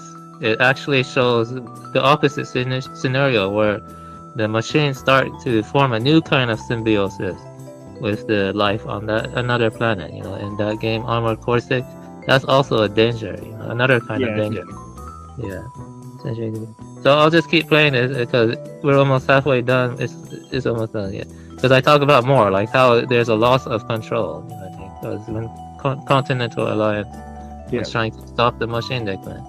So I'll keep playing this. It is open autopoietic sense-making. Mechanism as classically built is closed allopoietic, task-bound. So ellul and skrbina bridge. Technique is monistic and self-augmenting. As complexity rises, it behaves ever more like a living assemble, self-repairing, absorbing perturbation. Will it always differ? Maybe not. Hybridization, biodigital substrates, self-designing factories, like Solstice Light, can move mechanism toward lifelike autopoiesis. Confer to organoid intelligence as a live case of technical symbiosis with living tissue. That's one thing that would happen. In Solstice side, we see the autopoietic factory mine the planet's bare of all life. But another possibility is it could fuse with the planet. It could achieve symbiosis, and that's what happens in Armored Core 6. Maybe I will do an analysis of Armored Core 6 too, because that actually shows the opposite, where it actually starts to form new kinds of symbiosis. So let's see that. Ellul's limitation and technique turns on itself. Ellul nails the spiral. Necessary linking, automatism of choice, self-augmentation, leading to systems that only techniques can fit. But ellul underspecifies biological analogs, autopoiesis, and symbiogenesis. In practice, the system already self-repairs and reroutes, perfects and completes itself unremittingly, repairs itself, edging toward organism-like behavior, churning on itself. Technique makes technique its object. Factories build factories. Models optimize model making. The Kepterian efficiency becomes a reproductive code for the system's own expansion. How do humans trade what escapes control? Path dependence and locking. Interlocking techniques force coordination across the whole, making shutdown infeasible. Too complex to pull the plug. Autonomy of criteria. One best way leading to efficiency trumps external value. Decisions become compelled. Self-augmentation. Each fix breeds new technical problems only technique can address. Runaway coupling. Sacralization. Cultural reverence shields the system from critique. Permitted, lawful, justified. Skill and centralization. The state or corporate state becomes coordinated when the coordinator depends on the system of skill. We don't so much decide to lose control. We build measures no one central control. So in the film we saw that the Continental Alliance lost control. They lost control, and no one is in full control, especially when the system becomes autopoietic. Selective loss of control code. Relentless. How can something of our own creation grow so bad it escapes our control? It keeps going. There's no way you can turn it off. Too complex to be shut down, giving birth to never-ending seas of purposeless machines. The only thing that matches the enormity of this situation is its failure. A limitless progress is open. The preceding technical situation alone is determinative. That's a quote from ellul. So what is the best account? Skrbina also argues for a metaphysical theory, including technology, called Pan-Technicon. Pan-Technicon proposes a panpsychic view based on ancient Greek principles. It centers on the concept of logos, representing the hidden organizing power, intelligence, and mind of the universe. The power strives for increasing order and complexity against the forces of disintegration and decay. The logos is manifested through technique, the process by which all things come into being, revealing the underlying order in the material world.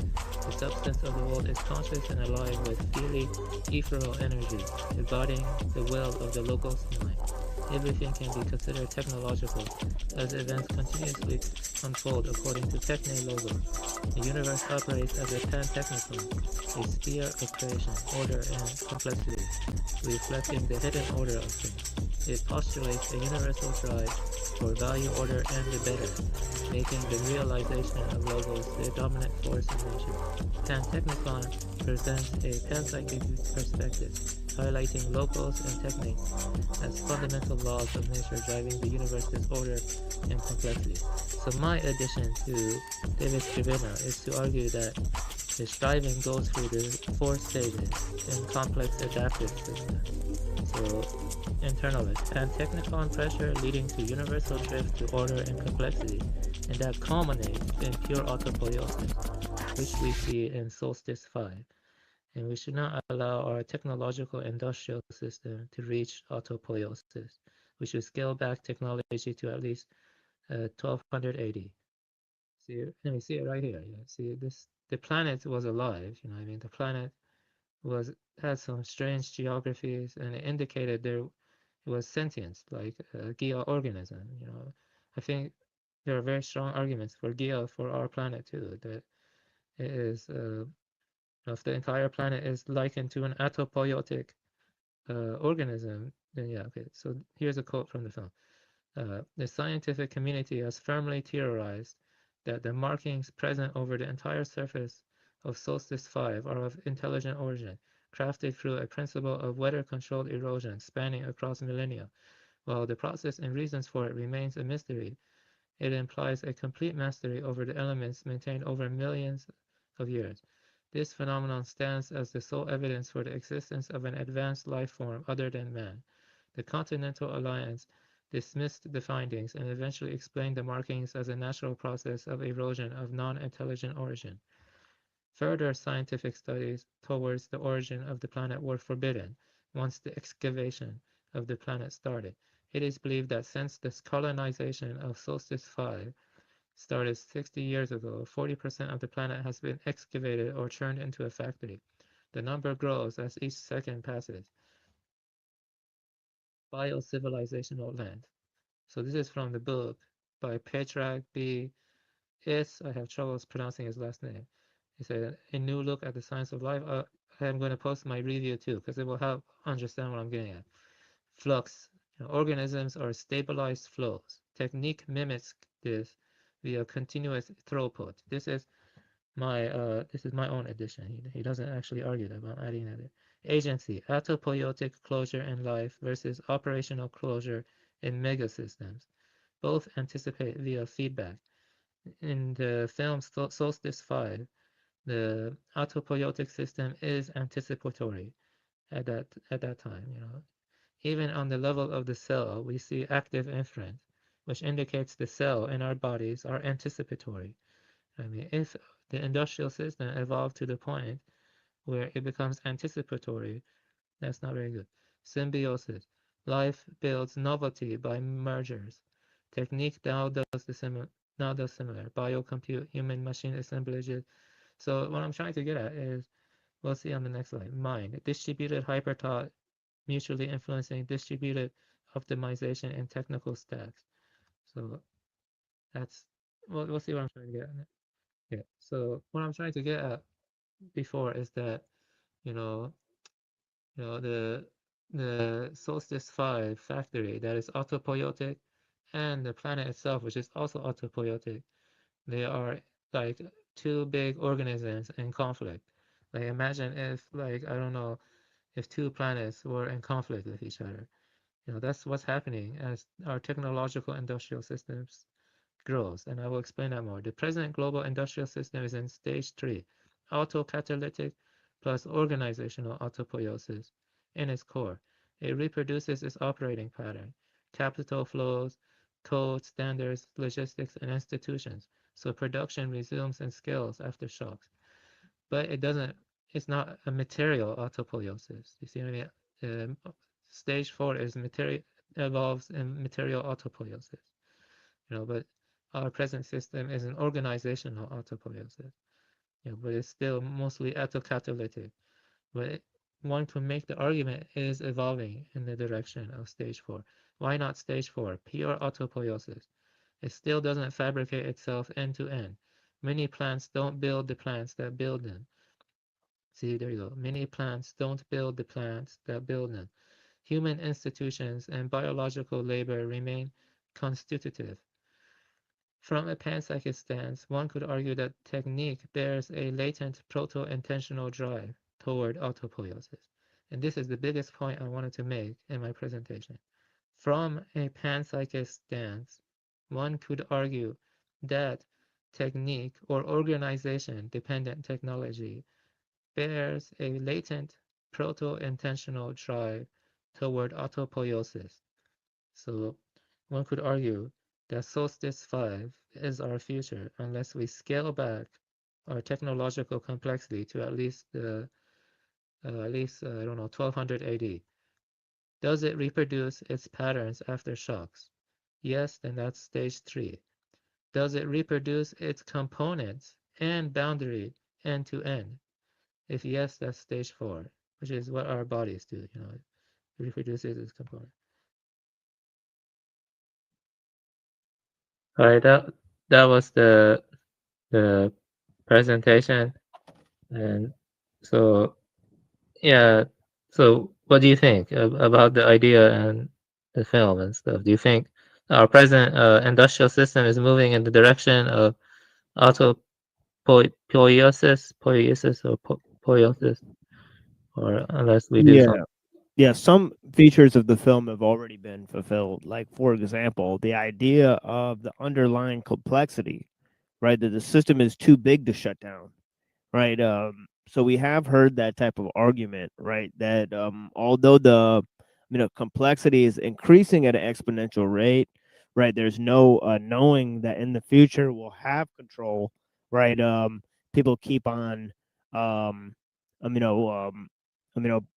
producing more and more complexity simply because they say that trying to solve the problems, right, will take too much sort of strategy, right? So it's easier to live with the convenience, right, of technique, even though you won't know exactly where the system will be 10 years from now. So you see that, and you also see that with the nuclear plants, right, where it's like we built these reactors, right, that produce these weapons, right, so that you'll have total security, total efficiency, right? And of course, nobody asked for it. You can't shut it down, right? You have to keep building it, right? So yeah, then I'd like to point out two things, right? One is from this book, Cybernetics, right? He has a chapter here, chapter 9, right? I have not read it, but it says on learning and self reproducing machines. So he has a chapter on it, and he says here an animal that multiplies is able to create other animals in its own likeness, at least approximately, although not so completely in its own likeness. They cannot vary in the course of time. Its own likeness that they cannot vary in the course of time, and this variation is itself inheritable. We have the raw material on which natural selection can work. If the hereditary and variability concerns manners of behavior, then among the varied patterns of behavior which are propagated, some will be found advantageous to continue existence, right? But here he says that in this idea of life, right, there's this idea of self-replicating systems, right? He says the characteristic of living systems, right, that they have the power to learn and the power to reproduce themselves, right? That's correct. Yes. And yeah, so he's thinking if this can happen in machines, and then in chapter 10, he's he analyzes the brain waves of as sort of self-organizing systems. And then this is ellul in on page 337, right? I was gonna bring this to your attention earlier. He says the prospect of the creation of a Superman, quote unquote, he will not appear tomorrow, but serious biologists already speak of the possibilities of chemical conditioning in the near future, more distantly of parthenogenesis, of ectogenesis, and embryonic conditioning. It is useless to dwell on these theories here. They're only remote possibilities. However, it is instructive to see how many intellectuals hope to find the creation of Superman the solution to all otherwise insoluble problems posed to the common man by the technical world. So he sort of alludes to transhumanism right there. Now, obviously, if you use machines to produce humans, and then and then those humans need to be sustained by those machines, right? Then you already have a sort of symbiosis between man and machine there, right? Where the thing that we create is sort of creating us, and so to speak. So the major premise is what creates. What we create creates, right? And in this sense, it could also create itself, right? Yeah, that's exactly right. And I think people like Peter Thiel want to push things in that direction. Want to push things in that direction more strongly. They want the Superman, or they want the system to re-engineer itself, self-engineer, stuff like that. Like supply chains re-engineering themselves, making themselves more optimal. You know, that's what they want, and they also want stuff like genetic engineering. That makes sense. You said Yeah. you were reading something from the book Cybernetics, but who is that by? Bateson, or what was? That's by Norbert Weiner. Norbert Weiner. Right. Okay. Yeah, so that's chapter 10, right? He's got in chapter 10 he talks about chapter 9, he talks about self-replicating machines. Then in chapter 10 he talks about self-organizing systems. Yeah. That operate like brains, right? So it's pretty interesting. Yeah, that's right. That's exactly like Solstice 5. Yes, that's right. Those are very good comments. I appreciate it. Yeah, that's like Solstice 5. Yeah. So I feel like there's massive danger, because right now, the system has some degree of like it's not pure autopoietic yet, but they want to make it like that in the future if they can but it's like organizationally like that, because when you like mess with the stock market or the organization, the patterns, it always like comes back to the stable set point or something like. So it's kind of moving in that direction, like organizationally, but it cannot manufacture its own components yet. You know what I'm saying? Because there are like hard limits to that right now. That's what makes the human body so fascinating, and why they're always dissecting it and doing crazy stuff. Even vivisection is still done, because they want to like see how the body is like always manufacturing its own components, creating its own components and then integrating it back in, because that's a very profound thing, It's like a natural intelligence that, that it has our body, but hopefully they don't do that in the future for our industrial system, finding ways for that. So, yeah, you could imagine people developing autoimmune disease, based on some sort of I guess mutation in their intestinal bacteria, right? Where they could digest things, like goats, or they fail to digest other things, right? And then they have to subsist based off of some sort of probiotic or some sort of supplement that's given to them by the system, right? So this could be an example of people whose biology or their for example, their digestive system is hacked, right? And of course there's people like that today, right? I to a certain degree am like this, right? If I can't drink coffee for a day, I'm like getting a headache and stuff, so I'm altered by technique, to a sufficient degree that I'll be extremely unstable, and I guess I'll experience extreme discomfort, right, without supplements, right, which are given to me, right, and which are basically procured by the needs of the system.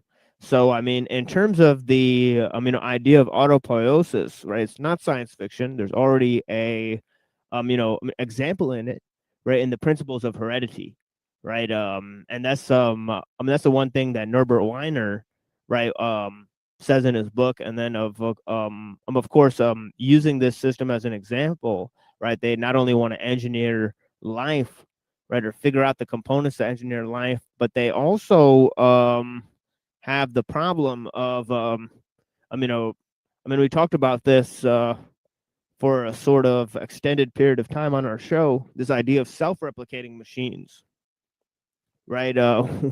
What happens when you create a self-replicating machine and it sort of propagates to no end, and you can't shut the system off. I mean, in Solstice 5, they were I mean, I guess fortunate enough to have this occurring on a planet that's not their own, right? But of course, you could see, nanobots or something like that hijack, an entire ecosystem or something like that. Well, something like that would be extremely, terrifying, right?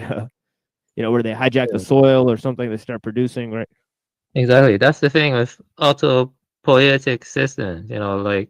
Like first off, the human beings we always seek like some degree of symbiosis. In the past we were in symbiosis with the natural world, but as technique grows, it severs that, or we become we engage in more symbiosis with technique then, which serves as a barrier to the natural earth.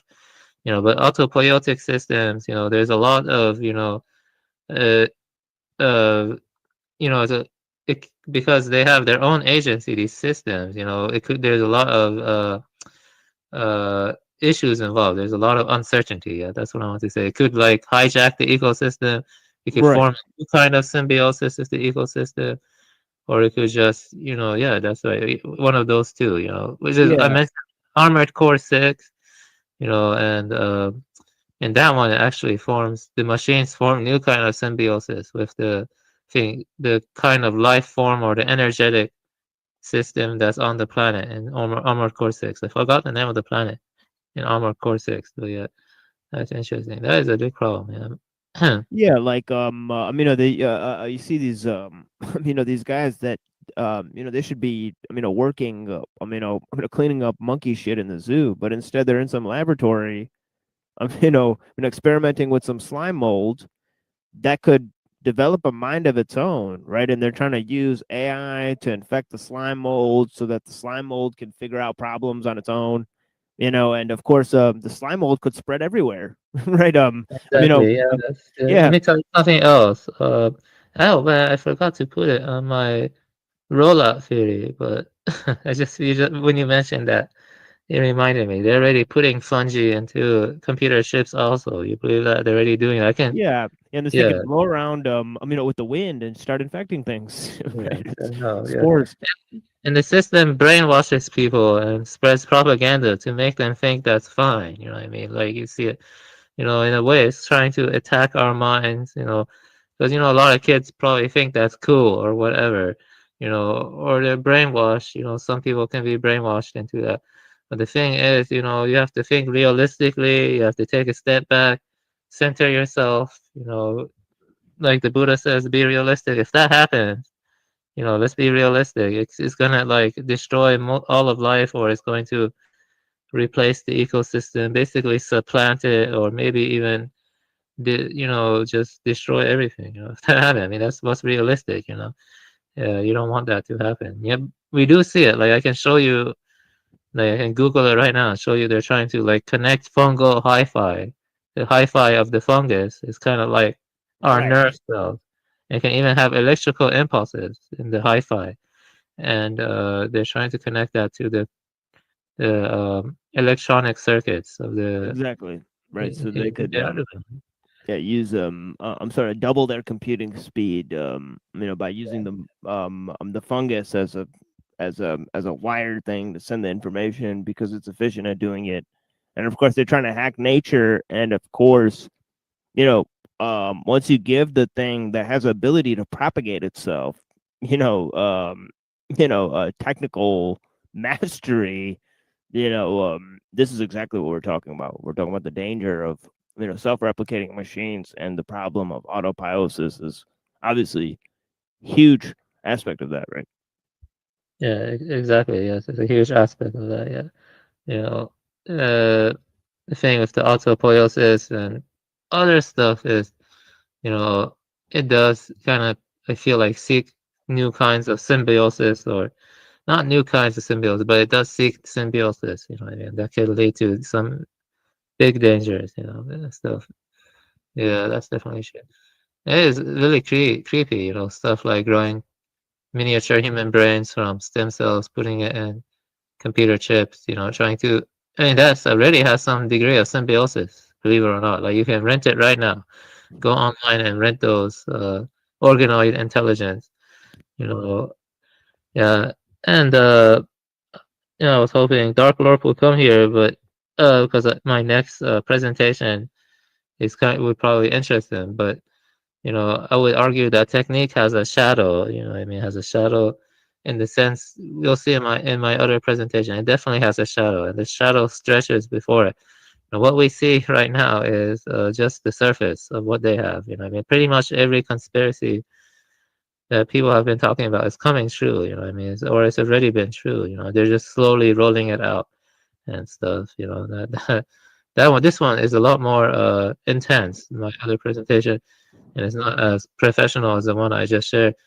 Yeah, but whenever you're ready, we can play that one, or I can wait for. Yeah. Let me just say that this is three possible dangers. One is on a macro level of robotics, right? You could think of like a factory that creates machines that uses the environment around it to create those machines, right? So it's a thing unto itself, just like in Solstice 5.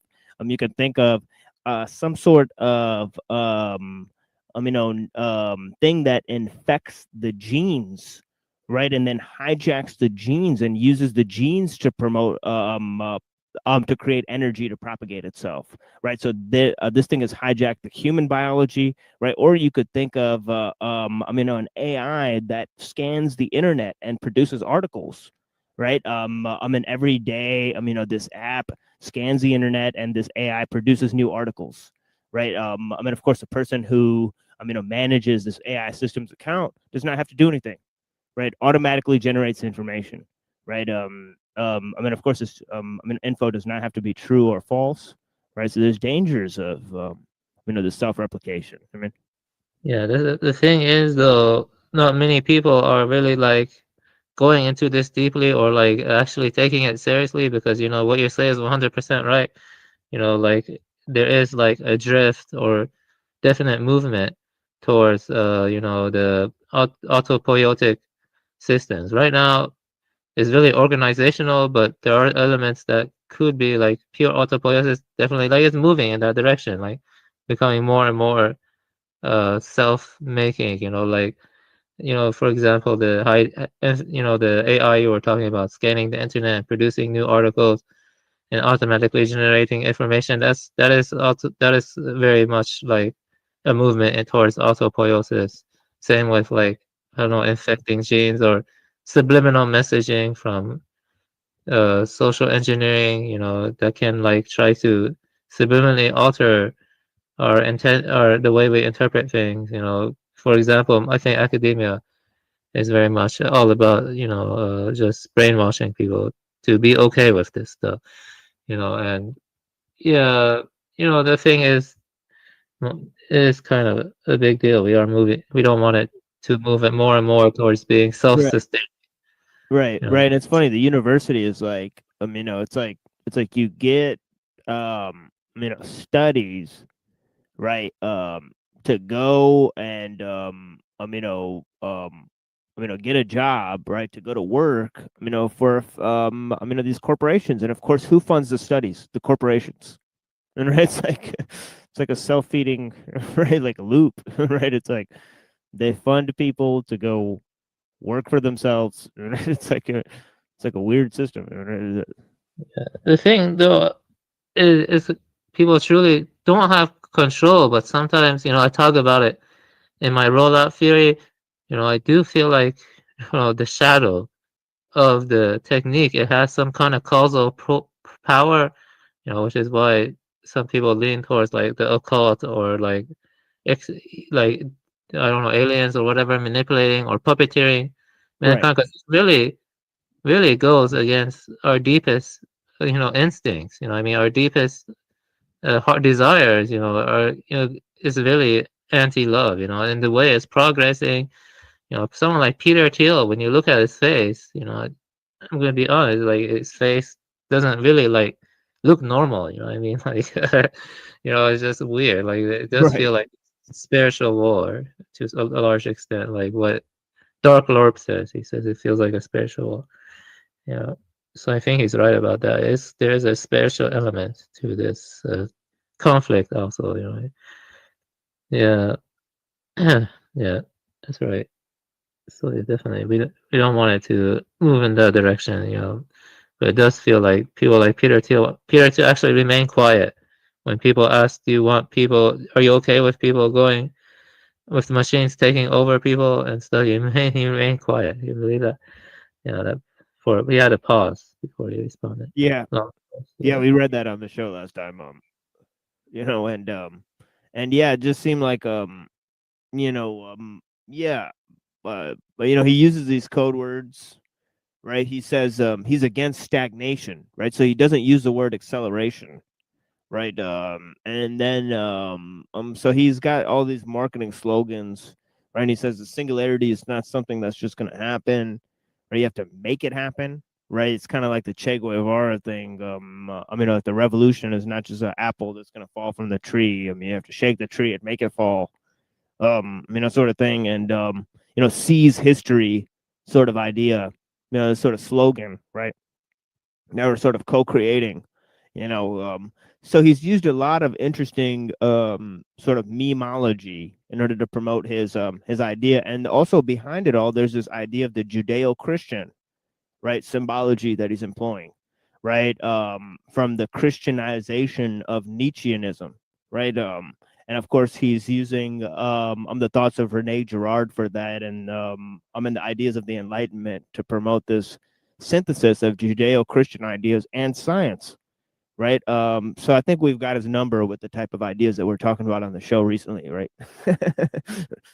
Yeah, exactly. Yeah, we have you do a very good job of exploring the whole genealogical historical development that led to the eschatology that then, you know, mutated into the, you know, crazy ass techno acceleration, and you know, that you do a good job of analyzing that. There's definitely that, you know, more messianic element that you do a good job of analyzing.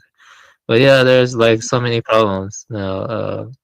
Yeah, people have to. I feel like one big thing I forgot to mention is you can try to relegate, regulate. You can try to regulate the Solstice. I mean, the machine and Solstice 5, but that's futile. The only solution is to scale it back. But if we keep letting it grow, you know, metastasize or something, it's going to go out of our control even more. You know what I mean? Because I would say right now it hasn't become as bad as Solstice 5. I mean, it is bad, but in Solstice 5, like they really lack control. But I think if we have, like, I don't know, some kind of group or organization work together and just scale back thing, you know, maybe there is a chance, you know, then, you know what I mean? But in Solstice 5, there's no chance really, because the system is always manufacturing its own components. It's like going against a planet, basically, you know what I mean? The factory, and yeah, hopefully people can like scale back. That's the only solution. Scaling back is what I'm saying. That's the only solution. Regulations don't help. That's what I'm saying. You know, there's always they don't really help. I'm surprised more people don't realize regulations don't help. You know, it does not help. Yeah.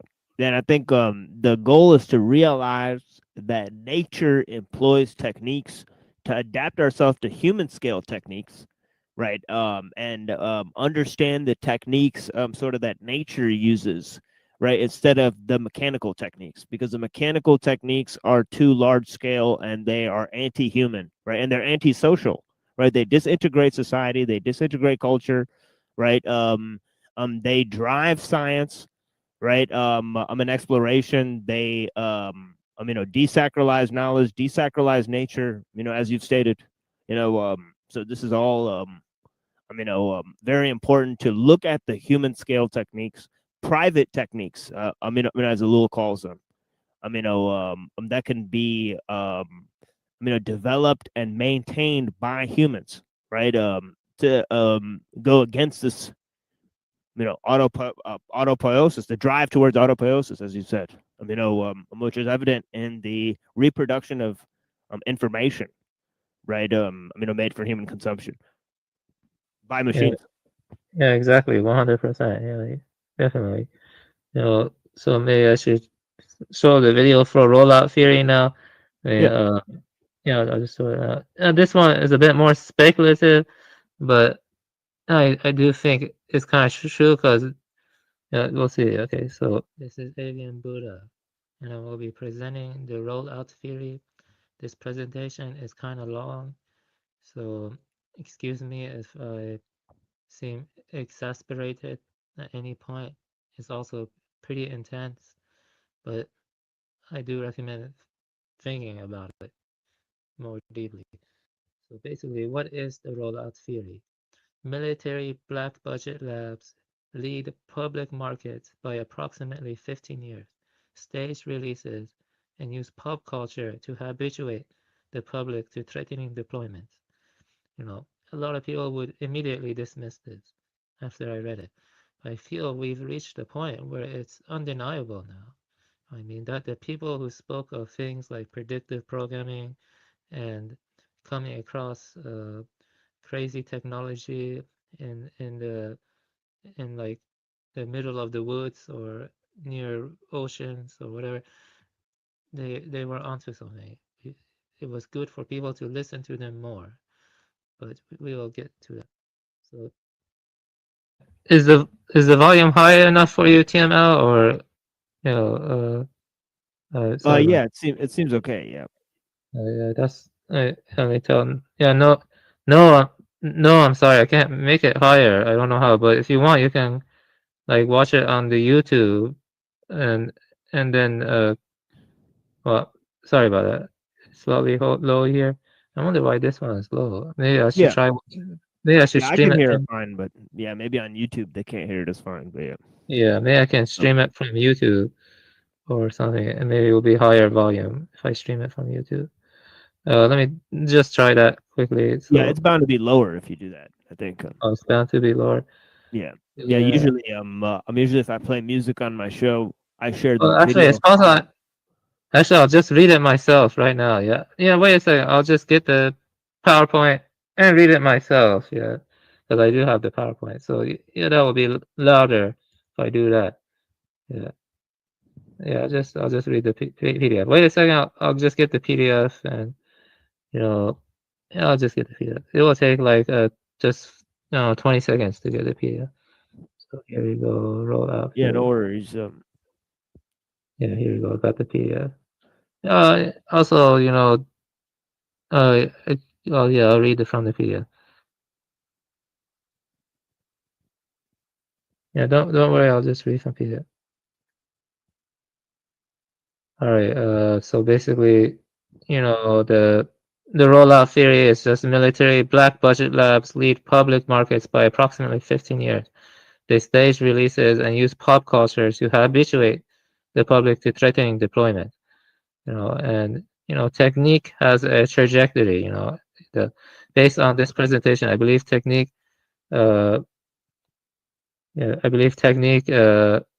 Possesses directionality. Technique isn't no longer about means becoming ends. Rather, it is about supplanting the organic and molding it in its image. Technique has the character of being invasive and puppeteering man to make themselves obsolete, much like the planned obsolescence of iPhones. If it weren't for technique's shadow, it would be purely about efficiency, production, and consumption. However, the shadow of technique also makes it about creating something above us in the food chain. It's to either depopulate or replace us. So you can comment anytime you want, or or anyone can join. Now and comment. So yeah. So 2 case studies. No, there are many more. My father, while working as an architect at a firm, he was approached by unusually secretive clients. They brought him to a private demo showing live real-time surveillance with tight zoom on specific people. Such capabilities were already operational long before the public knew they were possible. Inference he drew. Major tech advances incubate inside military DARPA ecosystems, then surface years later. He began to see consumer tech as the public rollout phase of earlier classified work. Pop culture functions as preconditioning. Films, TV normalize capabilities before they appear on the market. Personal impact, lasting skepticism toward official tech origin stories and timeline. My friend Darklord, okay. Well, let me see. While near the ocean, he witnessed an unidentified craft emerge from the water. It slowly but quickly went across his field of vision. It made no noise and it didn't disturb the trees. Only Darklord and his witness saw it. So on the right, he claims that's what the craft looked like. He describes it as a little wider and darker. So it sat there for a while, like Darklord and others didn't see it. After the encounter, he reports persistent severe anxiety. So conclusion, black box research and development, military DARPA sits approximately 15 years ahead of public tech. He now views much of new consumer releases as staged rollouts of older classified capability. He, I don't know why. He cites present-day examples as indicators of the curve. Implication: today's edge in public view. If this is today's edge in public view, private and defense programs already operate far beyond it. So past examples, one of them is DARPANet. The internet actually started off, as a DARPA research and for military purposes. So DARPA's research network, late 1960s, linking universities and defense labs to share compute resources, resilience under attack, leading to packet switching, redundant routing, decentralized control, UCLA, SRI, UCSB, blah, blah, birth network email and remote login soon after. TCP/IP standardized across network led to foundations of today's internet. Capabilities incubated in defense research, then migrated to academia. So the implication for this talk is ARPANET is a canonical case of a military defense tech stack rolled out years to civilian life. So they basically fund high-risk prototypes, then test and close networks, then commercial spin-offs, then mass adoption. Interstate highways are like from war plan to everyday life. Born as the National System of Interstate and Defense Highways, 1956, pitched for rapid troop movement and civil defense evacuation in the nuclear era. Eisenhower's push from military experience. The rough 1919 Army convoy across the U.S. and seeing Germany's Autobahn and with World War II convinced them a defense-ready network was essential. Congress funded a 41K mile system and set up the Highway Trust Fund. The defense framing helped secure scale and money. Once built, the network quickly became the backbone of civilian travel. The commerce, suburbs, and logistics. The military rationale faded while public use exploded. Framed for defense, financed the national scale, then normalized for civilian life.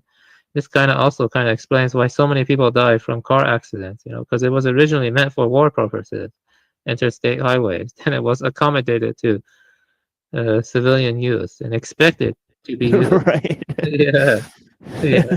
There's some soldiers on the road, going to work. Yeah, exactly. Yeah, it's kind of like a war. Yeah.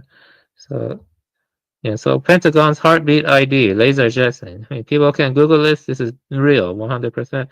But it used to be considered conspiracy, stuff like this. But now we know 100% it's real.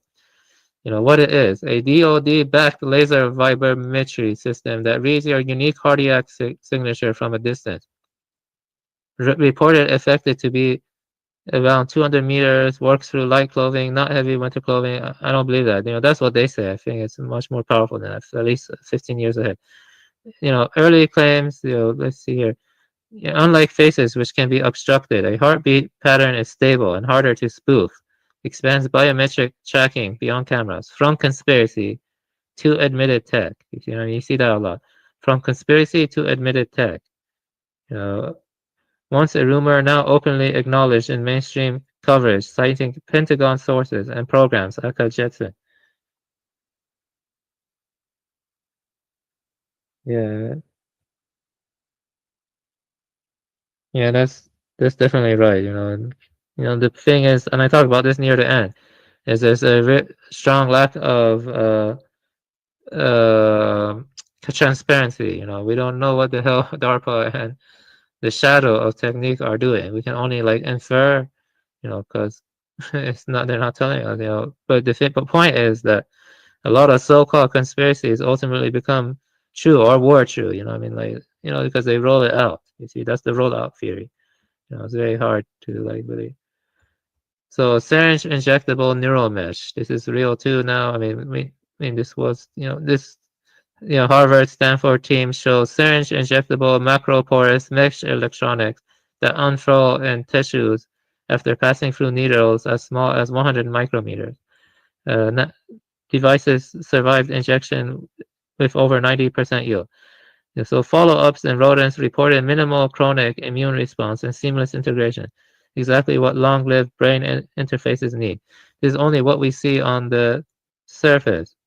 You know, what we see on the surface. You know, obviously DARPA and others are 15 years ahead. This is, you know, so this tech press coverage injectable origami electronics building with brain hat back in 2015, long before today's hype. You know, defense interest tracks the timeline. DARPA programs openly fund high bandwidth, ideally non-surgical neural input-output, precisely the use injectable meshes point. From conspiracy to just tech. When the papers are public, assume more capable versions exist in restricted labs. You know, and you have stuff like DARPA too, and I mean like Plum Island and other stuff. But yeah, so this is another one. Graphene and quantum computing. Now, scientists achieved the impossible, unlocking quantum circuits using magnetic graphene. Now, quantum gear gets hot and fussy fast. Cooling it down and correcting errors costs a ton of energy. If you need giant fridges and magnets, the whole system is slow, expensive, and hard to scale. So I have a friend, he was online acquaintance. He lived in Sweden. We talked a bit, and he told me, like, I don't know, 3-4 years ago or so, like a couple of years ago, that we're nowhere near quantum computing. He told me that. Okay, and he said the reason is because of thermodynamic limitation. I mean, they need a very cold environment. But then around 2025 or 2024, I started seeing articles like using a graphene to bypass those thermodynamic limitations. And you know, graphene is kind of blackish. You know, it kind of looks black, and that could tie into the predictive programming of black goo, which we talk about also. So you know, specially engineered graphene can carry quantum-style signals like spin currents without huge magnets and sometimes near room temperature. So what? Less cooling and bulky hardware, a smaller heat bill, simpler setups, and a path to more practical quantum parts. If graphene enables quantum-ish transport at room temperature, it collapses cost barriers that keep quantum tech rare and visible. Big fridges, big labs. That's exactly the kind of materials jump that you'd much quietly then roll up. So let's see here. This is hard. It's hard to see. Sometimes the text is in the way. Okay, so when you see the public claims of no magnets, higher temperatures, assume classified variants targeting robust low-power spintronics and hybrid classical quantum modules are at least 15 years ahead operationally. The paperwork and press might be step one. So, you know, here's another one. This graphene tattoos. This was actually, I saw a lot of these articles around the time of 2019. You know what I mean? Study. Dust of graphene-related materials is not harmful. My question is, why tell us that unless, you know, like this is like, there are lots of news like this, you know, and it's kind of strange, you know, when you see, I don't know, professionals or academia or a certain trend telling you, oh, dust of graphene-related materials is not harmful. That makes you think maybe they're spraying your food with graphene. You never know. You know, graphene, you know, because I heard conspiracies also, or so-called conspiracy, that graphene or like 5G could alter, I don't know, the form of or the structure of graphene. Maybe you can make it come together and alter it. But I actually didn't look into that, though. I should have looked into that. Graphene tattoos could continually monitor your blood pressure. You know, that's kind of messed up. Yeah, but yeah, you know, I also saw this one clip of people using phones and scanning each other to see if you're vaccinated or not. And maybe that could also tie into graphene. Graphene e-tattoos are a possible revolution in blood pressure monitoring. Evidence for unconventional superconductivity and twisted. So yeah, I just wanted to show that. Cloaking tech, you know, this is real now. Cloaking tech is real. You know, basically it's invisibility with special materials. I'll just go faster now, you know, because I just took this. So basically, you build materials that steer waves like light, sound, or heat around something so sensors don't see it. And let me see. Anyone can come on if they want. But basically, you have stuff like heat cloaks, sound vibration cloaks, real gear today. From conspiracy to commonplace. Cloaking once lived in rumor territory. Now, today, microwave, IR, infrared, acoustic, partial cloaks are demonstrated and briefed openly. Public now treats them as normal niche tech, not sci-fi. I mean, we see that pattern over and over again. I mean, so basically, yeah, so there's that pattern. So let's continue on. Okay. Directed energy weapons. This is real now. I remember reading approximately 5 to 10 years, or maybe it was 5 years, that they were claiming directed energy weapons are just mere conspiracy. They dismissed it as like such. But now we see now they admit to it. So weapons that project energy, lasers, high power microwaves, radio frequency beams to disable sensors, drones, vehicles, or people. Why it matters to roll out. I mean, so like decades of research and development were largely quiet, defense focused before initial deployments, then broader public awareness. So directed energy weapons illustrate how capabilities can be dismissed as conspiracy until unveiling makes them undeniable. Yes, and yeah, that's true. Maybe that's one reason we see the predictive programming of black goo everywhere. Like tons of media. That is true. That's one strong possibility, very much so. And so let's continue on here. Nanotech and biology. We actually saw them talking about this. Carbon quantum dots. CQDs. They're less than 10 nanometers, carbon-based nanoparticles with bright, tunable fluorescence, often excitation dependent, cheap to make, including green synthesis from sugars, biomass. So yeah, that could like go beyond the blood-brain barrier, neural interfaces, wearable and implantable sensors. It's all dual mode imaging, for instance, MRI when hybridized. CQDs exemplify a platform that matures in research, defense, medical niches for sensing, targeting, counter microbe, then diffuses into consumer health and diagnostics. So yeah, we saw interesting stuff about that. Machine learning, so I feel like machine learning it probably already existed among DARPA. I remember reading stories about how some people will come across random stuff that would like kind of hint that maybe AI algorithms are being used. Like some random people will call and it sounds like AI algorithm. But the math for machine learning is very, very old. It's from 1950. It's mostly based on linear algebra. Machine learning is heavily based on linear algebra. That kind of stuff could be kind of old, yeah. So I wonder how I can go. I see that. Okay, that's better. Okay, so I'll continue on. Okay, so organoid intelligence. I actually mentioned this during our conversation. Basically growing miniature human brain cells and then integrating them into computer chips. So there are networks of human brain cells, organoids interface to silicon, microelectrode arrays, CMOs to sense, compute, and act. Why it felt sudden, it felt sudden to me. I was like, I got my degrees in neuroscience and computer science. And I never knew about this until just a few years ago, And it's extremely energy efficient, on-the-fly plasticity, graceful degradation, and potential for edge learning, where silicon struggles. Edge learning or edge analytics is like it's like your phone or like sensors, IoT basically, and then you can do machine learning on the edge. If you put stuff like those miniature human brain cells into edge analytics, maybe it's like putting a massive brain around you. I mean, maybe that's what I want to do if they do it. How organoid and intelligence computes, population dynamics, spike timing, plasticity, and homeostatic rules. trained via electrical chemical rewards, more like adaptive control than today's backprop. I mean, let me see here. Nonetheless, it's reasonable to suspect some classified parallel road given the dual use potential. So, there was, I think, mostly underground, definitely, and now we're seeing it, like, you see, they kind of like take stuff from different fields and then unite them in dangerous ways.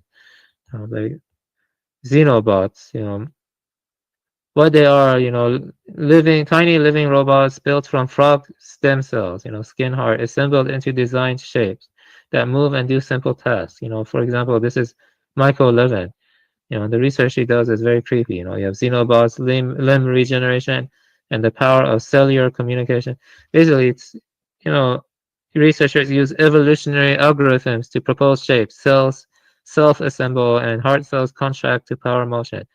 So, locomotion, pushing, carrying microcargo, limited self-healing, I don't know, mostly bad, why it matters. Proof that programmable multicellular life can act as a tool, blurring robot with organism versus organism. So xenobots basically blur robot versus organism from fringe to normalized, Once tabloid sounding, xenobots now show up in peer review or mainstream coverage because it was rolled out. You know what I mean? Another so-called conspiracy-ish idea turning into just tech. You know what I mean? So here's another yeah, example. it's like the Guyver show, right? Like, Yeah, that's the direction we're heading, man. Like, holy shit. And there are people, man, let me tell you this, this is the most important stuff to be talking about now. Looking philosophically at, everything, the technique and thinking historically and talking more about this stuff. But, academia doesn't do that, That's why I thought David Skrbina's book was so interesting. It got me thinking a lot and more seriously and meditating and stuff like that. More people need to be talking about this stuff. This stuff is very important. But that doesn't pay the bills for the elite or the technical elite. So that right. You see here. Yeah, I know so many problems. Like I don't know, it's just accelerating. Yeah, it's already accelerating. That doesn't surprise me. I mean, there's like so much shit out there now. And also, it starts off as conspiracy. So, GPS, night vision and thermal imaging, stealth and materials, UAVs, drones, public key crypto, satellite imaging. These are all other rolled out examples. Now, you could probably find thousands of them or hundreds of them. I mean, like, yeah. Yeah. I call the cell phone what it is. It's a radiated lithium brick. Yes, It's just carrying on you. It's yeah, exactly. That's right. not a good idea. Probably started off in DARPA or something, and then it was rolled out. I mean, and the point is the shadow is much faster, but we'll see now. Question for audience: which current classified networks tools are today's pre-internet quietly maturing before public debug? Yeah, so debug. So we raise it. Examples of predictive programming. Now, predictive programming is definitely real. I mean, I definitely believe in predictive programming. So this is one article I wanted to share. This is a real bullshit article, like in the sense that I don't believe it, but I do question the motives of even bringing it up. Lethal autonomous weapons laws. Congress, put this article here, and it claims that here are some questions. If laws aren't in the inventory, why brief Congress in detail and mandate annual reports? Are they normalizing something that already exists in prototypes or already exists altogether? Why build a full compliance pipeline? If there's nothing to feel, legal cover in advance. It is about shaping public opinion, human judgment, manual control. So fully autonomous strikes feel acceptable when revealed. See what I'm trying to say here? I'm saying the shadow shapes the public opinion in lots of ways via predictive programming, so that when it finally is unveiled fully or rolled out, people act like it's normal, and I see it happen, I mean, because, like one of my friends, he's an over socialized cretin, I mean, I've been talking to him for 5 or 10 years. I don't really like him. He doesn't watch this either. And I told him about, directed energy weapons about 6 or 7 years ago. And at that time, I remember Wikipedia or somewhere else was claiming it was a conspiracy or something. and he dismissed everything I said. Now I show him that it's real, and I ask what he thinks, and he's so stupid. He doesn't understand the dangers. You know, maybe he's just mentally weak or something. So let's continue on. You know, are they pre-justifying budgets? Competitors are forcing our hand to fund programs already underway behind curtains. So, you know, I would say, you know, just classic rollout. You know, define, reassure, regulate on paper, then unveil limited operational evaluation, something like that. So, you know, just you got that. You know, it is fishy though. You would agree this article is fishy, right?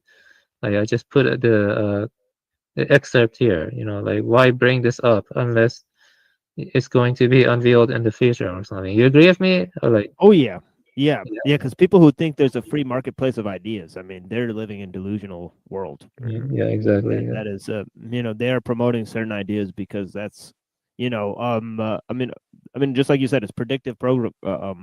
It's predictive programming. I mean, on a psychological level, you know, so that when, and that's what a lot of the alien stuff is too. You know, it's like, to get people psychologically prepared. Yeah, I agree. Yes, you know, there's a lot of weird stuff they're doing, and there's a lot of predictive programming. The aliens does feel like that too. You know, brain cloud interface. I read this article. You know, supposedly speculative, but you know, it's just talking about a real-time link between the human brain and the cloud. You know, and it's like using nanorobotics to monitor neurons, synapses, and shuttle data to external compute. So, you know,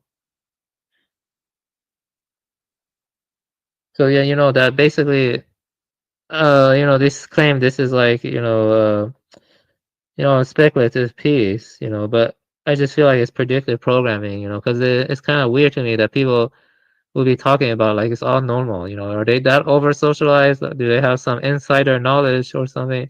Are they like trying to normalize people's reaction? Thing is, there's a large element of predictive programming in this article too, you know. It's kind of Ray Kurzweil shit, this article. But yeah, when the white papers detail actors, bandwidth, and use cases years in advance, expect parallel classified paths to be further along. Public discourse is the acclamation phase. So yeah, that's kind of sounds like, you know, rollout. So DSX, actually I've talked about this game a lot and I share clips, remember. So basically, you know, the Twin Towers were missing in the original DSX for PC. You should note the PS2 version was censored. I don't think the new remake looks good. It's best to stick to the original, and if you want to play it, play the Give Me DSX mod, avoid New Vision, but GMDX is a good mod. But basically the Twin Towers were missing when it was originally shipped, you know, and that was like 1 year before 9/11. Then they added a terrorist lore patch. You know, fans have questioned the memory excuse. They claim they didn't add the Twin Towers because of limitations in memory, but fans actually went and looked at the memory space and blah, blah, blah, and that was a lie. They had the memory space, you know what I mean? They had enough space to add the Twin Towers, so why was it missing? You know what I mean? Released before 9/11, the game's missing towers plus terrorism plot reads eerily prescient into many players. DSX openly names real-world power networks, Illuminati, Majestic 12, Bilderberg, Trilateral Commission, you know, baking elite governance narratives directly into gameplay and dialogue. So it deals with stuff like transhumanism, augmentation, ethics, corporate capture of the state. I would say the state and the corporations are largely fused now. Surveillance and social control, issues that mapped onto later real-world debate. Even brushes against civilizational homogenization, anxieties, global governance, cultural flattening, resonant with today's arguments about Europe's cultural identity. So whether by constraint, craft, or coincidence, DSX normalized a bundle of once fringe topics: augmented humans, clandestine elites, terror shocks years before they dominate public. So yeah, I'm pretty sure that the original DSX has a lot of predictive programming. I actually have shared it a lot on your show, as we saw. But yeah, this one's definitely full of predictive programming. Black Mirror, you know, I have never actually seen Black Mirror, but I know it has a lot of predictive programming, you know, brain uploading, consciousness cookies, full sensory virtual reality, memory implants, you know, remote body perception hacks for soldiers, parental surveillance, and geofencing. If Dark Lord were here, it would be interesting to hear if he has watched Black Mirror, I should probably watch Black Mirror because there's a lot of crazy shit in it. Autonomous micro drones and swarms, kill bots and pursuit drones, platform-induced crisis. This is like what people watch during Netflix. You know what I mean? Like, and yet people do not connect the dots. You know that could very well be predictive programming, creator control, and digital clones. You know, so I have shared this on your stream also. You know, man-eater truth code. You know, humor often functions as predictive programming, sugarcoating to model shocks as today's jokes. Comedy is a soft launch tool. Laugh first, accept later. Jokes make radical tech feel normal before it arrives. Satire defangs disturbing ideas, easing their rollout. Today, habit tomorrow. So it was developed in Georgia, USA, a state dense with military bases and historic Freemasonic lodges. I'll share some screenshots now from my playthrough. I'll share the screenshots later, but I have shared it on your stream also. Maybe I'll share it a little bit afterwards. You know, but yeah, this felt like predictive programming. You know, it has stuff like that looks like Plum Island, nuclear spills. Even it just treats it all with being a joke. You know, frivolous. It makes me kind of suspicious. You know, like the kind of stuff they are pointing to is really hard to joke about. You know. Yeah, this guy says it. I think he's saying this about Black Mirror. You know, Black Mirror. You know, 100% predictive programming. Yeah, definitely. Maybe I should watch it for that reason. You know, just like maybe I should watch it for that. Yeah, I know. Black Mirror is 100% predictive programming. You know, let's put this again. There you go. Yeah, maybe it's good to watch this. You know, even though it doesn't look that fun. You know, or whatever. It's good to analyze it. You know what I'm trying to say is that predictive programming or analyzing the trends of what they're trying to normalize us for the future is a valid, I would say, intellectual or even academic pursuit in some ways. You know, because when you think about it, you know, it's less dangerous to watch when you know what it is. Yes, that's right. Yeah, exactly. You know, that's right. You're conscious of it. You know, most of popular media is predictive programming. Black goo, graphene oxide. Oh, this one can go on and on. You know, there's a lot of YouTube videos about and other stuff. You know, you have black oil, X-Files, sentient infectious oil that affects people. Prometheus has black goo. There are a lot of examples. You know, from popular media. I just, you know, there's a lot. You know, yeah. So I actually showed this on your show too. You know, you can see the legs here. And you know, the genital there and the breast there and the face. But this is also Baphomet. The teeth are here, the nose, the eyes, you know, and this is not a coincidence, you know, the horns. So the biggest question in life, or like this is very hard. Where do the lies end and the truth begins? I don't know. You know, that's why I always have healthy doubts, you know what I mean, skepticism. Yeah, the Black Spider-Man, Venom. Yeah, that's right. Yeah, the black goo. You know, that's true. Yeah. Yeah. In the movie, the guy who gets or not just in the movie. I mean, anytime somebody gets infected with the symbiote, it starts changing their personality. And that's part of the thing. It actually hacks their brain, right? It could be the carbon dots. I mean, the quantum dots. You know, the carbon quantum dots, or it's predictive programming basically for all that crap. You know, and then they'll basically roll it out and, you know, act like it's normal. Yeah. So basically, conclusion. There are two basic principles that this whole presentation is arguing. From conspiracy to just tech. You know, that's the first one. When the papers and program pages are public, assume more capable versions exist in hidden labs. So who benefits from the timing of these revelations, and what are we being prepared to accept next? My answer, as I agree with Dark Lord about that, I hate to say, I would argue depopulation, social collapse, and restructuring society for greater automation, smart city, brain cloud interfaces, graphene tattoos, normalization of biological engineering, and so on. Perhaps many conflicts are deliberately manufactured for this objective. You know, if they are lying this much to us in the Matrix or whatever, you know, it makes me question a lot of global conflict. You know, it's like very difficult to determine lie from truth at this point. It's very hard. So yeah, let me see here. Oh yeah, this was from a World Economic Forum pamphlet. Let me see. Oops. This was from a World Economic Theory pamphlet. Basically, they showed this in their pamphlet, vaccine, and then it goes there, maybe syringe, injectable, nano mesh, it connects humanity to the cloud. You have the phone to a 5G network, internet, and then it connects to the cloud. This was from a fucking, World Economic Forum pamphlet. You believe that? And people act like it's normal, yeah. Sheeples. Yeah, sheeples, definitely. And I already shared this. I accidentally put it again. So, I don't see. So from Internet of Things to Internet of Bodies.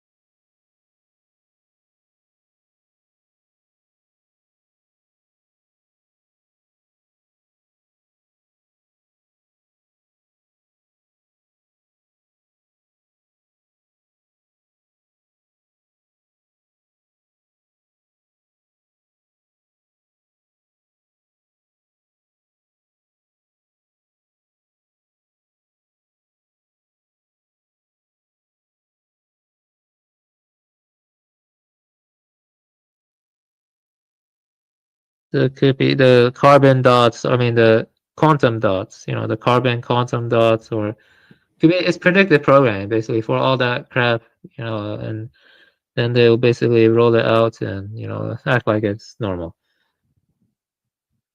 Yeah, so basically conclusion, there are two basic principles that this whole presentation is arguing. From conspiracy to just tech, that's the first one. When the papers and program pages are public, assume more capable versions exist in hidden labs. So who benefits from the timing of these revelations, and what are we being prepared to accept next?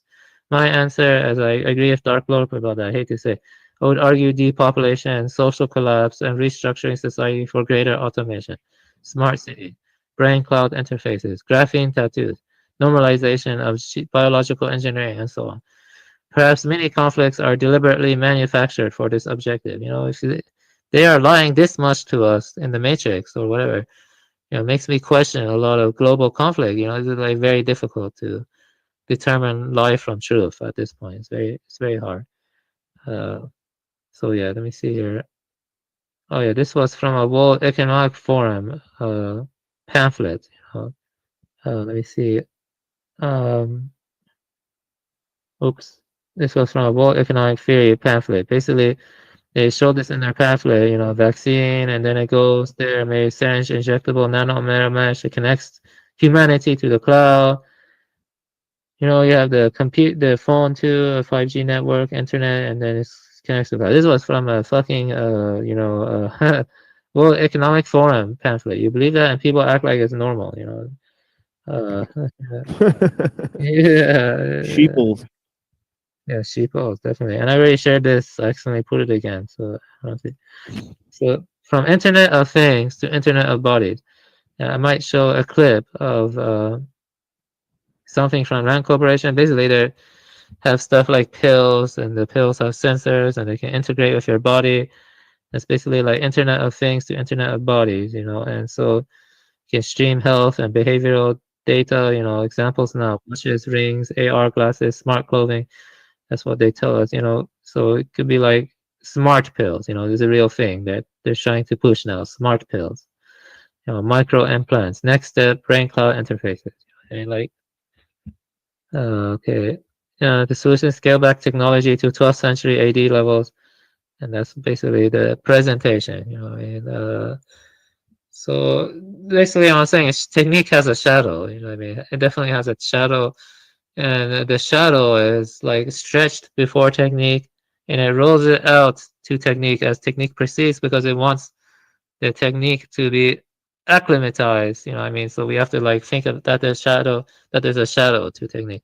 Thinking about the technique shadow of too long or dwelling on it too long makes it go crazy, but it's kind of important to realize it's definitely there. You know what I mean? Like, you know, it's definitely there. You know, it's too much of a pattern. You know what I mean? The problem is with the scientific method or empirical science is they try to destroy your thinking. You know, if you see a pattern and it recurs over and over again, then you got to like say this, infer that it's real. You know what I mean? Like I just say there's a shadow to technique, basically. Would you agree with that? Oh You know, yeah, yeah. It says William James says. I mean, it's loss of truth for risk of error, right? You know, it's too rigid of an epistemology. I mean, yeah. Yeah, exactly.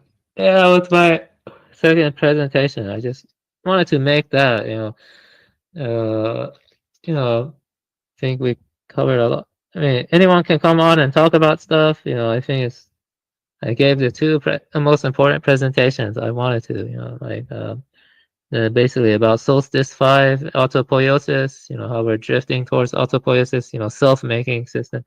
Then I gave a presentation on, you know, rollout theory. You know what I mean? And basically the rollout theory, I'm gonna go back, just wanted to be there in case someone, because I feel military black budget labs lead public markets by approximately 15 years, stage releases, and use pop culture to habituate the public to threatening deployment. Yeah. Yeah, so basically, yeah. So yeah, basically that's it. Yeah, I guess I'm gonna remove this from the yeah, basically that's it. So oh yeah, here it is. Okay. Yeah, okay. So those two are what I wanted to show. So anyone can join on the panel. Let me see if I can find anything else to talk about. I think those were the two main things I wanted to talk about. And it's very hard to talk for a lot. You know, I think it was very good. Let me think what else I could talk about.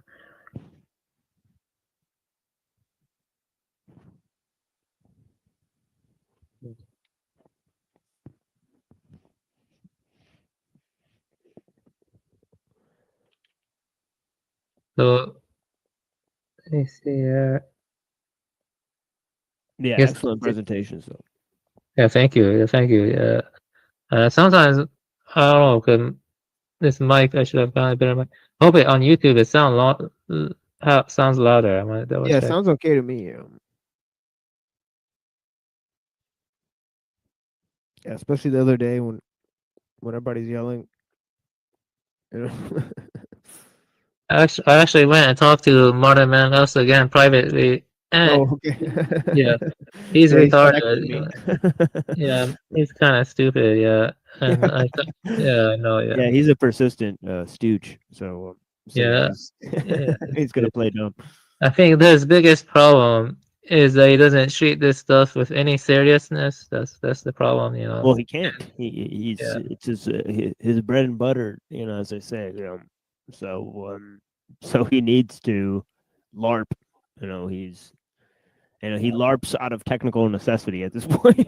Yeah, That's crazy. yeah. You know, The funny thing is that after we talked, you know, he was starting to talk about how he just does it for money. Like I was like, what? You know, what I mean, like, you know, he's at least he's transparent about that. You yeah, know what I mean? yeah. I sent him $5, and then for the free promotion. I mean, because we did have 63 people watching. I mean, and I thought I'd better send it to him than the other guy because the other guy's a drug dealer. So I thought okay. The other guy is way worse. You know, the other guy. Yeah, I agree. Yeah, even I can agree that at least Landry, you know, he's nerdy, but yeah, the other guy's much worse, and you know, so yeah. That's true. Yeah, definitely. So, let me think what else I could talk about. Okay. Maybe I'll just give one other presentation from something I have here. Let me just check my computer. Yeah, but on the last one, I think this idea of two-way communication, right, between the human and the machine, right, that they kept saying it's some sort of science fiction concept, and now, of course, voila, they have it, right? And of course, they can create this idea. Of course, they've had it in terms of, you can even have a machine mediate impulses between one human and another. Right, there's another idea about nanomachines being placed in the bloodstream to turn on virtual reality simulators. And right, so I mean, all these things that we talked about, that are mentioned in Ray Kurzweil's Promise and Peril, Kevin Warwick, who talked about how they put a chip in his shoulder, right? And he communicates, all his bio data with the computer and all this stuff. And of course, he's able to remotely control, electronic limbs, right, through accessing this computer, right? So I mean, if they're able to do all this stuff, they're able to use machines to send information directly to your nervous system, and they're admitting that they can do all this, right? Right now. Right. So, apply the rollout theory to this idea. And of course, when they start using this stuff and they get caught using it, and then they claim it's alien technology, and all this stuff, you should try to question these things, right? Because it's obvious that, there's much more deeper things at play, right? Has been continually noticed, right? First through the predictive programming in the media, and secondly through them saying that, oh, this is a conspiracy, and then 15 years later, it's the truth, right? Just like the graphene, nano, tubules, and the organoid intelligence, and a lot of the stuff you said, right? So yeah, it's time to start learning quicker. I agree 100%. And the point is, if you think there are people out there who think all this stuff is cool or blah blah blah, but they're just fooling themselves. That's just over socialized. Like, look at nukes. This is like nukes bringing it into the body or something like that. It's like nuking the whole notion of humanity or life itself. This is not cool stuff. This is very depressing stuff. Because sometimes I do think that maybe they're hiding something more, though, like maybe occult documents or maybe something like that. I'm open to that possibility. It's very hard to know for sure. For example, Brown's boy said, notice very little, if any, tech is focused on looking underground. It's all about controlling the surface or going to the sky. It's not popular to look underground, according to propaganda. Maybe they are hiding something underground. Remember Jesse Ventura had a great episode about it. He went underground. He went to this place where people claim something was underground. And a lot of weird things happened when he went. Like, they could hear weird stuff or whatever. I don't know. Maybe there's reptilians or something. I have no idea. Yeah. And there's enough of our Hyperborean friends to actually, there's like 1 million of these guys at this point. So, are they gonna, create an organization that digs underground, right? Because, or are they working with the Vril or whatever it is, the reptilians to hide the information? Who knows, right? But, but exactly, it's pretty crazy. Crazy. Yeah, but they don't want they don't want you to look underneath, right? Right. They want you to look up. Now here's from 1985, from the book The Media Lab, right? Before they even got the internet started, right? This is 1986 to 1987. They had 11 projects, and so I'll just read this real quick. One is electronic publishing, the other is SpeechWorks.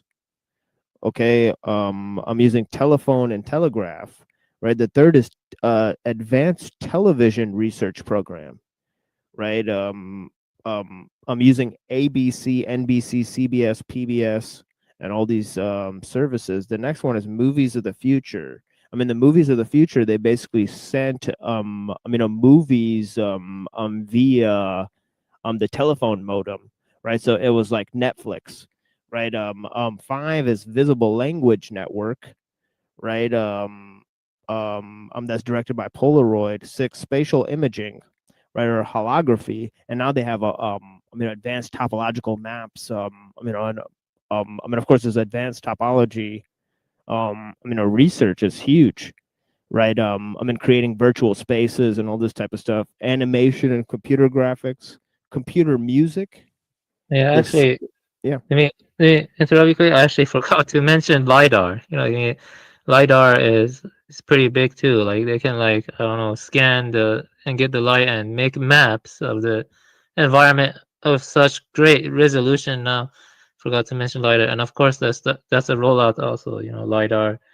I forgot to mention that. There's so much. There's what I'm saying. Basically, when you were mentioning the more topological stuff, LiDAR is connected to that. Yeah. It's weird. The description here says computers and entertainment project. It says is a fuzzy set containing a fantasy called Vivarium, sponsored by Apple Computer, featuring Alan Kay along with Marvin Minsky. Trying to godfather the next generation of artificial intelligence and other fecund activities. Just as a media lab is considered by some to be MIT's lunatic fringe, this group is the lab's lunatic fringe. And School of the Future, that they're working with Lego and Apple Computers and MacArthur Foundation. But this is an important one, is 11, human-machine interface, right? And of course, the entire computer system is seen as a sort of human machine interface, right? Because they wanted to idealize the computer as an extension of the biology, right? As an extended mind, so to speak. So yeah, computers started out that way, right? It's not that they developed this idea with the advancement of computers that the machines are going to become conscious or meld with human intelligence, but this was the proposal at the very beginning, right? So I have a quick question. What was that from again? You said advanced research program. What was the name? Because it's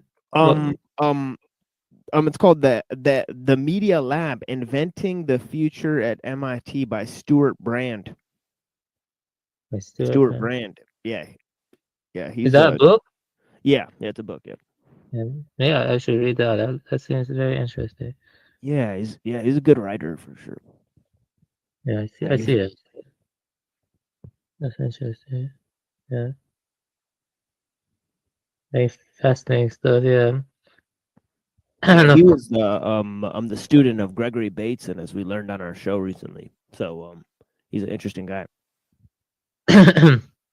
Yeah, and I know Bateson was connected to MK Ultra, like you said. Right. Yeah. I don't trust that when he says that. He didn't know what he was doing. You don't work for MK Ultra without knowing what you're doing. Like, yeah. Yeah, lots of crazy stuff. Yeah, you can spend a lifetime just looking into the rollout theory. I mean, all of the different angles and stuff. I mean,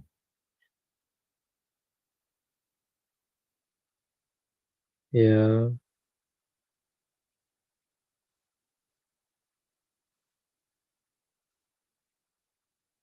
yeah. Basically, there's a lot of medical system could also be tied to a lot of problems. But anyway, let's know a lot of their malpractices or whatever. But let's maybe I should let me see what else I should do now. Yeah, we covered a lot, and then just that short time we covered a lot. Yeah, so let me see what other topic I could talk about that's related to this. I could look at my presentation because I have a lot of presentations, and let me see. Let's see. Yeah, nice. Let me see. think that's good for now. So that they cover a lot. Maybe just if anyone want to come on, they can. Just give the link again. Yeah, I don't really trust the viewer watch, like, because sometimes it says like there's only one viewer, and then I get like 2 comments from 2 different people. It makes me, I don't know, suspicious. You know what I'm saying? I mean, it's just they don't do a good job. I'll just come in.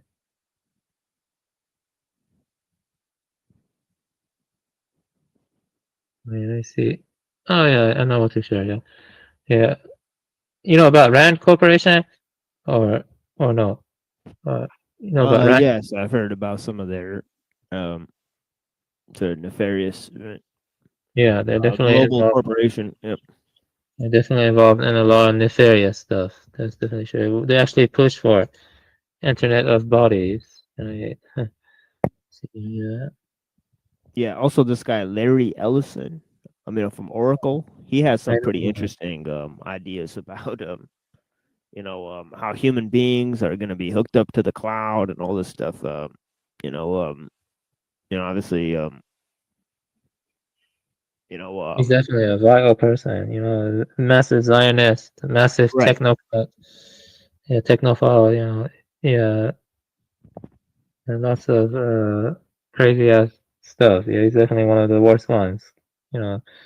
He's like a pretty bad. Yeah, definitely. And there are a lot of those people. Yeah. Yeah, I heard about the graphene mesh. And they even have a bacterial mesh. Where they could get these, bacterial mesh tattoos. That change colors. As a sort of sensor for different diseases. And they've even invented smart pills. Where you take the pill and then you get like a notification on your cell phone. When to take the pill again or something like that. Yeah. Yeah, I feel like that stuff did exist. That's predictive programming, because I feel like I saw cartoons with that stuff, like taking pills and then it would right like monitor your vital functions, that kind of stuff exists. I can't believe, if we spoke like this, I don't know, 5 or 10 years ago, there will be so many people calling us shills or blah, blah, blah, calling us schizophrenic. But now they don't bother doing that because it's all in your face now. So who knows what kind of shit they're hiding now? You know what I mean? Like, really, I don't know. I think that's what happens when. I notice people tend to get amnesia or like collective amnesia more easily now, and they don't look back to the past as much as they used to and like analyze trends or reevaluate things. You don't really see people do that as much anymore. Like, you know what I'm trying to say? Yeah. Yeah, and it's part of the sort of fake conspiracy stuff too, because they've pushed a lot of fake conspiracy information out there, right? So now people don't think twice.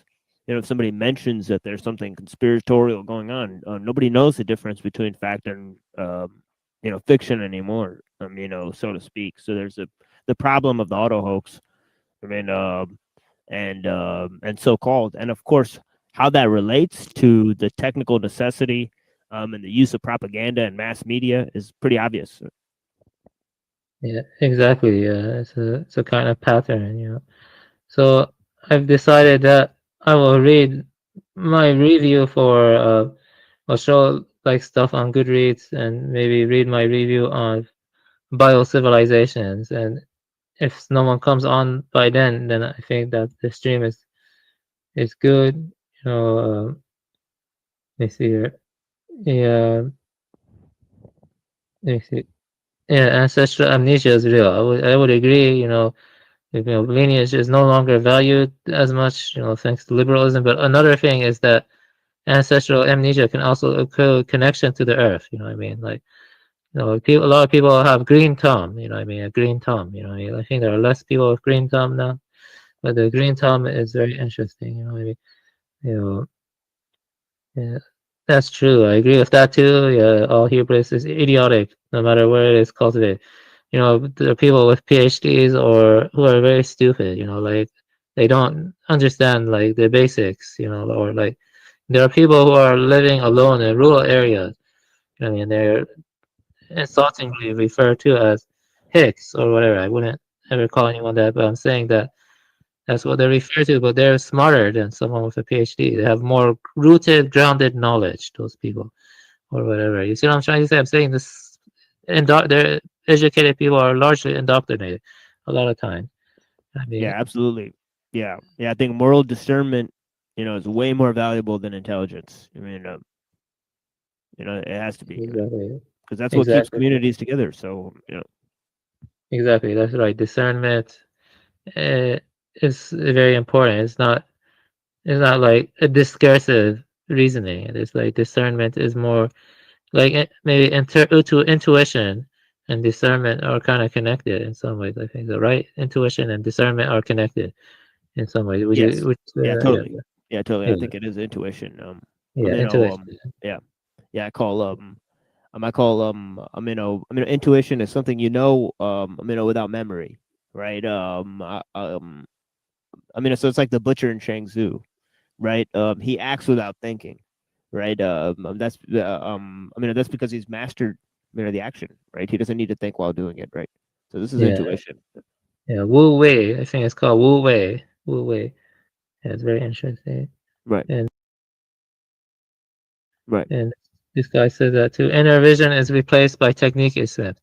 And what's interesting is William Blake's poetry talks about that too, where inner vision is replaced by technique.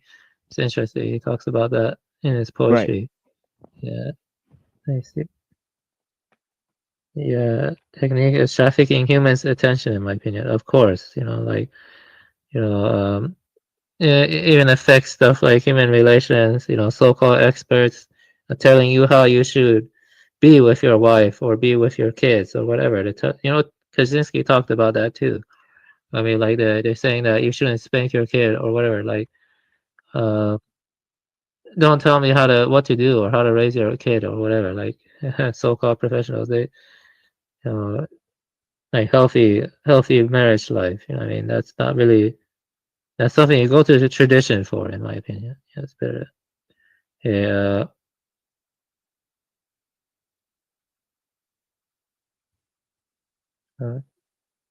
Yeah. Yeah. So yeah, let me think.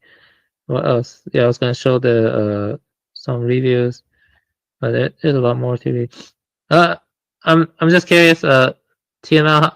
I'm not trying to size up, but how many books have you approximately read? I'm just curious. Like, I just want to know. Like, well, I'm not trying to say it in a way to like compare or whatever. I just want to know like I'm a slow reader and stuff. Yeah, same. Yeah, same. It's hard to keep track for sure. You know, Yeah.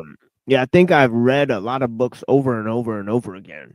You know, Yeah, the three that I've studied in great detail is like the Bible and the Quran. Obviously, Plato, and Lao Tzu, right? Also Machiavelli's The Prince, right? So I have a great deal of reading, in works of political theory.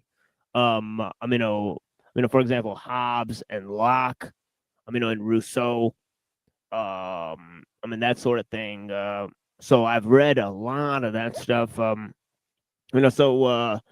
Obviously I've read lots of works in theology and the history of religions and stuff like that.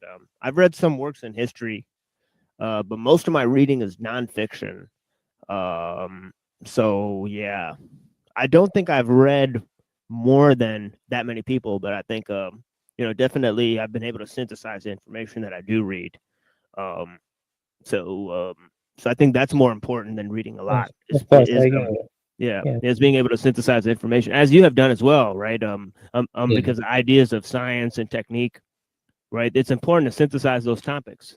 So just as I synthesize the ideas of spirituality and technique, or I talk a lot about religion on my show.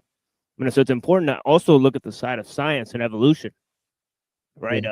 So this is very important in understanding both the historical nature of techniques and all these things, and of course, providing a more,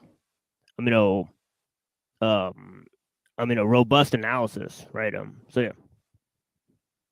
Yeah, yeah, I agree. Yeah, there are multiple angles you can approach it from. I think there's value in all of them. Interdisciplinary can help. When you have different people of different backgrounds, you always learn something new. It's not possible to read everything that each person of different backgrounds comes with. Also, we have to live our own life too. I've learned a lot from different people.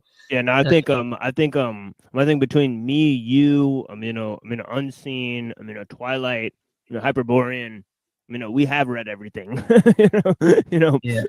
Also Reddington, we have read. If we combine forces, we have almost read the great swath of everything that there is. Right? So or at least we're able to reference like 90% of it. If we combine forces, so that's a greater project. Yeah, that's right. We have read a lot. Yeah, of course. Yeah, I feel like Skrbina is probably one of the best thinkers in the modern age. I kind of wish he would get more popular, but I doubt that will happen. But yeah, that's right. Yeah, let me think what else I can. Yeah, say yeah. I like Dark Lord's approach. That's why I made the rollout theory. Because I think his approach is valuable also very much. If I came across something like that, I would probably go crazy too a bit. But definitely, when you come across something like that, let me think. My dad would always tell me that about rollout theory. He knew about 15 years ahead of what we see and stuff. Tell me that in the market. Let me see what else I can say. I will say that one thing that we haven't really looked into, and I know someone. Well, no, I don't really know him, but is herbal medicine. People underestimate the power of herbal medicine, like traditional herbal medicine, like from China. And one of them I know that's very powerful and can really help people even more than antibiotics. I'm not giving advice, health advice, or just a suggestion. Or is green black walnut texture combined with wormwood and with cloves. Those three together can help deal with intestinal parasites. They have anti-inflammatory properties. And if you do like a fast, like while taking drops of them in water, sometimes can really like flush out your system and kill off parasites and others. And there's other stuff too, like NAC can help with heavy metal toxicity. NAC. I'm not giving health advice because that's illegal. I'm not giving health advice. I don't have that one. Hey, can you later on send me that thing about I'm not giving health advice? That little banner you have. I kind of need that banner. Yeah, sure. Yeah. Yeah. I actually can create a banner here. Let me see. The Avian Buddha does not give any health advice. Is that sufficient to say, in order to avoid problem? Yeah. Okay. Yeah, I usually say, I usually do a 3 thing, which is, health advice, insurrection, type of activities or violent, activities. Also, legal, advice or activities, right? So I just sort of just, put that banner up. And I also tell people that I'm not part of any online organizations, right? So I'm a totally independent voice that, also that the people on the panelists do not speak for me, right? Okay. So I say all of those things, that I'm only responsible for my words. I'm not part of any, I'm not a representative of any organization, not David Skrbina, not anybody, right? So this is the thing. So yeah. So okay, I got it. And okay, does not. Okay, and one. Okay, I just want to do that. It's important to remind people, Yeah. Okay, so basically, yeah, there we go. That's what I want to say. Yeah, exactly. Iodine is probably good too. Yeah, iodine. Let me see.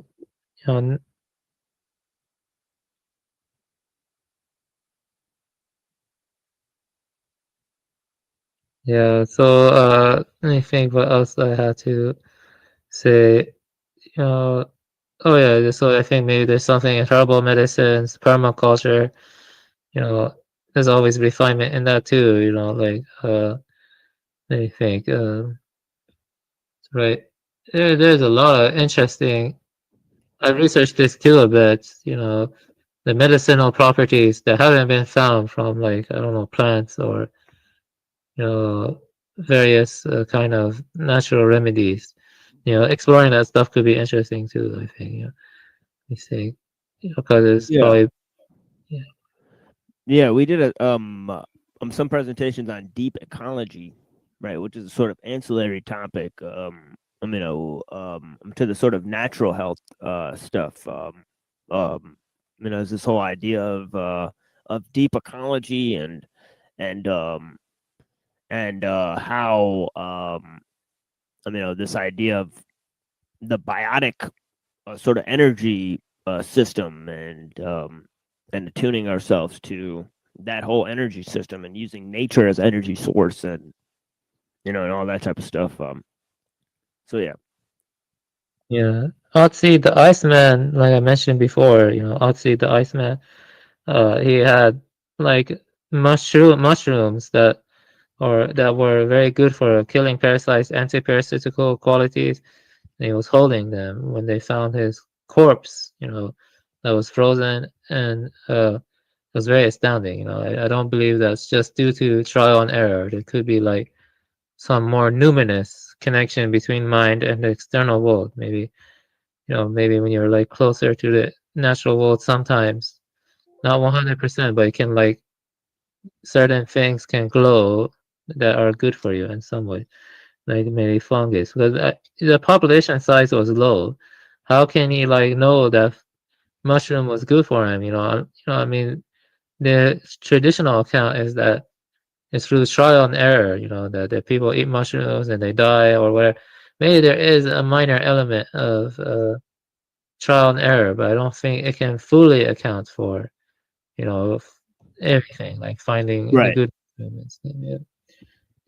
I have made that point before. Yeah. Yeah, I mean, they engineered a poison berry into a tomato, right? I mean,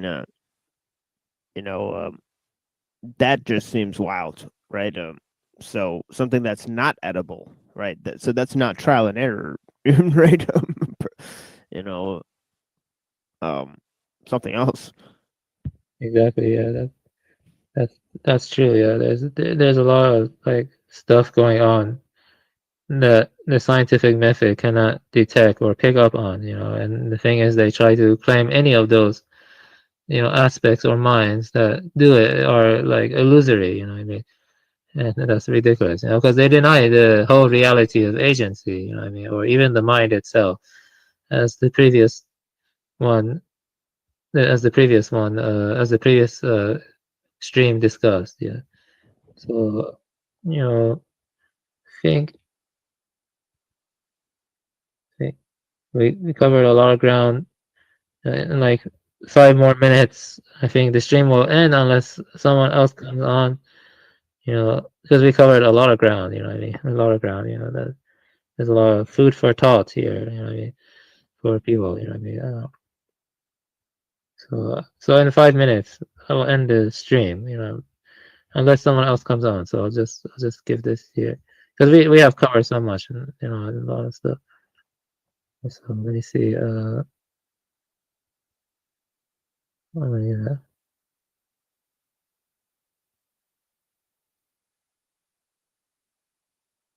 So yeah, like, come on in 5 minutes, because I'm gonna end the stream at around like 5 minutes. Yeah. So I guess I talk about some of this. So what did you watch the video I gave from my friend Tivra? He goes by that name, Tivra. Like, I do not agree with Tivra. I'm just making that clear. I don't agree. Well, I have not watched it, but Yeah, you can watch it. I thought we could watch it together on the show. Yeah, we will watch it together on the show. Do not Yeah. watch it now. I'll just watch it Yeah. together on the show. Yeah, because I think yeah, and I'll try not to interrupt the video too much. You can interrupt it. You can interrupt it. Yeah. Feel free to comment. Because it's his presentation, so I kind of want to Yeah, just that's fine, I might yeah. take notes instead. Yeah, that's fine. I'm of So you should- interrupting because it'll be You like should be aware that he has a heavy accent. Yeah, Slovenian accent. Yeah, a little bit. sure. That's fine. Yeah, sure. But it's attached to a PowerPoint, huh? So Yes, yeah, So but he that's cool. talks a lot over the PowerPoint. The PowerPoint is kind of, I don't know, he just puts some, bullet points, but he talks a lot over the PowerPoint. Yeah, I'm sure it'll be fine.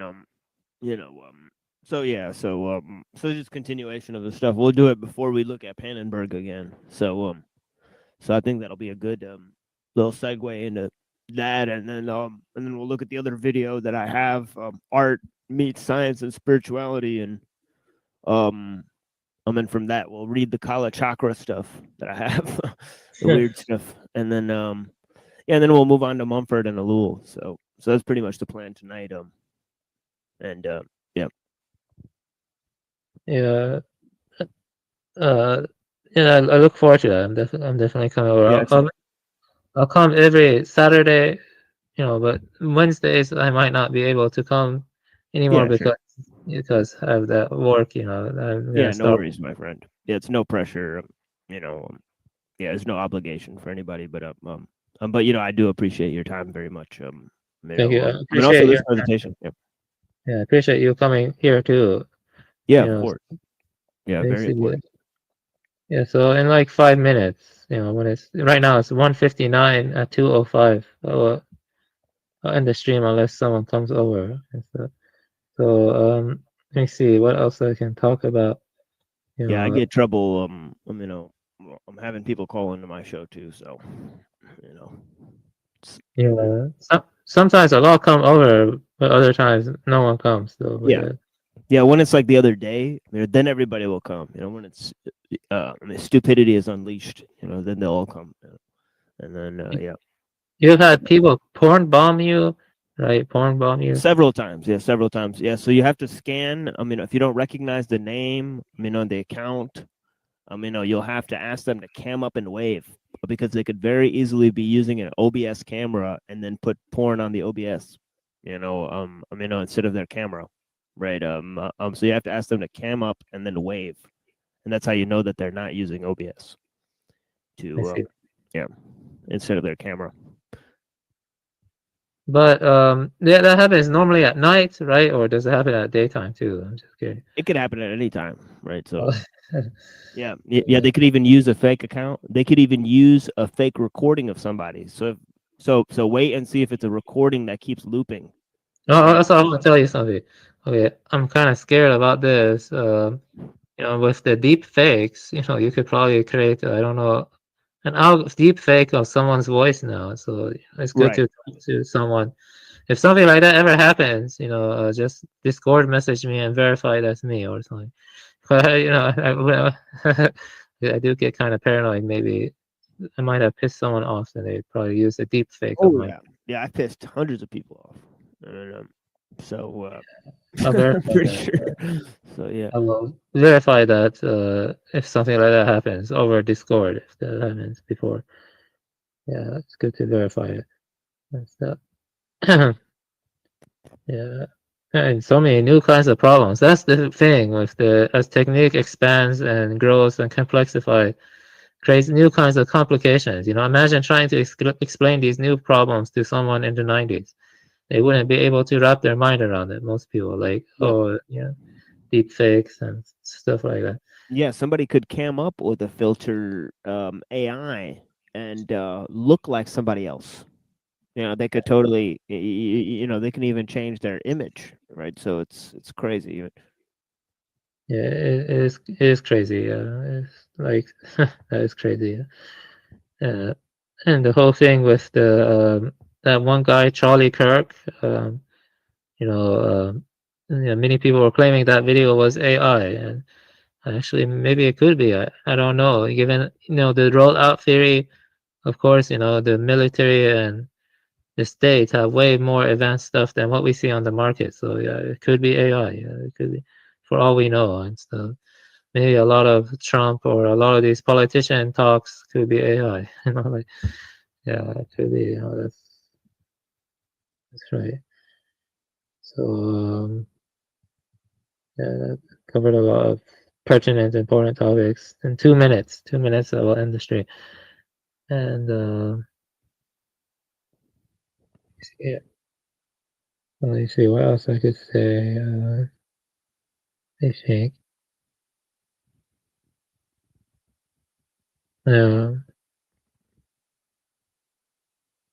Lots of interesting comments and discussions occurring in the chat. I really appreciate all of you. You know, thank you for being here, and you all have interesting comments. You know, also you can disagree with a lot of what I say. I welcome disagreement. You know, and the important thing is with disagreement, one can refine or think more deeply. You know, so don't feel compelled that you have to agree with everything I say. You know what I mean? So that's good that are people talking. So long as people are professional and polite, things are fine and stuff. And I mean, polite and respectful is what I mean.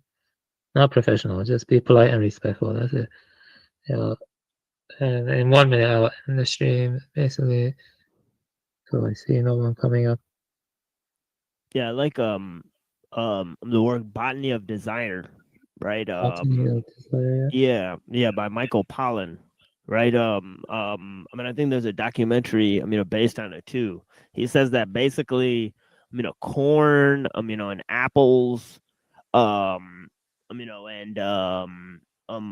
hemp and things like this that have the ability to be reproduced in different climates, stuff, and they, you could easily use them to produce a monoculture crop and all this type of stuff. That'll survive in different climates and regions, right? That they sort of hack human civilization, right? So he's saying that these plants have guided the shape of human civilization, right? In that they've relied on them so much, right? So he says the plants are like producing the humans, right? They're producing civilization, right? So I think that's interesting, right? To look at how industrial agriculture produces civilizations, as a form of technical necessity as well. Now that you mentioned that, I can actually talk a little bit more about some stuff, but that very interesting stuff that I could like push back or I could end it now if you're tired, or I can talk about stuff relating to what you just said. You know what I mean? Because I have a lot of stuff to say about what you just said, because that stuff is fascinating. Yeah. You still have time? Environment, You still have time? Do you still have time? Or sure. Yeah, sure. So yeah, there's a lot of fascinating stuff about that. I'm gonna say that first. Let me just take this away. How do I? And now I need to take away the banner first. Okay, so yeah, let me just share my screen, because what you're talking about is like some kind of co-evolution. You know what I mean? Like exactly, co-evolution. Yeah, that stretches to how we're co-evolving. With the technology, right? Or devolving, especially because it's obviously selecting humans, right? The technosphere is selecting humans, just as a natural environment would select certain species, that are formidable and propagate certain means within that environment, right? Such as the transport of seeds and things, right? Exactly. So basically, this is my Goodreads. I have a lot of interesting reviews that people can see there. Let me see here. Okay, so here's my Goodreads. And I'm going to be reading some of my reviews that tie into what Machine Lies just said. And so I'm going to go into Ecoforest. First, I want to show you this review I have of The Revolutionary Genius of Plants, A New Understanding of Plant Intelligence and Behavior by Stefano Mancoso.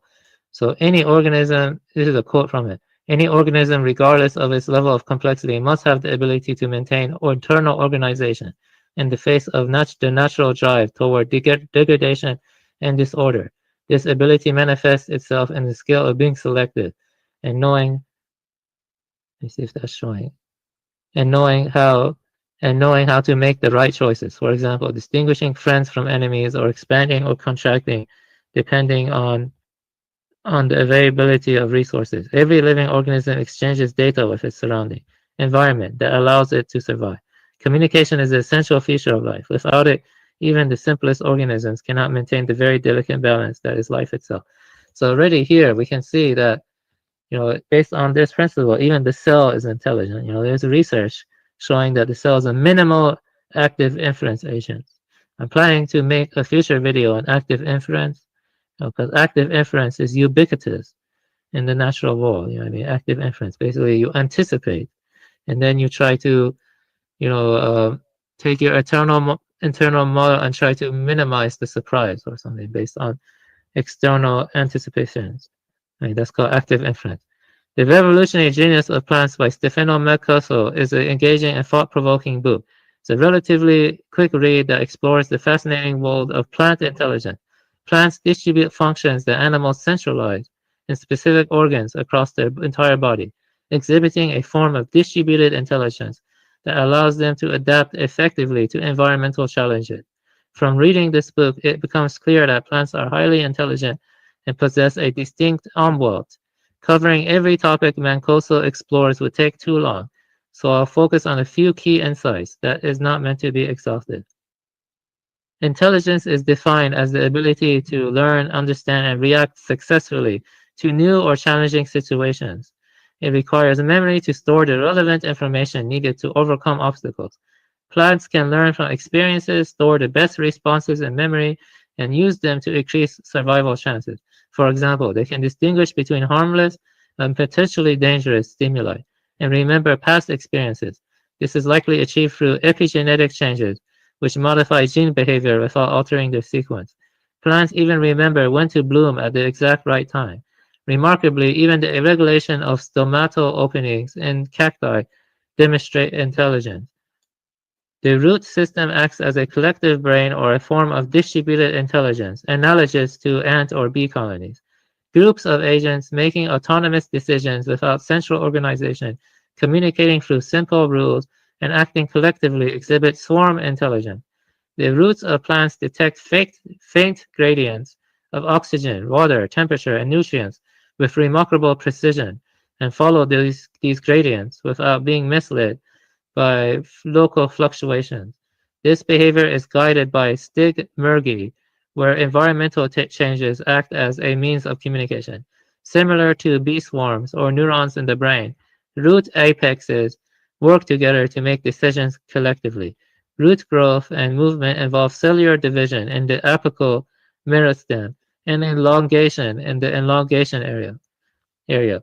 Additionally, faint electrical signals in specific root apex regions serve as sensory inputs. So let's see here. Plants exhibit both active and passive movements. Active movements consume internal energy, while passive ones rely on environmental energy. The passive movement of iridium seeds is especially fascinating. The seed's bristles assist in movement, and when a seed finds a small slit in the soil, the bristles position it precisely, with the tip pointing downward. The mimic cry ability of Bacola trifoliata is astonishing. This plant mimics the leaves of each shrub or tree it grows around with considerable accuracy. So let's see here. This is what it's referring to. Like, it's a kind of vine that can grow around certain plants, and it mimics the plants that it grows around. See what I mean? This is very fascinating. That does indicate some degree of intelligence. Evidence indicates that plants might even have a rudimentary form of vision. The upper epidermal cells of leaves could function as simple eyes, ocelli, and B. trifoliata's mimic cry might be facilitated by seeing its neighbors. Yeah, that was the one I wanted to show. This one, yeah, kind of mimics, kind of like the other one too, mimics with the plants that grows around or something. like that. Yeah. So, oh yeah, this is the most interesting one. The drug dealer trees. I've mentioned this before. Acacia trees have evolved remarkable symbiotic relationships with ants. They lure ants with extra floral nectar rich in alkaloids, sometimes producing specialized fruiting bodies to feed the ants and offering them living spaces within the tree structures. Once ants depend on this relationship, the trees can manipulate their behavior by adjusting the neuroactive substances in the nectar, enhancing the ant's aggressiveness or mobility to protect the tree from threats. Essentially, the acacia becomes a drug dealer tree. So you have that tree basically yeah. So basically you have that tree altering the composition of its compounds in order to make the ants more addicted, and sometimes if something attacks the trees, they can alter the compound to make the ants more aggressive to what's attacking the tree, the acacia tree. And that shows that life, even trees are intelligent. Trees are intelligent, Of course, we see a lot with slime molds and fungi also. Fungi. I read this book also, which is interesting too. This book was very popular, and you can study nature and its symbiosis all the time. I think symbiosis is more important than so-called natural selection. Symbiosis is more important. If you view life as a creative, anticipatory system, then that means that forming new forms of symbiosis is more important than natural selection. Natural selection is just an editor. It's not it's not what generates the novelty. Does that make sense? So I would say that the creativity and the spontaneity in nature, but there's also a kind of movement of seeking new forms of symbiosis. And we see that with fungi, and how it was thanks to fungi that plants colonized the earth. You believe that? Because they form symbiotic relationships with different systems. Right. The mycorrhizal, right? Yes, the mycorrhizal, yeah. And then my review of Entangled Life covers that too. I can read the review, but it's kind of long. People can read it too if they want. But yeah, and the biocivilizations go into that too. I have my review of biocivilization. People like these kind of themes. I do recommend, exploring my reviews on Goodreads, like biocivilization. This is one of the best ones. Maybe I'm planning to make a video of it soon for the third way. Bejrek B. Slip Civic.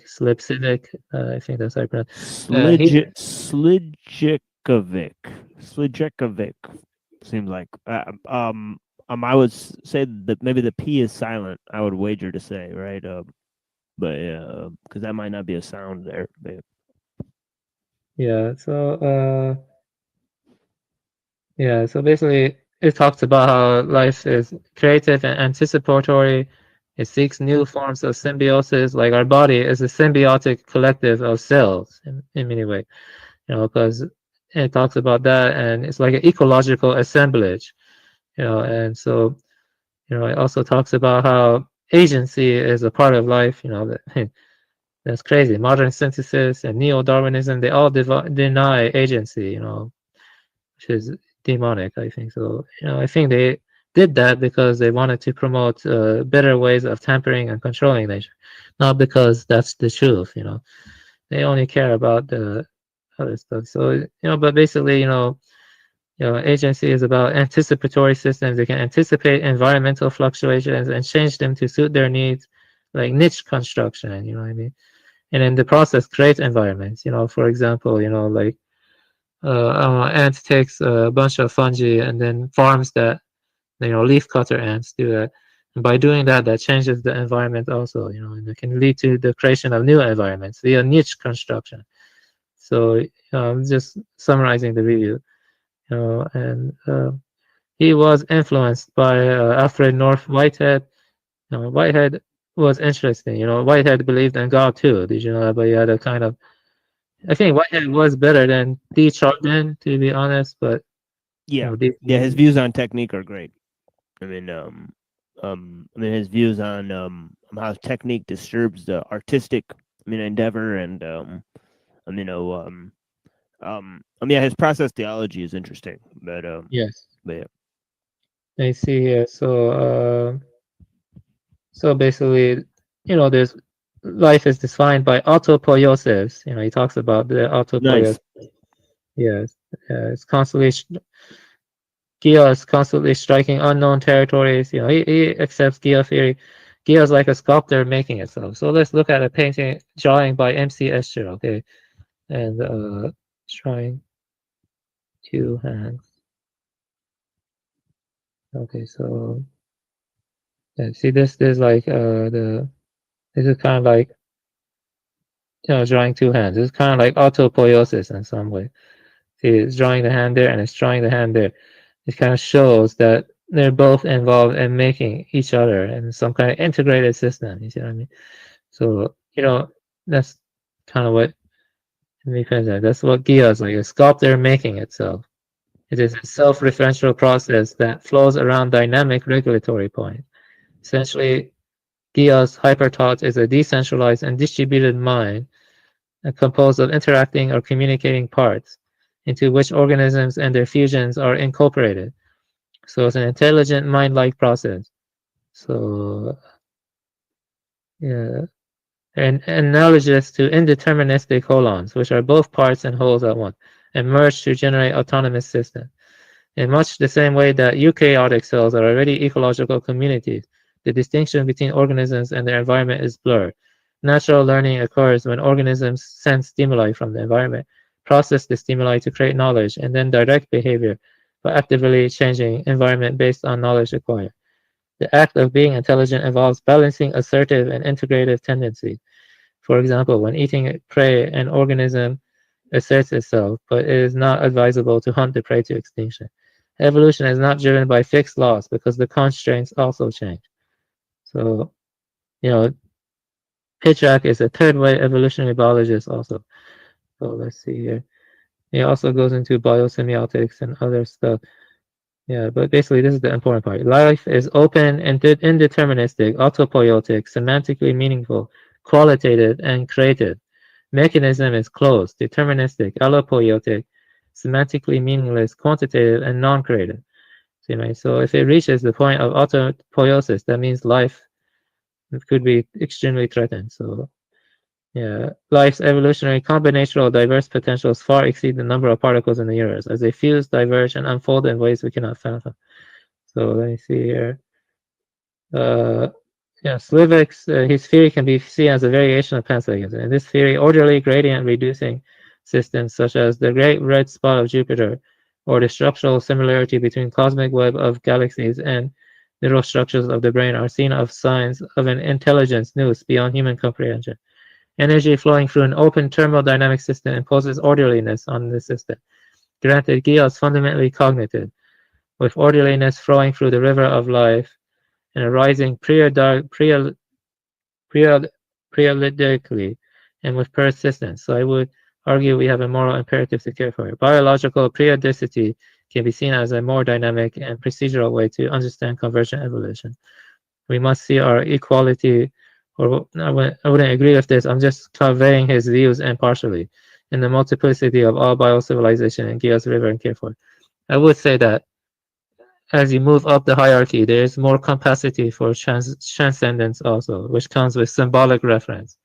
I mean, that's different from Pitchak. So I disagree with Pitchak about that. I think there is something special or transcendental about symbolic reference that also eludes the scientific method. So in that sense, I agree with Hyperborean, actually, because symbolic reference is, I see it as unique too, but I need to explore that more, symbolic reference is unique only to human beings right now. I mean, one big question about this channel is, can symbolic reference emerge among other beings? And we don't know that. Because symbolic reference is very big anomaly. We don't see any other species do that yet. We don't. Making cave paintings is actually much more cognitively or even spiritually complex than people think. You know what I'm saying? Because that's a symbol. And symbols are only connected to other symbols. Symbols make sense only in relationship to other symbols. You see what I'm saying? And no other species does that yet. No other lineage, which is an interesting idea.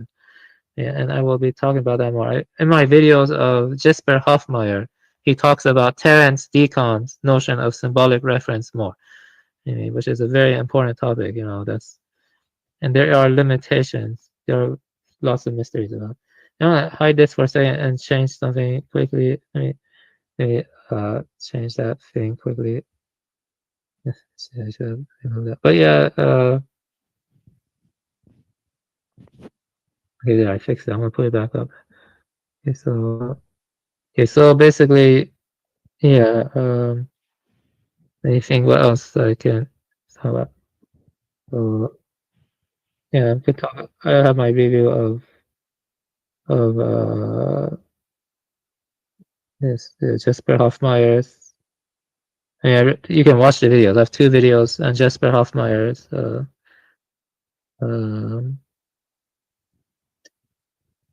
biosemiotics. So basically, the semiosphere is the planet-wide web of sign exchanges, and that all organisms rely on iconic and indexical cues. But human beings are unique in that they have rule-governed symbolic system. And it's bootstrapped on iconic and indexical cues. Iconic is basically like likeness, and indexical is like correlation, basically. Like pointing and stuff. And you just wanted to say Terence Deacon. Yeah, there's a kind of discontinuous leap to symbolic reference, meanings defined by relations among relations. It's scaffolded by iconic indexical skills and movement-based cognition. So maybe movement-based. We don't know that. I actually don't see how more movement can lead to symbolic reference. So maybe it can, because movement is tied to the mind and the latent mind that is unfolded and stuff. So let me see here. So anyone can come on, because right now I'm just reading reviews, invite guests, waiting for people to come on. And Neurojack was asking good questions last time. That was very nice. I like this one. Very good questions. Let me see what else. So let's see. Review. Oh, did you know HTML that? Oh, that's good. You sent me this. Shane Goodall. Yeah, I heard that yesterday. when I was driving, I turned on the radio, and yeah, I don't think we can play this here. We might get struck for playing it. So I won't play it, but I can look at it though, right? Yeah, of course. But yeah, I think what's interesting here is that she was explaining how the monkeys use tools, but she also said that the monkeys can make tools. Yeah. So that's pretty interesting. So this idea that humans are the only ones that make tools, she was sort of sort of going against this idea. So it's very interesting to hear, very very renowned scientist. Did you see my well, have I shared my presentation on biosemiotics of the crow tool use? Right. Yeah, exactly. Yeah. So it's related to your presentations. Exactly. Yeah. Did you see that one, or I don't know if I should share that one or keep reading my reviews? Yeah. Hey, let me just show that. Let's see here. This is the part I wanted to show. Yeah. See right here the tool use. Exactly. Right. Yeah. This part. Yeah.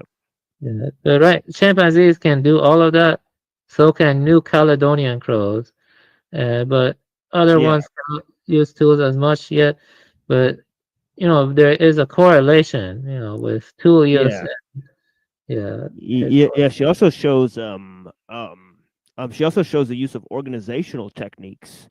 In that they form social hierarchies, because they go to war and stuff like that. So within those war, packs, that raid the other tribes, right? They form, territories and social hierarchies, and so they actually have complex organizational techniques as well. Yes. Sort of internal politics. They do, yes. Actually, I was gonna make a video on the greater apes. Believe it or not, I can show you what I have about that so far. I'm still in the process. Actually, this one's more speculative. And I'm gonna show you early, okay, my video on the greater apes. I talk about chimps a bit, believe it or not. And I have different views on this. It's gonna surprise you. You know, I actually talk about Ebola, believe it or not. You know, you'll see what I'm talking about. Oops, I actually showed the wrong one. Let me see here. Damn it. So let me remove that. So let me see here. It's gonna surprise you. This. Let me see. Yeah, PDF. Yeah, Evola's pretty based. Yes, is based. Yeah. So basically, you know, Evola's path of contemplation and action, parallels with gorillas and orangutans. I actually do talk about chimpanzees here, believe it or not. And basically, well, you've read Evola, right? So I can just kind of go faster here. Basically, you know, yeah, for sure. Parts of it. Basically, Evola says there are two poles: the contemplative asceticism, the inner detachment, which is extinction of images and forms, orientation to transcendence. That's the contemplative asceticism. Path of action is the imminent awakening of vital forces toward a heroic life, like solar heroism, with both outer and inner aspects. So, you know, he has two paths, you know, contemplation and action, as an interpretive lens for. But I see a great ape society that gorillas are closer to the solar path of action, while orangutans are close to the solar contemplation from Evola's schema. You know, tradition distinguishes Uranian solar forms from telluric, lunar ones. Fidelity to tradition tracks the predominance of the solar spiritually virile types. You know, in traditional orders, the king unites the priestly and warrior virtues as a more than mortal center axis. The regal religion synthesis later fractures in history, you know, based on his cycle. So the royal center is marked by stability, peace, and solar glory. You know, Invictus. The throne and crown ritualize ascent to that center. So the way I apply it is that I view silver blacks of the gorillas as like a lived image of solar regality, you know, order through presence, noble conflict resolution, and the arboreal solitude, long calls, and orangutans as images of elevated solar contemplation. You'll see what I mean. Yeah. Yeah, so it's like a allegorical mapping that hints at an esoterism, the unfolding of nature. Evola frames the masculine as heaven solar governing principle and feminine as the earth nature principle. Superior civilization aligns with male precedence as the earth is subjected to heaven. This is according to Evola's views. Now, I don't agree 100%, but I'm just... So basically, the path of action, gorillas. You know, the silverback embodies regality in action, a living center that secures peace, arbitrates conflict with dignity, and rules by presence more than force. See, gorillas live in like, you know, the silverback is like, you know, the center, you know, of his harem, his tribe. You know, the ruler is an imminent transcendence, a being set above others who stands at the center and apex of humanity, the earthly focus of order and power that maps cleanly onto the silverback's role as living axis of truth. In royal symbolism, the center is also the lord of peace, winner who rises with the sun. Hierarchy that pacifies. Traditional order mirrors a stable center pole. Vedic consecration says the world of the living is steady, and so is the king of the people. Likewise, a silverback's presence, steady daily movement, feeding and rest. Conflicts tend to be contained around him.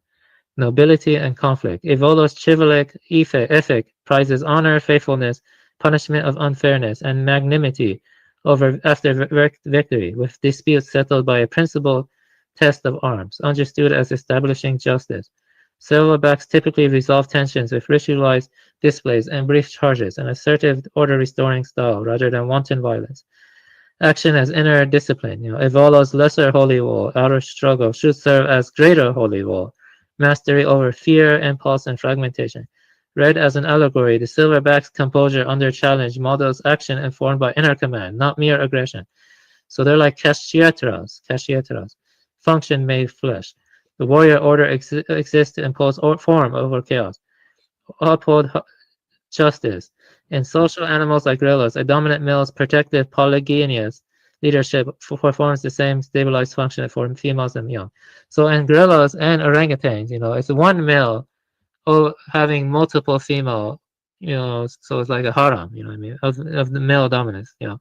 So patriarchal order, male above female, you know, this is not 100% my belief, you know, I'm just conveying an Evolve scheme applied to nature. You know, a silverback's harem, where one dominant male directs movement, defends, and monopolizes mating while females defer, mirrors the sacred hierarchy. So, okay, now the path of contemplation, orangutan. Orangutans are inward mastery, elevation, and quiet ordering, contemplation as sovereignty from above.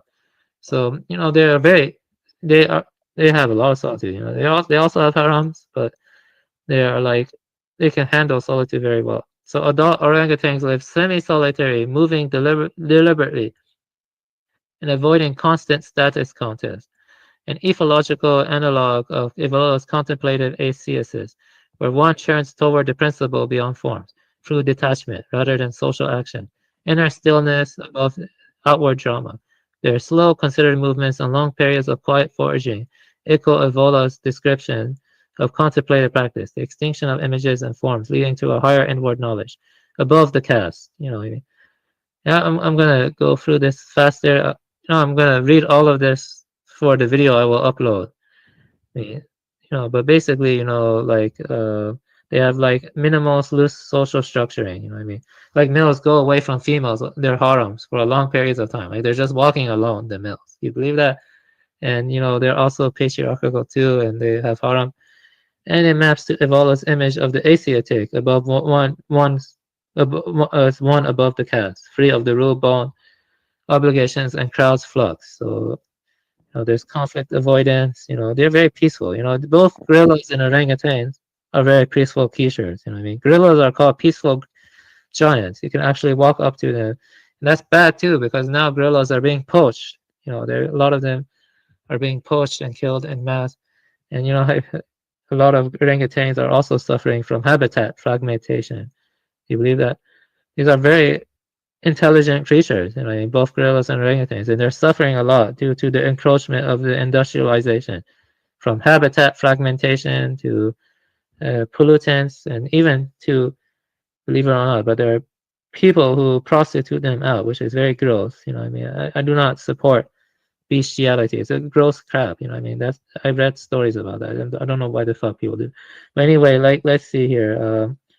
So males will travel alone for long periods and then have long calls travel through the forest, organizing space and signaling presence without physical coercion. I mean, so there's long mother-offspring heart bonds among the longest and great apes, favor concentrated learning and inward inventiveness, closer to a monastic tutelage than to troop politics. So yeah, but anyway, this is what I wanted to show you. I think chimps are pretty disturbing creatures, man. I'm gonna be honest with you. Some of what Shane Goodall talks about regarding them, it really disturbs me, man. Chimps are really fucked up. You know, I'm being honest with you. Like, I've read stories about them ripping each other's faces off, and they cannibalize each other, ritualize cannibalism. You believe that? Chimps are really messed up, man. Like, compared to gorillas and orangutans, they really messed up, you know. Like, so chimp society is like a flux, coalition, coercion, and promiscuous eros. It is lunar, it is anti-solar pattern and Evola's metaphysics, the foil to regal sensuality and just hierarchy. So drift from solar to lunar.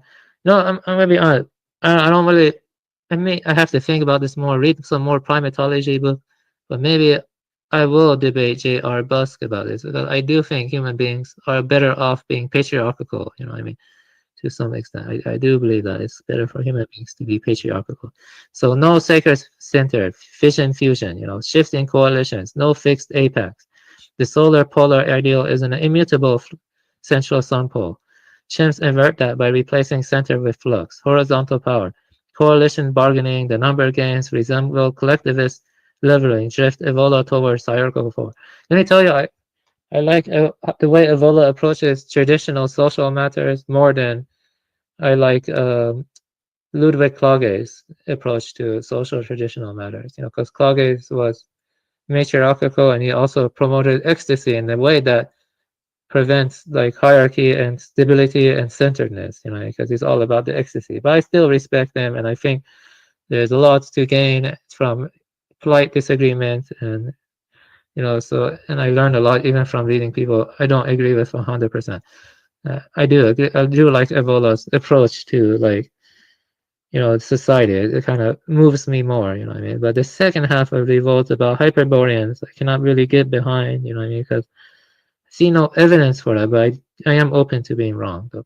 So let's see here. Hyperviolence over chivalry, So they're always raiding, ambushing, intimidating each other. There's no knightly ethic of honor, truth, or courage, They are polygenandrous, that's a fancy way of saying polyamorous, Basically, chimps are polyamorous, It's an anti-ordering eros, opportunistic, coercive mating contrast with Evola's vertical male heaven yang, ordering the female Earthian in normal civilization. So they're lunar telluric tone, where solar sovereign and clarifying the lunar kuphanic mode is gangster, and at odds with the central line. Chimps are promiscuous, coalitionist, politics runs with the solar register. But chimps are still patriarchal, kind of. I mean, they're like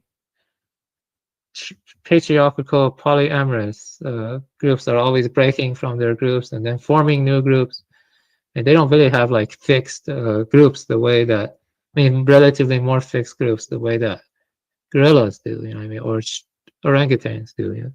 So reading about chimps really takes a lot of freaking energy. I do not like reading about them really, but yeah, lunar bonobo, I really hate bonobos. I just don't like. When I think about bonobos, I respect chimpanzees more. They literally fuck their babies. You believe that? It's fucking disgusting. I don't like projecting or imposing my moral values. Yeah, this is like the the civilian like the dark logos. They're matriarchal, eroticized and leveling order. They're more egalitarian than chimpanzees. Chimpanzees rely on coercion and a kind of politics to maintain the coalition. Even though they are always like breaking up, they're like gangsters. Chimpanzees are like gangsters, like thuggish gangsters. While lunar bonobos are like hippies that are always fucking each other. They fuck everything in sight.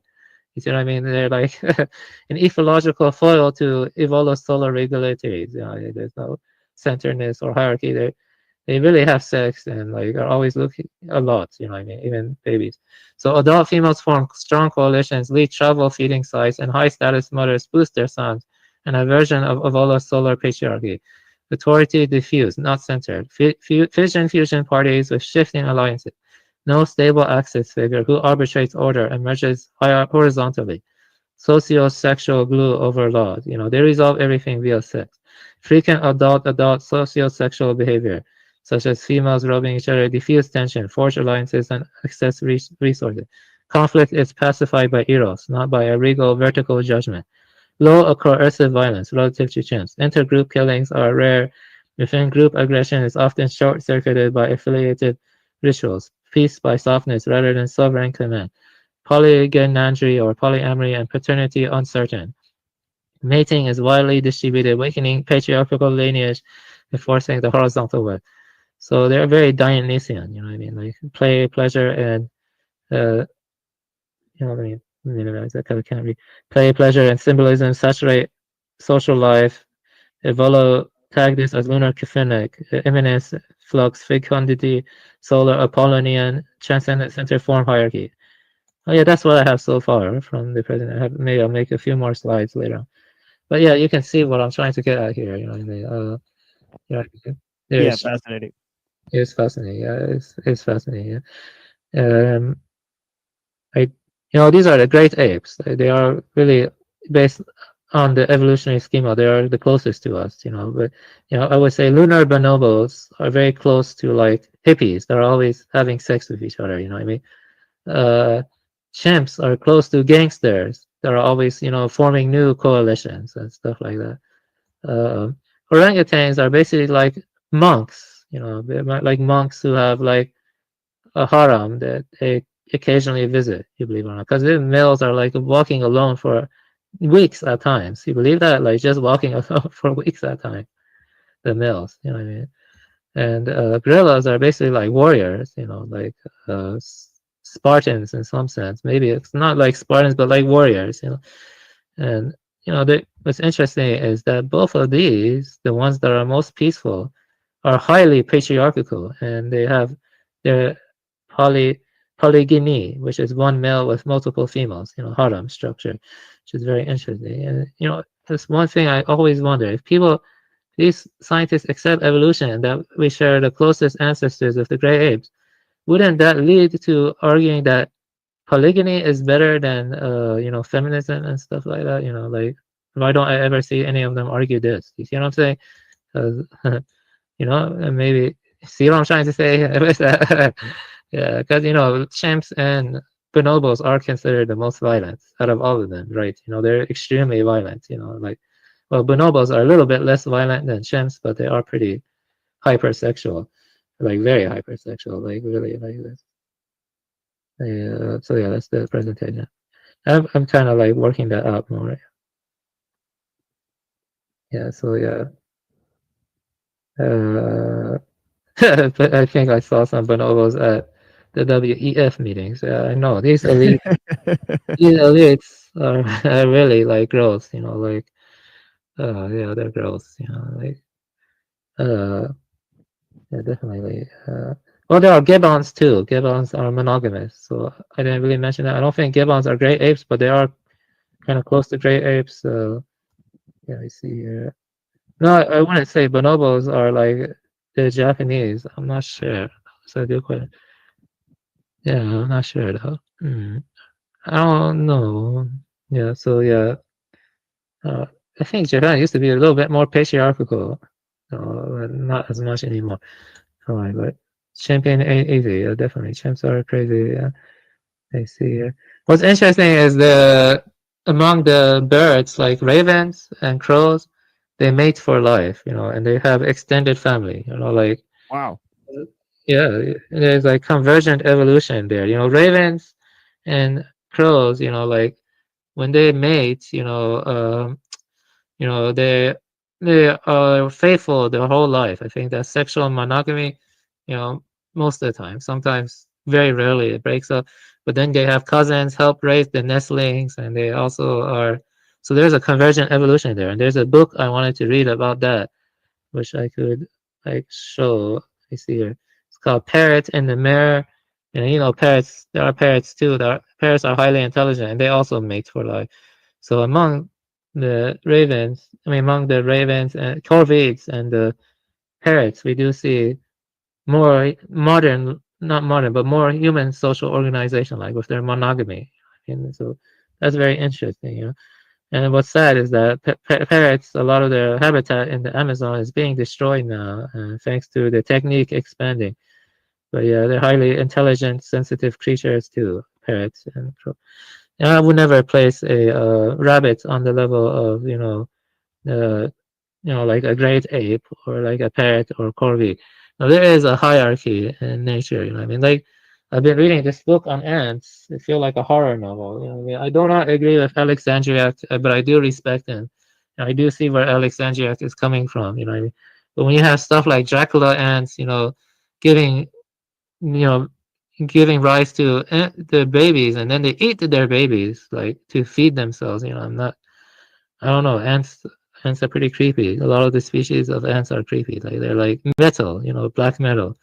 Or like Gorgrind even. When I read about ants, I feel like I'm reading a horror novel or something. Like, I don't know some of them, but some of them are pretty cool. Like leafcutter ants are cool, but Dracula ants are really fucked up, you know. But yeah, like, yeah, Dracula is interesting. But there is like kind of growing, you know, order and complexity, which is what Skrbina talks about. Non-random trends that lead to more order and complexity over time. We see that in certain lineages and certain branches of that lineages. Like we see among corvids, we see among great apes, you know, and stuff like that, you know. It's interesting. Yeah. And also dolphins and whales are interesting. Dolphins though can be creepy too, but they're very intelligent and sensitive creatures. It's just the way that they are. It can be hard to understand, you know. And there are lots of species diversity and cetaceans also.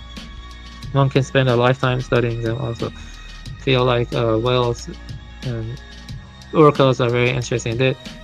One way to help them, the best way to help them is to just scale back on technology. Regulations don't work, you know, that should be obvious by now. When I read the books and I study more, I realize that regulations do not help, you know, they don't help. You know, what helps is just scaling back on technology. So in that sense, I would actually disagree with what I read in Kaczynski's manifesto. He said that people who are too much in animal welfare are likely to subvert the movement. I'd only argue that's possible when they think regulations are sufficient. I mean, but regulations they work, but they prove ineffective in the long run. Regulations do not work. What only works is scaling back on technology, which is what the anti-tech movement wants. Do you agree with that?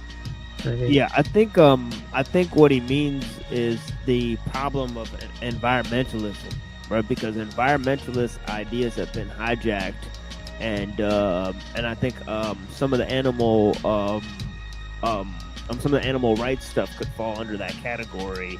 And then I guess he's just looking at it that in the short term, right? Under more sort of primitive conditions, people would have to rely on eating animals more, right? If there's not, sort of supermarkets for the vegans and stuff like that. So, I think he's, just thinking of the long term, how the movement, pans out. But I think, it's important to tell people that, the damage that's being done to the animals by the technological system, so I think that's a huge part of it, right? Because it's destroying life, right? I definitely agree with you, because let me tell you this, the problem isn't that, people who are eating whales or dolphins or any other animal, or even that they pluck the parrots' feathers and make half of it. The problem is more like the industry that's made now, or how they're being driven to extinction, or how their habitats are fragmented. Because there were lots of parts on the earth, before like 1400 AD or 1200 AD, before industrialization spread, where animals had safe refuges, you believe it or not. Like, I watched a documentary about parrots, and there were parts in the Amazon where even the tribal people had trouble getting to due to the rivers and other things. They just had trouble getting to it, and there were animals were living in those parts away from people in uninhabited space and free. So the point is that people didn't have the capability of driving species to extinction, anyways. So it's like things were fine. It's like the problem now is that we have stuff like habitat fragmentation and non-biodegradable waste and other stuff like that. So that kind of accumulates, and now people can get anywhere. Those tribal people I read about, now they actually are going to those places, and that leads to disruption and other things. Before they couldn't get there, because they have technological power now, right? So the point I'm making is that's right, but I'm saying that if someone thinks more long-term and more deeply and more realistically, they realize that the best form of animal welfare is to promote scaling back technology, not more regulation. So that's what I'm trying to say, because scaling back the technological complexity actually ultimately helps them in the long run, because it goes back to the way things were, which was fine enough. Because, human beings were integrated into the ecosystems in the past, more so. They weren't causing that much problems, except the only exception are islands. So islands, but otherwise, outside of islands, they weren't causing any problem. Because there is a kind of nuance with islands. That, island ecosystem is the only exception, but island ecosystems were devastated about 2,000, 3,000 years ago, believe it or not. Most of islands before human beings stepped on them look very different, believe it or not. But yeah, I actually read that as well. But anyway, let me think what else. But yeah, that's the best way to help the nature. I actually read one creepy article once from this transhumanist who was an animal rights activist. He argued that we should bioengineer all animals to stop them from eating each other. You believe that? And that's very over-socialized, that's very over-socialized, I do not support that stuff. That stuff is fucked up. What I support is just scaling back technology. That's the way things have been. Yeah, and I agree, animal rights is wrong, because, you have to kill to eat, and, different cultures have different things, ways of doing things. Some cultures will engage in animal sacrifice. Other ones were not really much into that. But, the point is that it wasn't causing as much damage now. What's causing damage is the technique. Right. So, yeah, and I really like Ravola's theory.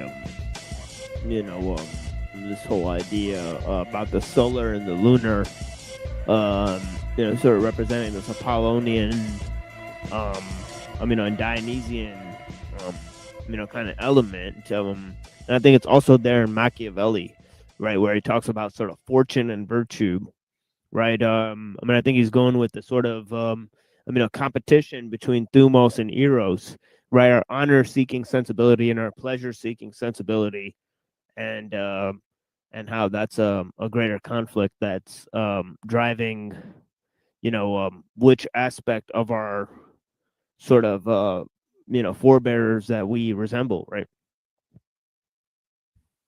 Yeah. Sorry, but I kind of zoned out a little bit. What did you No say? worries.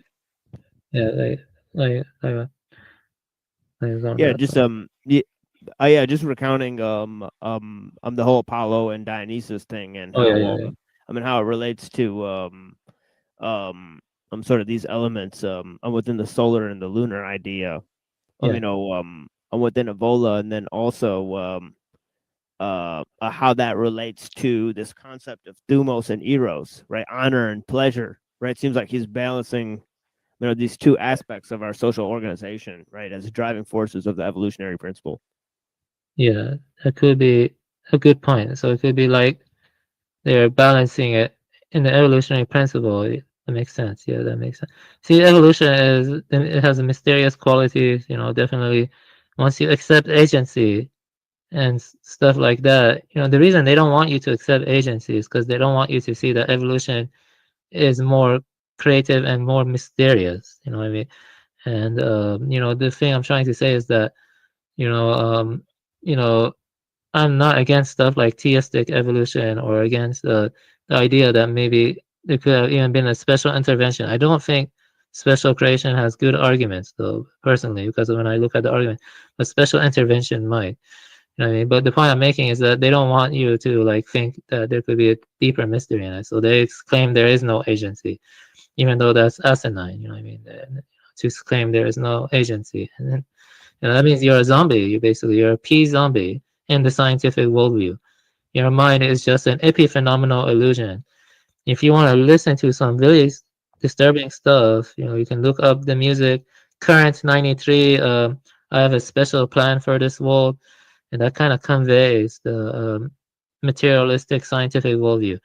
It's like an icy bleakness of things, like your mind is just an illusion. I'm against all of that shit. You see what I'm saying? And I have direct experience with it. I know their arguments. I know about Mainlander. I know about Peter Wessel Zapef. I recommend looking him up. Peter Wessel Zapef is like the core of all nihilism and even the scientific worldview. You can actually read about it if you want. You know about Peter Wessel Zapef or no? No, I'm not familiar with that one. Yeah.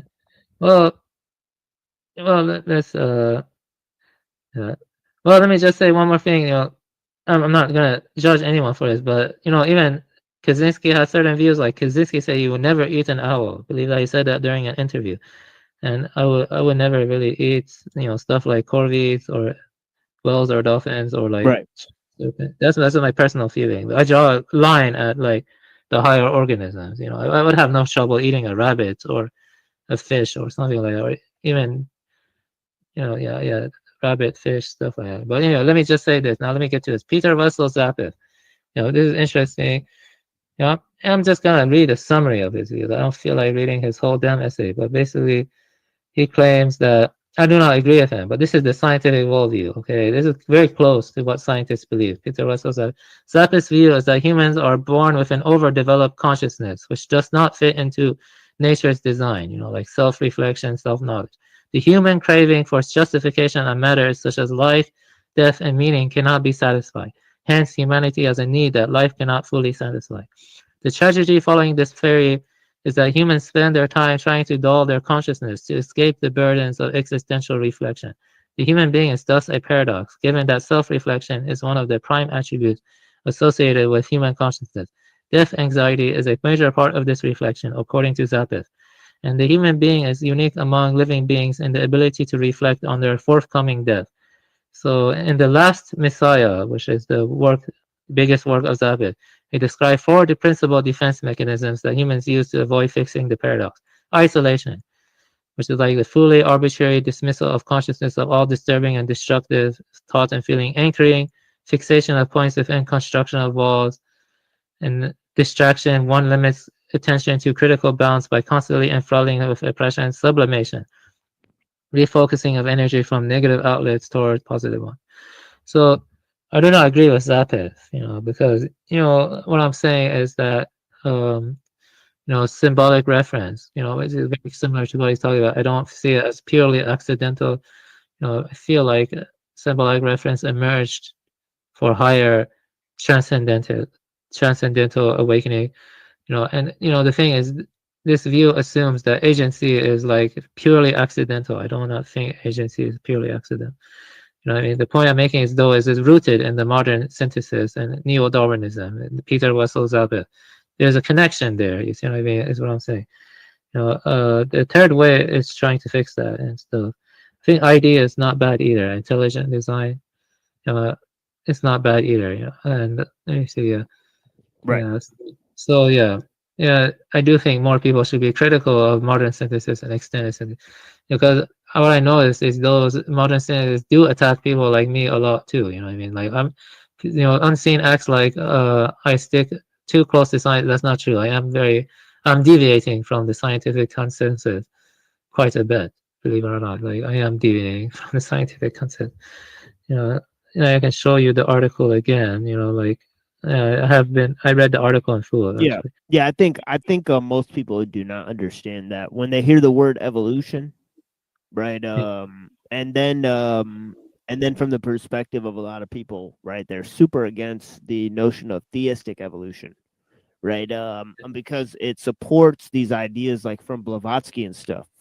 Sort of neo-dispensationalism, or sort of millenarianism. So we have to, sort of on the one end watch out for that, right? But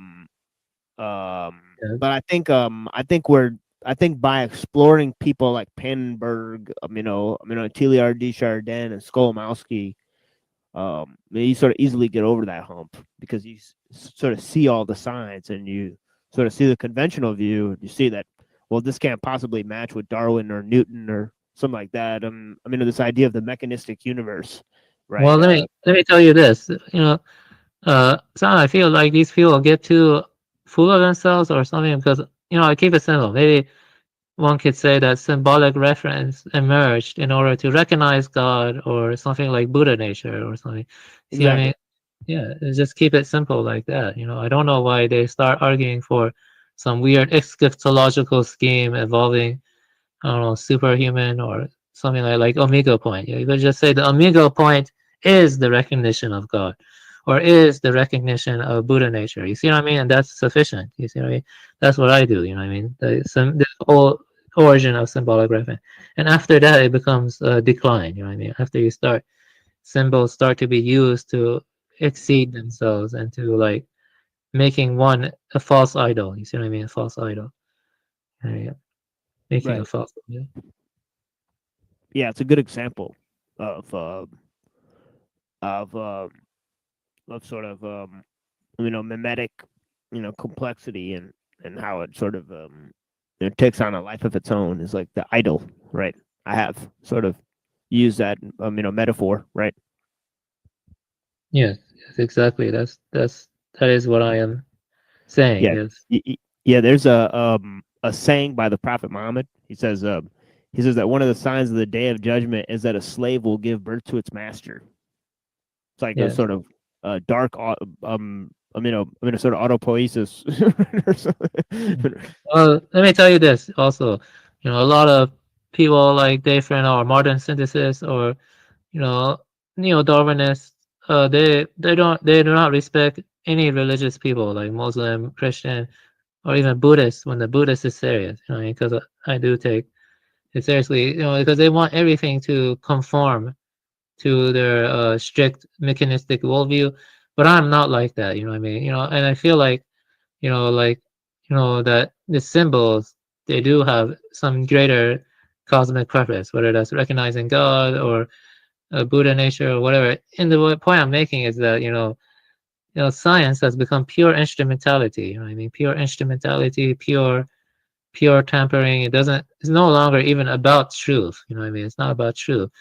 Because, you know, like we talked about before, metaphysical presumptions, assumptions can inform how you like interpret it all and frame all of it. Like if you deny agency, then you're going to become like Peter Wessel Zappa. You know, that's what Ligotti's fiction deals with. Ligotti has this one book which is not fiction. This is one is non-fiction. I'm not sure you ever heard of it. The Conspiracy Against the Human Race. In that whole book, it just compiles a bunch of, you know, pessimistic, nihilistic thinkers from the Western tradition. That includes thinkers like, I don't know, Mainlander. Mainlander had the idea of will to death, and then it includes other thinkers like Peter Wessel Zappa and many others. He also talks about Metzinger, you know, Metzinger and others, you know, but I don't think Metzinger is really nihilist if you are an idealist or something. But you know, but yeah, the point is there are lots of nihilists he talks about. Like I think there are like 10s or 20s. Even Schopenhauer is a nihilist, but I don't think Schopenhauer was a nihilist though, because Schopenhauer has some weird Platonic beliefs. Most people read the first volume of Will to Life, but they don't read the second volume when it becomes all Platonic. Like Schopenhauer believed the character had an immortal aspect to it. He called it unintelligible character, which is interesting. If you're a Platonist, then I think you will like Schopenhauer when he gets more metaphysical. He wasn't a nihilist, but Schopenhauer was a kind of misanthrope or cynicist, but he was not a nihilist. Like he did see life. I think I will read all of it in the future. But anyway, the point I'm making is that if you want to see the roots of nihilism, and the Conspiracy Against the Human Race is good to read. I did read it when I was younger, so like 10 years old. But yeah, that's the thing. Nihilism and the modern scientific methods of empirical science go hand in hand. You know what I mean? They go hand in hand. You know, because yeah, that's interesting. So I decided to talk about that. So I think I covered a lot. Let me see here. Yeah, the Conspiracy Against the the thing is though I'm trying to get at is there's a spiritual war now. Yeah, spiritual. It's spiritual now. Like the way science is evolving and technology, it's spiritual. Yeah, I think it's like yesterday. You know, I don't know if it was yesterday. The sort of off the you know script stream that we did. You know, the LARP stream. You know, it seemed like a lot of the ideas were conflating, you know, or reducing, you know, technique to instrumentality, right? And that was sort of the problem, right? Is you know, they're sort of, you know, reducing it down to use. They're not seeing these greater elements at play, and you know, so they're sort of banging their head against the wall, and with these sort of yeah, but, you know, with their truncated, you know, sort of synthesis there. Exactly, you know, that's the thing, you know. See here, yeah. I feel like this knowledge we've gained is not worth it, you know what I mean?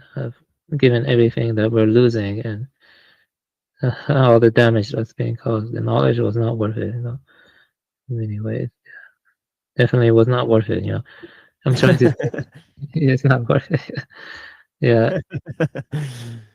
Yeah, it's better to live in bliss and ignorance, for sure. I mean, the true knowledge is different. It comes from the heart or from the true nature of mind. You know, that's a different kind of knowledge that goes beyond all contingent facts. It goes beyond all contingent. Yes, I agree. Yeah, I agree with Evola about that too. You know what I mean? I think the experience of Buddhahood does have a transcendent aspect from my perspective, you know, so it does have a transcendent aspect. So, see here. I have to read Evola's book on Buddhism. I look forward to that. I really look forward to his perspective. That's one doctrine of awakening. I have that on my shelf. I plan to look forward. Yeah, I do like Evola a lot. I kind of am in the middle way of Claudius and Evola. You see, I'm trying to bridge the two. See what I mean? I think it's possible to bridge them, you know, and I am close to doing it, believe it or not. You know, what I think right now is that, well, it's a work in progress. Basically, I do accept common descent, but I feel like the symbolic reference come from above or Dharmakaya, like it's a pulse or something. It cannot be explained by pure biological facts. So symbolic reference, it kind of is a pulse or comes here, and then it offers some kind of degree of non-locality. You know what I mean? When you get deep into symbols or even sacred art, you know, sacred art is different than art for entertainment. You know what I mean? Sacred art does go beyond nature, I think so. That's what I'm trying to tell you. Sacred art goes beyond nature. So when you read, and I would say some poetry does too, you know, can go beyond nature, you know what I mean?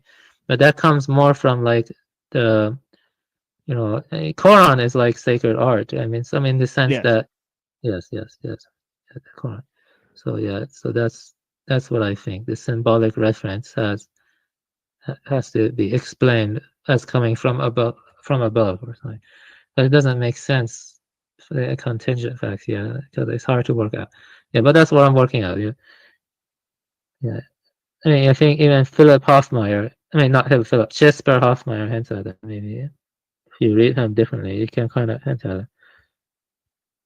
So I think we talked about a lot. You know, we talked, especially near the end, we talked about, you know, not many people came to my stream. Last time, more people came. I think because Neurojack streamed it on his own stream or something. Yeah. Yeah. So. Yeah, it's okay. I'll play it later. You know, so we'll get more eyes on there. I'll put your channel up there. You know, so. Yeah, I appreciate that. I appreciate that. Yeah, I think I talked a lot. Like 3 hours is the most I can do because, you know, after that I can start to sound like I'm rambling or something Yeah, like I know that. what you mean. Yeah, I know what you mean. It does kind of feel that way. Yeah. Oh, I'm rambling. I'm rambling. I'm sorry about No, sorry. I know. I mean, just a 3-hour mark. You know, sort of Yeah, feels yeah. like it's an extra hump.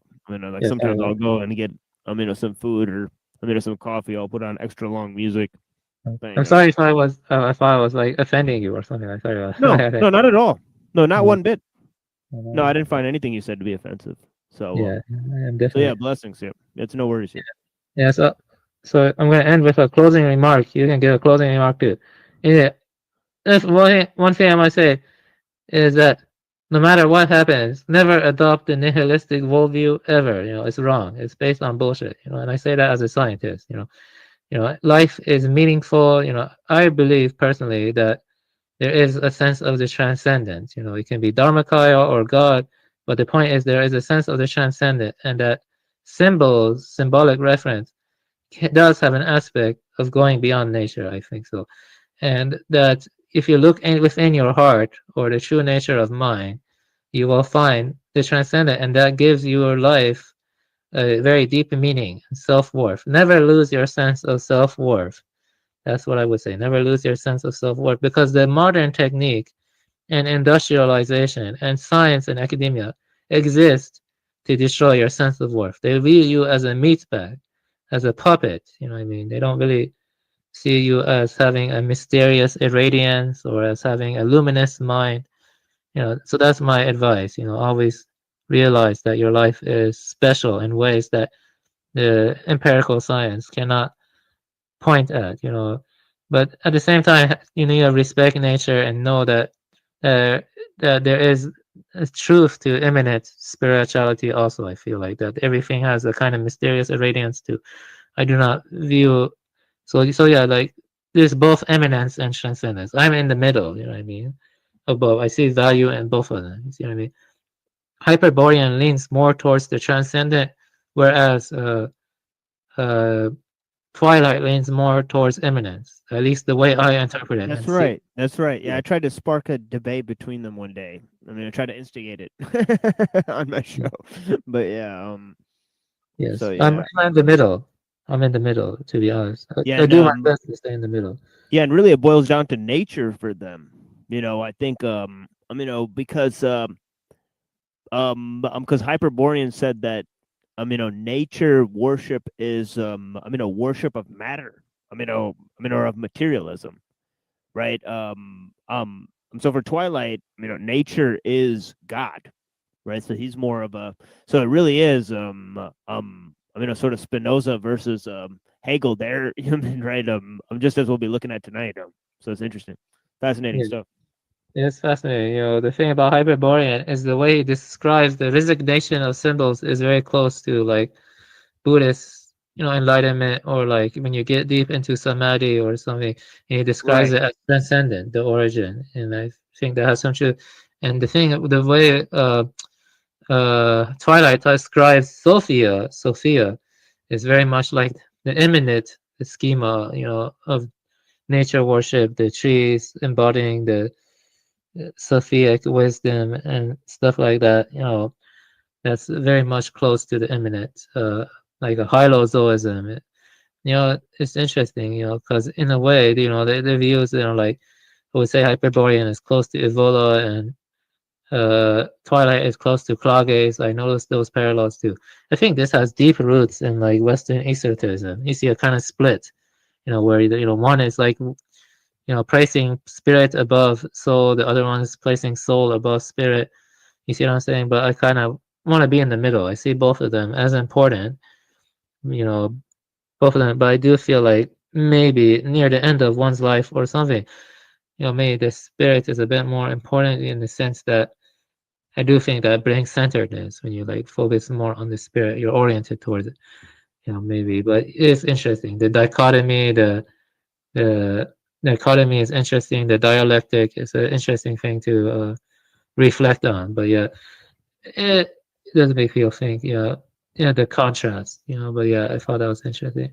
Yeah, I mean, I formed a new dialectic, looking at Pannenberg again, and I was thinking, whoa, there's a dialectic between spirit and mind, right? And yeah, it seems like a real hump, right? Because you could look at a word like psyche, right, where it transforms from spirit to mind, right? So there's all sorts of weird things like that. I mean, of course, today, mind is spirit, right? And also the idea of Geist, right? Yes. Sort of like both, at the same time. So yeah, I've also seen the translation of phenomenology of mind. To phenomenology of spirit, right? And yeah, it's crazy. So do you have any closing remarks, TML? Oh, sure. Yeah, yeah, it's just as Shang Tzu says, words are for meaning. Once we've got the meaning, we can let go of the words. And yeah, mimetic complexity is depth, so, as I say, simplicity is creativity, complexity breeds assimilation, right? So yeah, thank you to all the people for watching us, and yeah, blessings, friend. Okay, blessings. Yeah, that was very good. So I'm ending the stream now.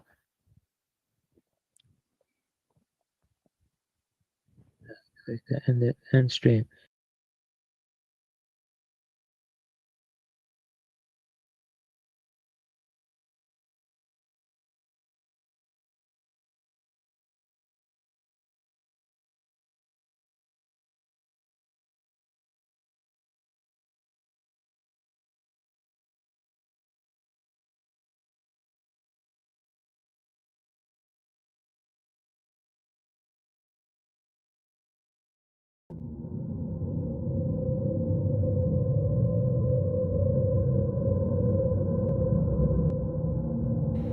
The Industrial Revolution and its consequences have been a disaster for the human race. They have greatly increased the life expectancy of those of us who live in advanced countries, but they have destabilized society, have made life unfulfilling, have subjected human beings to indignities, have led to widespread psychological suffering, in the third world to physical suffering as well, and have inflicted severe damage on the natural world. The continued development of technology will worsen the situation. It will certainly subject human beings to greater indignities and inflict greater damage on the natural world. It will probably lead to greater social disruption and psychological suffering, and it may even lead to increased physical suffering, even in advanced countries. The industrial technological system may survive or it may break down. If it survives, it may eventually achieve a low level of physical and psychological suffering, but only after it passes through a long and very painful period of adjustment, and only at the cost of permanently reducing human beings and many other living organisms to engineered products and mere cogs in the social machine. Furthermore, if the system survives, the consequences will be inevitable. There is no way of reforming it or modifying the system so as to prevent it from depriving people of dignity and autonomy. If the system breaks down, the consequences will still be very painful, but the bigger the system grows, the more disastrous the results of its breakdown will be. So if it is to break down, it had best break down sooner rather than later. We therefore advocate a revolution against the industrial system. This revolution may or may not make use of violence. It may be sudden, or it may be a relatively gradual process spanning a few decades. We can't predict any of that. We do outline in a very general way the measures that those who hate the industrial system should take in order to prepare the way for a revolution against that form of society. This is not to be a political revolution. Its object will be to overthrow not governments, but the economic and technological basis of the present society.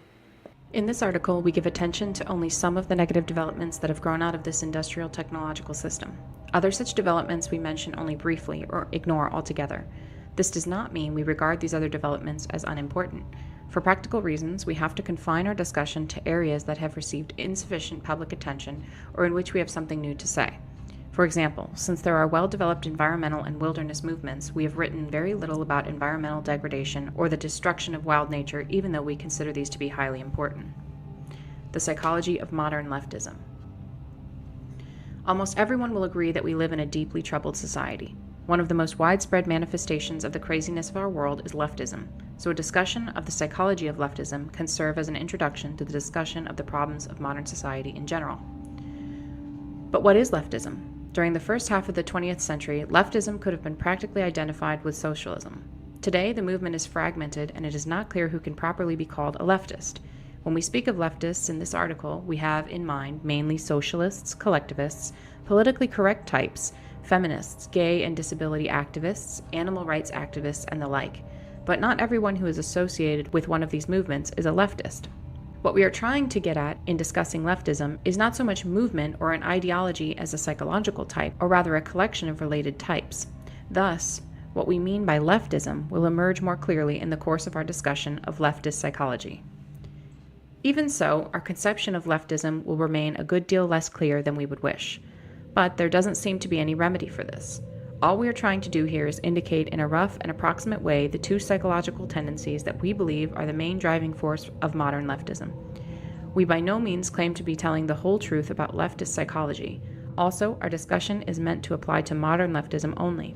We leave open the question of the extent to which the discussion could be applied to the leftists of the 19th and early 20th centuries. The two psychological tendencies that underlie modern leftism we call feelings of inferiority and over-socialization. Feelings of inferiority are characteristic of modern leftism as a whole, while over-socialization is characteristic only of a certain segment of modern leftism. But this segment is highly influential. Feelings of inferiority. By feelings of inferiority, we mean not only inferiority feelings in the strict sense, but as a whole spectrum of related traits: low self-esteem, feelings of powerlessness, depressive tendencies, defeatism, guilt, self-hatred, etc.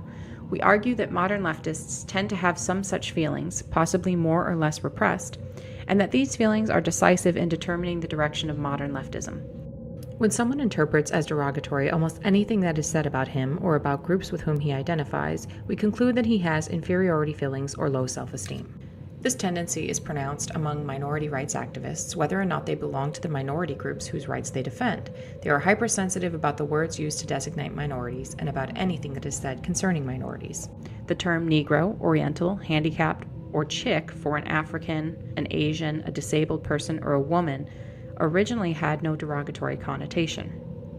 Broad and chick were merely the feminine equivalents of guy, dude, or fellow. The negative connotations have been attached to these terms by the activists themselves. Some animal rights activists have gone so far as to reject the word pet and insist on replacement by animal companion. Leftish anthropologists go to great lengths to avoid saying anything about primitive peoples that could conceivably be interpreted as negative. They want to replace the word primitive by non-literate. They may seem almost paranoid about anything that might suggest that primitive culture is inferior to ours. We do not mean to imply that primitive cultures are inferior to ours. We merely point out the hypersensitivity of leftish anthropologists. Those who are most sensitive about politically incorrect terminology are not the average black ghetto dweller, Asian immigrant, abused woman, or disabled person, but a minority of activists, many whom do not even belong to any oppressed group, but come from a privileged strata of society. Political correctness has a stronghold among university professors who have secure employment with comfortable salaries, and the majority of whom are heterosexual white males from middle to upper middle class families. Many leftists have an intense identifications with the problems of groups that have an image of being weak, women, defeated, American Indians, repellent, homosexuals, or otherwise inferior. The leftists themselves feel that these groups are inferior. They would never admit to themselves that they have such feelings, but it is precisely because they do see these groups as inferior that they identify with their problems. We do not mean to suggest that women, Indians, etc. are inferior. We're only making a point about leftist psychology. Feminists are desperately anxious to prove that women are as strong and as capable as men. Clearly, they are nagged by a fear that women may not be as strong and as capable as men. Leftists tend to hate anything that has an image of being strong, good, and successful. They hate America, they hate Western civilization, they hate white males, they hate rationality. The reasons that leftists give for hating the West, etc., clearly do not correspond with their real motives. They say they hate the West because it is warlike, imperialistic, sexist, ethnocentric, and so forth. But where these same faults appear in socialist countries or in primitive cultures, the leftist finds excuses for them, or at best, he grudgingly admits that they exist, whereas he enthusiastically points out and often greatly exaggerates these faults where they appear in Western civilization. Thus it is clear that these faults are not the leftist's real motive for hating America and the West. He hates America and the West because they are strong and successful. Words like self-confidence, self-reliance, initiative, enterprise, optimism, etc. play little role in the liberal and leftist vocabulary. The leftist is anti-individualistic, pro-collectivist. He wants society to solve everyone's problems for them, satisfy everyone's needs for them, take care of them. He is not the sort of person who has an inner sense of confidence in his ability to solve his own problems and satisfy his own needs. The leftist is antagonistic to the concept of competition because, deep inside, he feels like a loser.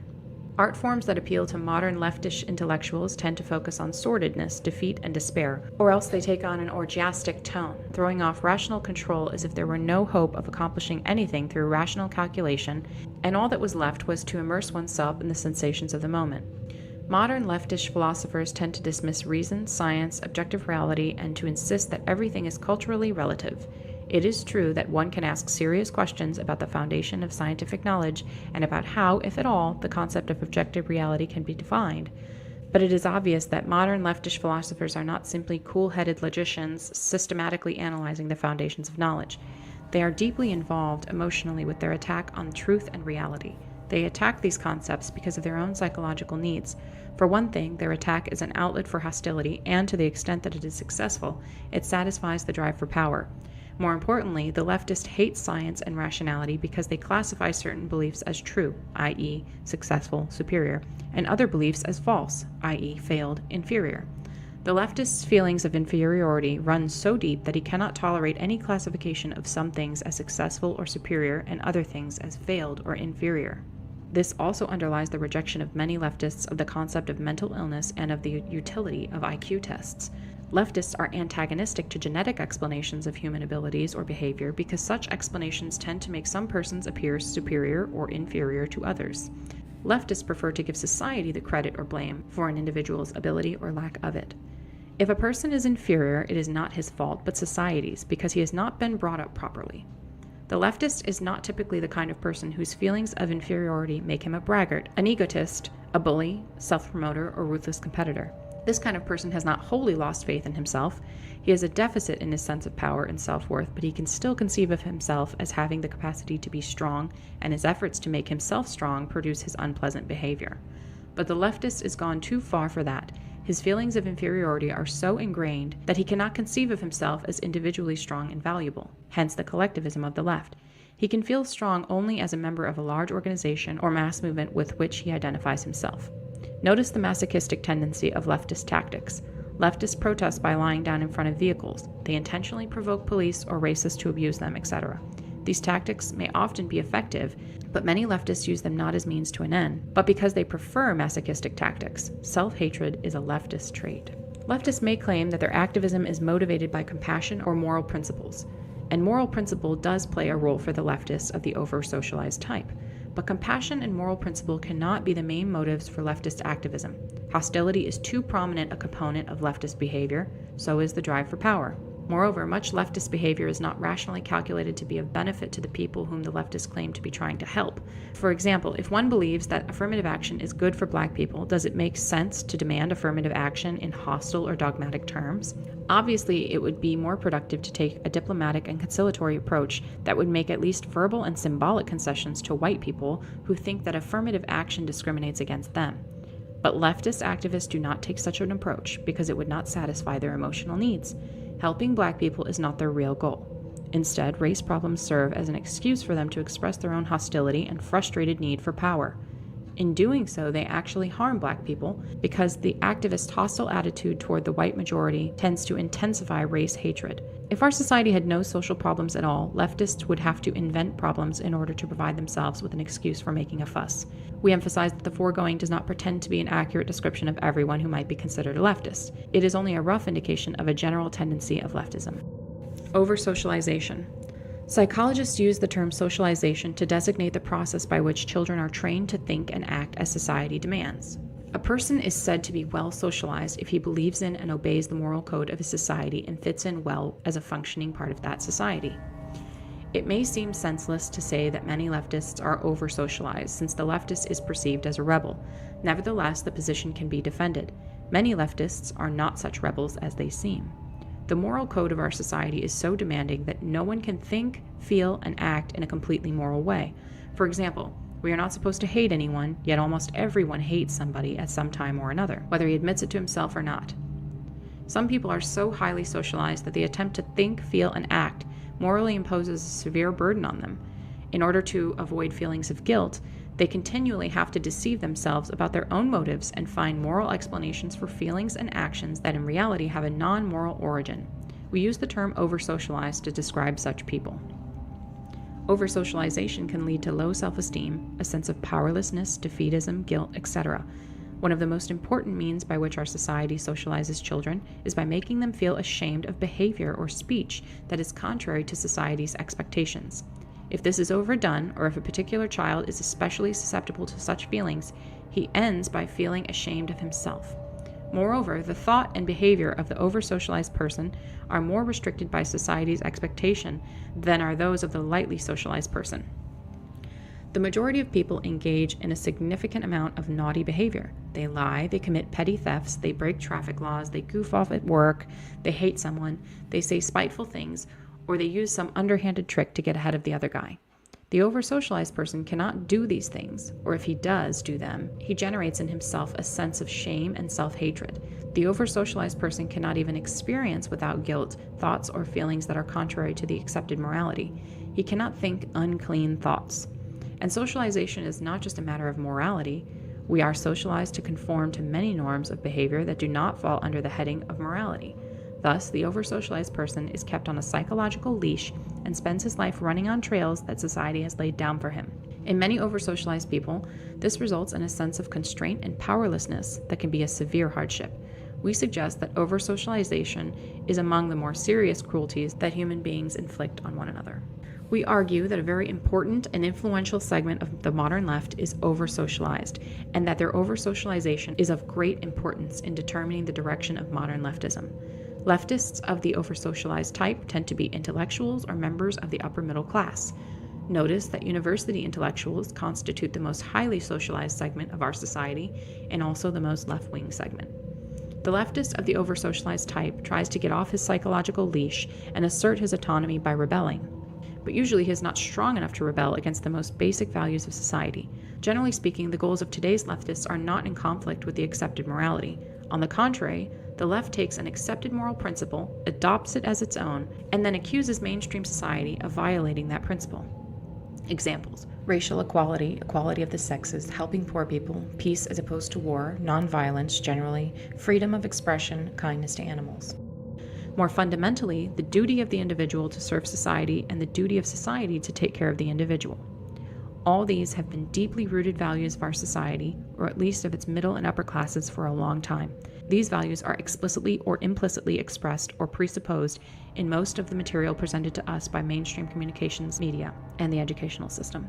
Leftists, especially those of the over-socialized type, usually do not rebel against these principles but justify their hostility to society by claiming with some degree of truth that society is not living up to these principles. Here's an illustration of the way in which the over-socialized leftist shows real attachment to the conventional attitudes of our society while pretending to be in rebellion against it. Many leftists push for affirmative action, for moving black people into high-prestige jobs, for improved education in black schools, and more money for such schools. The way of life of the black underclass they regard as a social disgrace. They want to integrate the black man into the system, make him a business executive, a lawyer, a scientist, just like upper middle-class white people. The leftists will reply that the last thing they want is to make the black man into a copy of the white man. Instead, they want to preserve African American culture. But in what does this preservation of African American culture consist? It can hardly consist in anything more than eating black-style food, listening to black-style music, wearing black-style clothing, and going to black-style church or mosque. In other words, it can express itself only in superficial matters. In all essential respects, most leftists of the over-socialized type want to make the black man conform to white middle-class ideals. They want to make him study technical subjects, become an executive or a scientist, spend his life climbing the status ladder to prove that black people are as good as white. They want to make black fathers responsible. They want black gangs to become nonviolent, etc. But these are exactly the values of the industrial technological system. The system couldn't care less what kind of music a man listens to, what kind of clothes he wears, or what religion he believes in, as long as he studies in school, holds a respectable job, climbs the status ladder, is a responsible parent, is nonviolent, and so forth. In effect, however much he may deny it, the over-socialized leftist wants to integrate the black man into the system and make him adopt its values. We certainly do not claim that leftists, even of the over-socialized type, never rebel against the fundamental values of our society. Clearly they do sometimes. Some over-socialized leftists have gone so far as to rebel against one of modern society's most important principles by engaging in physical violence. By their own account, violence is for them a form of liberation. In other words, by committing violence, they break through the psychological restraints that have been trained into them. Because they are over-socialized, these restraints have been more confining for them than others, hence their need to break free of them. But they usually justify the rebellion in terms of mainstream values. If they engage in violence, they claim to be fighting against racism or the like. We realize that many objections could be raised to the foregoing thumbnail sketch of leftist psychology. The real situation is complex, and anything like a complete description of it would take several volumes, even if the necessary data were available. We claim only to have indicated very roughly the two most important tendencies of the psychology of modern leftism. The problems of the leftist are indicative of the problems of our society as a whole. Low self-esteem, depressive tendencies, and defeatism are not restricted to the left. Though they are especially noticeable in the left, they are widespread in our society. And today's society tries to socialize us to a greater extent than any previous society.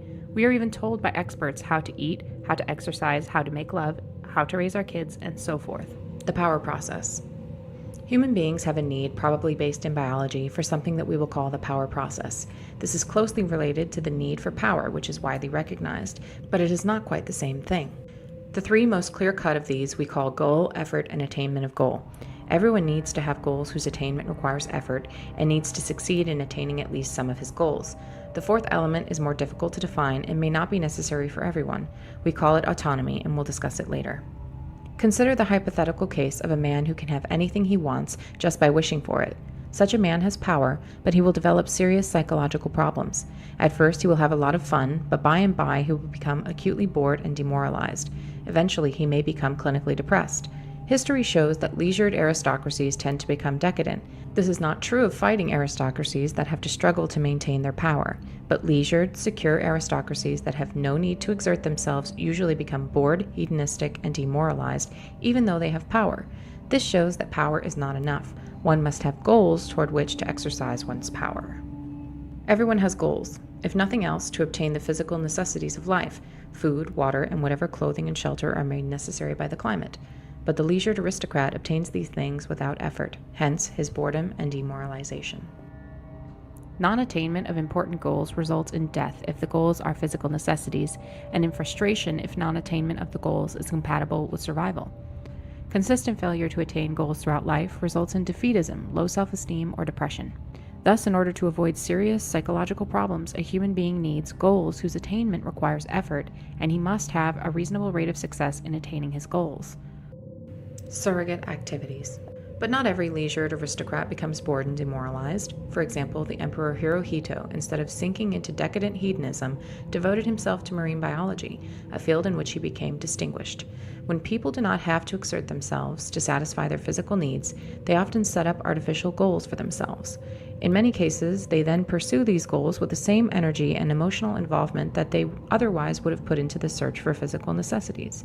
Thus, the aristocrats of the Roman Empire had their literary pretensions. Many European aristocrats a few centuries ago invested tremendous time and energy in hunting, though they certainly didn't need the meat. Other aristocracies have competed for status through elaborate displays of wealth, and few aristocrats like Hirohito have turned to science. We use the term surrogate activity to designate an activity that is directed toward an artificial goal that people set up for themselves merely in order to have some goal to work toward, or let us say merely for the sake of the fulfillment that they get from pursuing the goal. Here's a rule of thumb for the identification of surrogate activities.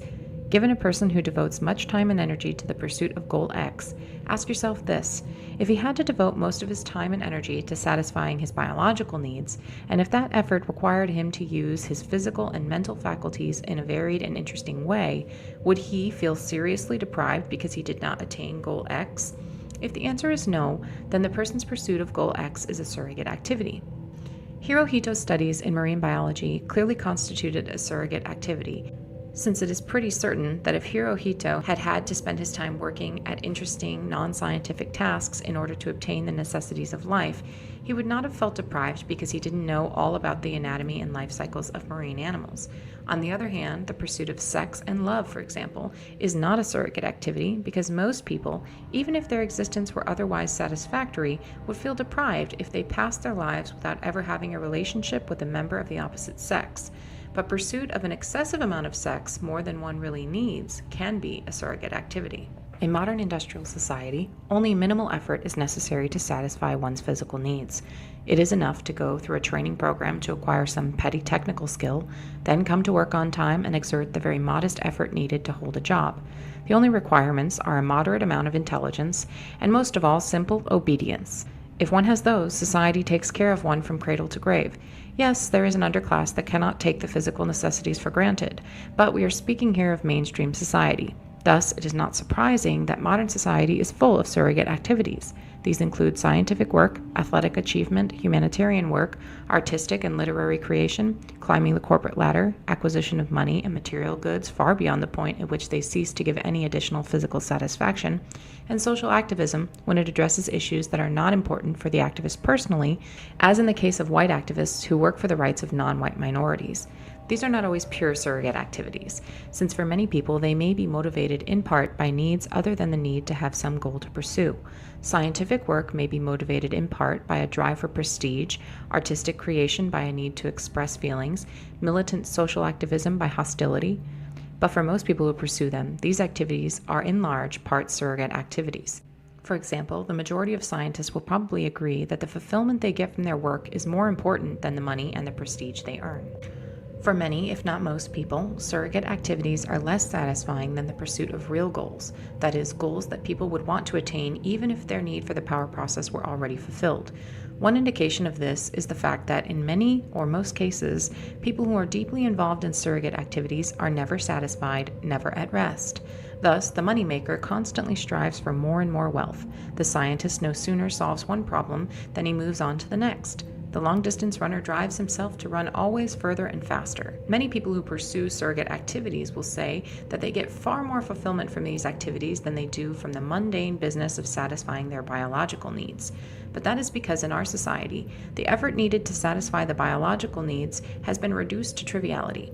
More importantly, in our society, people do not satisfy their biological needs autonomously, but by functioning as parts of an immense social machine. In contrast, people generally have a great deal of autonomy in pursuing their surrogate activities. Autonomy. Autonomy as part of the power process may not be necessary for every individual, but most people need a greater or lesser degree of autonomy in working toward their goals. Their effort must be undertaken on their own initiative and must be under their own direction and control. Yet most people do not have to exert this initiative, direction, and control as single individuals. It is usually enough to act as a member of a small group. Thus, if half a dozen people discuss a goal among themselves and make a successful joint effort to attain that goal, their need for the power process will be served. But if they work under rigid orders handed down from above that leave them no room for autonomous decision and initiative, then their need for the power process will not be served. The same is true when decisions are made on a collective basis if the group making the collective decision is so large that the role of each individual is insignificant. It is true that some individuals seem to have little need for autonomy. Either their drive for power is weak or they satisfy it by identifying themselves with some powerful organization to which they belong. And then there are unthinking animal types who seem to be satisfied with a purely physical sense of power, the good combat soldier who gets his sense of power by developing fighting skills that he is quite content to use in blind obedience to his superiors. But for most people, it is through the power process, having a goal, making an autonomous effort, and attaining the goal, that self-esteem, self-confidence, and a sense of power are acquired. When one does not have adequate opportunity to go through the power process, the consequences are, depending on the individual and on the way the power process is disrupted, boredom, demoralization, low self-esteem, inferiority feelings, defeatism, depression, anxiety, guilt, frustration, hostility, spouse or child abuse, insatiable hedonism, abnormal sexual behavior, sleep disorders, eating disorders, etc. Sources of social problems. Any of the foregoing symptoms can occur in any society, but in modern industrial society they are present on a massive scale. We aren't the first to mention that the world today seems to be going crazy. This sort of thing is not normal for human societies. There is good reason to believe that primitive man suffered from less stress and frustration and was better satisfied with his way of life than modern man is. It is true that not all was sweetness and light in primitive societies. Abuse of women was common among the Australian Aborigines. Transsexuality was fairly common among some of the American Indian tribes. But it does appear that, generally speaking, the kinds of problems that we have listed in the preceding paragraph were far less common among primitive peoples than they are in modern society. We attribute the social and psychological problems of modern society to the fact that society requires people to live under conditions radically different from those under which the human race evolved, and to behave in ways that conflict with the patterns of behavior that the human race developed while living under the earlier conditions. It is clear from what we have already written that we consider lack of opportunity to properly experience the power process as the most important of the abnormal conditions to which modern society subjects people. But it is not the only one. Before dealing with disruption of the power process as a source of social problems, we will discuss some of the other sources. Among the abnormal conditions present in modern industrial society are excessive density of population, isolation of man from nature, excessive rapidity of social change, and the breakdown of natural small-scale communities such as the extended family, the village, or the tribe. It is well known that crowding increases stress and aggression. The degree of crowding that exists today and the isolation of man from nature are consequences of technological progress. All pre-industrial societies were predominantly rural. The Industrial Revolution vastly increased the size of cities and the proportion of the population that lives in them, and modern agricultural technology has made it possible for the Earth to support a far denser population than it ever did before. Also, technology exacerbates the effects of crowding because it puts increased disruptive powers in people's hands. For example, a variety of noise-making devices, power motors, radios, motorcycles, etc. If the use of these devices is unrestricted, people who want peace and quiet are frustrated by the noise. If their use is restricted, people who use the devices are frustrated by the regulations. But if these machines had never been invented, there would have been no conflict and no frustration generated by them. For primitive societies, the natural world, which usually changes only slowly, provided a stable framework and therefore a sense of security. In the modern world, it is human society that dominates nature rather than the other way around, and modern society changes very rapidly owing to technological change. Thus, there is no stable framework. The conservatives are fools. They whine about the decay of traditional values, yet they enthusiastically support technological progress and economic growth. Apparently, it never occurs to them that you can't make rapid, drastic changes in the technology and the economy of a society without causing rapid changes in all other aspects of the society as well, and that such rapid changes inevitably break down traditional values. The breakdown of traditional values to some extent implies the breakdown of the bonds that hold together traditional small-scale social groups. The disintegration of small-scale social groups is also promoted by the fact that modern conditions often require or tempt individuals to move to new locations, separating them from their communities. Beyond that, a technological society has to weaken family ties and local communities if it is to function efficiently. In modern society, an individual's loyalty must be first to the system and only secondarily to a small-scale community, because if the internal loyalties of small-scale communities were stronger than loyalty to the system, such communities would pursue their own advantage at the expense of the system. Suppose that a public official or corporation executive appoints his cousin, his friend, or his co-religionist to a position rather than appointing the person best qualified for the job. He has permitted personal loyalty to supersede his loyalty to the system, and that is nepotism or discrimination, both of which are terrible sins in modern society. Would-be industrial societies that have done a poor job of subordinating personal or local loyalties to loyalty to the system are usually very inefficient. Look at Latin America. Thus, an advanced industrial society can tolerate only small-scale communities that are emasculated, tamed, and made into tools of the system. Crowding, rapid change, and the breakdown of communities have been widely recognized as sources of social problems, but we do not believe they are enough to account for the extent of the problems that are seen today. A few pre-industrial cities were very large and crowded, yet their inhabitants do not seem to have suffered from psychological problems to the same extent as modern man. In America today, there still are uncrowded rural areas, and we find there the same problems as in urban areas, though the problems tend to be less acute in the rural areas. Thus, crowding does not seem to be the decisive factor. On the growing edge of the American frontier during the 19th century, the mobility of the population probably broke down extended families and small-scale social groups to at least the same extent as these are broken down today. In fact, many nuclear families lived by choice in such isolation, having no neighbors within several miles, that they belonged to no community at all, yet they do not seem to have developed problems as a result. Furthermore, change in American frontier society was very rapid and deep. A man might be born and raised in a log cabin outside the reach of law and order and fed largely on wild meat, and by the time he arrived at old age, he might be working at a regular job and living in an ordered community with effective law enforcement. This was a deeper change than that which typically occurs in the life of a modern individual, yet it does not seem to have led to psychological problems. In fact, 19th century American society had an optimistic and self-confident tone, quite unlike that of today's society. The difference, we argue, is that modern man has the sense, largely justified, that change is imposed on him, whereas 19th century frontiersmen had the sense, also largely justified, that he created change himself by his own choice. Thus, a pioneer settled on a piece of land of his own choosing and made it into a farm through his own effort. In those days, an entire country might have only a couple hundred inhabitants and was a far more isolated and autonomous entity than a modern country is. Hence, the pioneer farmer participated as a member of a relatively small group in the creation of a new ordered community. One may well question whether the creation of this community was an improvement, but at any rate, it satisfied the pioneer's need for the power process. Disruption of the power process in modern society. It would be possible to give other examples of societies in which there has been rapid change and/or lack of close community ties without the kind of massive behavioral aberration that is seen in today's industrial society. We contend that the most important cause of social and psychological problems in modern society is the fact that people have insufficient opportunity to go through the power process in a normal way. We don't mean to say that modern society is the only one in which the power process has been disrupted. Probably most, if not all, civilized societies have interfered with the power process to a greater or lesser extent. But in modern industrial society, the problem has become particularly acute. Leftism, at least in its recent mid to late 20th century form, is in part a symptom of deprivation with respect to the power process. We divide human drives into three groups. 1. Those drives that can be satisfied with minimal effort. 2. Those that can be satisfied but only at the cost of serious effort. 3. Those that cannot be adequately satisfied no matter how much effort one makes. The power process is the process of satisfying the drives of the second group.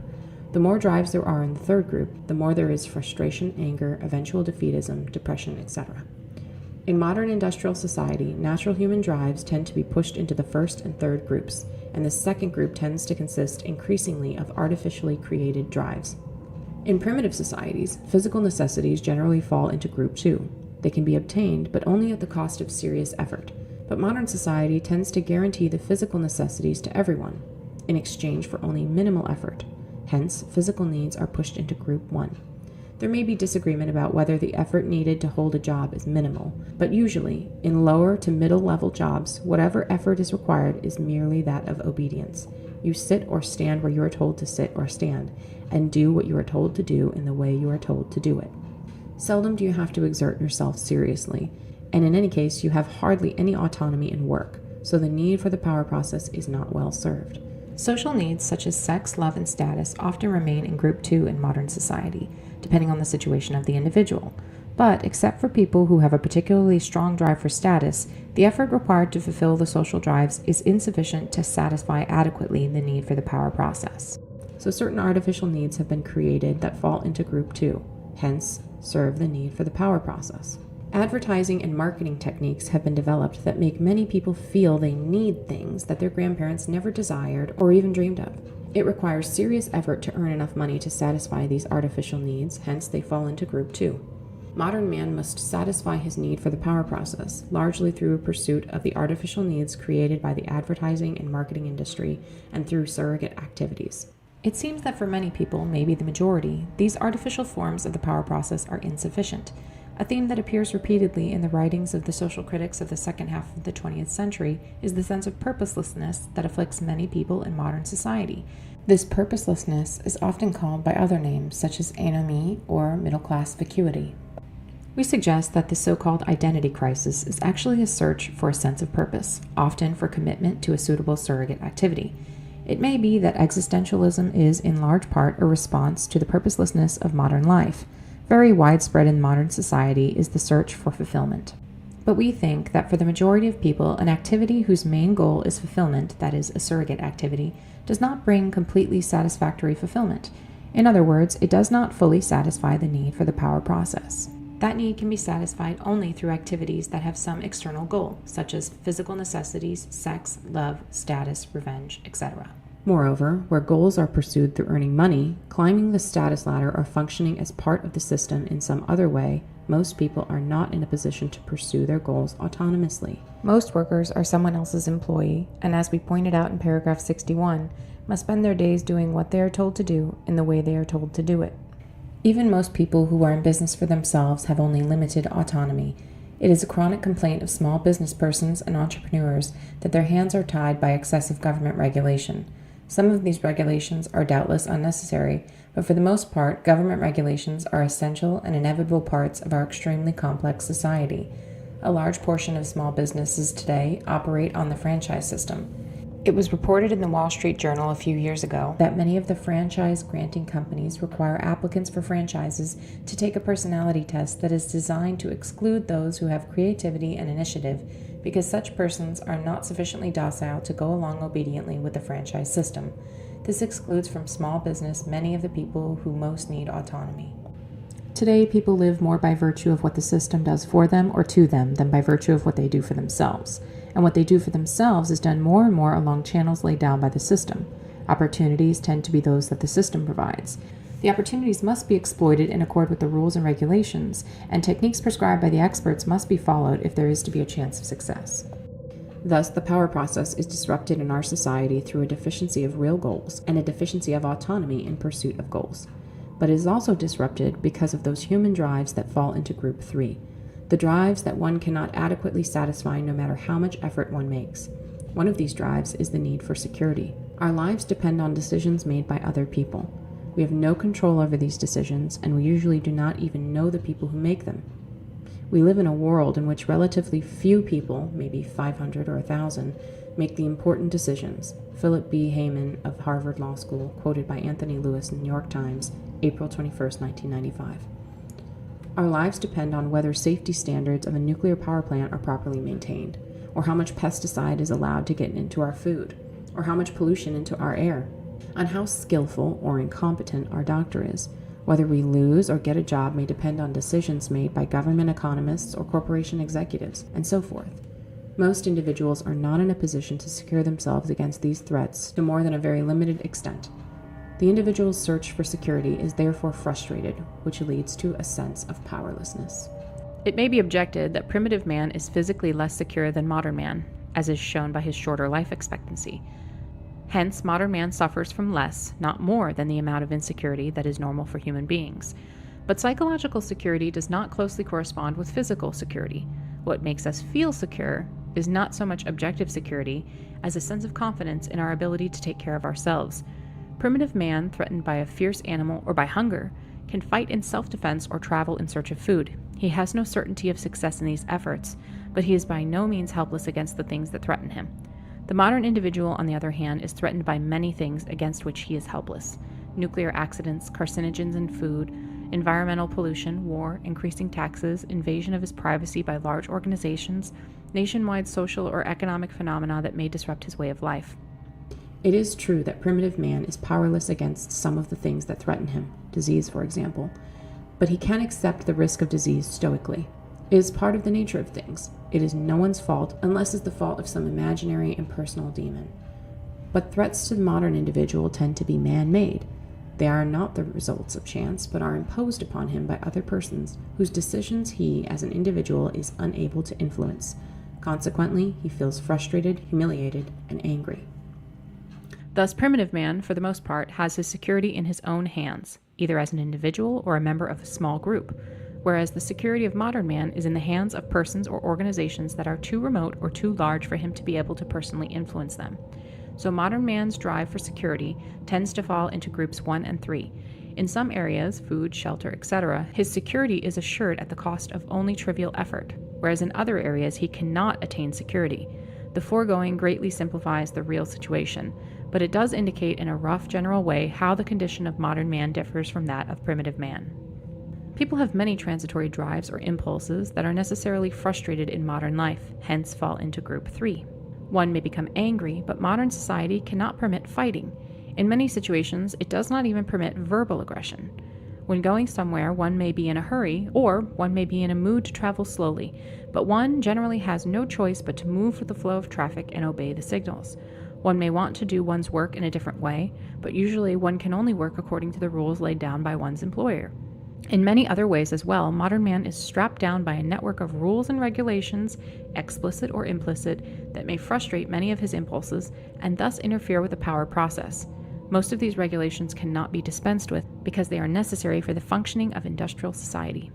Modern society is, in certain respects, extremely permissive. In matters that are irrelevant to the functioning of the system, we can generally do what we please. We can believe in any religion, as long as it does not encourage behavior that is dangerous to the system. We can go to bed with anyone we like, as long as we practice safe sex. We can do anything we like, as long as it is unimportant. But in all important matters, the system tends increasingly to regulate our behavior.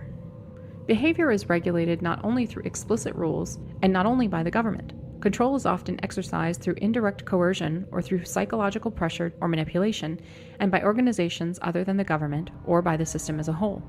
Most large organizations use some form of propaganda to manipulate public attitudes or behavior. Propaganda is not limited to commercials and advertisements, and sometimes is not even consciously intended as propaganda by the people who make it. For instance, the content of entertainment programming is a powerful form of propaganda.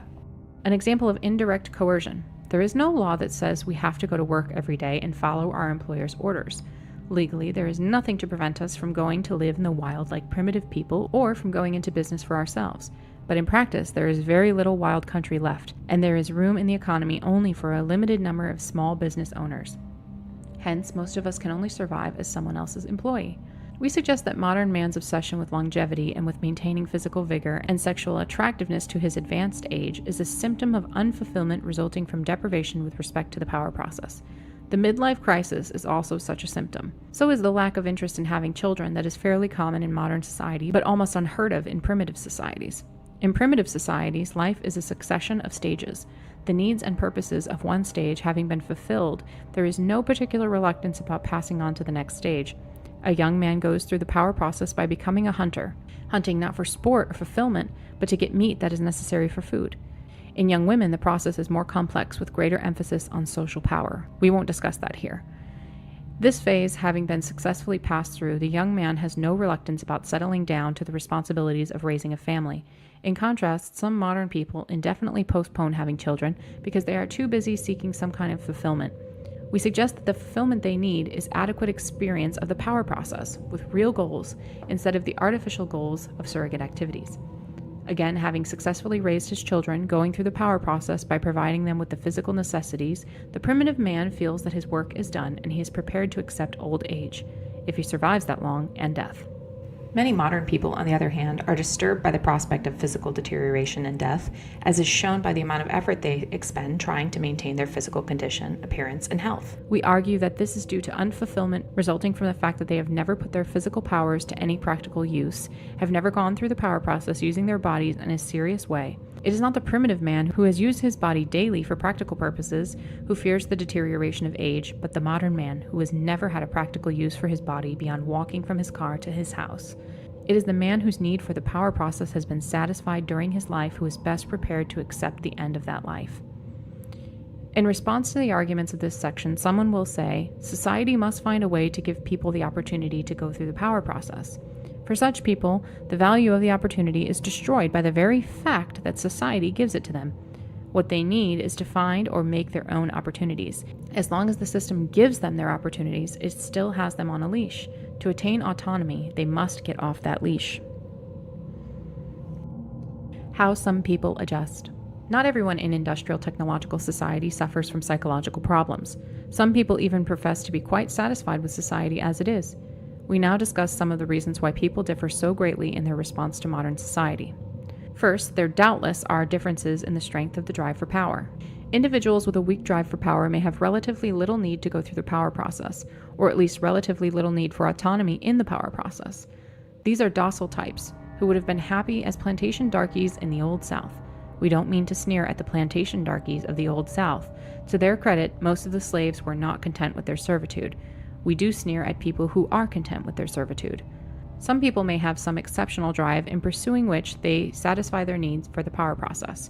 For example, those who have an unusually strong drive for social status may spend their whole lives climbing the status ladder without ever getting bored of that game.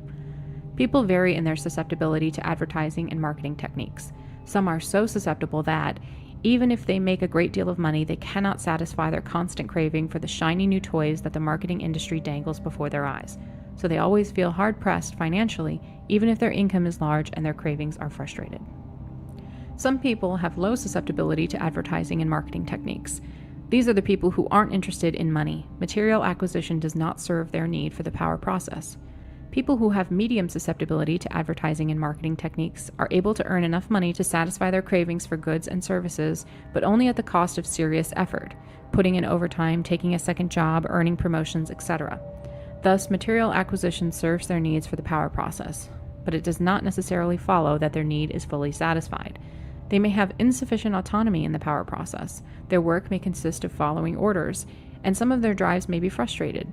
For example, security, aggression. We are guilty of oversimplification in paragraphs 80 through 82 because we have assumed that the desire for material acquisition is entirely a creation of the advertising and marketing industry. Of course, it's not that simple. Some people partly satisfy their need for power by identifying themselves with a powerful organization or mass movement.